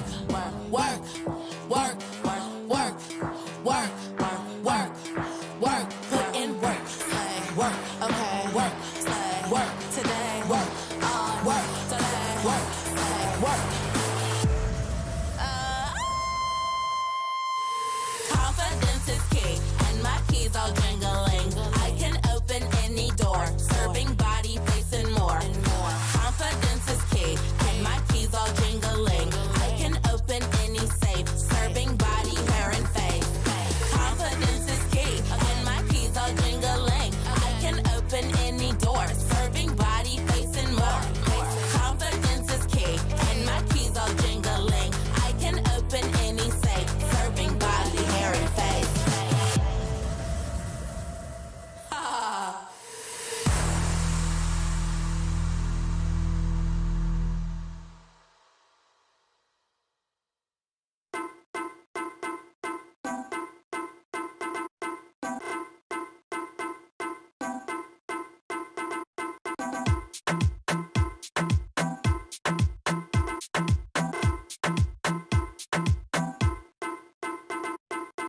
Number one in the streets, so that one a bang bang. Everybody touch a road, everybody bang bang. Then I wanna so neat, everybody bang bang, bang bang, bang bang. This I wanna so good, this I wanna bang bang, this I wanna so wicked. Everybody bang bang, sun a shining, everybody This a bang, bang, bang. Bang, bang. Bang, bang. Bang, bang. Bang, bang. Bang, bang. Bang, bang. Bang, bang, bang, bang, bang, bang. Number one in the streets, so that one a bang bang. Everybody touch a road, everybody bang bang. Then I wanna so neat, everybody bang bang. Bang bang, bang bang. This I wanna so good, this I wanna bang bang. This I wanna so wicked, everybody bang bang. Sun a shining, everybody bang bang. This a bang, bang bang.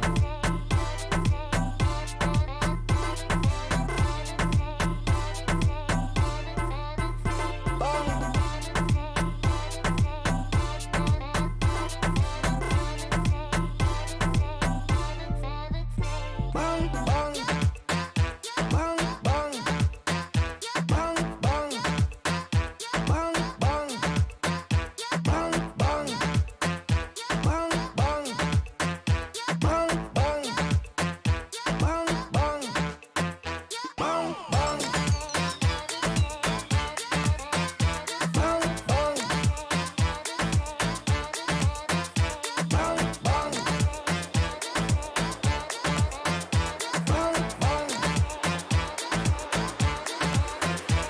Bang, bang.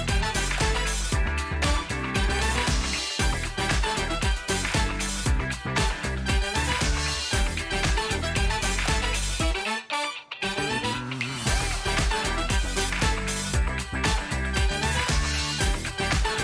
bang.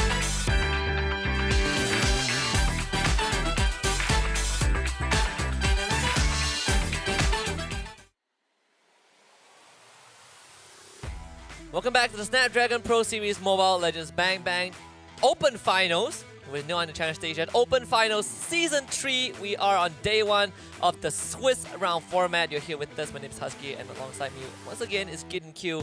One more best of 3 to come, and so far we have witnessed phenomenal gameplays from some of these teams. We've seen very ingenuity from a lot of these squads, whether in victory or defeat, and I'm looking forward to see more of that. Yeah, I really want to see teams go out of the box. Quit being boring. Show us something that's exciting and look to try and win with it. I respect the attempt, especially since there's so much already on the line, with the Swiss format only giving you 2 lives throughout these 6 days. Yeah, and I think a lot of these teams, right, even the most veteran ones, probably have not played a Swiss format.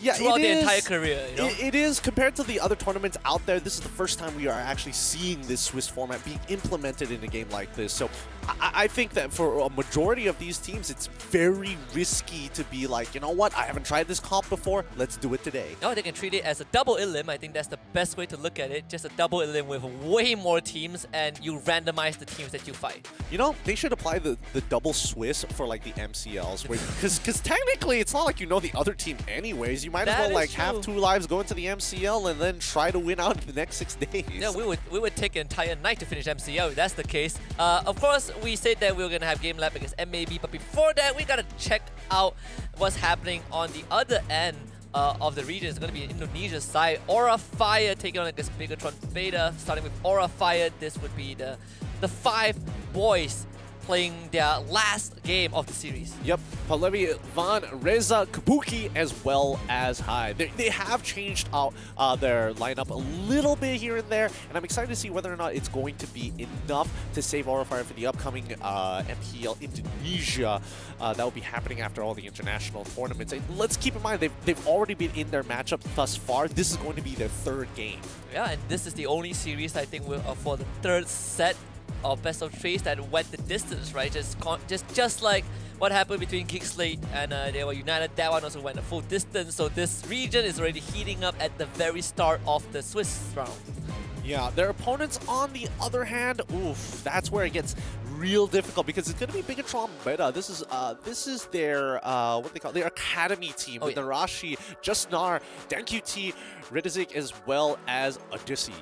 And of course, we saw Bigatron play in a show match just a month ago, and that one was against Outer Ego. So if we saw that the main team is of that caliber, you can expect a lot from the academy team also. Yeah, especially when it comes down to these big orgs, right? When you have the resources, the connections, the quality of your scrims is going to be of a different level here. So let's have a look with BTR Beta going to be on that blue side with Aurafire on the red. See, Claude, first phase ban. You don't see that every day with the Valentina and the Eve.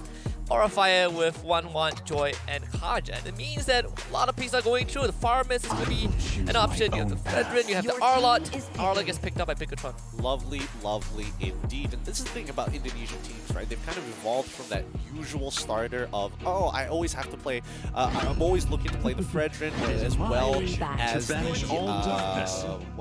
Martis, and now evolving that into Lancelots, the Farsas, and even the Arlots here. But there's still plenty of counterplay to be had. So far, BTR Beta start things off with the Arlot first pick. Aurafire respond with Lancelot into Farsa. And no Grok is still on the table, and that could be an option that Bigatron pivot to. But I'm using the logic of what I've been seeing locally, right? You look at Indonesia, they throw that out the window. There's no playbook. Kufra and Fanny would be the picks. Absolutely, and this is a power pick, right? You already have the Kufra, who's great at denying the Lancelot from dashing around freely whenever the bouncing ball is available, but also making sure that Fanny basically can run around the map untouched. Oh, absolutely. I think that's one of the only ways to shut her down. Unless we see that Franco come out, Aurafire, they're going to go for the glue to wrap up the first phase. All right. So let's see what else they want to go for. I feel like Aurafire, they're missing a marksman. They're also missing a support with BTR Beta. Slight difference, missing a mid laner, but also missing a marksman. Farmis gets banned out in the second phase of the ban. The Beta, they are missing that mage and a marksman. For Aurafire, they marksman and a roamer. Mincetar also taken out by Bigatron Beta. It feels like Mincetar is more of a staple in the ID region. I would say that it's a staple amongst teams who don't want to go for the traditional start of the old meta, right? Especially when you start opening things up like Arla, Joy, for an example. You definitely need a Mincetar to shut down the constant dashing that's happening in the middle of these team fights. Aurafire with the last match, going to be the carry, so you get rid of the tank shredder. Still some decent options left for Bigatron Beta anyways. I think the Melissa probably would make it onto the list. He's going to be banning out the Brody last, so take away the lane bully. All right. So Aurafire could still go. Yves has already been banned out. I need to remind myself on what some of these bans are going to be. So that means that Melissa actually not that bad of a pick for the side of Aurafire. Yes, it's a little dangerous when you're up against someone like Fanny, but at the very least you can kind of maintain that control. But instead, Aurafire wants to go for the Beatrix. They want to be able to win out that lane, and they want to win it out hard. And they're willing to give that Melissa away, right? And comparing these two marksmen, Beatrix definitely going to have an easier time early on. If you can just get a couple of that chip damage in, you essentially just out-trade a Melissa, I think. Yeah, you can out-trade a Melissa. It's on the assumption she doesn't have her, what's it called again? The Inspire, and you're within the range of funnels, right? And I think Aurafire made the smarter choice here rather than listening to the Scrubcaster trying to draft for a professional team. Jeez, man. Because even if they do decide to give over the Melissa to BTR Beta, they have the Farsa on their side to just hard counter it. There's no way she can get in range to get those free hits. So a little bit safer, they're going to go with the Moskov instead. You can clear waves and still trade against your opponent, but the important thing is you can clear waves safely. That way Aurafire can't just set up a dive. Alright, where does this Julian? I mean, this is a Julian mid for sure, but how does the Julian fit into the rest of the draft, right? What is its functioning as Aurafire? It's quick follow-up, right? It's all about finding initiators all across the map. And it doesn't necessarily have to be the Kufra. At least with the Julian, they can kind of split their attention two different ways. They don't have to walk side by side, hand in hand, to try to get kills across the map. Aurafire, go with the Kadita. That's very bold. Yeah. Again, I'm starting to have a special place in my heart for the ID team, right? I want to see more of that. Not too much MY games today. So this is a palette cleanser. We are seeing again picks that you don't normally get to see locally. You get the Julian now, the Kadita, after being ignored for such a long time, back in the draft again. Game 3, the highest stakes ever between Bigotron Beta and Aurafire. Yeah, I want to see how both of these teams are going to do, especially when it comes down to the academy. For an academy team like BTR Beta, it's great to see them actually go head-to-head against potentially a team that's going to be enlisting in the MPL in the name of Aurafire. And they had it rough. They had like a good season and then a bad season and then an okay season back into a bad season. You look at the bad season track record, oh, it is brutal. It is... I think it could rival what we had in the last season. Right? I would... Okay, maybe not. I'm pushing my luck a little bit. I think it's pushing your luck a little not bit. Not as bad, but in their context, it is still pretty underwhelming. Yeah, it is a pretty underwhelming performance, but let's get right into the game here with BTR Beta on the blue side, Aurafire on the red. See this, both junglers can start on that purple buff, nothing out of the ordinary.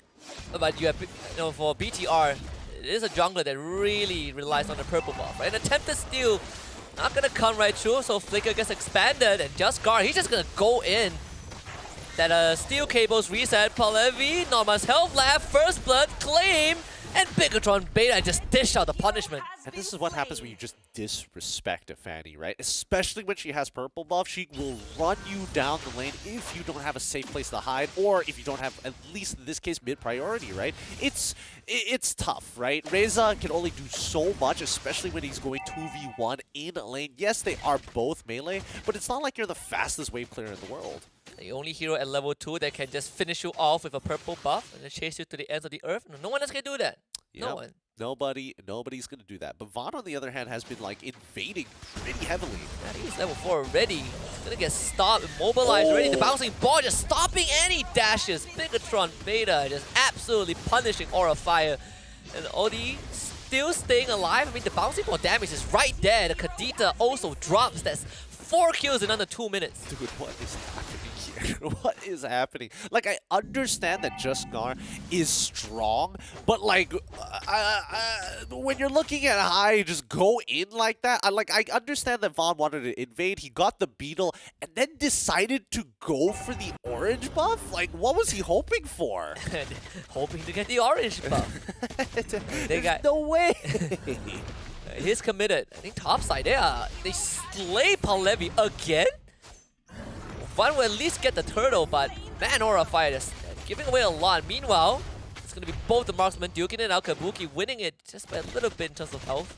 Yeah, despite having so many fights happen all across the board, it's surprising to see that Aurafire were the ones who were able to secure the turtle. Ooh, does he? Oh, what? There's so many things happening. I mean, we're gonna watch out for Vance because he might just die. Just guard, just enough energy to get out. Well, Kabuki survived that. Thankfully, we looked away because it might be too brutal. It's a kids game. This is just a children's video Look at all these colors, man.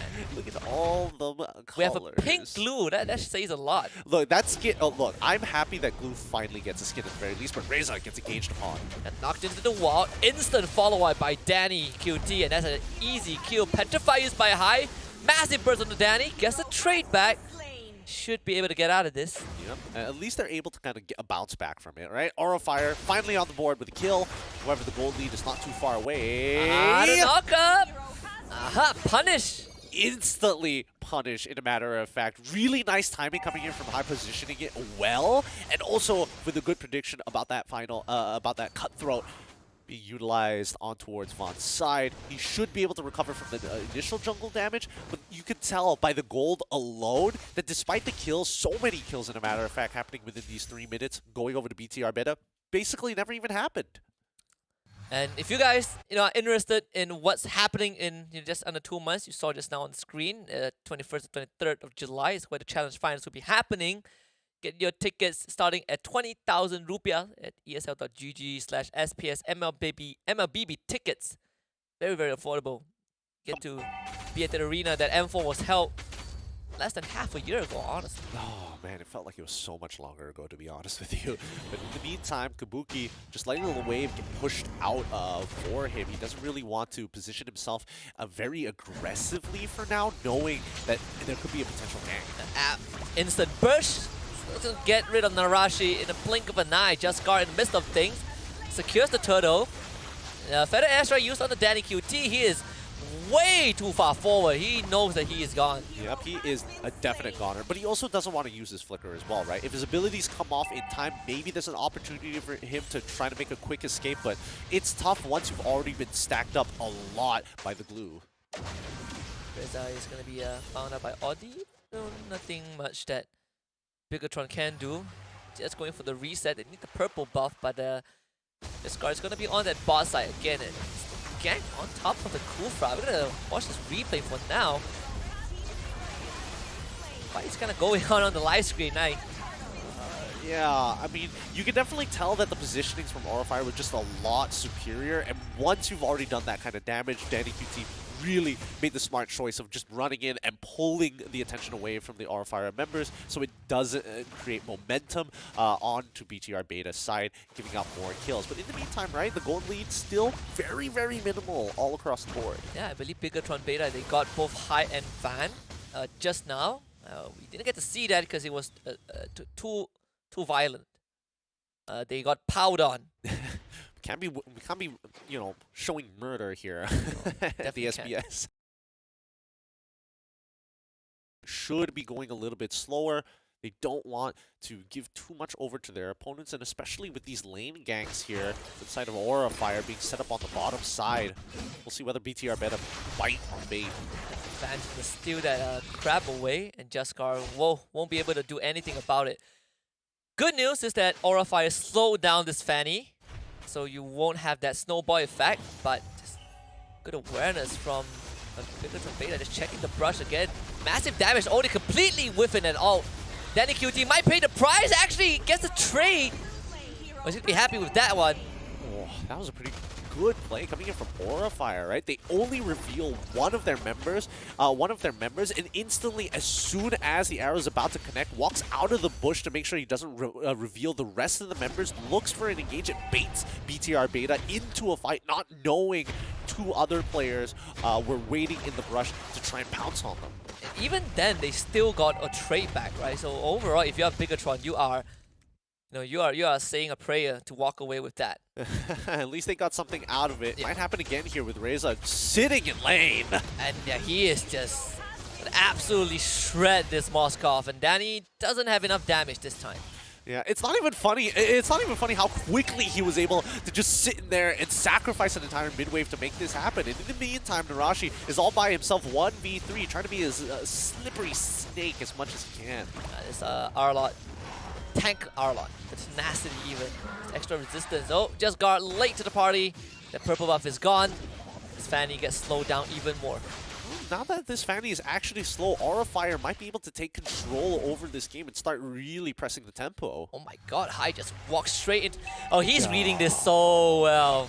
Oh, he said while the game sets. Oh, wow. And these guys are playing on another level. Audi will be gone on, but Kufra bouncing ball re-engages onto Hai. Just guards here, and they punish Hai. What an insolent move to try and infiltrate that top lane. Yeah.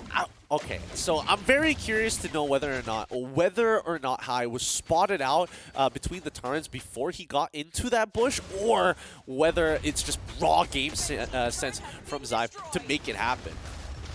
I was wondering the same, right? Like, did the turret not see him?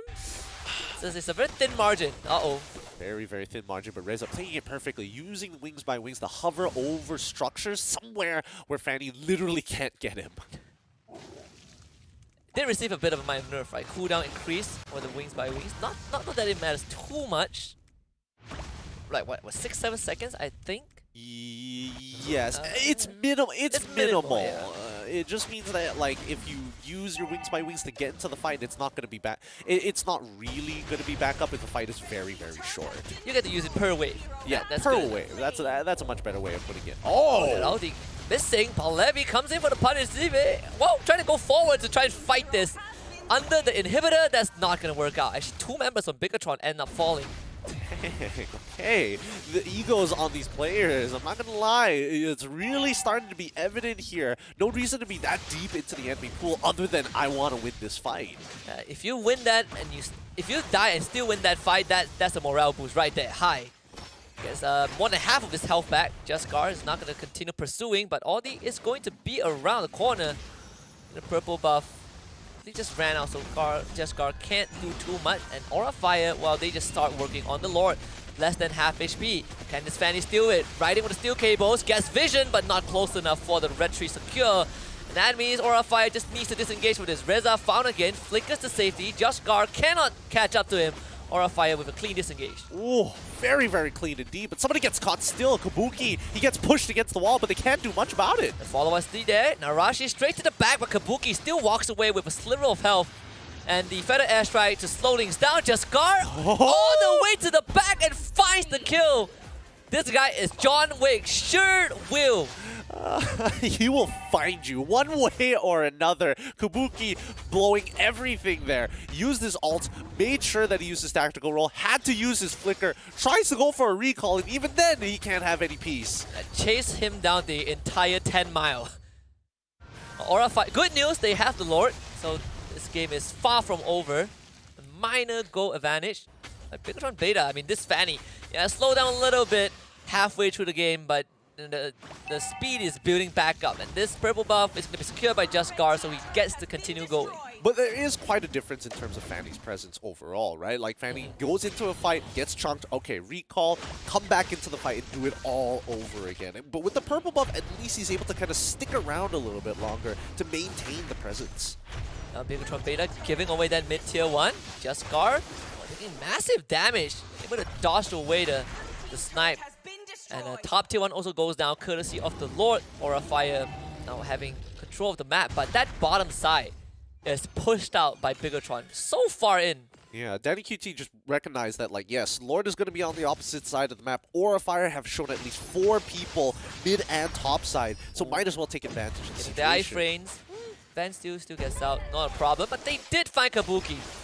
Jaskar again. It's a just personal vendetta at this point. Does not like the Beatrix. He really doesn't like the Beatrix. like I know you're an assassin, you want to get rid of marksman, but this feels oddly personal. Yes, both deaths on Kabuki was because of him. Yeah, but it looks like, you know, Aura Fire are they're giving up pressure from the bottom side of the map to get that initial pick onto Jasnar, and now they can't let the inhibitor go, so they're going to show Farsa. In the meantime, the mid-tier 2s start to fall. And Danny's the only one there. They forced a recall from the Mosque of Oso. Aura Fire just drawing attention away. And I mean, all these considered, Bigatron Beta still keeping it tight. Less than 1,000 goal advantage for Aura Fire. Very minimal difference between the two teams. It's really about who can make a really good play here. Like, as much as I is able to find these engagements, I would have expected Odyssey to hit more of these Tyrant Rages to kind of set things up for the rest of his team. The conversion, right? Yeah. Wasn't as much as we would have liked. Purple buff is up, so is the Lord, so Jaskar is most likely going to head to the purple buff first. Aura Fire, they are setting up around the Lord, and he's hiding in the brush again. Will the game sense prevail this time? I don't think it is. This could be a big flank. It's a huge flank, as a matter of fact. Oh, he's gonna go in, and again, High just catches the target. That is what you want if you are Aura Fire. Mid Biggotron and Beta, they're not even in the fight just yet. Jaskar, he's gonna show himself in the mid lane. I think that Minion Wave will spot him out. And the Lord dropping below half health. Palevi is gonna check this one. Feather Airstrike used as well. And the Fanny just completely vaporized, and Aura Fire will get the second Lord. Yep, the power spikes have been hit for Aura Fire, and they are doing a good job at punishing BTR's poor positioning. I mean, the ideas are definitely there, but I think BTR just a little inexperienced with the possibilities across the map, and Aura Fire taking full advantage of these blind spots. Yeah, punished by the smallest of margins, even. Well, second Lord, this one would be a bit harder to deal with, and with all these side lane turrets down, High is going to have a better time just hiding in these brushes. For sure. He's got so much space to work with. You'll never know when he's going to be using that Ocean Auto. You never know when he's going to hop over a wall and catch you in the middle of the fight with his Petrify. So it's scary. Now just clearing out all of the brushes. He can't even win this, right? High pushes him away. Now he has to recall. I mean, the glowing one stopping the recall. He might just go down. High is hunting for him while Aura Fire attacks the base. Gar actually wins that one somehow. You can't watch that outplay because it's a bit too brutal, but this Lord is going to charge into the inhibitor, tries to break it. Zeev is going to try and take this Lord down, but the inhibitor goes down nonetheless. Van dealing enough damage, pushing Jaskar back. The rest of Biggotron Beta defends the base. Yep, the Aura Fire decide to give it up. They've got their inhibitor off the very first Lord of the game, and I think that's more than enough of a win. You might as well utilize the time to start clearing out the jungle, resetting, getting yourself back up to full. Reza will be pushed far away as well, but you see the damage from Kabuki. Ooh, that is starting to hurt. That's what 20% of, well, 15% of all these HP with one shot. And that is 50% of this HP with one snipe. The puncture misses the knockback from this Moskov. My goodness, the Javelin. Well, paying off big time. Aura Fire loses their jungler. Still wants to fight this. Palevi chasing after the Kufra. Does have an immortality, so not the ideal target. Oh, nicely done. Oh, nicely done coming in from BTR Beta, making sure that they're chaining their CCs, their displacements, focus down on Vaughn to make sure that he doesn't get on top of their marksman. He's died way too many times here to just High alone. Dying to Vaughn should have been the expectation, and that's what BTR Beta have prepared for. The most minuscule skill of frames, right? That one knockback. I didn't even know you had a frame before you use puncture to get knocked back. Yup. It's a little annoying, and a lot of people are hoping that maybe one day they can change. Oh wait, hold on. Does High get the one shot here? No, definitely not. He might get one. Oh, what a snipe from down Orisa. Just you filthy little man. Dang, that's gonna feel bad. Rashi next to fall here with a killing spree already achieved by Palevi. Man, this entire map completely shut down by Aura Fire. And the Lord is gonna be back up. No one there to contest. I mean, Aura Fire just getting these crucial snipes, but holy cow. Might get High. No, he's going to be able to live off of this one. Yep. Oh, Winter Trudge. Wait, does he get his ability back? Ah, he holds it up. Nicely done. Nicely done from the side of Aura Fire here. Everybody's getting their items. I mean, this is the power spike of a lifetime, right? Early game didn't look like it was going in their favor. BTR Beta basically walking over them with a raw power Fanny. But immediately after, despite all the mistakes that were made, Aura Fire recollect themselves very well and recover from the early game damage. Yeah, this is the same scenario as what we saw from was it Geeksley against Dewa United? Though that one was Dewa United just running it down. Yeah. Oh, wait. For the engagement here. Doesn't find it just yet. 4v5 in 6 seconds. That's when they're going to get Danny QT back onto the field. Jaskar not doing what he can, but it's not enough. This Lord still fairly healthy. This could be the final push. Biggotron Beta goes in. Final engage. Aura Fire. Can you hold back? The Feather Airstrike is not going to be available. All these going to lose their immortality. Kabuki will take care of him. Jaskar, he's just dancing around this entire battle. You also have Narashi in the backline surviving for the longest of times. The dash, Demon Marks, the heals. Enough to push Aura Fire back, but he ends up going down. And Aura Fire, oh, they have enough members. Jaskar, can you get any one-shots? Not this time. Kabuki stands his ground and absolutely shreds him Aura Fire. Not the start that they wanted, but definitely the ending that they desire. Danny QT gets rid of Kabuki's immortality. Palevi losing health, but Van, with his eyes on the prize, Crystal blows up. It's going to be Aura Fire with the win. 2-1 over Bigotron Beta. Ooh, well-deserved win coming in from Aura Fire. The early game going terribly for them, but they recover so very well, winning this matchup up 2-1 against BTR Beta. I mean, this, again, a treat, you know. This was not in the schedule, but, you know, we segue a little bit and we get this good quality games from one of the best regions in Mobile Legends. Bang Bang and Aura Fire. Again, showing us, you know, the Kadena pick, not as unorthodox as, you know, maybe the Julian or the Uranus, but overall still an impressive game on how to play from behind. Definitely, you know, especially with how the early game went and the amount of pressure, we saw the many different angles that was being abused, certain brushes as well that are also being abused by High, making sure that he always had pressure despite being significantly behind the curve when it came down to EXP. Yeah, he's been making these, no, we talk about the conversion, right? We wanted a bit more from the Kadita, but the value, they start to pay off in the very late stage. And, you know, extra credit to Reza. I still don't know how you're so accurate with a Fasa. I've tried it myself. It feels impossible to be accurate. It's not difficult. He definitely wasn't just tapping it for sure. Oh, he yeah. would have to swipe his entire finger to cover that amount of distance. I don't know what his settings or sensitivity is going to be like, but maybe, hopefully one day when we get an interview, we can actually ask it. Yeah, unfortunately, we're not having that luxury. Maybe the Indonesian broadcast will have that. If you guys are interested and understand the language, you can check it out. We have multiple streams going on. This is a Swiss round overall, but at least on this side, I don't even know what this broadcast is called. It's English, NYSG, whatever. We get to enjoy some good games. It's the English broadcast here at the English desk. It's the only time I get to say that confidently. Any other time it's just like, yeah, we're just like a side project. But more news has come in. It looks like Madness has dropped their game. Yeah, oh, man. Reverse swept. Reverse swept. The last time we heard from it was 1-0, but now 1-2. That's feels bad. Definitely it feels bad, which means Madness Esports, they head to the loser pool. That doesn't sound as good as the winners pool, right? Yeah, it does. It really doesn't. It really, oof. Okay, the gulag, okay. I think that's even worse. There's historical references to that one, but oh well. In the meantime, here I'm interested to see how the matchups have been playing, having to be played out all at the same time. It's good to at least have a rough idea of what the pool's starting to look like. Yeah, and well, today is kind of like just the beginning for these teams, right? And then when you look into the possibilities for the days, coming tomorrow and afterwards, the teams are going to run into a different problem. Like, we don't know which team we're playing up against until the very last second. And we also don't really have much time to prep. How much can we get done? Yeah. Less than 12 hours, honestly. If that's also true. Actually, if you actually... Damn, never needed that. Never had a day of sleep in my life. Damn, I didn't know that. Believable, isn't it, Yeah, right? very Say it in the right tone and people are going to be like, wow, really? That's impressive. Yeah. As if it's not impossible. Yeah, do you know that smoking actually isn't the leading cause of lung disease? Oh.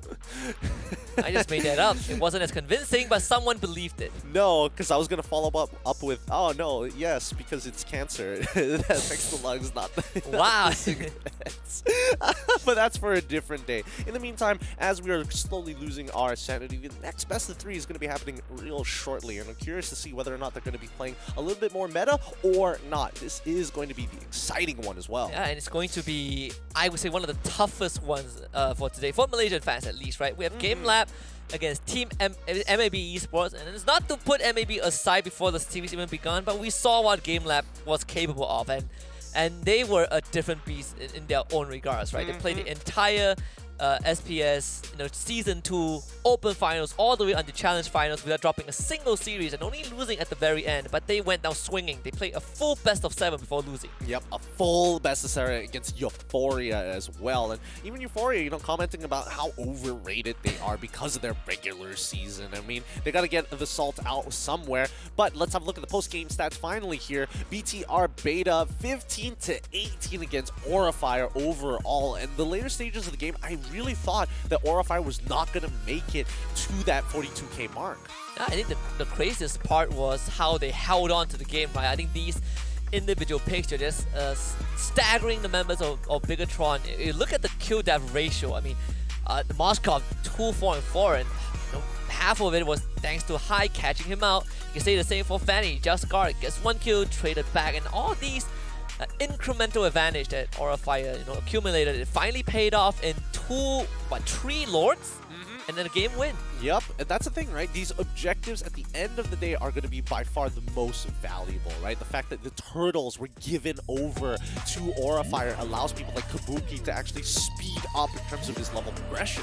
Yeah, Beatrix is always a scary hero. You reach that late game when you're full slaughter, and suddenly you just stand there in the face of whoever is diving you, and you just two-shot them. Doesn't feel great. Really doesn't feel great. Especially when you have the Haas Claw. You put her down to 1 HP, she gets all of her HP back instantly after like, what, 1 render shot? That's more than enough. Yeah, basically that. Beatrix is going to be a contender in the meta for a long, long time. Unless they, I don't know, remove one of them. Sometimes I forget that Beatrix has 4 weapons. Yeah. Because no one uses the last one. Nobody. Well, I mean, I feel like Wesker is very situational, and usually you have to blow a battle spell for it. Unless, they start reworking the way Beatrix works, maybe go with the level progression system instead of just being able to use whatever weapons that you want. I don't know, just throwing out ideas. Just give her more options. You know what? Just give her more weapons. Give her more weapons. So we have a rocket launcher, we have a sniper rifle, we have an assault rifle, or an assault rifle, we have a shotgun. What else do we need? We need a. I know we need a taser. We need. There's an option to go without your weapons, and she just whips out taser. It stuns you, right? That would be really, really funny, to be fair. Oh, maybe you can like set up a combo, you tase somebody, and then go into the Nibiru's passion. That would be epic. But as this game progressed, we definitely saw the big shift in Aura Fire's, I wouldn't say playstyle, but the way they kind of attack the map, right? They noticed a lot of bad habits that are being done with the way that Bigatron Beta was actually pathing across the map in a rather unsafe manner. And even when you look at how the map was for most of the game, it was Bigatron Beta focusing a lot on that bottom side, right? It was Danny QT, he was spending a lot of his time there, and when they needed to contest objectives, they ended up losing Just Guard because he got caught out in the open. It was just a bit of the unfortunate timing, and like you said, BTR pathing in a very dangerous manner. Yeah, I'm getting punished for it. And by the time the adjustments were made, that's when Aura Fire had a solid read on them. They had tempo on them. They had everything that they need to kind of make this work out. It's about resources, a battle of constant resources. Just like that, Aura Fire, well, they get to be in the winner's pool. I need to think of something for the losers. Right? There's got to be a better way. There's got to be a better way. There's got to be a better way around it. We'll get to it. We'll get to it. But in the meantime here, hopefully the next set of teams are going to be ready to duke it out here. It's been a while since we've seen Game Lab, and I'm excited to see how much they've either improved, they might not have improved. It's kind of tough to say. It's not too many tournaments going on. Yeah, this is a team that is shooting for the stars, right? Yes. Not even for the moon. They are shooting right for Echo Philippines. Last we talked to them. But of course, they were stopped dead in the tracks by Euphoria. Hopefully the goals have not changed. I think it's a bunch of very entertaining players to look at, right? If anything, I want to see Game Lab play kind of the game that they've been showing us majority of from Season 2. Just aggressive, just raw aggression. Yeah, and I think, that is usually more than enough with the level that they're playing at. The raw mechanics alone is honestly quite admirable here. But against a team like MLBB, the recent players being picked up from the Lunatics at the beginning of the year, with a bit of mixing and matching of some of the Tier 2 players that we have in the scene, MLBB kind of in an interesting spot overall. Yeah, this is a team that I believe like our friends Ikuto just say that, in an online setting they perform pretty well. This is not offline just yet, so they don't have to worry about that inconsistency. But overall, as a squad, they do have their low points. And against Game Lab, low point is the last thing you want. you definitely need to make sure that your strategy is solid and you're also extremely consistent with it, because it doesn't necessarily mean that because you have a better strategy you win. Execution is going to be key, and especially the laners here, because when we're looking at Game Lab, we're thinking about just like the solo laners alone, not even thinking about the jungler. The solo laners put a lot of pressure. Yeah, and for Game Lab, it's just if within the first 2 minutes, if they win their lane, you are in a big, you're in big trouble. Big trouble. Very big. Don't want to be in that position. Yeah, and it's also a team that you need to really abuse those the windows that they give you, right? And they don't really give much windows. See, that's the thing. It's tough to say, but hopefully we will get to see it. In the meantime, we're going to go on a short break, and when we come back, it's going to be Game Lab versus MAB. You're watching the Snapdragon Pro Series by ESL. We'll see you right after this. The Snapdragon Pro Series powered by Samsung Galaxy is brought to you by Snapdragon Elite Gaming, Samsung Galaxy S23 Ultra, Monster Energy, and DHL.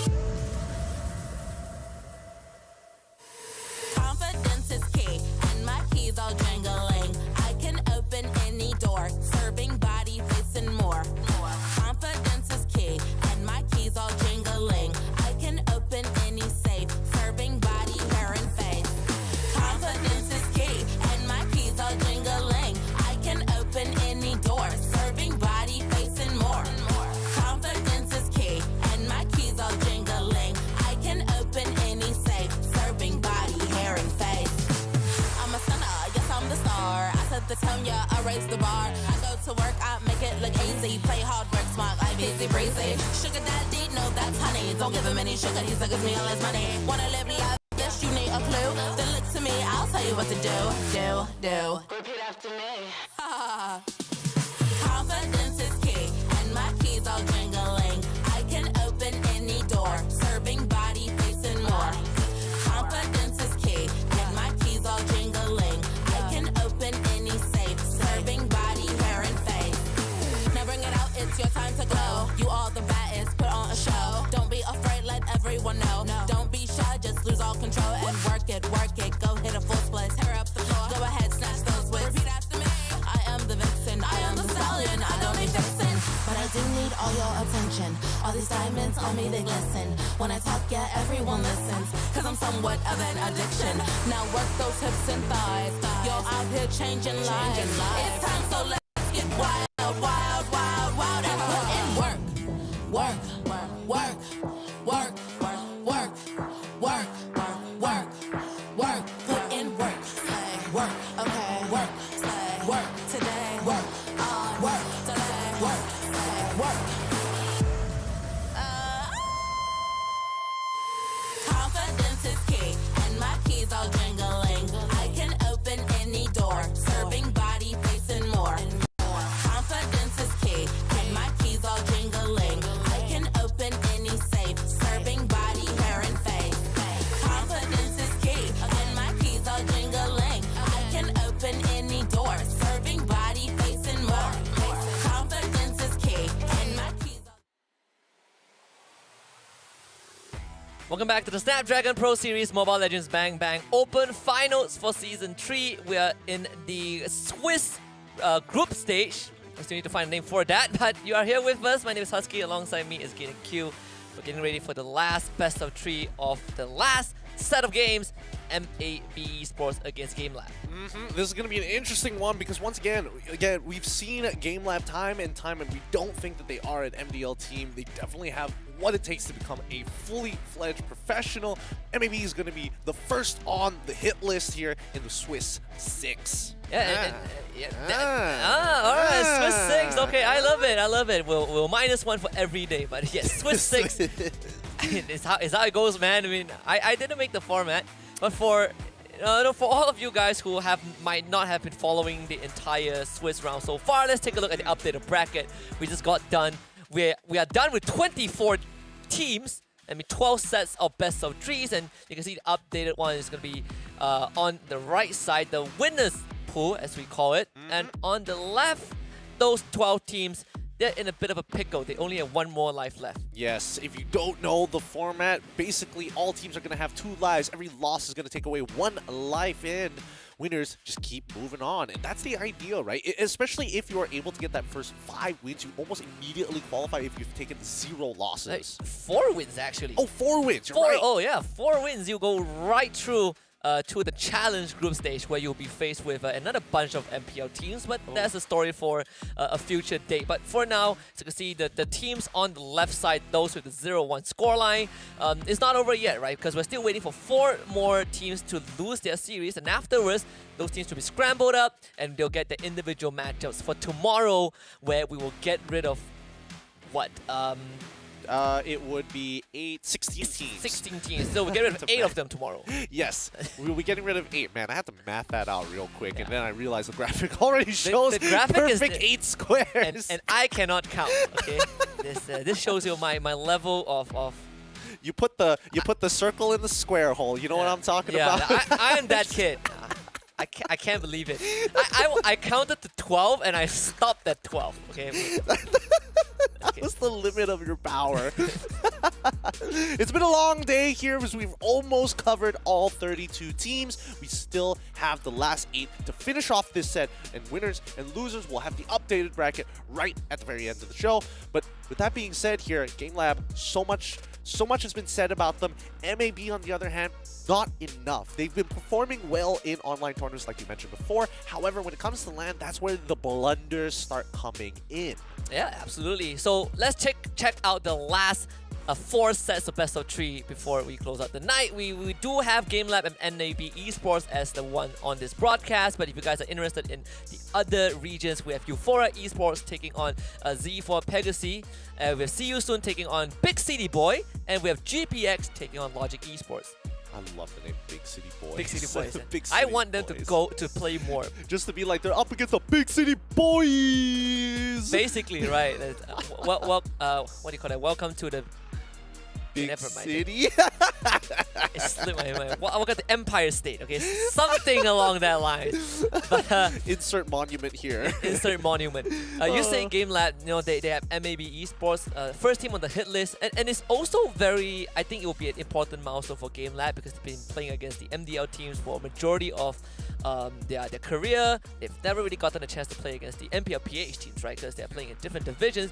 But if they start taking out teams that have been in their local MPL circuit, in this case MLB Esports, that could add to that portfolio a little bit. Absolutely. I don't know what their scrims are going to be looking like, but I'm sure somebody has taken some recognition over Euphoria Esports and as well as Game Lab, especially in their own region. I'm sure one of the big teams have probably scrimmed them at some point of time.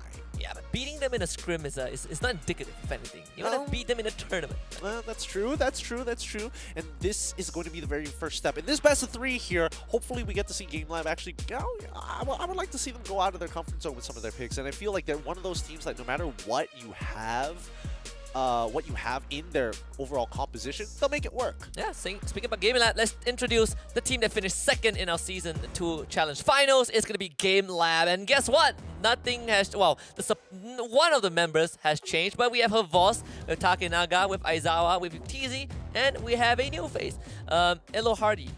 Elo Hardy. I'm excited to see what he's going to be bringing to the table, whether he fits with the rest of the team. I would assume only the best here. But of course, we can't talk about Game Lab without talking about Aizawa. Man, he is a deadly mage player. And the last time we've seen teams actually beat Game Lab is because they shut him down. Oh yeah, they had to make his life miserable. And even then, they still had to sweat it out against Game Lab, right? Because you have his supporting teammates. You have Takenaga, this guy just ruthless in a jungler. You give him an assassin, he runs you down. You have Havos, just a very confident, multi-talented XP laner. He can play a frontline, he can play a bruiser, he can play anything you want.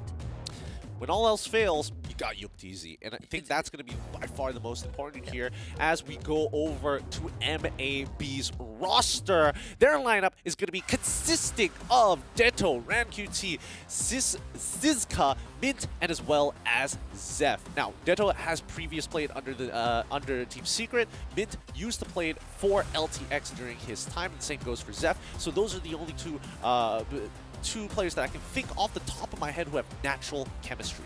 Yeah, and overall, this is a team that, given the history, right, we look at the most recent tournament that they've been a part of, people were expecting them to win in this Tier 2 scene. I think they finished 3rd, right? They didn't even get the championship title, and that was on a LAN event setting, right? Then there's been rumors going around. I'm not sure if it really changes your performance level if you're playing online or at LAN, but one thing is for sure, they are in their comfort zone right now. They're going to play through an online setting. Yeah.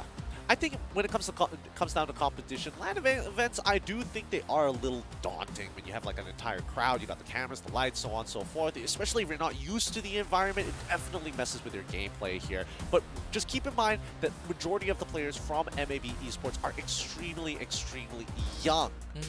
Yeah, and that's they're easy to what do you call it, sway, right? In these high pressure moments. You can say the same for Game Lab. These guys are also pretty young Padawan on their end. Absolutely. And this is a team that has the shortest average game time and series time last season. I mean, great for us, terrible for viewership. Terrible for the team that loses to them. Exactly, even worse. But keep in mind, if you want to keep up with all the action and more importantly, keep up with the speed that Game Lab is going to be playing at, you got to unleash the beast here. Quickly grab yourself a Monster Energy drink at your closest store, or you can just go onto their website as well and check out what they have under the gaming tab. Yeah, I heard that Game Lab players' body consists of 80% of Monster Energy. Including the aluminum. Yeah. Could be, I don't know how aluminum works. Look, the fact that they're 80% Monster Energy drink, which means that the rest of their body is 50% organs and 5% air. What more? There's not a lot to find in there. There's not a lot to work with. You could have started low. You could have been like 40%. That would have been a lot more acceptable. I could have just said that, instead of blood, it's Monster Energy, but I had to go until the very end. Well, fans out there, if you're still watching, we thank you very much for still being here. And now we want to hear what you guys have to think about the last series between MAB Esports and Game Lab. Your prediction so far has been 100% accurate, just like ours. But I want a bit of a challenge. I want to see if you guys can overtake me, okay? Just me. I mean, you're gonna do it on the game where everybody's favorite for game. He's just throwing that out there. It's like, yeah, beat me in this 199 to 1 odds match. That 1% is what makes it sweet. You're challenging the 1%. Unless you decided to go for MAB, then there's very different story. That's a bit too late because I submitted my ballot long ago. All right, fair enough here. Looks like both of us are going to be leaning towards Game Lab, and I think it's only understandable, especially after you witness the team, then you kind of understand that there's a different aura around them. Yeah, when you look into someone's eyes and then you get scared for the rest of your life, this is what it feels like when you first watch Game Lab play.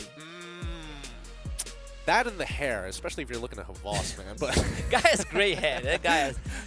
Dude, I feel so bad. I make these out of pocket jokes about him. I hope he's okay with it. Love the guy. Yeah, great personality.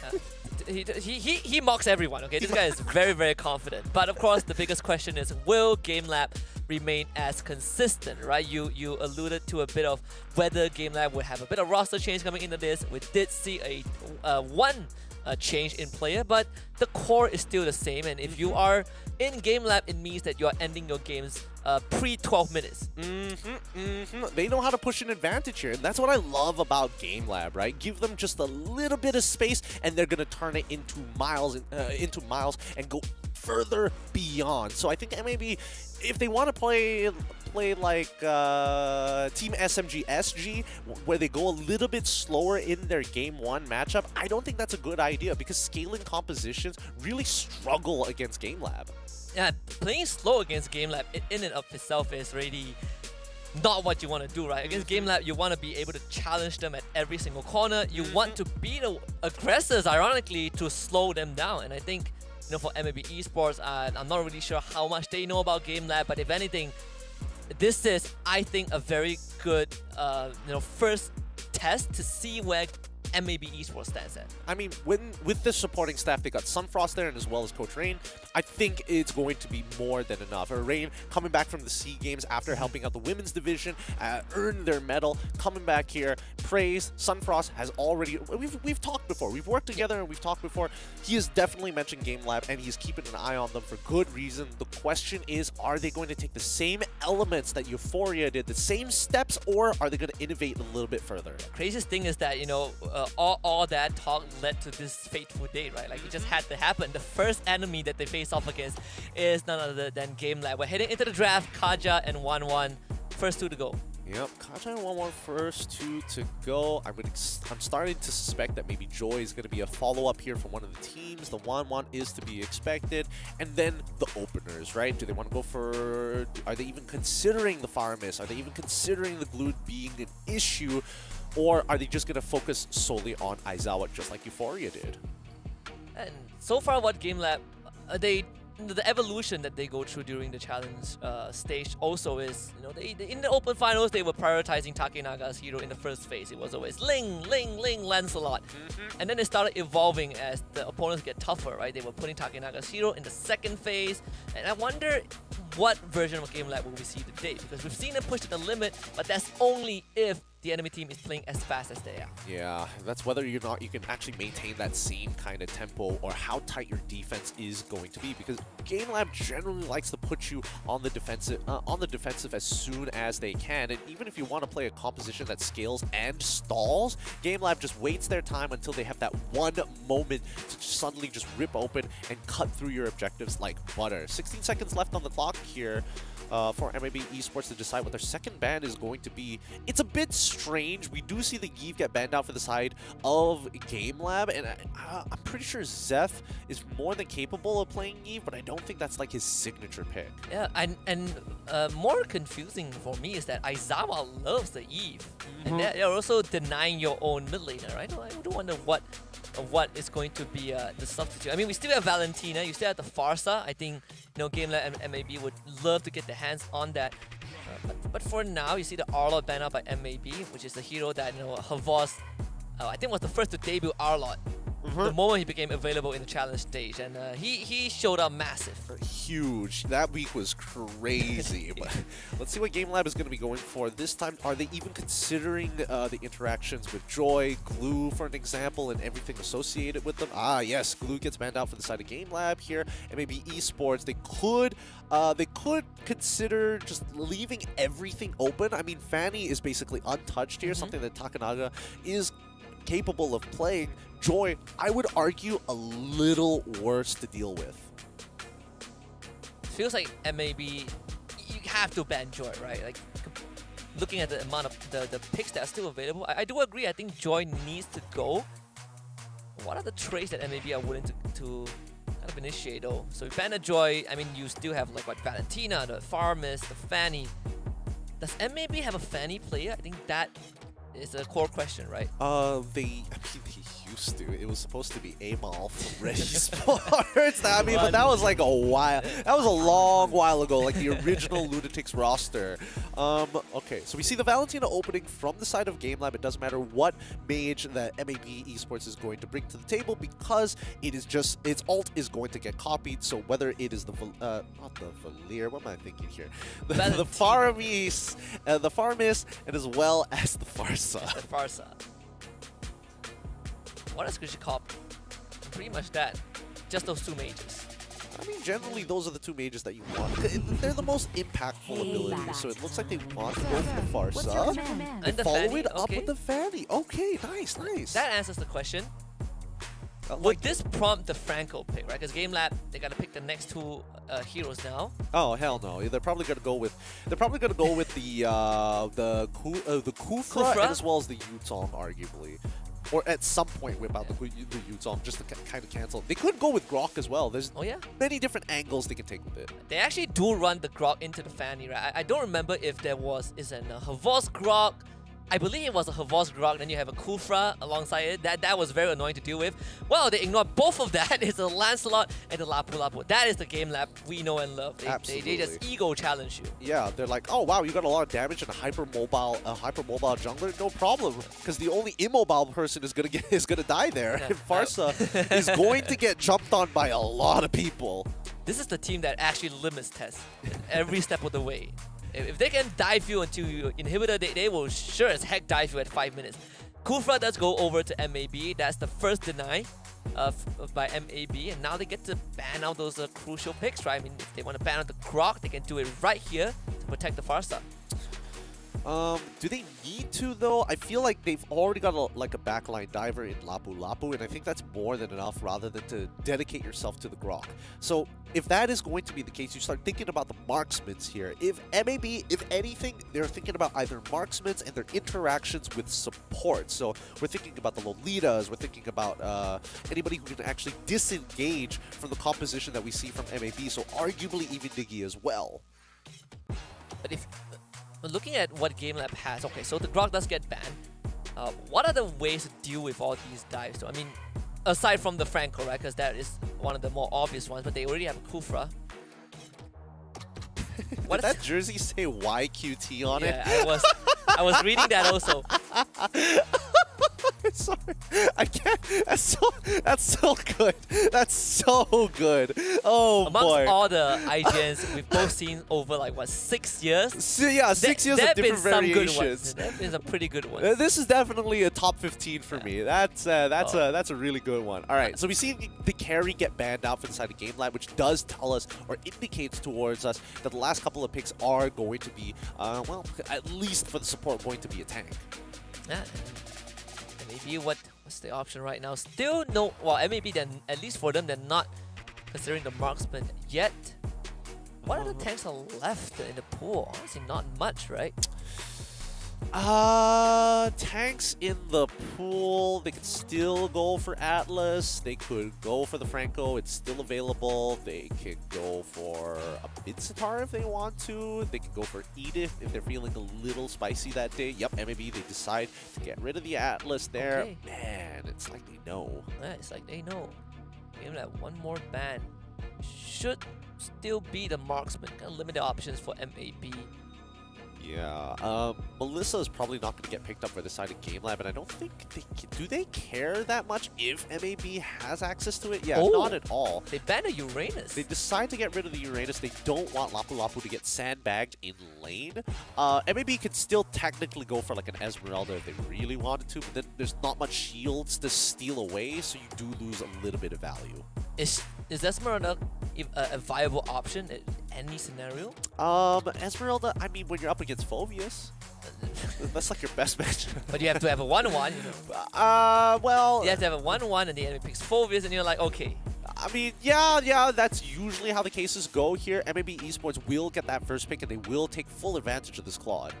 Yeah, it's going... And that still leaves Melissa up on the table. What, Melissa, Beatrix is also there. If they ever get, you know, adventurers, maybe the Moskov.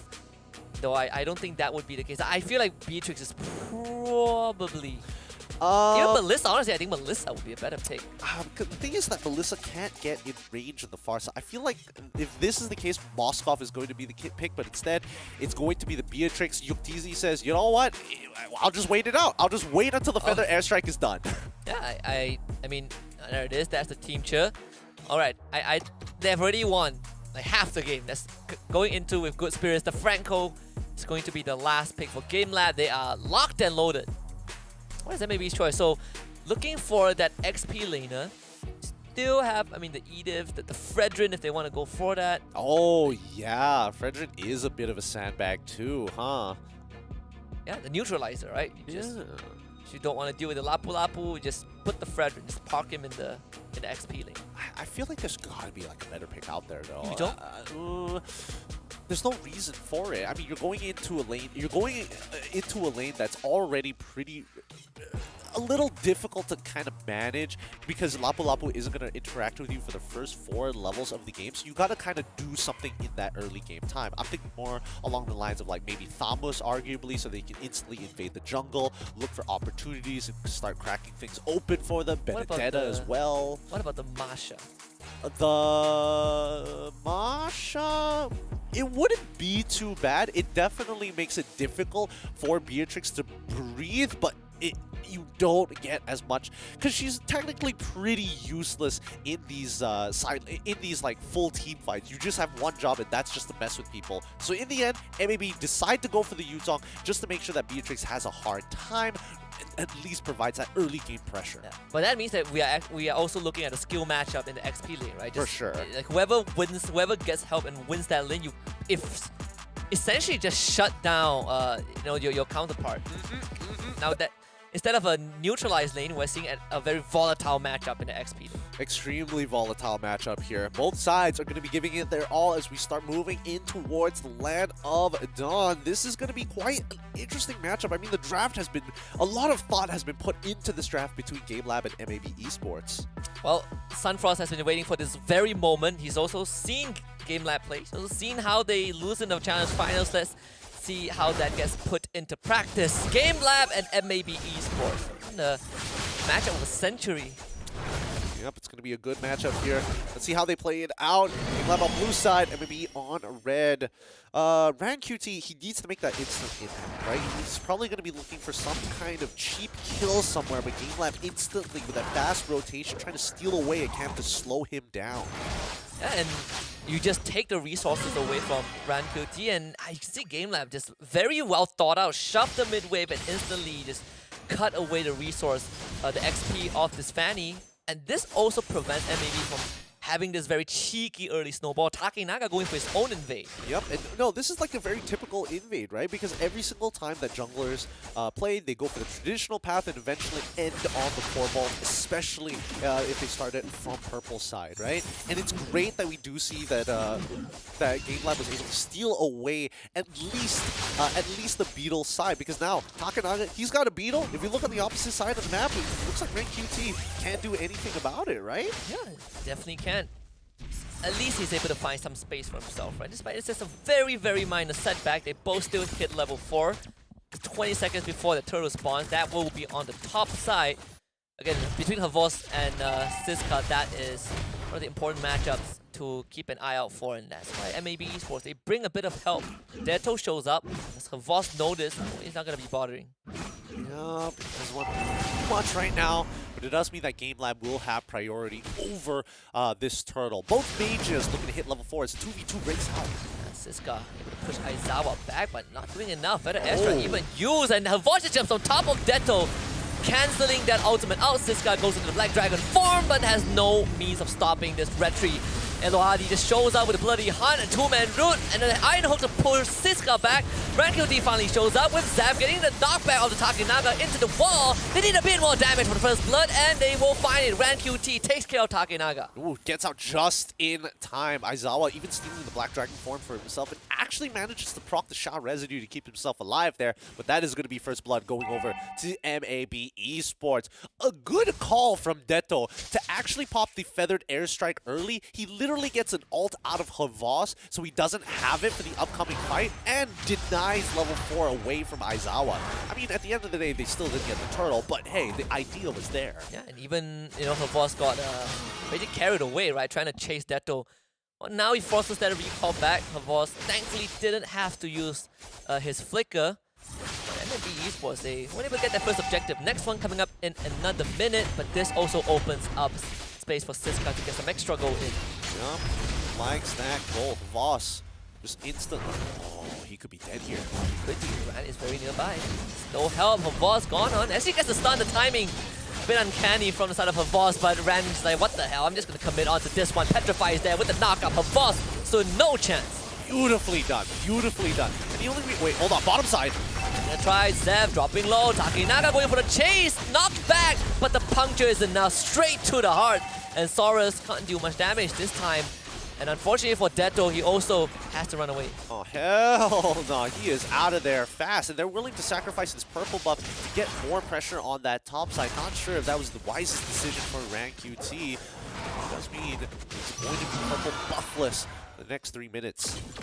And that also means you are taking away his potential to join these fights, right? If they is even going to be one at the next turtle, which Game Lab, they have already propped themselves there. It should be an uncontested objective. And maybe turning their attention over to the bottom side, looking for Yuktisi. That could be a catch. Game Lab are very well aware. Yeah, they are extremely aware. No contestation for the turtle means that they're probably on the opposite side of the map, especially with the information that they have. They have Elohadi here just to make sure that they can cover. They hit 2! Zev finds them, and RanQT just instantly shows up. Yuktisi flickers. Don't let him get away. He's gonna go down. Bloody hunt from Elohadi. Gets a good trade back onto Ran. MLB Esports Zev. I have overextended. What a block from Aizawa. Now Zev is probably going to go down. The Stolen Feather Airstrike used by Aizawa as well and gets the full benefit of that. Takinaga finds the trade. Yep, MLB unfortunately did not want to take that. They wanted to take the initial dive, but they didn't want to take up with the following reinforcements afterwards. Takinaga now with a significant level lead over RanQT. 2 levels ahead, punishing him heavily for every move that he makes. And without that purple buff, he's so limited. 10 more seconds, and now he's going to realize how small his Rechi actually is. It all started from 1 purple buff. You see, you give Game Lab an inch, they take it the whole 10 miles. Even Havas has an XP lead over Siska despite dying 2 times. Zev pull back with the Iron Hook, suppressed, and he's gone. Takinaga killing spree, looking for the steal, and of course he's gonna get it. Better retribution. Yep, the retribution is just so much bigger. You can't really do much about it as Yuktisi is able to get the BOD. And the gold lead that was achieved by MLB Esports now in the hands of Game Lab. Let's look at the gold earned leaderboard so far with Takinaga at 4.4k to 3.9k from Yuktisi and Saurus actually. Oh no, Siska 3.6. So he is going to be the earning the most so far. Takinaga is 1,000 gold more than RanQT. That is brutal for a Fanny. Man, not the greatest start in the world, but Game Lab, this is their style. This is their overall play style. Look at it. They're even supercharging this with and find Zev in the process. Saurus, I'm not really sure if you want to even be there. Zev was able to leap away in time, and oh boy, this is the bad news. Saurus forced to get out of it, sniped anyways by Yuktisi. RanQT at least get a trade back, but that could have been mitigated for sure. God damn, Yuktisi's still so sharp. Zev looks for the engage. Oh, Siska!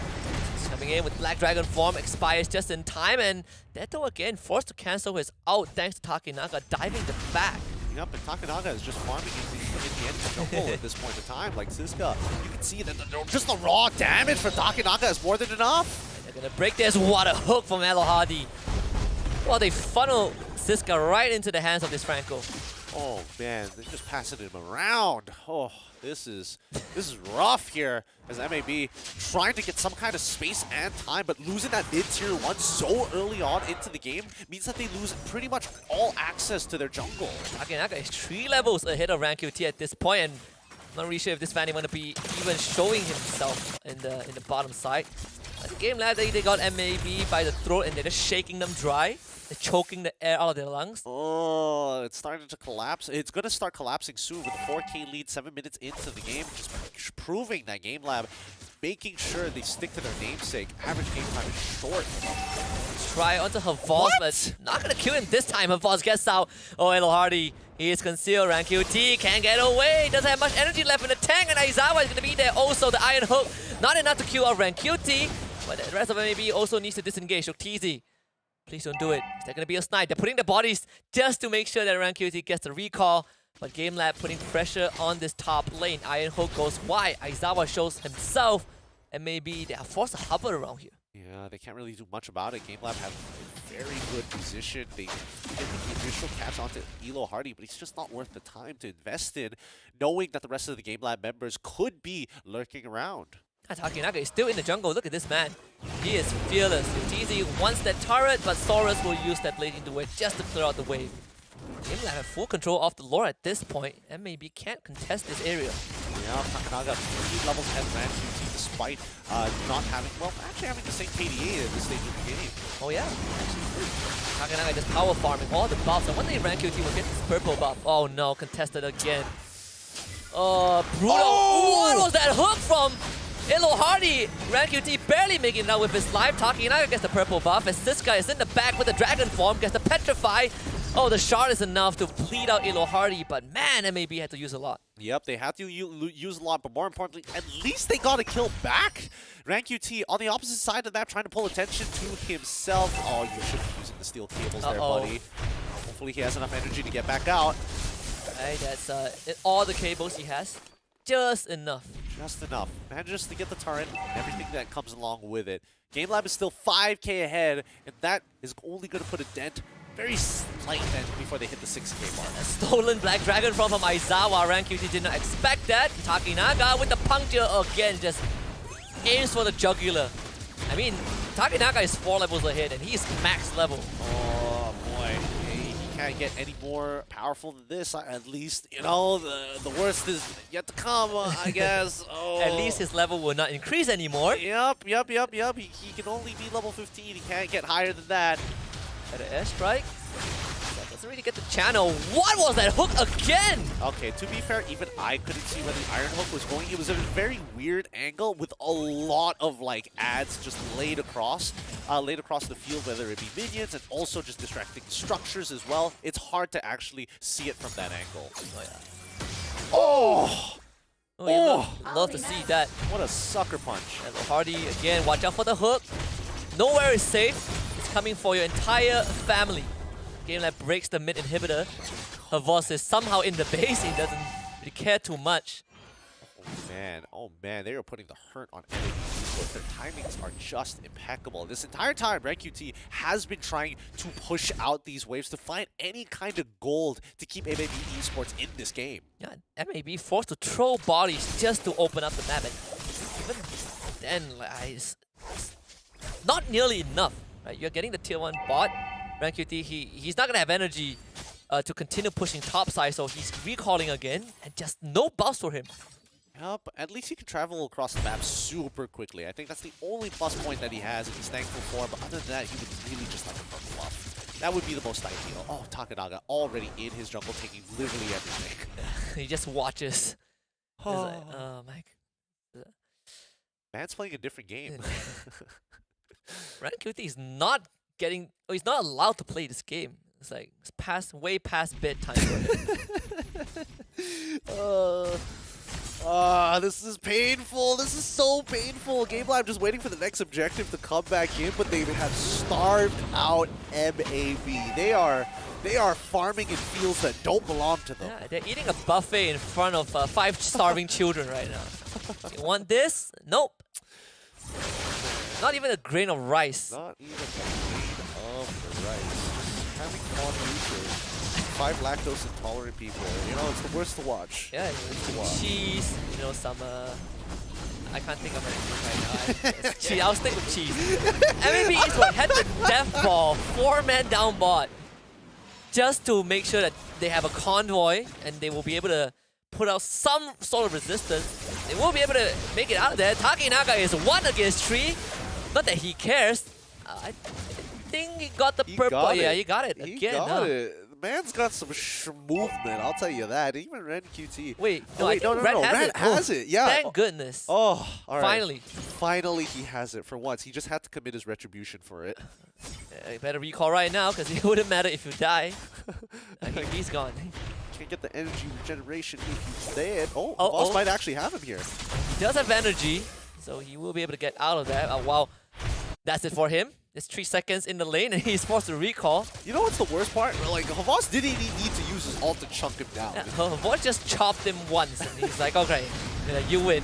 Feather airstrike used, they actually get you TZ. This might be a chance to mount the defense. 2 Black Dragons flying around, one of them is counterfeited, and that's going to be Aizawa, so punished by Rank QT, and maybe able to strike back.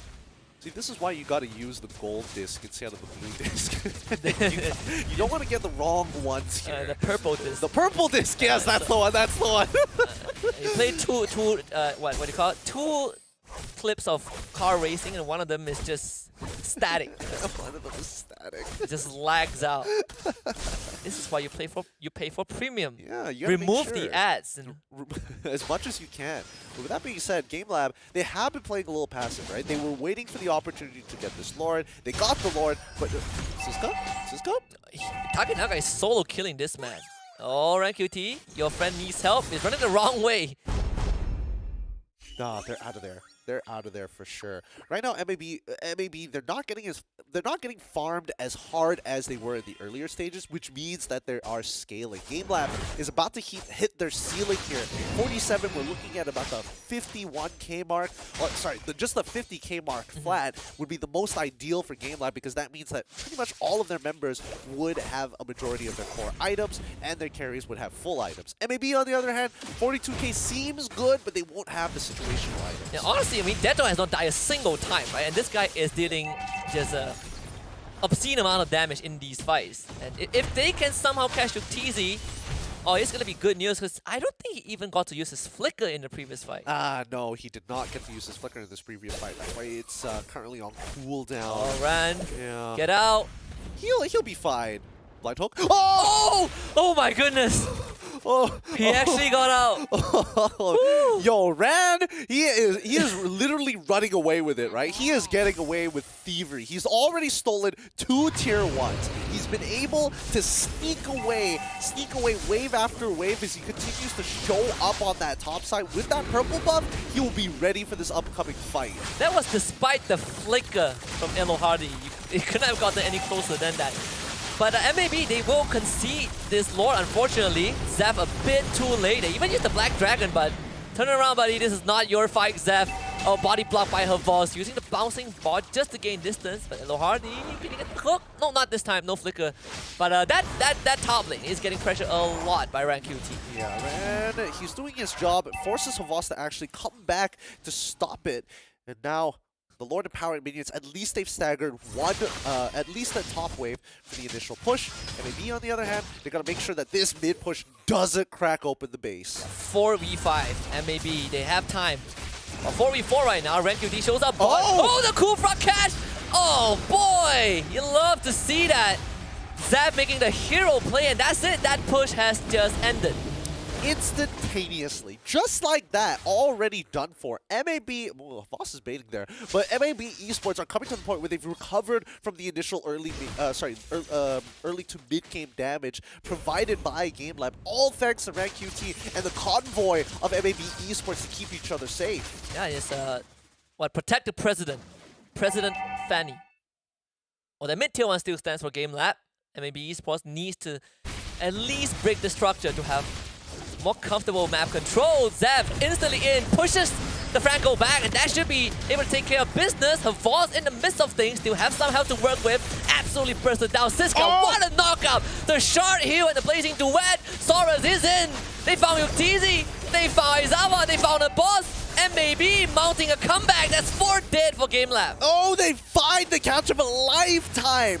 So big, and they were able to convert it into 4 kills. Now, MLBB, they could end the game with this wave. Takanaga should be able to clear it, no problem, but we'll see. It is a Kufra. If Zep catches him one more time, this is going to be it. Unheard of in this performance. Game Lab, they drop in game 1. MLBB, what a comeback. The preparation is paying off. They have the series hands up, very happy. The boys are excited here. Nicely played. Oh boy. Now we've got a serious game on our hands. Oh yes.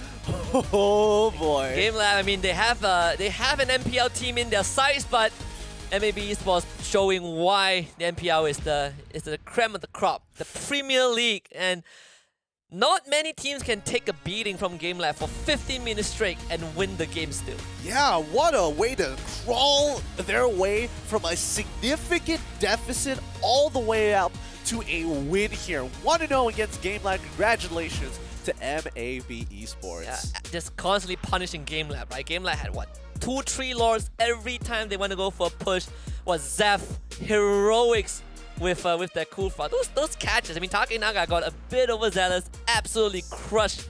And I mean, MLBB, the experience is showing through. Yep, it's starting to show through, but it does mean that Game Lab can finally take off the weight training and make sure that they...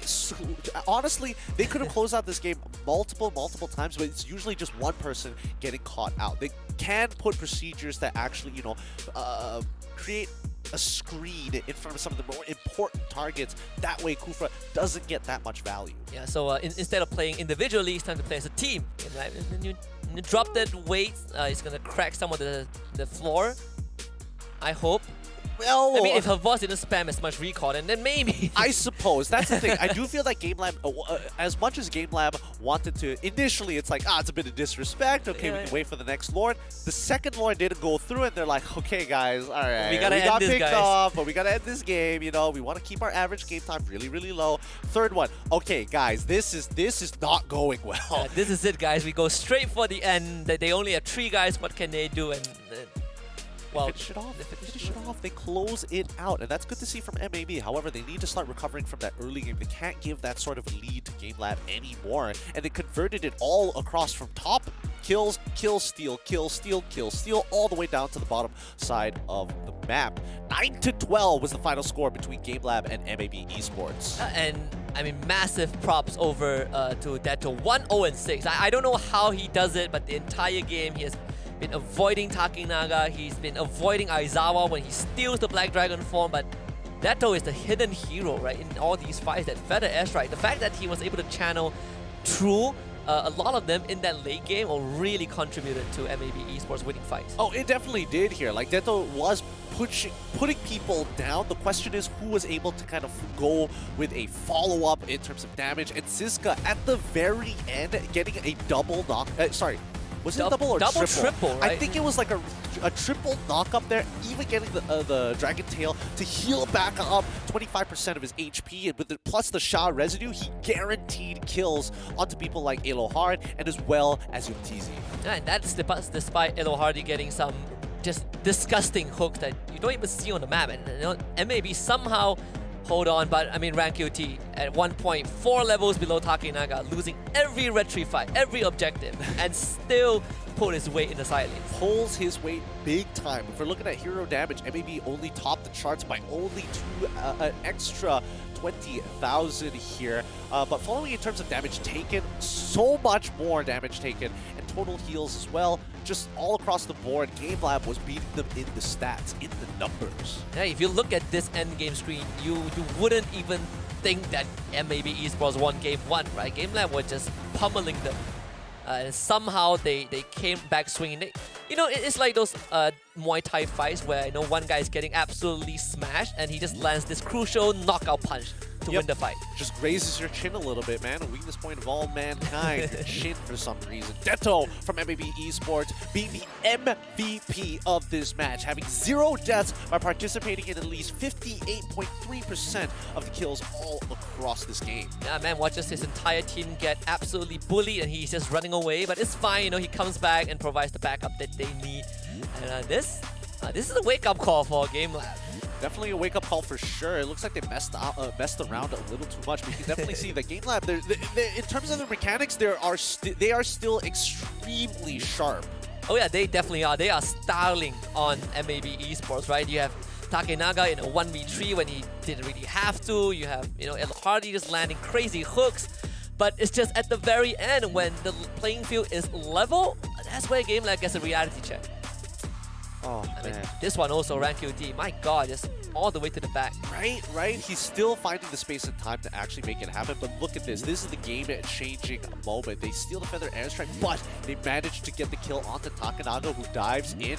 Here comes the fat knock-up of all time. Shizuka, he starts things off with the Black Dragon form, right? But instantly gets that Petrify. He sees the angle to hit Yuktizi and collapse 2 people in the process. It's just absolutely crazy. And of course, Takenaga can't do much in this scenario. The fact that MLBB lost no one in that engagement was just clean. But then again, it was kind of like a 5v3. The Takenaga wasn't in the fight. MLBB deserves some bit of time to celebrate taking the lead in this what we call to be a series that was already concluded before it even begun, but MLBB is here to prove a lot of doubters wrong. Yeah, I mean, our 2-0 predictions are, of course, immediately wrong here. GameLab have an opportunity to try and go for the reverse sweep, unless MLBB Esports is able to close things out against GameLab and 2-0 them to upset everybody. Hey, the 1%. The 1%! The 1%! They're coming! They are coming. Ikuto is shaking his boots right now. He walked into there and he's like, there's no chance. There's no way. No way, GameLab. There's no way. And I quote, he said, I would be surprised if MLBB even wins 1 game. Oh boy! Oh boy, they just won 1 game. It's gonna be a really uncomfortable interview if MLBB clean GameLab out 2-0. That is actually very true.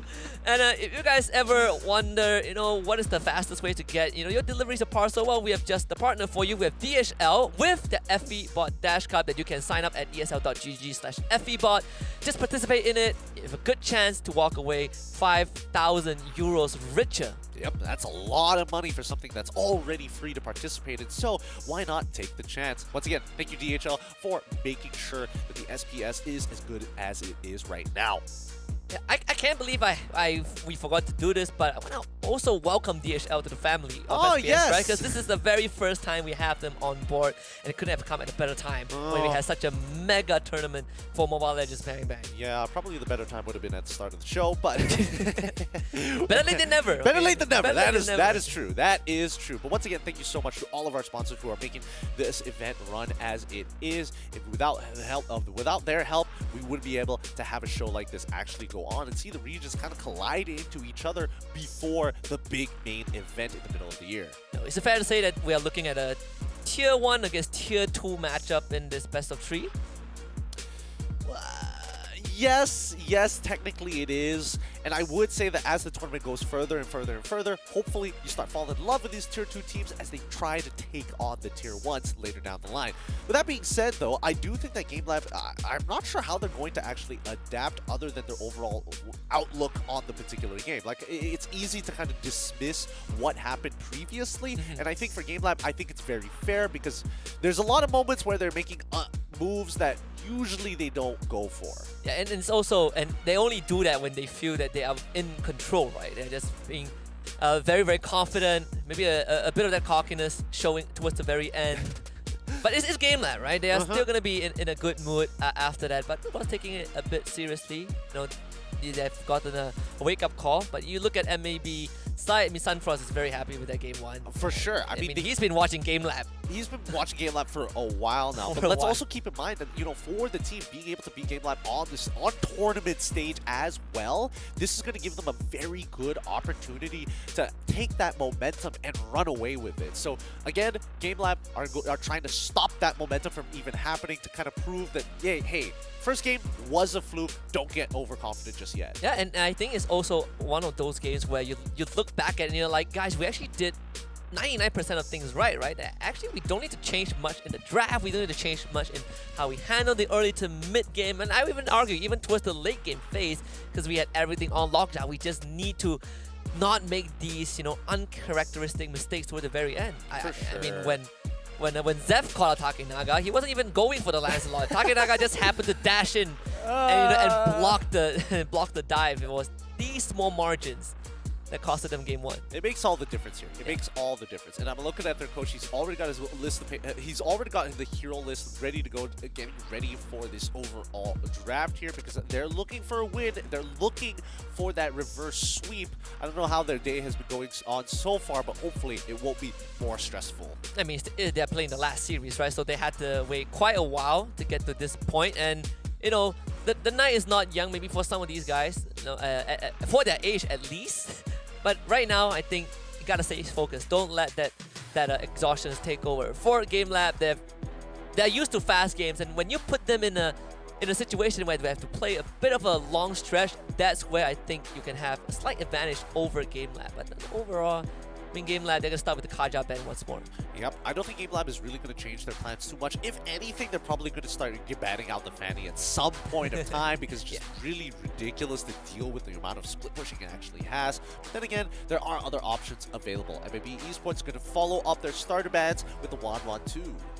Yeah, so the same first bans coming up from both teams. Game Lab, the Arlo was banned out by MLBB in game one, and Game Lab actually went for, I believe, the Eve ban. And that was kind of a point of discussion, right? Aizawa loves that Eve a lot, and they decided to, you know, remove it from play. I wonder if that would be the same in game two. I would say that it's probably going to be the one that's not the same, right? I feel like that ban could be used for that Fanny, and if I'm in Game Lab's position, it's not like Fanny was doing so much to the point where you can't do anything in the game, but it did enough to kind of get them by. Banning out the Eve once more, it looks like Game Lab is just sticking to their guns, sticking to their game plan. Yeah, we might even see a rerun of the draft, right? Game Lab had a very, very offensive opening at like Lapu Lapu, Lancelot as their, you know, second and third pick, just absolute aggression. And maybe they did ban out the Farmist, I believe. Yeah. Farmist, I know the glue was banned out. Yeah, the glue was eventually banned out from the side of Game Lab. Yeah, they're the ones who banned it out. And maybe, I'm pretty sure they're going to be following the exact same draft pattern until there is going to be some kind of adjustment. And I think even looking based on face Coach Rain, he's going to be really thinking about, like, okay, if this is going to be the exact same bans, right? Something in the picks must change. Yeah, I think for Game Lab, they probably will be looking at for a running back, right?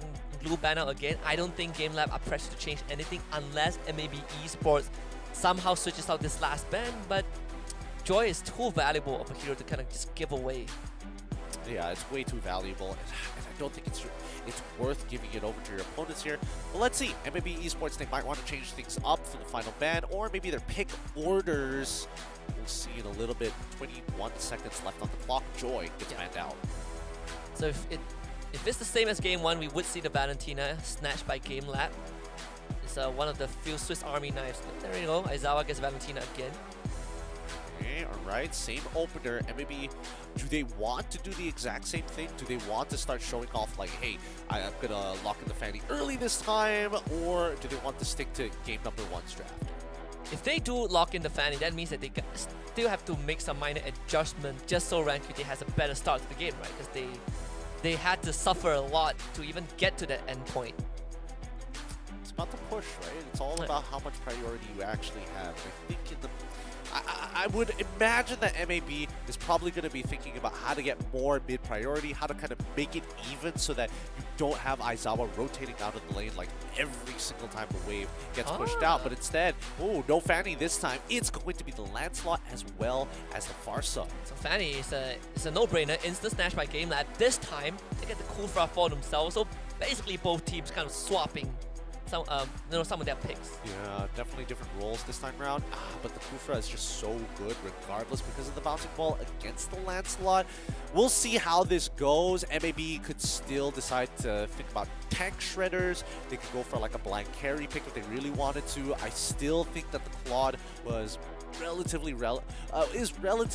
good here regardless, because no matter what, he's able to get in and out of situations whenever he feels like it. But instead, maybe decide, because there is a Fanny, you want to have some kind of lockdown. All right, fair enough.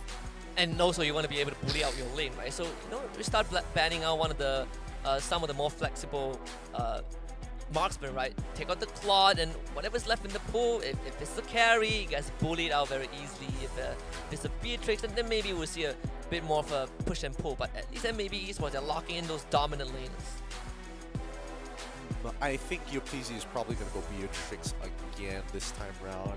I mean, he did it against the Farsa. It's not like he was getting hard punished by the Farsa every single time, but usually the hard divers is the one that kind of sets things up for MAB regardless.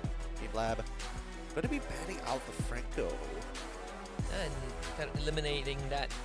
The only other lockdown option that does force MLBB Esports to kind of consider what else they can go for as a roamer. I mean, you had the Atlas that's always in the back of their mind, but also there's the Grok. Not that it matters too much, right? Because GameLab, unless Havos go for the Grok, I mean, he does do that if GameLab actually wants to. That's what I'm thinking about, right? Like, I feel like Grok pretty decent for the side of GameLab. MAB making sure that they get rid of some decent EXP options. They're going to get first pick, so my guess is that they're going to go for Lapu Lapu straight away, which is a little scary because let's keep in mind that when Valentina steals an ultimate, if there is a morph keyword in it, you basically get all of their abilities. Yeah, and you don't want to counter Lapu Lapu, that's for sure. That is one of the nastier ones that Aizawa can get. But honestly, out of the ultimate so far, I think there's still a lot more value just getting the Feather Airstrike. Oh, for sure. It's always going to be Feathered Airstrike, but in the few situations where you're stuck in that 2v2, it makes quite the difference instead. In the meantime, we will be seeing that first pick of the second phase here for MLBB Esports. They could show off the Lapu Lapu this time around, unless they have something else in mind for the EXP lane. This could be along the lines of Edith if they really want to. The Mincetar, I don't think there's enough dashes to really justify it just yet. Is there anything else? Grok has denial? Okay. Yeah. So they do know about the Havos Grok. So you deny it away. That's when you get to protect the Farsight even more, right? And now you have your own counter engage. It does make Fanny's life not as easy as she wants it to. Yep. You get the Fredrin for her Voss, kind of the brick wall, and the carry goes through. So the carry goes through. I think they pick Lolita here for the side of MLBB Esports, right? You're looking for someone that can block the auto attacks, is able to kind of set up a really big stun to disengage from the team. The Grok into the Fredrin, not the most ideal in the world, but at least you can kind of cut the waves. If you want to take it one step further, you can go for the Benedetta, but let's keep in mind that Kufra is still on the field. And that is if MLBB Esports are comfortable enough to put the Grok on Siska. Exactly. 15 seconds left. Maybe ideally, I think the Lolita would be the best choice, but what if it's not a Lolita, right? Benedetta doesn't feel like she can move as freely as she wants to. We'll see, Sunfrost has made the decision, it's the Akai. So it will still be the Grok XP. I mean, if Akai roam, we haven't seen this for a long time. Yeah, they want some kind of disengage mechanic, a way to allow them to create space. They're not looking for hard engages, right? MLBB Esports, they have the option for hard engages, but the counter engages is so much stronger from GameLab that they can start thinking about multiple different avenues. Slow down the game, speed up the game if they want to. They need to have that level of control. Yeah, especially when you have a Fredrin on the other end, while Grok Akai, Fredrin's life is going to be miserable in these fights. I would be surprised if you can land a proper Appraisal's Wrath. Yeah, the Appraisal's Wrath is going to struggle a little bit, but I think at the end of the day, will it actually kill someone? I highly doubt it, especially with such a beefy lineup for the side of MLBB Esports. Maybe if it's somebody squishier, it's understandable, and maybe we might see Deto die for the first time. We witnessed it just now. You know, we witnessed the Fredrin slam. I still believe it. You know, like I was a bit heartbroken when they tuned down the numbers a bit, but after seeing those 1-2 shots, now I'm starting to believe again. Though the conditions for that to happen is a bit more strict. You have to take a lot more punishment, but it's doable. Yep, it's necessary. I definitely think it's necessary. Now it's going to be Game Lab on the blue side once again. MLBB Esports on the red. Let's see how they play this out, especially the early game, because that's where Game Lab got like a major lead in game number 1. Yeah, Zeph actually went for scouting mission. Actually saw Takinaga, so that scared him just a little bit. But contrary to game 1, there is no any in-base early on. Both junglers doing the normal route. A bit of a scuffle down mid. Havos is going to be there, losing majority of his health on his Fredrin. Not the beefiest at level 2, but Takinaga is going to show up onto Zeph. This Arkai taking heavy damage, knocked out first blood for Game Lab. Expected here, especially for Fanning players, to achieve first blood super soon. Does Takinaga? Yes, he does have that retribution. Came up just in time, hits level 4. Uh-oh, he should be able to get a kill here. No? Oh, ran out of energy. Yeah, it's a bit late into the night, guys. Guys are tired. Unfortunate. I mean, if you have to operate that much cable and you're running and you're flying at top speed, you need some intense training. Uh-oh, the trap. Oh, I thought it was stolen. Thank goodness Saurus got that. Yep, Saurus is still going to try and maintain his lead as the rest of the team is actually looking for an opportunity to kill Havas. He's going to take the early recall. He is calling for Takinaga to deal with the upcoming wave. Yeah, he's not going to make the same mistake twice because he got ganked pretty ruthlessly. Oh, Takinaga though, I mean, he gets called up to the top side, instantly finds out that there are multiple members of MLBB there. So Aizawa also shows up top. Meanwhile, both roamers are just duking it out mid-side. And Hardy gets priority to rotate if he wants. He wants to make sure that he gets ahead of the curve, right? After Grand QT, he's on top of this turtle and will be able to secure it unless the Fanny isn't finishing off the purple buff in time. Yeah, and the turtle actually stolen away by Elo Hardy of all people. Oh, where's the retry, man? Yeah, that's a feels bad. It really is a feels bad. Both junglers didn't press their retry. That's the worst part. No, one jungler wasn't even there. Takinaga was like, I want my purple buff. Well, I guess we don't need it, you know.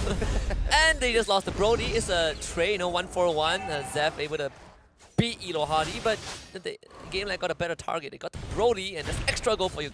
Yeah, no, this is great for UTC. He wants as much gold as he can possibly get here. Doesn't matter where it's from, as long as he has it in his pocket.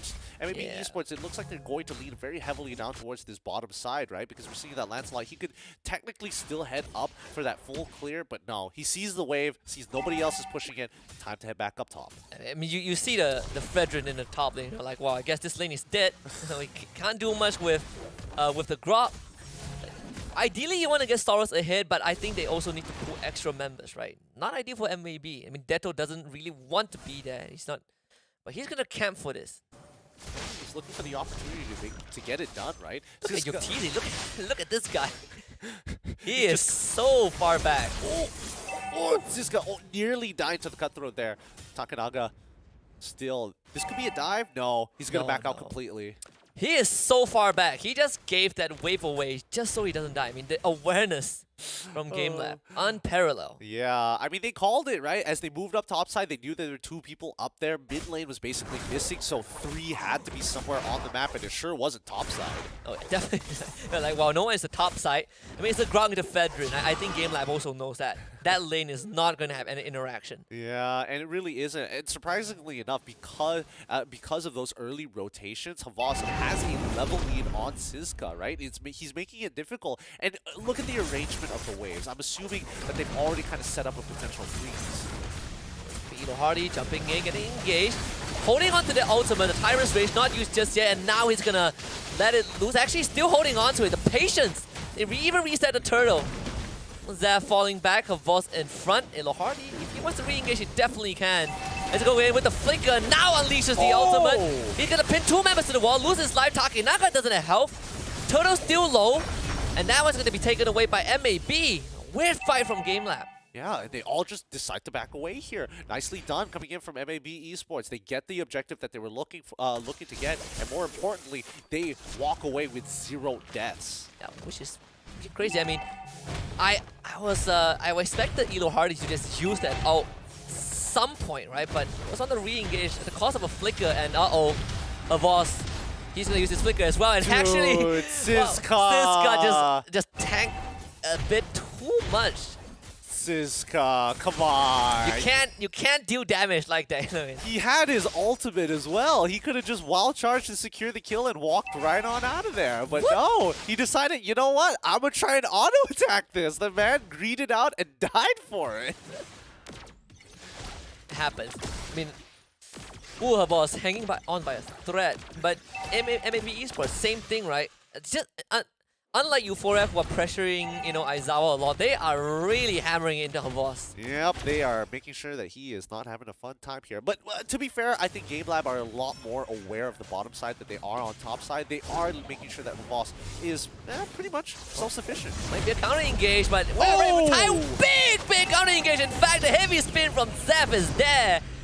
A 3 for MAB.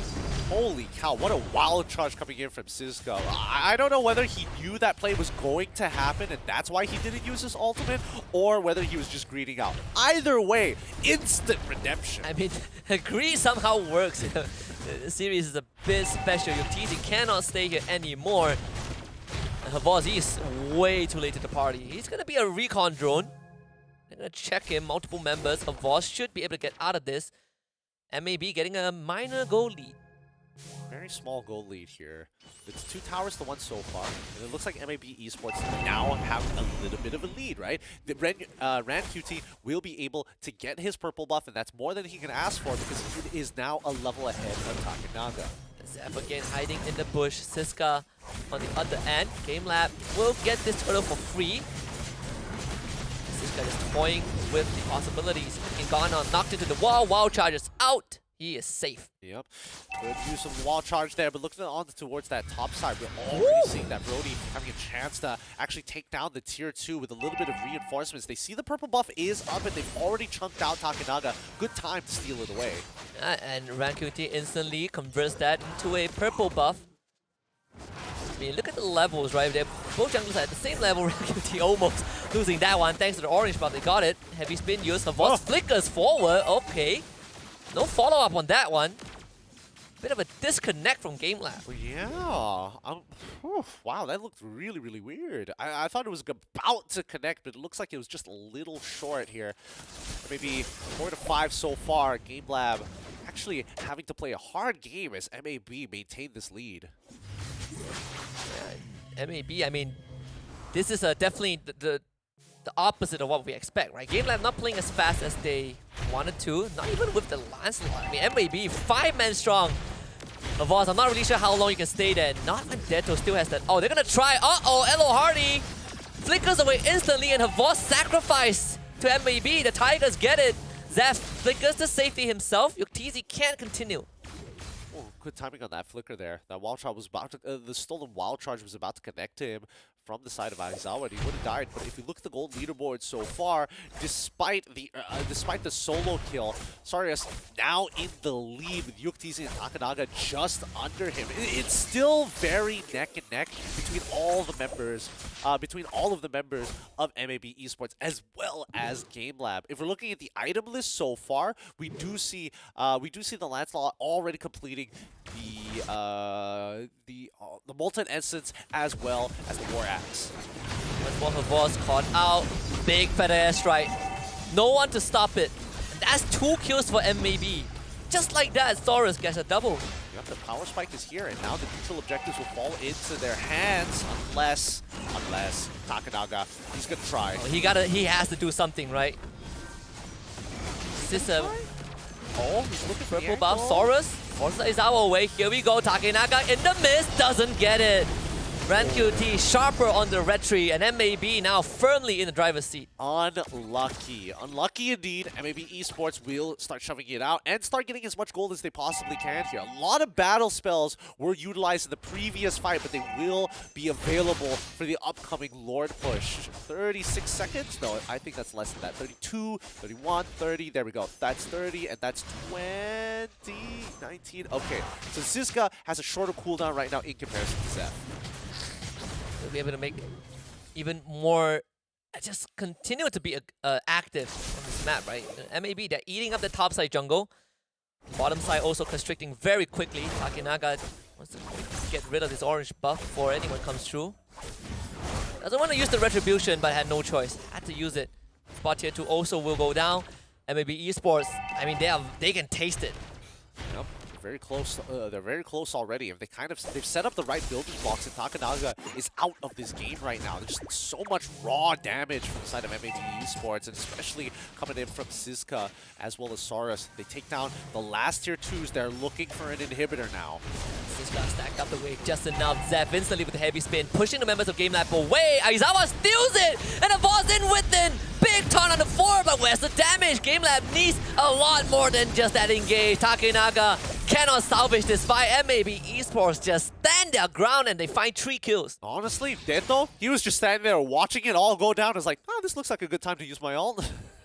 He was so far away from the fight. That was the best possible engage, right, from GameLab. Yeah, like Dento, he saw the heavy spin being stolen and moving up towards. He instantly starts moving backwards. And as soon as he moves backwards, that Feather Airstrike absolutely blows up. Because even though you are stealing an ultimate from your opponent, you don't necessarily steal their stats.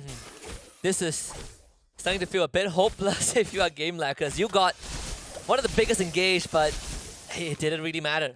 MLBB Esports, they just ate all of it up. Yeah, the 5k goal lead, it's significant here. And even Zizka is going to be able to get a Malefic Roar, making it even harder for someone like Yuktizi to walk up confidently, especially knowing that the wall charge is available. 2 out of 2 times, those wall charges has been effective. Damage leaderboard, oh man. Look at Zizka. I mean, this guy's at 3rd. He's in 3rd place. He's above Aizawa, and it's just like, yes, my wall charges have been effective. But look at the blind attack. Oh, if they can get him, this would be great. Zizka is the target. Takinaga stops Dento instantly. Some counterattack, some signs of life from GameLab. Yup, GameLab, they are willing to check all the common spots. If it means a kill, it means they buy some extra time, which is great because in about 11 seconds or so, the Lord is going to spawn, and I think MLBB Esports need to start sending people either to topside to clear it as quick as possible, or look to try and 4v5 this. Hello Hardy even saw RanQT just by accident. Lord's going to be started up, MLBB for big flank potentially. They're going to try and get the purple buff for Saurus first, so RanQT needs to hold on to this for as long as possible.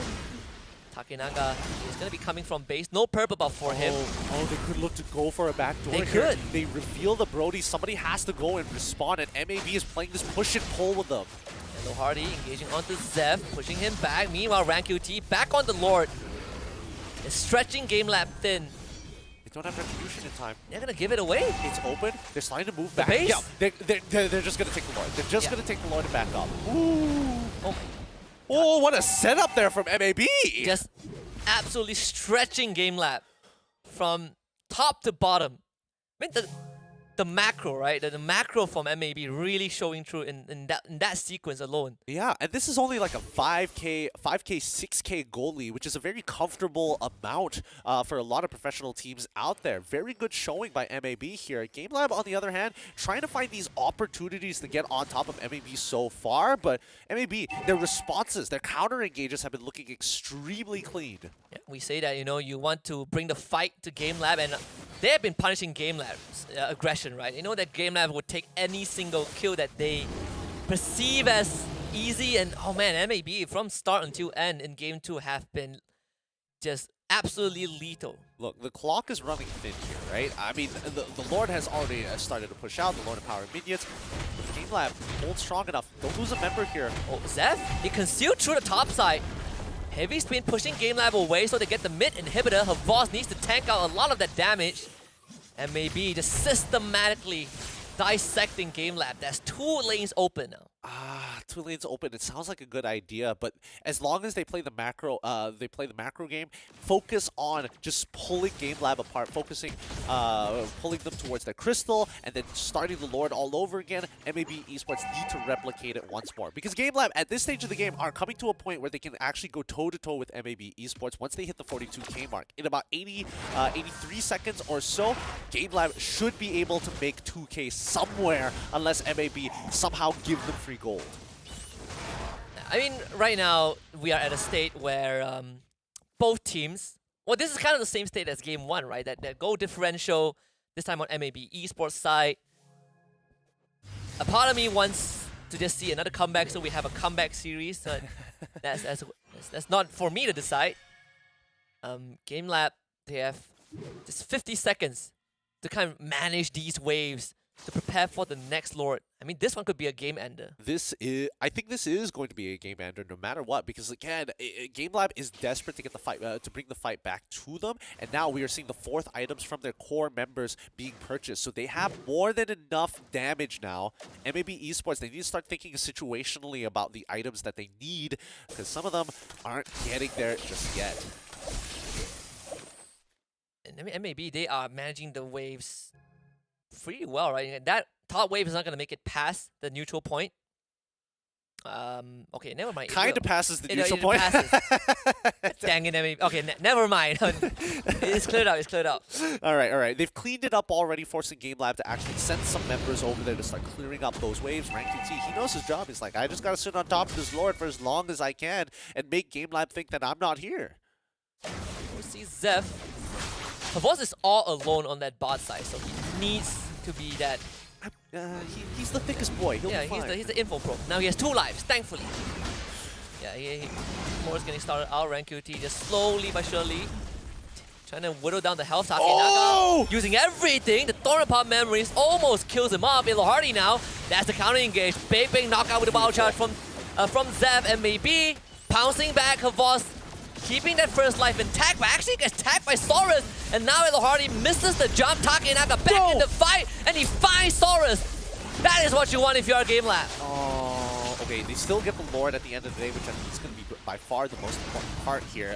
Does RanQT have... Yes, he does have Retribution. He shouldn't lose this. What's really sad is that Saurus wasted 2 auto attacks that could have been utilized better on enemy heroes rather than hitting the Beetle. He was just auto attacking, looking for the nearest target, but he wasn't prioritizing who he was hitting. Target priority was going to be key there. I mean, Takenaga surviving that whole ordeal, that itself was, I think, kind of the minor deal breaker. Well, this Lord is definitely not the game ender. We have 1 more to go. I mean, it's really thick, but Yuktizi should be... Look at him chunk through that, right? True damage, 1.969 true damage every 4 hits. Yuktizi is the Lord. Yes, he is the Lord. the true Lord. He is the true Lord. In the meantime, Oh, the catch actually made it through! Not now, RanQT. Not now. Puncture used, trying to dash away. Takenaga hot on his heels. RanQT burning. The steel cables miss. RanQT still running. Aizawa can't clip him in time. There's no way RanQT just got out of that, right? He just got out of that. Oh my goodness. Unbelievable scenes for RanQT. Making out there with his life. Takenaga not happy with that outcome, but can't really follow up anymore. He's gonna go actually. RanQT again with the Thorn Rolls. This guy playing out of his damn mind. Takenaga cannot find him. Finally brings the immortality, but they need a bit more. Aizawa right in front, but RanQT just walks away. Saurus though getting caught. Uses the Winds of Nature. Blocks some bit of the damage. Needs to walk out of this. Aizawa right there. Finds the kill onto Saurus. Takenaga straight to the back. MLBB losing Saurus for 40 seconds. Don't disrespect them. Don't disrespect them. Saurus shouldn't have died there. He had his flicker also available, but he knew that Ilohardi was already on top of him with the bouncing ball, so he's just waiting to create just a little bit more distance here. MLBB Esports now, this is a repeat of game number 1. It has come to a stalemate. The gold lead does not matter. RanQT at least gets that purple buff. This is the longest game we've had today. And it can go on for another minute at least. Another minute or 2. Oh, we'll see it. We'll see about it. We'll see. Lord is coming up in a minute. It'll take some time. it's going to be a slow roll from here, but let's see how innovative they find. Hardy does get on top of Ziska, but he's not the main target. They don't break his immortality either, so they lose out 2 ultimates for 1. Not the best trade in the world, especially since 34 more seconds until the next Lord comes up. A tier 2 bottom side breaks. Good news for MAB is that they still have 2 tier 2s, and those lanes happen to be the lane where GameLab have no inhibitors. I want to see if MAB, I mean, they gotta do the whole macro thing again, right? Just stretch GameLab thin. They've done it twice, but these team fights, they're getting very even. I mean, GameLab, they can literally burst the target 100-0 rank QT. No immortality this time. You're all gonna be that lucky. Again, using those iframes to gain distance.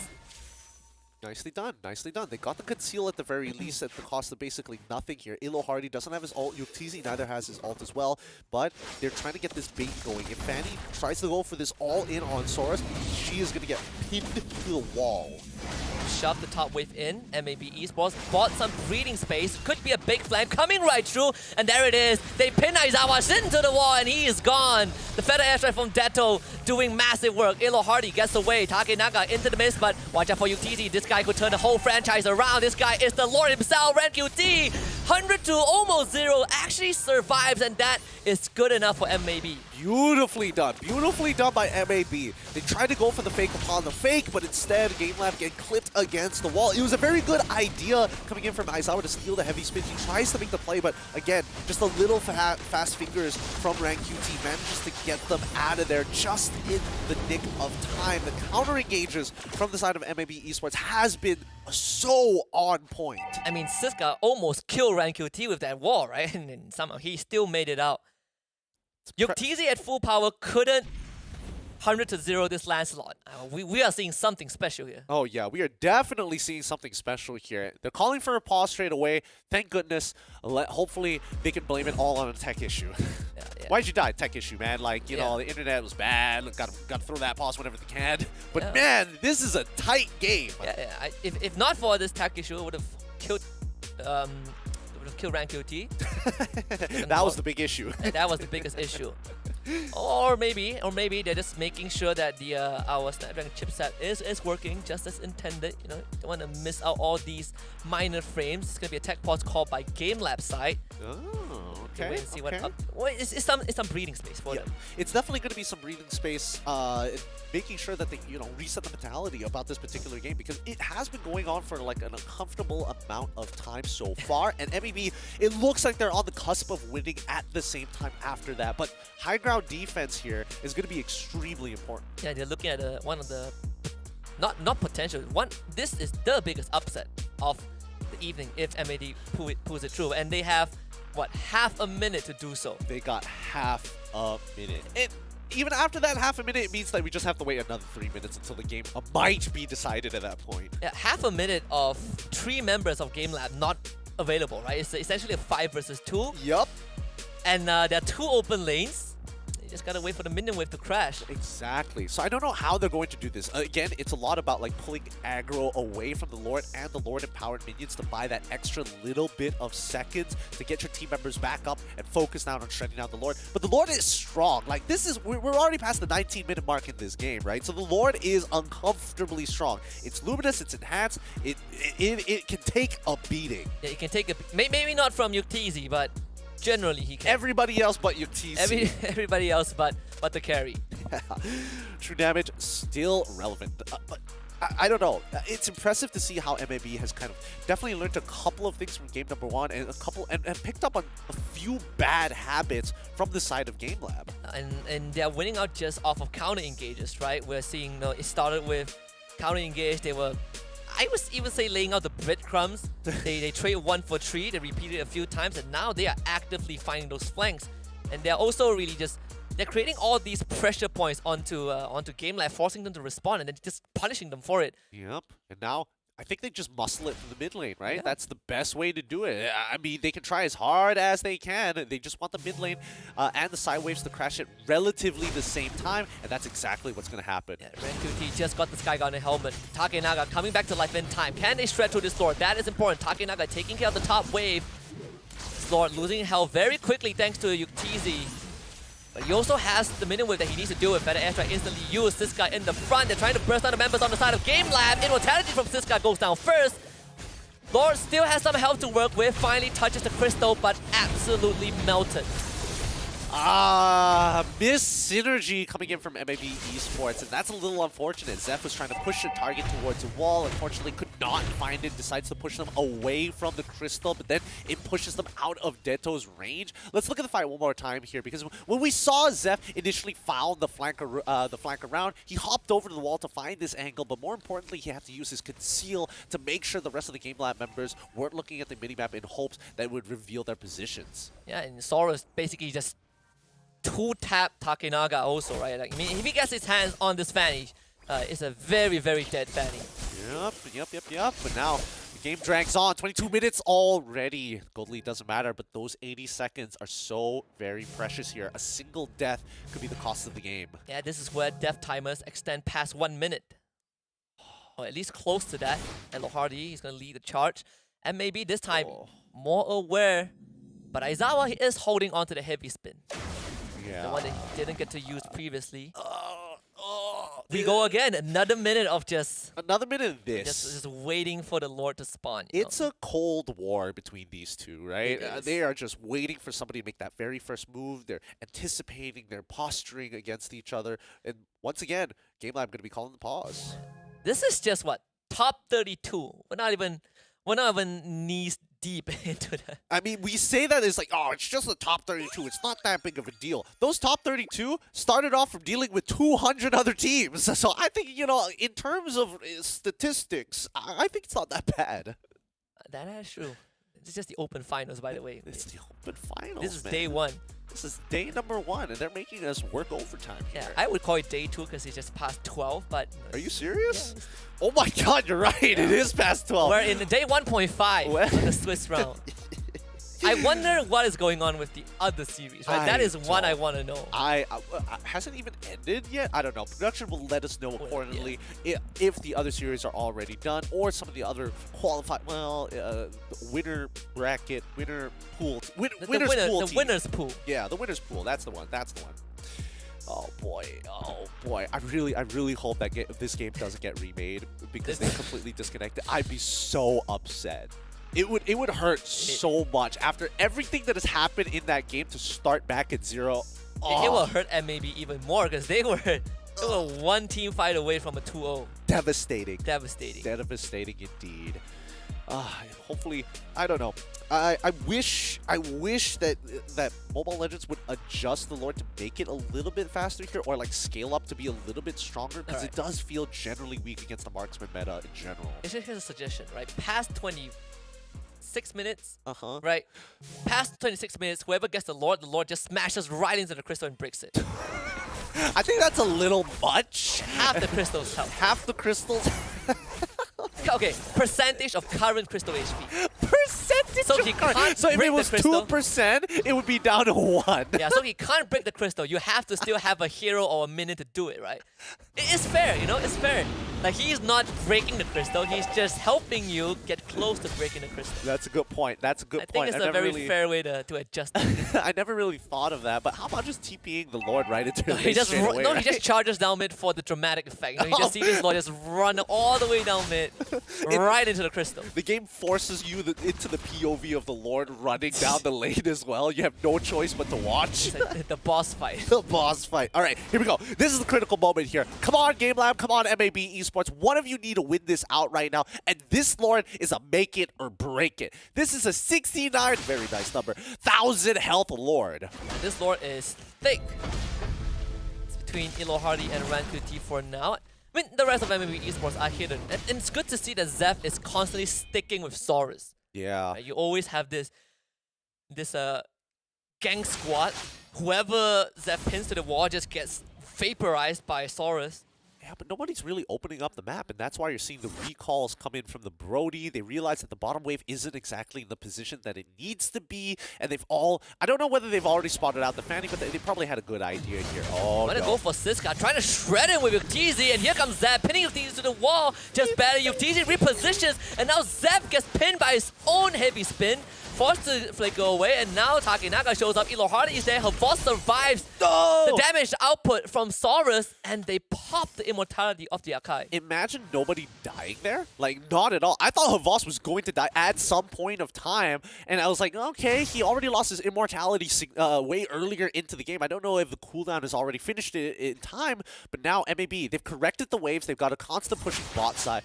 They've got a wave build up on the bot side. Top side is naturally going to be pushing, and the same goes for the mid lane. So I think now MAB Esports can start posturing for a potential backdoor. And they also saw Takenaga on the top side, right? That is a lot of valuable info.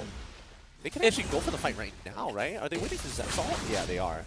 Zep doesn't have flicker this time, so oh my god! Oh, big catch, Ilohardi! Where's the follow-up? He's taking massive damage. Push all the way back. Havos is trying to help. But Ilohardi goes down for the first time. Deto with the feather airstrike finds him for the second. Siska gets traded back thanks to UTZ. And watch out this man, this carry. An absolute force of nature. Takenaga coming through.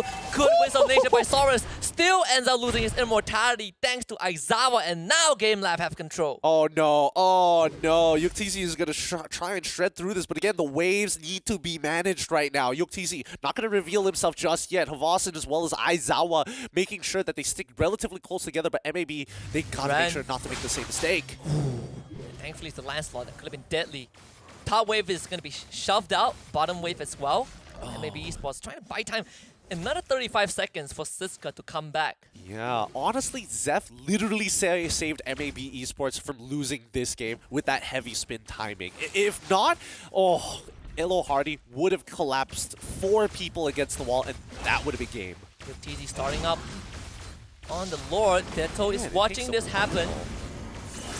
Finally, the Lord is durable enough. Yeah, it's durable enough. It actually looks like a regular Lord this time, even though I know for a fact that Yuktizi's true damage is ridiculous. Deto is going to be dead. Lord down to half health. Oh, this game's dangerous.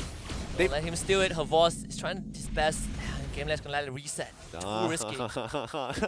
Way too risky to do it. Every time you see GameLab like, okay, we're gonna finish this, right? And MLBB Esports decide to show topside just dangling the back door, the keys to the back door, and GameLab is like, back off, we can't let him do it. We can't get backdoored like this.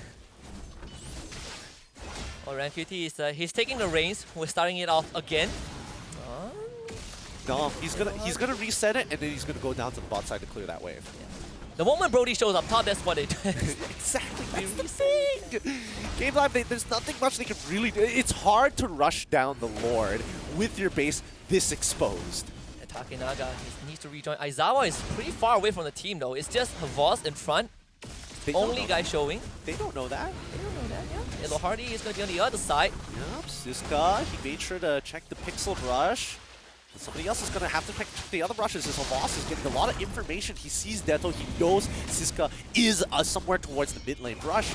And now, this is where it gets dangerously low. MLBB letting the top wave push in, right? They're trying to manipulate this. Ilohardi, this is it. RanQT, the Lord also knocks out them just in time. What is this uncanny timing? Deto has used the feather airstrike, and here comes the potential flank. Zap pushes Aizawa away. The Lord needs to be rushed down right now. MLBB Esports piling their full body weight onto it. Where's the retreat gonna come from? GameLab, are you gonna find it? It comes through for Takenaga, and GameLab, from the brink of absolute abyss, might have just found this game. Deto falls for the second time in the entire series. MLBB Esports, 2 members down for more than a minute. Oh, that was huge coming in from Aizawa, holding on to the heavy spin for the longest time, just so that when RanQT does not have his cooldowns, he can push him as far away as possible from that Lord and bought just enough time for the rest of the team to shut it out. Nicely done by GameLab. Oh! Yeah, Ren knew that he had no other window. He had to press retreat, right? And that was just not it. Lord was a bit too tanky for that, and GameLab finally have an opportunity to knock at the doorstep of MLBB, claim their first inhibitor turret in the mid side. MLBB need another half a minute for those 2 dead members to come back to life, but the Lord, he's not gonna wait. He's coming down from the bottom end. GameLab looking to claim a potential game tree, but MLBB, we've seen them defend their base with their might, but can they do it with not enough members? Final push, Zeph is there, heavy spin use. Ilohardi pushed right into the fountain, but not enough. GameLab demands a game tree. We go the absolute absolute distance in this final series. Oh, they recover well. They recovered really, really well in that very last fight. Ideally, they shouldn't have been able to give that lead over to MLBB in the first place, but man, did they hold on for dear life. 2 exposed inhibitors, 3 lords falling into the hands of MLBB, with the 4th one being the one that breaks the camel's back. Hey man, we got 2 consecutive games where the team that is on the back foot with a barren base makes a comeback. What a treat for the final series of the day. And that means we're not done yet. We have 1 more to go. And these players, they gotta play the marathon this time. What a marathon. Oh, I'm just thinking about the situation all over again. How could they have played that better? How could they have closed out that game? And I think a lot of it just comes down to, like, you really start hyper-fixating about the overall positioning of where your marksman is going to be, the positioning of, and some of the habits that MLBB are having ended up hurting them a lot, like clumping up into just random bushes. They definitely need to have that spacing down, having one person just slightly ahead of the rest of the pack. Honestly, props to GameLab as well, right? They started to be more aware of a potential flank. I mean, Aizawa did not get caught anymore after that one disastrous fight. Yep. That guy learned really quickly. He learned fast. He's like, nah, that's not gonna happen again. We can't let them. We gotta make sure we cover all of our bases here. Well, that's game 2. Both games, the team that was on the back foot, you know, it feels like deja vu all over again. They made a comeback. A repeat of game number 1, but this time in GameLab's favor. Oh my god. Honestly, both games feel like, yeah, sure, you have all these, you know, micro decisions that ended up costing MLBB or, you know, GameLab their respective games, but at the end of the day, you look at it from the bigger picture, it feels like the blueprint is perfect, right? There's nothing much that you need to change. It's just, I don't know, maybe a stroke of fate that you lose that game. I suppose. I don't know. I think that GameLab kind of had like kind of understood what the assignment was, but it was a real mess there by the Lord Pit. It's hard to keep track of like 8 different people trying to do 8 different things all in one spot to make sure you have enough space to retribution. Like RanQT played as good as it gets. He didn't get much of he didn't get any kills apparently. This guy's 1 death. That's 1 death on a tank. So I don't know how this is possible, but you know, this guy has cheated them many times. But Yuktz, 4-0-4. This time it's him who's deathless. He goes out of this game deathless surprisingly, somehow, despite the odds. Oh, there's nothing much to really break down at this point. The items are as is. Nothing too out of the ordinary. A total of, sorry, not 4 lords, 5 lords. The 5th one is the one that breaks the camel's back. It took half an hour. It took half an hour. The longest game that we had. I think this could rival the longest game that we had in the last season. I think that one was, what, 32, 33? But in the realms of 30 minutes and above. It was pretty close. It was close. It was close. But at the end of the day, it is going to be GameLab who pulls out the win 13-17 in this match. Yeah, not even taking the lead in terms of kills. They are just getting punished, right? A lot of these kills came from counter-engage from MLBB. I mean, Siska played out of his mind with his grok.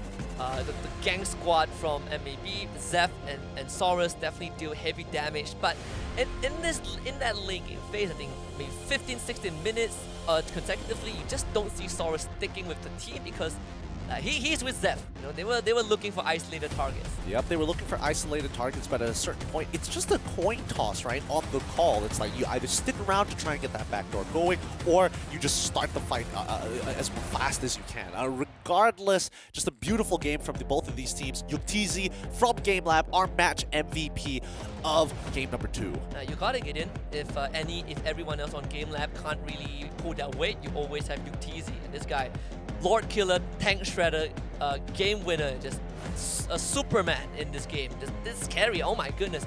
In the midst of all this chaos for half an hour straight, I am very surprised that he basically he didn't die, right? He was barely touched, and look at these fights. I mean, the Winds of Nature usage was on point. He was dealing damage while somehow avoiding MLBB Esports. I don't know how he does it. I don't know either, but Yuktz, I bet he benches like 4 people every morning. He just lifts his teammates, right? Just for breakfast. Just like, guys, get on the pole real quick. Just get on the bar. It's another day of Mobile Legends. I gotta do this again. You Guys. know the drill. You know the drill. You know the drill, guys. But yes, I do think that Aizawa played a very vital part, and I think his part was significantly more stressful. It's not about him living, it's about him stealing the right ult and thinking like your opponent, looking for those angles. Yeah, as a mage, right? As a mage. Like he gets easily two-shotted, but he has to do what an Akai does. It's like, guys, he needs to steal heavy spin, I need to somehow flicker in, I don't know, I just start spinning as if I'm an Akai. I need to believe hard enough so I survive, you know? Exactly, and the best part is that he's more maneuverable than the original Akai because technically he can pop the ult and still dash around. So there's so many things going on here that shouldn't be happening, and yet GameLab still pulled this one from the brink as we move on towards that game number 3. Oh, what a treat we have! This best of 3.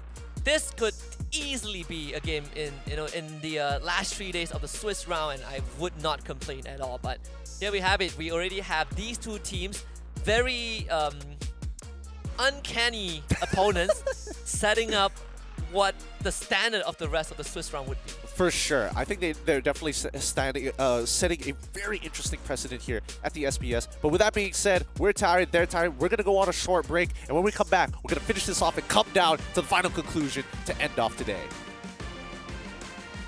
The Snapdragon Pro Series powered by Samsung Galaxy is brought to you by Snapdragon Elite Gaming, Samsung Galaxy S23 Ultra, Monster Energy, and DHL.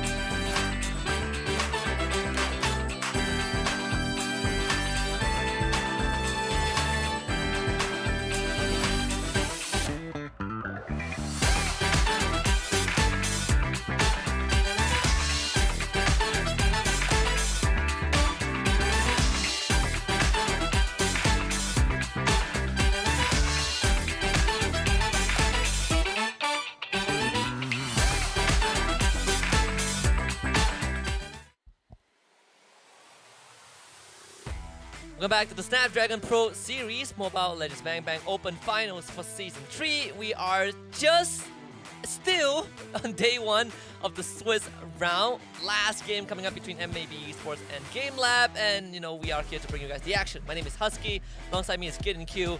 We are about to witness potential history in the making. Yep, and all we can do is wait in anticipation to see who is gonna. I'm gonna preface this. I've never been this excited about a best of 3 in my life. Usually best of 3s I kind of like disregarded because usually the playoffs and grand finals are like best of 5s, best of 7s. This has been quite the series between both of these teams. Both of them from the brink of losing to somehow pulling it out from the grave. Yeah, 2 consecutive games, right? I mean, whoever wins this next one, I don't really care anymore. I don't care about my predictions. I just want another great game of Mobile Legends. The unlikeliest of teams even. If you tell me this was, I don't know, Euphoria against Game Lab, maybe I would say, yeah, this is very possible. But it was against MLBB, a team that I think a lot of pundits would have written off from the very beginning. For Game sure. Lab 2-0, no problem. I'm going to close my eyes and they will win anyways. I'm going to go to sleep and wake up to Game Lab winning. No, sir. They have a chance of actually winning this series. I mean, I went over to Ikuto's side. Ikuto was like, I don't know how they won that game. You see?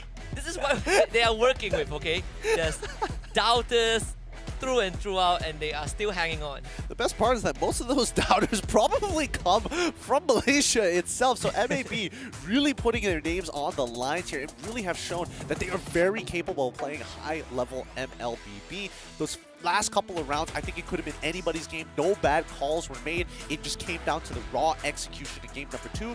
Game number 3, the question does come up. It's already this late at night, and for the Philippines, I think they are like, they're the same time as us, if I remember correctly. So technically, it will be 12:27 over there, going to 12:30 soon.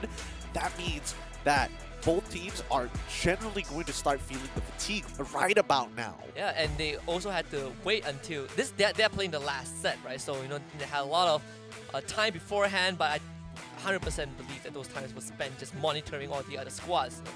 They're gonna come in with a lot more preparation, but that means a lot more time spent just eagerly waiting for this match to kick off. I bet even Game Lab didn't expect it to drag out to game 3, let alone having a 30-minute game. Well, both teams show that they can play from behind. Both teams show what they can do with the lead. But I think one thing that MLBB Esports did show was just the amount of punishment they can dish out to Game Lab, especially when Game Lab overextends. And I do wonder, will this kind of condition Game Lab to play a little less aggressive in game 3? I think that Game Lab are going to make very calculated decisions. I think they want to end this as quick as possible, and more so just so they can start getting ready for tomorrow. More than anything else here, every minute wasted against MLBB is another minute that they could be doing something more important, and the same can be said about MLBB. Both of these teams, whoever wins or whoever loses, still has to play tomorrow. And I think today. So the funniest part would be all other. I'm assuming all the other series have ended, right? So so I would say that all other 30 teams, they couldn't get the matchup because these 2 teams are still fighting. They're like, all waiting. Like, what do we prepare for? It's like, we don't know, man. It's still going on. Blame these guys. Yeah, we can't shuffle the pool. It wouldn't be fair. Oh boy. You know what's the greatest part?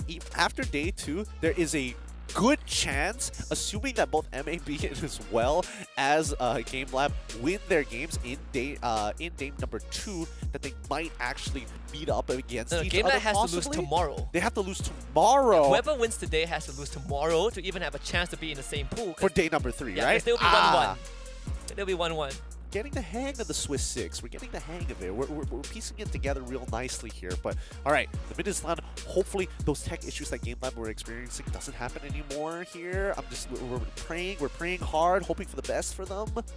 They won with tech issues. Imagine if they play without tech issues. Hey, honestly, I would imagine that this game would have ended significantly faster if it was playing on LAN and everybody was playing on like 2 ping. This would be a very different series. But with that being said, Game Lab going to be on the blue side once again with MLBB. Wow, they're not really changing this up. MLBB going to be on the red side. Yeah, so for 3 games in a row, they're staying on their respective side. Game Lab once more with the Kaja ban, MLBB with 1-1. Nothing out of the ordinary. This should be a Neve ban unless Game Lab. Okay, they switch it up. I just wanted to say that. Also, Blue gets banned instead. Joke's on you. 3rd ban Neve. They're like, haha, got him. Let's play this. Let's play game number 1 and 2 all over again. I mean, to be very fair, the objective is to win the series. Okay, psyching me is not gonna change anything. Yeah, for all we know, it might psych out MLBB Esports. They're like, they're betting the joy already. Yeah, Second see? ban. See? It's working. It's working. Alright, give me the Yi ban right now. 35 more seconds until we get the answer to that question here, and I think Game Lab really need to start opening up on the artillery mages rather than hoping that Valentina is going to be enough to get them through. MLB Esports still probably going to ban out the R lot at the end of the day, unless they want to go for like the hard dash counter pick in Mid-Sitar. Do you want? What if Game Lab wants to ban the Fanny? Like, does anyone want to ban the Fanny, or are we going to see a third Fanny game? I think we're going to see a third Fanny Both game. Fanny games have been wins. Oh, there we go. It's gone. It is gone. Oh, man. So it's between Arlot and Eve, right? According to the pattern, we will see either one of that. It's probably going to be Arla. I think so too. Yeah, I think MLB Esports are not going to let it through, but they need to start considering the options, right? What happens when Yves enters the battlefield? Do we need to start thinking about like, oh, maybe Franco suddenly becomes higher in priority in draft order than everything else? We're about to find out here in the last 22 seconds. Franco, Lapu, maybe a Grok even. Maybe also take. This is going to be a longer drafting phase for sure. I mean, there's so many factors to consider. Yeah, I think when both teams have played almost the same comp for 2 games in a row and have very different results, this is where I think they will kind of switch it up, right? More unique picks coming through. Yeah, there we go. The R-Lot gets banned out. I think Game Lab is going to take Yves first pick here. It has to be an Eve, right? If not, why did they let it through? Yeah, go through all that trouble just to pick a farm. Just to go back onto Valentina first pick. it could be, you know, like for all you know, it could be, right? Like, it's not wrong. You can still mirror the Eve. Yeah, you can still technically be the Eve if you wanted to. 30 seconds left here. Okay, I'm thinking along the lines of like, you don't want to get the Farsa, Game Lab doesn't want to get the Farsa this early on because they know MLB are very capable, especially Zizka. His Grok, nasty, really, really nasty. Oh yeah, I mean, they're stuck in this conundrum again, right? All 3 artillery majors are online. Well, we leave it up to MLB. What do you guys want? We get the Lancelot. Again, we've seen Takanaga play this Lancelot to a disgusting level, completely shutting out the enemy jungler who faced him. But Rank QT, I think he's got some answers in his pocket. I think Kufra is definitely going to be a pick for Zeph. At the very least, he performed out of his mind in game number one. As well as game number, and arguably game number 2 was a little bit tough here, but we'll see. Yves gets locked in. All right, that's fine. Ooh, okay. A Barnes this time. Right, both teams concealing that marksman for once, or at least for MLB. Game Lab now have the option to go straight for the Valentina. Like, I think this could be a very fair trade. You still get to become the Eve if you want. What's left? Maybe they want to review the XP laner. I probably they could blind pick the marksman. I mean, they don't necessarily have to get their EXP laner. If they're going to go for their EXP laner, it's got to be a bit of a flex pick in the support section as well. The only potential candidate would be the Grok, right? I mean, there's technically a Kai as well. And yeah, that as well. Game Lab, they're gonna go for the Claude here for Yuktizi, one of his more preferred comfort picks here. Very, very safe. Does well into the Eve. The Farsa, regardless. Okay. This full-on artillery fight. Yeah. Like, I don't want to be you. I want to show Deto how it's done. Deto has been playing 2 nasty games of Farsa. I'm gonna show him how it's really done this time. I think it's okay here, but MLB Esports probably going to position themselves for the Grok unless there's something more important. Picking the Grok on this 3rd pick, not that bad of an idea because you can still flex it around later into the game, but instead they're going to go, they don't want to get pinched on the marksmans. MLB Esports going to be locking in the Beatrix here. So that Grok is most likely going to get removed in the 2nd phase. So I think MLB Esports needs to start digging deep into that pool. The choke could still kind of be an option, right? Like if you, but I think Lapu is also. Lapu is all right. Lapu is an okay option. Grok is. Yeah, Lapu, Grok, Yutong, all of this kind of fit the build in stopping the feathered airstrike while still trying to threaten the backline. But if we're talking about backline, right, the fact is that Claw can get in and out of those fights. Technically, if he wants to be part of the front line, he can do exactly that. MLBB Esports, they're going to be banning out the Atlas first. Very, very good option. They know that GameLab wants to punish MLBB Esports, considering that it is a teamfight composition. As soon as you have that Eve, it's a teamfight comp. What's GameLab's option going to be? I think we are probably digging into the roamer pool a little bit. Still waiting, still looking forward to that Grok ban. I think feels like a no-brainer. Franco first to go. So a lot of priority just to make sure that Takinaga gets the freedom to roam around in these fights. I suppose. Okay. That's fine. I think that's okay here. Maybe they don't want to ban out the Lolita. They want GameLab to ban it out for them. They could get the Grok as well. Would Grok hurt their composition? I feel like Grok would slow it down to finally engage. Man, that's a bit of a 50-50. There's got to be another better bannable option out there. One left. Do we go into Akai? I mean, I don't think GameLab would consider that. I don't know. That's the thing. With Elo Hardy on the team, it's a bit hard to predict what exactly is the hero pool for the support section, right? So I'm not sure whether it's like I'm incapable of playing it or I'm listening to my coach. My coach is going to give us the best possible lineup. So Yuzhong gets banned out. We still have the Kufra, right? Been used in both games, once by each team. That could still be an option, for this draft. I'm not gonna lie, my heart sank there for a second. It really did. Florin ban, okay. Okay, I think they have nothing left better to ban at this point in time. It's about what is that very first pick for the side of MLBB Esports that predetermines what GameLab is going to do. You're basically just opening up options. Yeah, as wide as possible, right? I mean, if they were really afraid of quote-unquote heals, they ban out the Estes rather than the Florin. That is true, that is true. Why does MLBB want to hide? I feel like you would just hide your XP lane. Okay, there is an angle. There is an angle where Martis goes into the EXP lane. Yeah. Is it worth it? I'm not 100% sure because Farsa is already available, but I'll leave that to the professionals to do it. we saw that, right? We saw that archetype early on from RSG MY. MLBB, they're gonna take the Grok, just pretty much a no-brainer. So GameLab gets to close out their draft with an XP laner and a roamer. What do they want to go for here? A lot of tanks. They could go for something with Armor Shred, the Dyroth, to try to hard read where this Grok is going to go. But MLBB could easily just lock in the Lapu Lapu, play safe, and then throw Grok into the support section. GameLab could go for... probably wants to get the Lolita just to block as many shots from the Beatrix as possible. But then what else do you pair it with? Two have anti-CC. Even the Noob Blast doesn't get as much value as you'd like it to. Do they just default back to the Lapu? Benedetta also comes out. I respect that a lot. Going all in with the Cho, okay. Completely different outlook from GameLab. They are going to speed it up this game. Oh, that's really fun. That's really, really fun. Okay, MLBB Esports. Oh, dude, this would be a great game for Mincetar. Oh yeah, I mean Mincetar is still there. This could be huge for them. And the Midstar is also technically an EXP support flex, so let's see.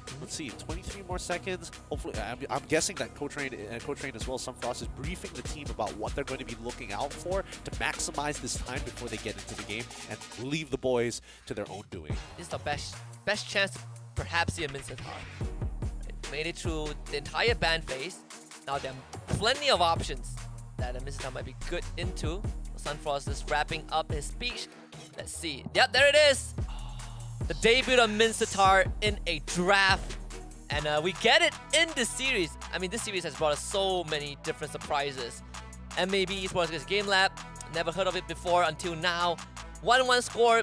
Didn't expect it until now. And Mincetar on MLBB side. And Siska is going to be the one playing it. This is going to be some fun stuff there. Is Sunfast wearing a team secret jacket? You know what? Never mind. I'll figure it out some other time. I might be hallucinating. We'll leave him to figure out with management. 1-1 match point between GameLab and MLBB Esports. One game to take it all and make it into Day 2's winners pool. Let's find out as we go into this round 1 match number 3. Oh, everyone, all 30 other teams will be watching this face-off very attentively to see who will they face off tomorrow. I don't know who you want to face off against tomorrow, right? Regardless whether you're in the winners bracket or in the losers pool, it's both teams have played out of their minds today. It feels like there's no good options. There's no easy way out. Yeah, there really is. We just gotta rise and grind, baby. Rise and grind. GameLab on blue side. It's gonna be MLBB on the red. If anything, the team that had a bit of a bigger change in archetype is definitely on the side of GameLab, right? They're bringing in the Cho, they're bringing in Havas on the Benedetta, and maybe they also made adjustment, but primarily having this Mincetar in the XP lane.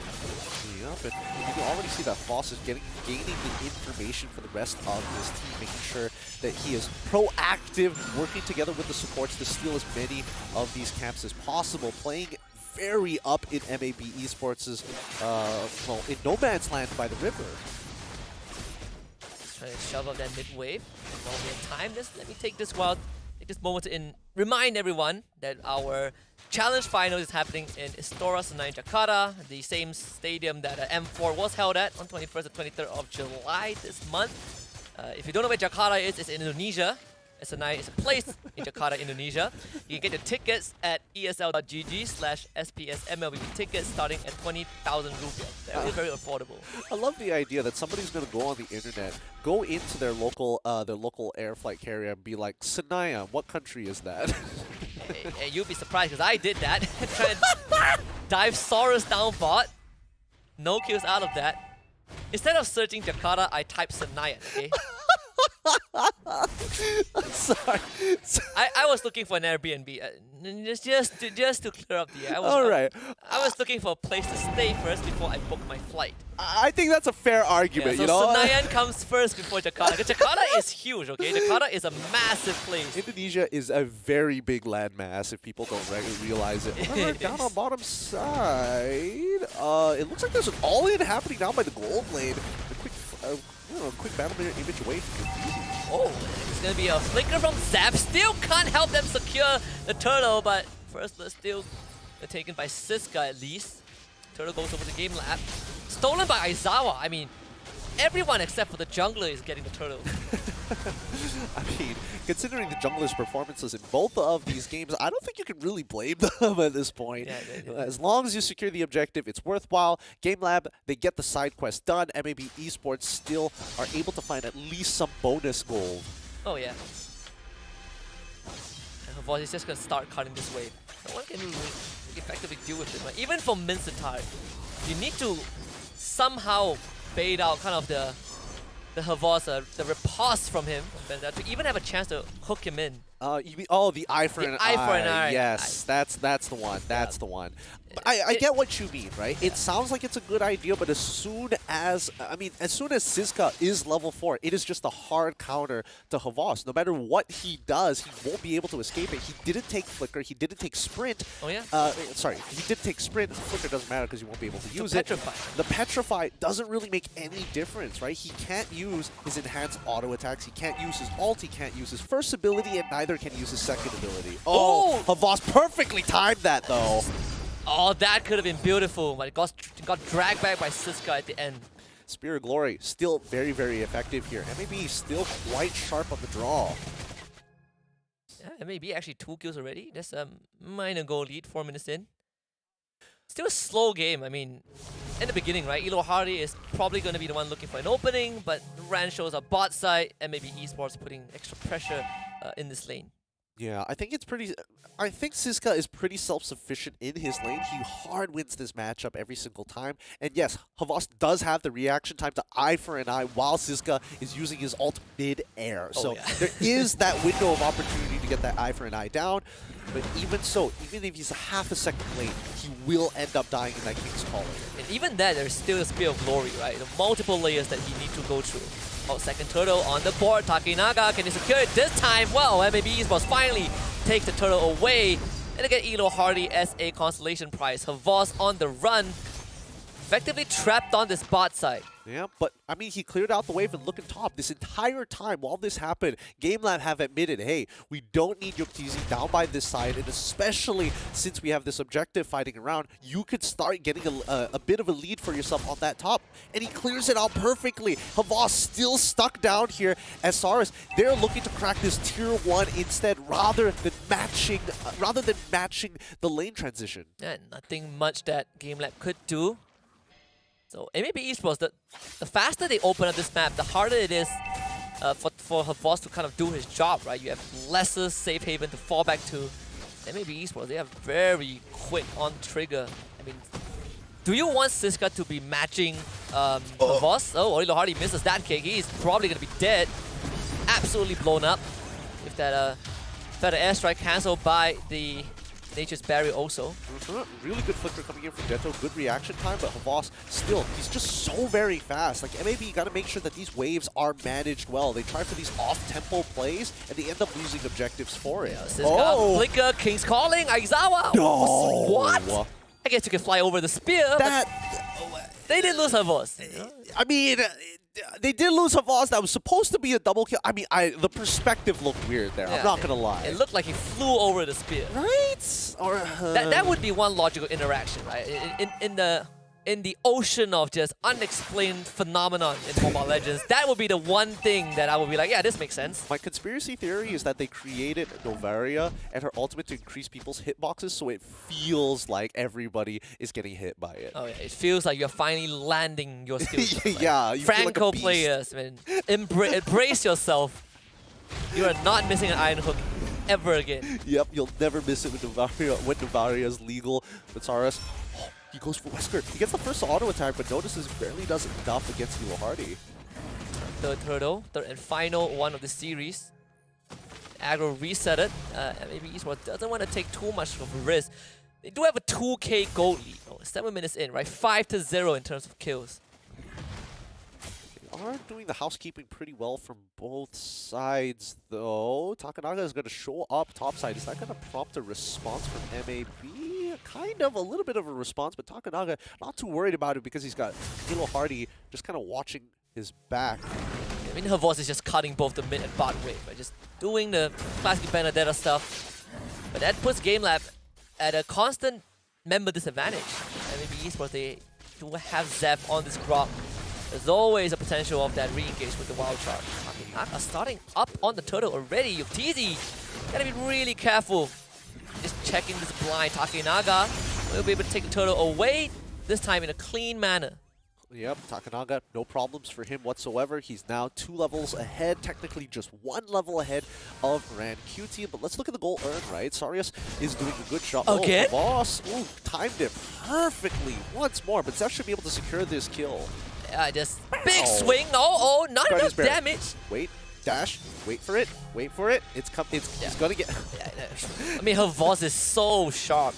He's got like insane reaction time, or maybe I'm just because I'm an old man here. I can't react to the King's Calling coming down. He's like, oh, I wonder why he's jumping. Oh, it's too late. Yes. To the older generation, this is a hard counter, but to Havos is a skill matchup. There's no such thing as hard counter. Don't even get me started. Old man vibes. Oh, hard counter. He doesn't stand chance. Oh god. I can't react to that, but he can. Takanaga gonna be getting that BOD. Ooh. Is he going for the damage build?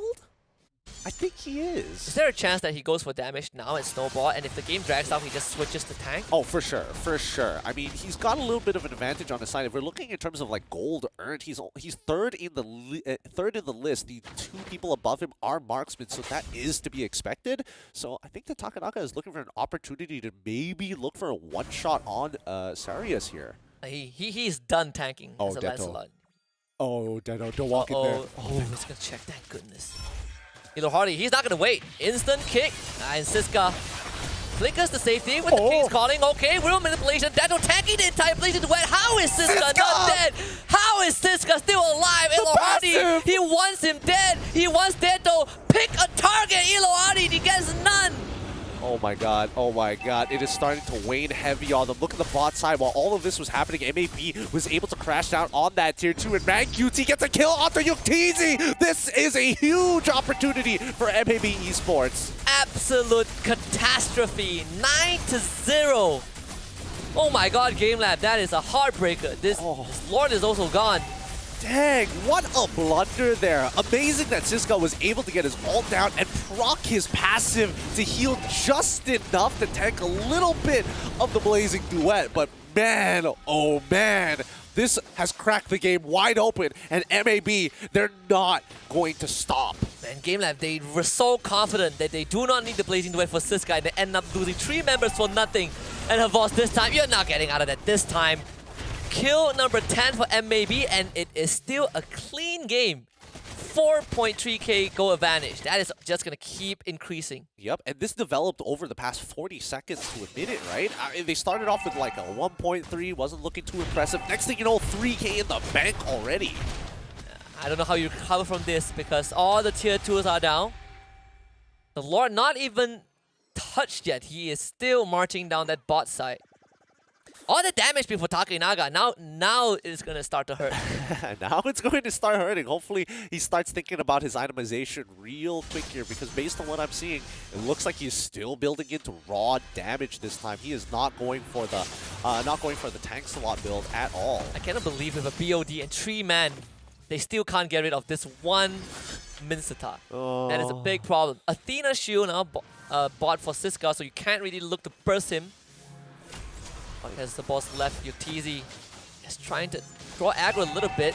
But the airstrike used very prematurely just to whittle down this Lord. They want it gone as much as possible, and they will be able to accomplish that. Havos taking care of the mid wave, but MAB, they should be able to crash down. But real manipulation used as well. Yuktizi barely getting away. They do lose the bot inhibitor. Oh, that was so very close. No King's Calling there, actually. Had Siska actually flickered King's Calling, that would have been a guaranteed kill on towards Yuktizi. But MAB, they don't need to press the agenda. They know that they're ahead. They know they have the resources. And the more battle spells they have, the more resources they have to actually play around against GameLab for this upcoming Lord take in 65 seconds. Takenaga still going full damage.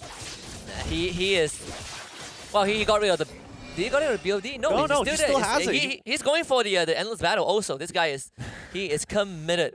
He is committed. Man on a mission. He's like, I need damage, man. Like, worst comes to worst, me being a tank, don't need it. Yeah. Just need raw damage. If I kill them first, they cannot kill me. Exactly. Yeah. Exactly. Now, is still a scary situation to be, because let's keep in mind that GameLab, this is only, what, 12 minutes into the game? They only have 2 inhibitor turrets left. All the outer turrets have been destroyed. They haven't been able to take much. Okay, Takenaga's fine. He's fine. He's fine, you know. Has some iframes to work with. Havos' job just got 10 times harder. Way harder. He's been punished very, very heavily by Siska so far. They're trying to cut the waves and manage it, right? Like, the fact that every time he shows up in front of Siska, he is in danger. Rank QT, extremely durable. Havos, getting away just in time. Saurus doesn't have the distance to snipe him. It's a scary situation to be in here, because Havos won't be available for this upcoming fight, and MLBB need to start recognizing that, yes, he is down. Let's open up the map a little bit more and start chunking this as quickly as possible. Takenaga may have damage, but if they lose all 4 of their members here, we could end the game. And Takenaga, you gotta go in right now. They're gonna try to stop him. No chance for Lancelot. They're trying to knock him down. Ilohardi saving his teammate Takenaga with the puncture, getting out. They do have the pull. Siska! Once more, they clip Aizawa by the wings. And GameLab has just lost a big member. Havos trying to stall out this Armageddon, cutting a mid-wave. That is a good move. 20 seconds for Aizawa, but this inhibitor is going to be down. Dang, no way. He manages to catch him mid-flight. But now, here comes the Lord. They might look to end this. And maybe... Do you want to commit 40? Big burst on the boss. He's still surviving.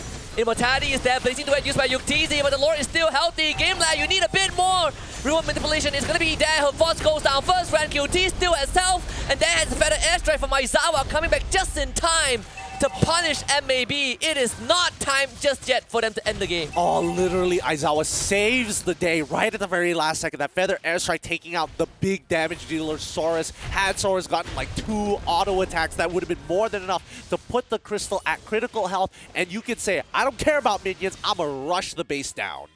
It is not time yet for MAB. They will have to play this out a little bit longer. But it is a big, big goal swing for GameLab, right? They've cut down the deficit with those. They're cashing in all those big kills. RanQT, that's his first death. That's Saurus' first death. I mean, it's everyone's first death because GameLab didn't get any kills until that point. Lord up in another 90 seconds. GameLab not able to crack any of the turrets. Oh, what a recovery coming in from GameLab, man. And they really like playing on a knife's edge here. Forged in fire. Forged in fire. You coin flip enough, you're eventually going to win one of it. You coin flip enough and bet enough on it. Double your bet every single time. Eventually, you'll get your money back. One of it is going to land on hits. One of it. Eventually. Oh, for the time being, MAB on the other hand. Man, that's a little sad, though. Hello, Hardy. Big catch. They need a damage. Takenaga is there to support him. Winter Trunkin buying time. Deto absolutely destroyed. MAB losing a bit of that ground. This bot tier 1 should be an easy take. Oh, RanQT is still sticking around here. Elo Hardy, he's already made his play. He knows for a fact that he's going to get his flicker up in a little bit to do this all over again, and I think MAB need to start respecting it. Saurus and Zab. Ooh, you're teasing. Oh! Oh my goodness. Even Yuktizi was nervous about that one. He had to use the Winds of Nature just in case. I didn't know how Takenaga blocked that, right? It really looked like it was heading straight for the Claude. It really was. Takenaga, would you really call it a block, or he just happened to be there? He was collateral. He was collateral damage here. Lord has spawned though. Oh. And they're gonna do this without her voice. 40 seconds. I don't know if GameLab can rush it down in time. They are gonna try, right? This is their best shot. Get this Lord away and make sure that this drags this game out a bit longer, and they will get it. Takenaga with the secure, and Hardy will be out. We get another longer game. I mean, Hardy probably would end up going down, but he's buying a lot of time. He's making MLBB Esports go on this wild goose chase. Yep, they better work for him, man. He's using the conceal, great pathing as well, about to regroup with the rest of the team as well. And if GameLab provides space, that would be even better. Wow, RanQT, that was like 3 auto attacks. Oh, he almost gets it there, Yuktizi! That could have been disastrous, but Zeph, he follows up with the flicker wild charge. Yuktizi just unleashes his absolute might. Punishes Siska for it. Elo Hardy shows back up. Takenaga goes down, but it's 2-for-1 in favor of GameLab. Man, that's so sad. Like, everything was working out. Zeph, wild charges, the King's Calling comes out. The wild charge was the only thing that connected. And unfortunately, they're going to lose these inhibitors. They're going to lose at least one inhibitor because of that. It is a 4v3. Even Deto using the real-world manipulation was a little bit short. This all happened because Aizawa came back to life in time. That one base hold has led it down this path. I mean, the Feather Airstrike used just to zone out the members of MAB. There's some chip damage on the Deto. Saurus not looking too healthy. The Lord coming right through the inhibitor. Not enough to bring it down. Does bring it low enough. I mean, her voice is doing mad work on that bot side. Yeah, but they don't get much, right? I thought for sure they were going to get at least one inhibitor to kind of even out the playing field, or try to at the very least, but no, doesn't get anything off of it. Positions revealed the Magic Sentry is going to force GameLab out of their hiding holes. Now looking to regroup. This is going to be a long one, boys. Girls, strap on in. Are we really going to see it again? 2 inhibitors down? I mean, and a comeback? Tell me that history doesn't look like it's repeating itself. Like, I know it repeats twice, but... I mean, hey, you know, sometimes lightning strikes 3 times. I have seen this news. You have? Someone, I think it's like many years back then. Florida man. Probably in Florida, yeah. Florida man got struck like 10 times by lightning, you know, and caused himself Thor, you know. Still survives. Yeah. Beat the man. He's now Thor. He is. Yeah, you see him in what's his latest movie? Love and Thor, Love and Thunder. Love and Thunder, yeah. Oh boy, oh boy. Both sides, any situation items to take note of? Not really. Even the support's about to hit max build too. Oh, damn. Look at the total net worth. I didn't even realize it. We're almost 20 minutes in. 60k net worth for GameLab. Uh-oh, big fight. Here comes Zeph. Ziska just absorbing all the damage. Havas gonna lose his immortality, and now for the airstrike. This is gonna be huge. Looking for Saurus. Can't find him. Havas gets out with his life. The snipe misses Elohardi by a hair's breadth. Yuktisi, do you really want to stay there though? I don't think so, buddy. Yuktisi, why are you there? Winds of Nature, big placing to where? Elohardi buying time. Yuktisi trap. Blocked out by the wall. They want to go for him. Teto is there. Yuktisi still gets out. Top side getting backdoor. Takenaga doing it big time. Teto going for the recall. They do get rid of Aizawa. Elohardi also falls. Takenaga going for the Hail Mary. Takenaga is going to do it. Takenaga is going to do it for GameLab. He's going to get his health back, but he doesn't. Oh my god, in the last second. Holy cow! He gets it! He revives for immortality! Everybody's looking at him a little funny. Hey, you built full damage! That ain't gonna do nothing! And Lancelot Takenaga says, watch me! Witness me as I end this game! What a game from GameLab, winning 2-1 against MLBB Esports. What a series! A reverse sweep and a back-to-back comeback from utter hell. I don't know how they do it, but they can cross out the first MPL team from that hit list. Oh my MLBB, the test subject, but man, they give GameLab a run for it. Oh my goodness, this series is mad. There were so many coincidences that happened. The fact that the call was made, that Takenaga said, I'm gonna backdoor, you guys have to buy me as much time as possible. People were switching out immortalities for winter truncheons. We saw the feathered airstrike kill off the correct target, Saurus, at the perfect time, just before he was about to get his recall off. What a game this has been. I mean, even Yuktisi, right? This guy danced with the devil and woo! That was one hell of a game. Oh my god, that was unbelievable. That's one for the books. That is one for the books. SPS Hall of Fame. That's one of the series that's going to be put there and framed with golden light, with a golden picture frame. Give it lights. You don't make the lights RGB as well. Might as well. Pity that this isn't like a best of 3 or a best of 5 or 7, right? That was just a best of 3. And again, just to remind everyone, this is just the first day of the Swiss round. Yeah, and it's already 1 o'clock. It's already 1 a.m. in the morning here in both Philippines as well as Malaysia. These boys deserve a break. I mean, I'm glad I stayed out for this because what a way to close out the night. What a way. GameLab still won. Of course, most predictions still stand, but MLBB could have won that series hands down. They really could have. It comes down to just like, there's a few moments where they were just slow to make the split decision, and that costed them, and that sucks, of course. But the biggest one was the fact that both teams generally need to start learning how to close out the game correctly, and I think MLBB, they missed out a couple of those steps in that game itself. If they had closed out the game earlier, this wouldn't even get this close. I mean, look at this, right? MLBB have tripled the kills of GameLab. It's not about the kills, it's about the crystal, okay? Whichever crystal blows up, that team loses. I genuinely can't believe it. This all happened because Aizawa respawned in time for base defense. He was he was waiting at the clock, getting ready to try and take a kill, and he absolutely got the bombardment down, the artillery saving the lives and the run of GameLab. Oh yeah, I mean, man. We say it's not time for MLBB Esports, yes, but it's not time today. It will not be today. Oh, what a game. Saurus, hats off to you. You played an especially strong early game. You played perfectly through the mid game. That late game was brutal, and you were so close to glory. Oh, and that one death was right before the base defense. Oh man. I mean, what else can we say?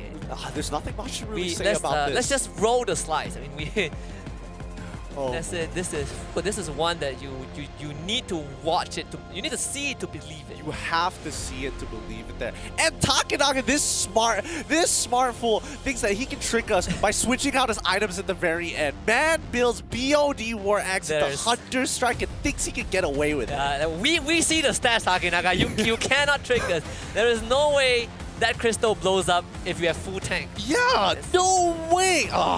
He thinks it's smart. Hold on, let me take a photo of this thing. To be fair, it could be one of those things where when he died and was coming back for the immortality, he sells all the damage items, build as many tank items as possible. So when he comes back, because he comes back based on percentage max HP, and that's when you get this fat shield from the immortality on top of the extra life.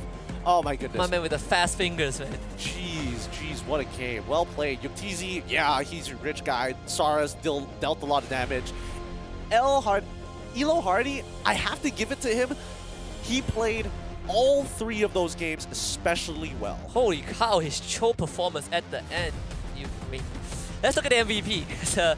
This one, Takenaga for sure. If it's not Takenaga, there will be a riot, but thankfully, production knows what's best. 1 and 4, but the KD doesn't matter. He was the one who won the entire damn series for Game Lab. Even the crystal, the passive region, I thought that would take 1 extra hit, but apparently not. Yeah, I was nervous. I literally saw the passive region go up 1 tick and then go down 1 tick, and I thought, there's no way. And Takenaga still closes it out. If he dies, that game ends right there because his whole team was slaughtered, right? His team was gone. His whole team was gone. Oh, what a game here.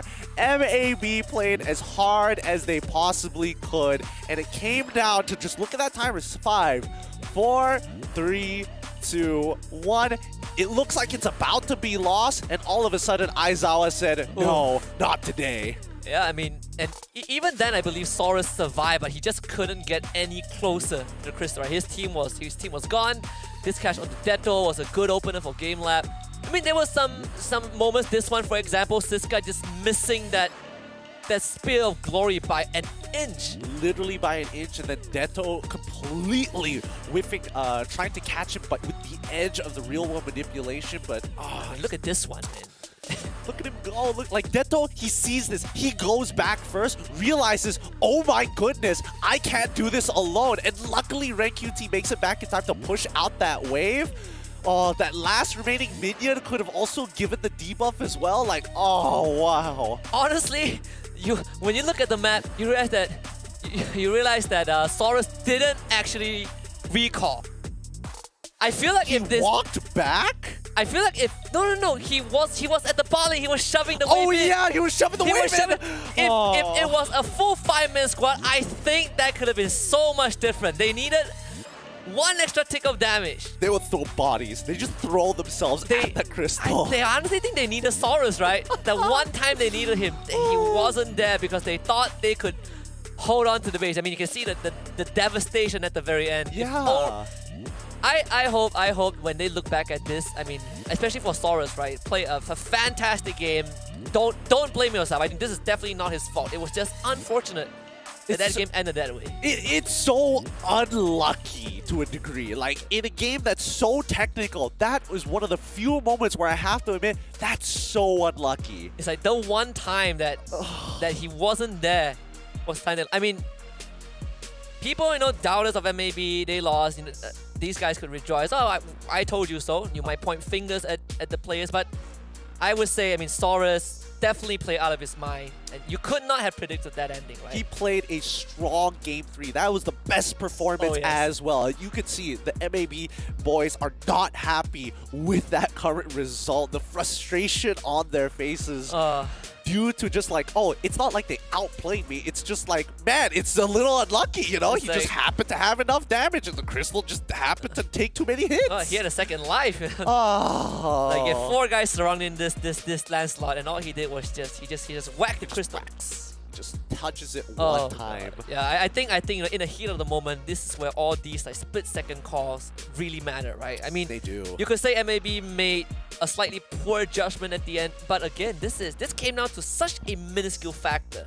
Yeah, They could have won that, right? In an alternate universe, that was definitely a 2-1 for MLBB. I just hope that MLBB and Game Lab become best friends or something. No, Like, they- after that game, Game Lab hits him out. I was like, hey, y'all want to scrim together? Yeah, our Like, get new something scrim. going. Is this what MPL feels like? Yeah. We gotta script more.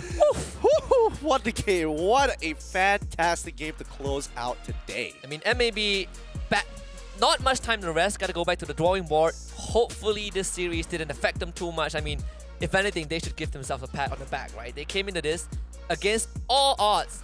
Almost won the whole thing. I mean, it's not like they lost getting rolled over. They lost because of all these late game comebacks. And I wouldn't change any other aspect for MAB. I'm doubling down. It was just unlucky for MAB. It I'm doubling is. down. There's no reason for it. It's just that, like, come on. How many times do you see in MLBB something this RNG to happen? Oh yeah, definitely. So, well, that concludes our last best of 3. MAB, unfortunately, just not. It's not their time yet. It's Not not their their time yet. They will, unfortunately, drop into the losers pool. They still have one more life, but from tomorrow onwards, actually from later today onwards, for day 2 for the Swiss round, it is just do or die. They have to win every single series. Every single one of them. They cannot drop a single game, because if they do, they get instantly eliminated. Every single win means they get to live for the next day in the round. Wait, Swiss 5 now? Technically, We are, 'Cause it's done. We're down to Swiss 5. There's a chance that, you know, by Lord's will, we get to see these two teams clash in the Swiss 4. A lot of things have to happen. No, I hope that they don't meet each other until right at the very end. Until right at the very end. So that would be the 4-1. Yep, that would be the 4-1. That would be the 4-1. Yeah. Oof. Oh, what a day this has been. What a day. Once again, thank you to all of our sponsors for making that game specifically happen. That specific game. That game is one in the history books. It might not be, you know, MPL, it might not be an M series, but this, oh man, you could change the title. This could be an M series best of 3. People would believe it, 100%. You just blank out the names and you see the people fighting Yeah, each you just other. They're blank like, oh my god.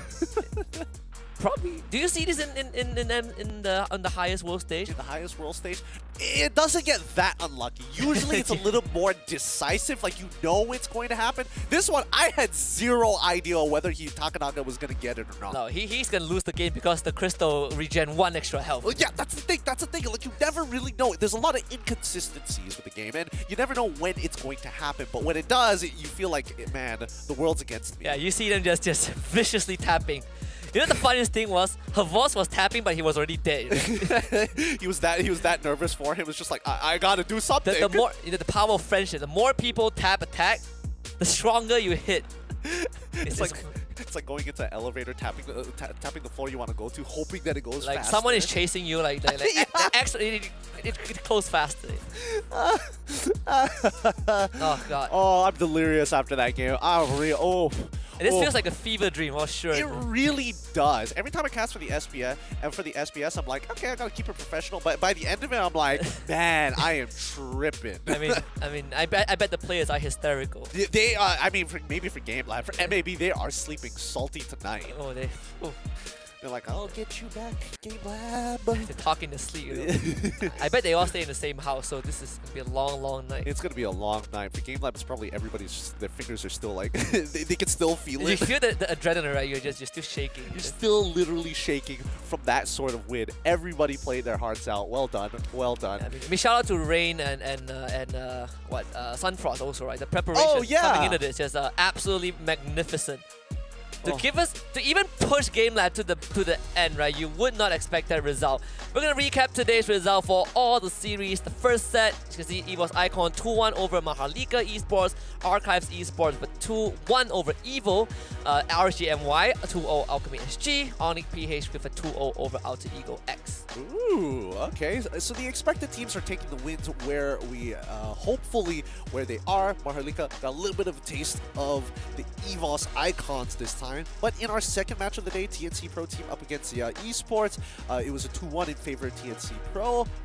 Geek Slate getting 2-1 by Dewa United Esports. Team Hawk 2-0ing Hello Heli, and Rebellion Zion 2-0 Team Max. Some upsets today. A lot of expected teams going through, but definitely some anomaly, and that's what keeps it fresh and interesting. We're just halfway through. You know, now match 3. the third set of 4 best of 3s. Madness Esports getting reverse swept by Mr. Esports Pro. Minana Esports getting a 2-0 over Nightmare Esports. Aura Fire with a 2-1 over Bigatron Beta. And Red Esports with a 2-0 over SMG Singapore. Whew, I mean, Madness Esports, okay, so Mr. Esports Pro is the one that took him down. For match number 4, Euphoria Esports 2-1 Z4 Pegasi. 2-1 coming in from Game Lab against MLBB Esports. See you soon 2-1ing the Big City Boys and GPX 2-0ing Logic Esports. Now we know why we didn't see any updates, because all of these series, except for the last one, went the distance. I mean, Euphoria Esports also getting put to the test. This is looking to be fire already. Oh boy, this is...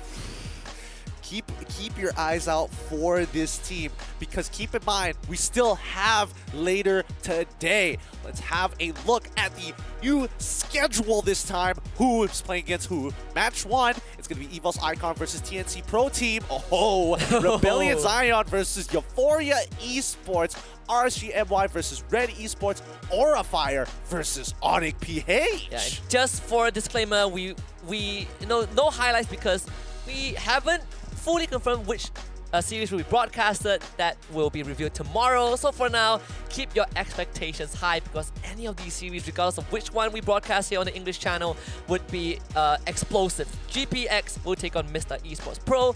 Game Lab now face off against Dewa United Esports. Minana Esports against Archive Esports. And See You Soon will face off against Team Hawk. Ooh, See You Soon versus Team Hawk. These are the winners. The winner pool. Oh yeah, this is the winner pool. You're right.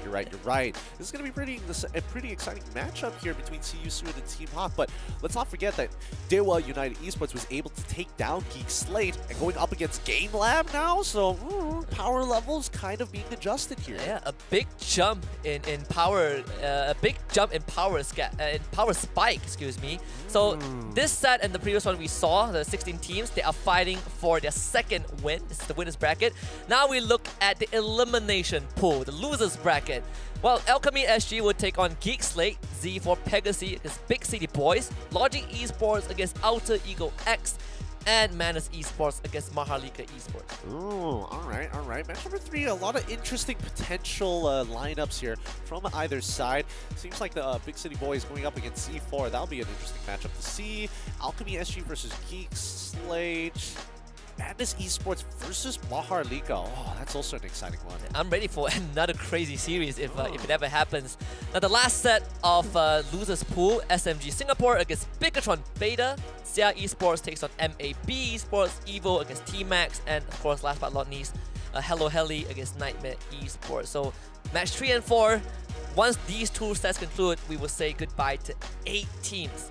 We're cutting it down really quickly. Yep, we're cutting it down fast. 8 teams are going to be eliminated later down the line, but man, this Swiss format, you really gotta win your games. You cannot overstate how brutal this format is until you really see it in the flesh. Man, when you see the format actually doing its work of cutting it down, production was not joking. They are cutting them down really quick in a best of 3 series. But with that being said, keep in mind, all of this is building up to the big event at the very end, the Snapdragon Mobile Challenge Finals. You can watch it live between the 21st and 23rd of July at Esports Senayan, Jakarta, the exact same place where M4 was held. Yeah, and if you guys want to get your hands on a ticket, you can absolutely do it right now. Price starts at 20,000 rupiah, which I'm not lying. It's just get away.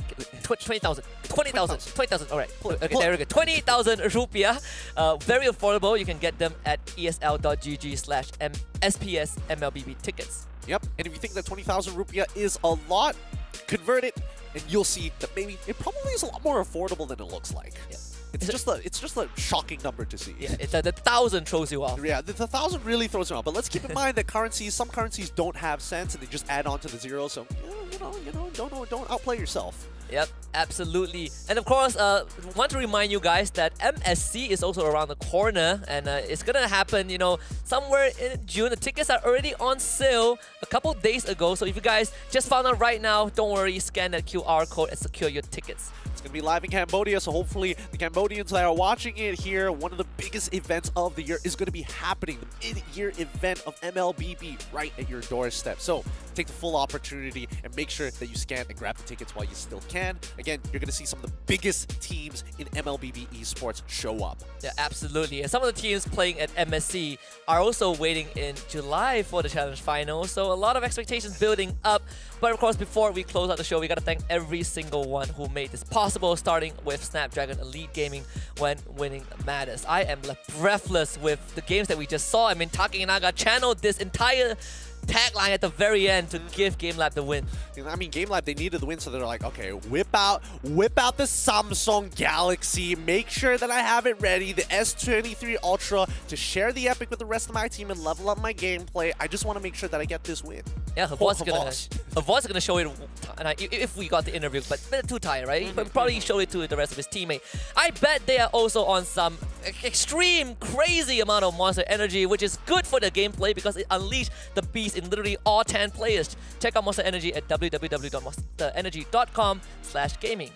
And last but not least, DHL for making it all work, and they're also running the FEBot Dash Cup where you can win 5,000 euros. So take part of it now, and it's well, you don't check the details. It's absolutely free. Might as well participate. Yeah, at esl.gg/FEBot, that is the destination that you need to head to. With that being said, that is Game 1. What a pleasure to open up the entire Season 3 with a banger of a Swiss round series, but we have more coming later today in the evening. It's going to be Swiss 5. We get rid of 8 teams by the end of it. For now, we're going to take a nap and we'll be back in a bit. My name is Husky, it's Gid and Q, and on behalf of everyone, we wish you guys a very good night and see you soon.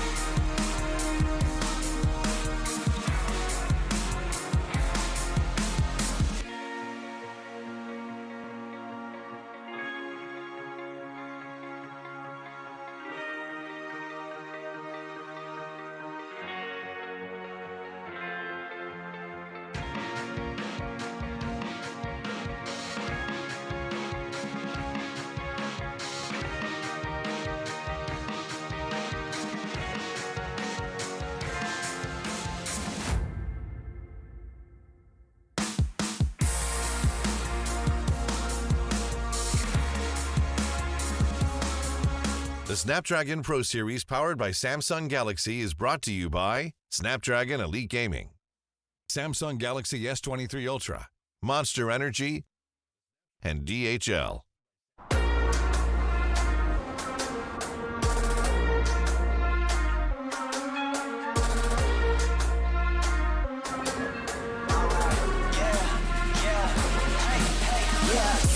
won't stop going till a player on top know it. Rooftop penthouse suite, if you really want it, gotta own it. Fire through it, we was at the lowest. Blood, sweat, tears, the components. Riding all year, now's the moment. We are not friends, we are opponents. Yeah, I'm coming for mine. Yeah, I'm making a play, the game on the line. Yeah, I've been on the grind. Yeah, I jump in the spot, I made it my time. Yeah, look in the sky. Yeah, the stars align, no shade to shine. Can't stop it already. Emotional work and devotion, we put in this time. Look, You won't stop my stride. I'll just break your line. I won't tolerate wasted time. Take us down, keep fighting.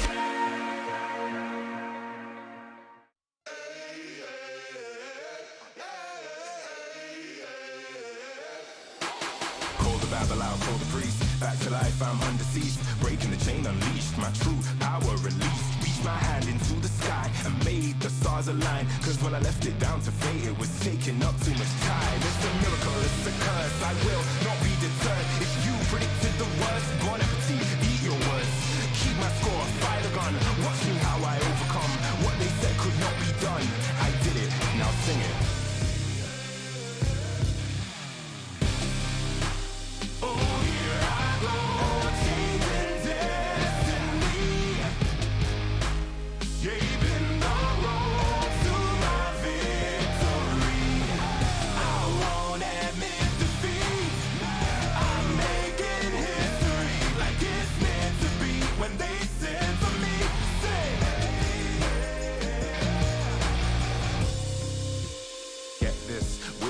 The birth of a legend, the past tried to trap me too bad. My future beckoned, I crashed, and yes, I burned. Hardest lesson that I learned was how to take a fall and crawl back out the dirt. Now I'm back from the grave, revived. Time after time, they tried to take my life, and still I wouldn't die. Survive, now come salute him. No man can dispute him. Back and I am biting, street fighting, Ryu Hadouken. What they said could not be done, I did it. Now sing it.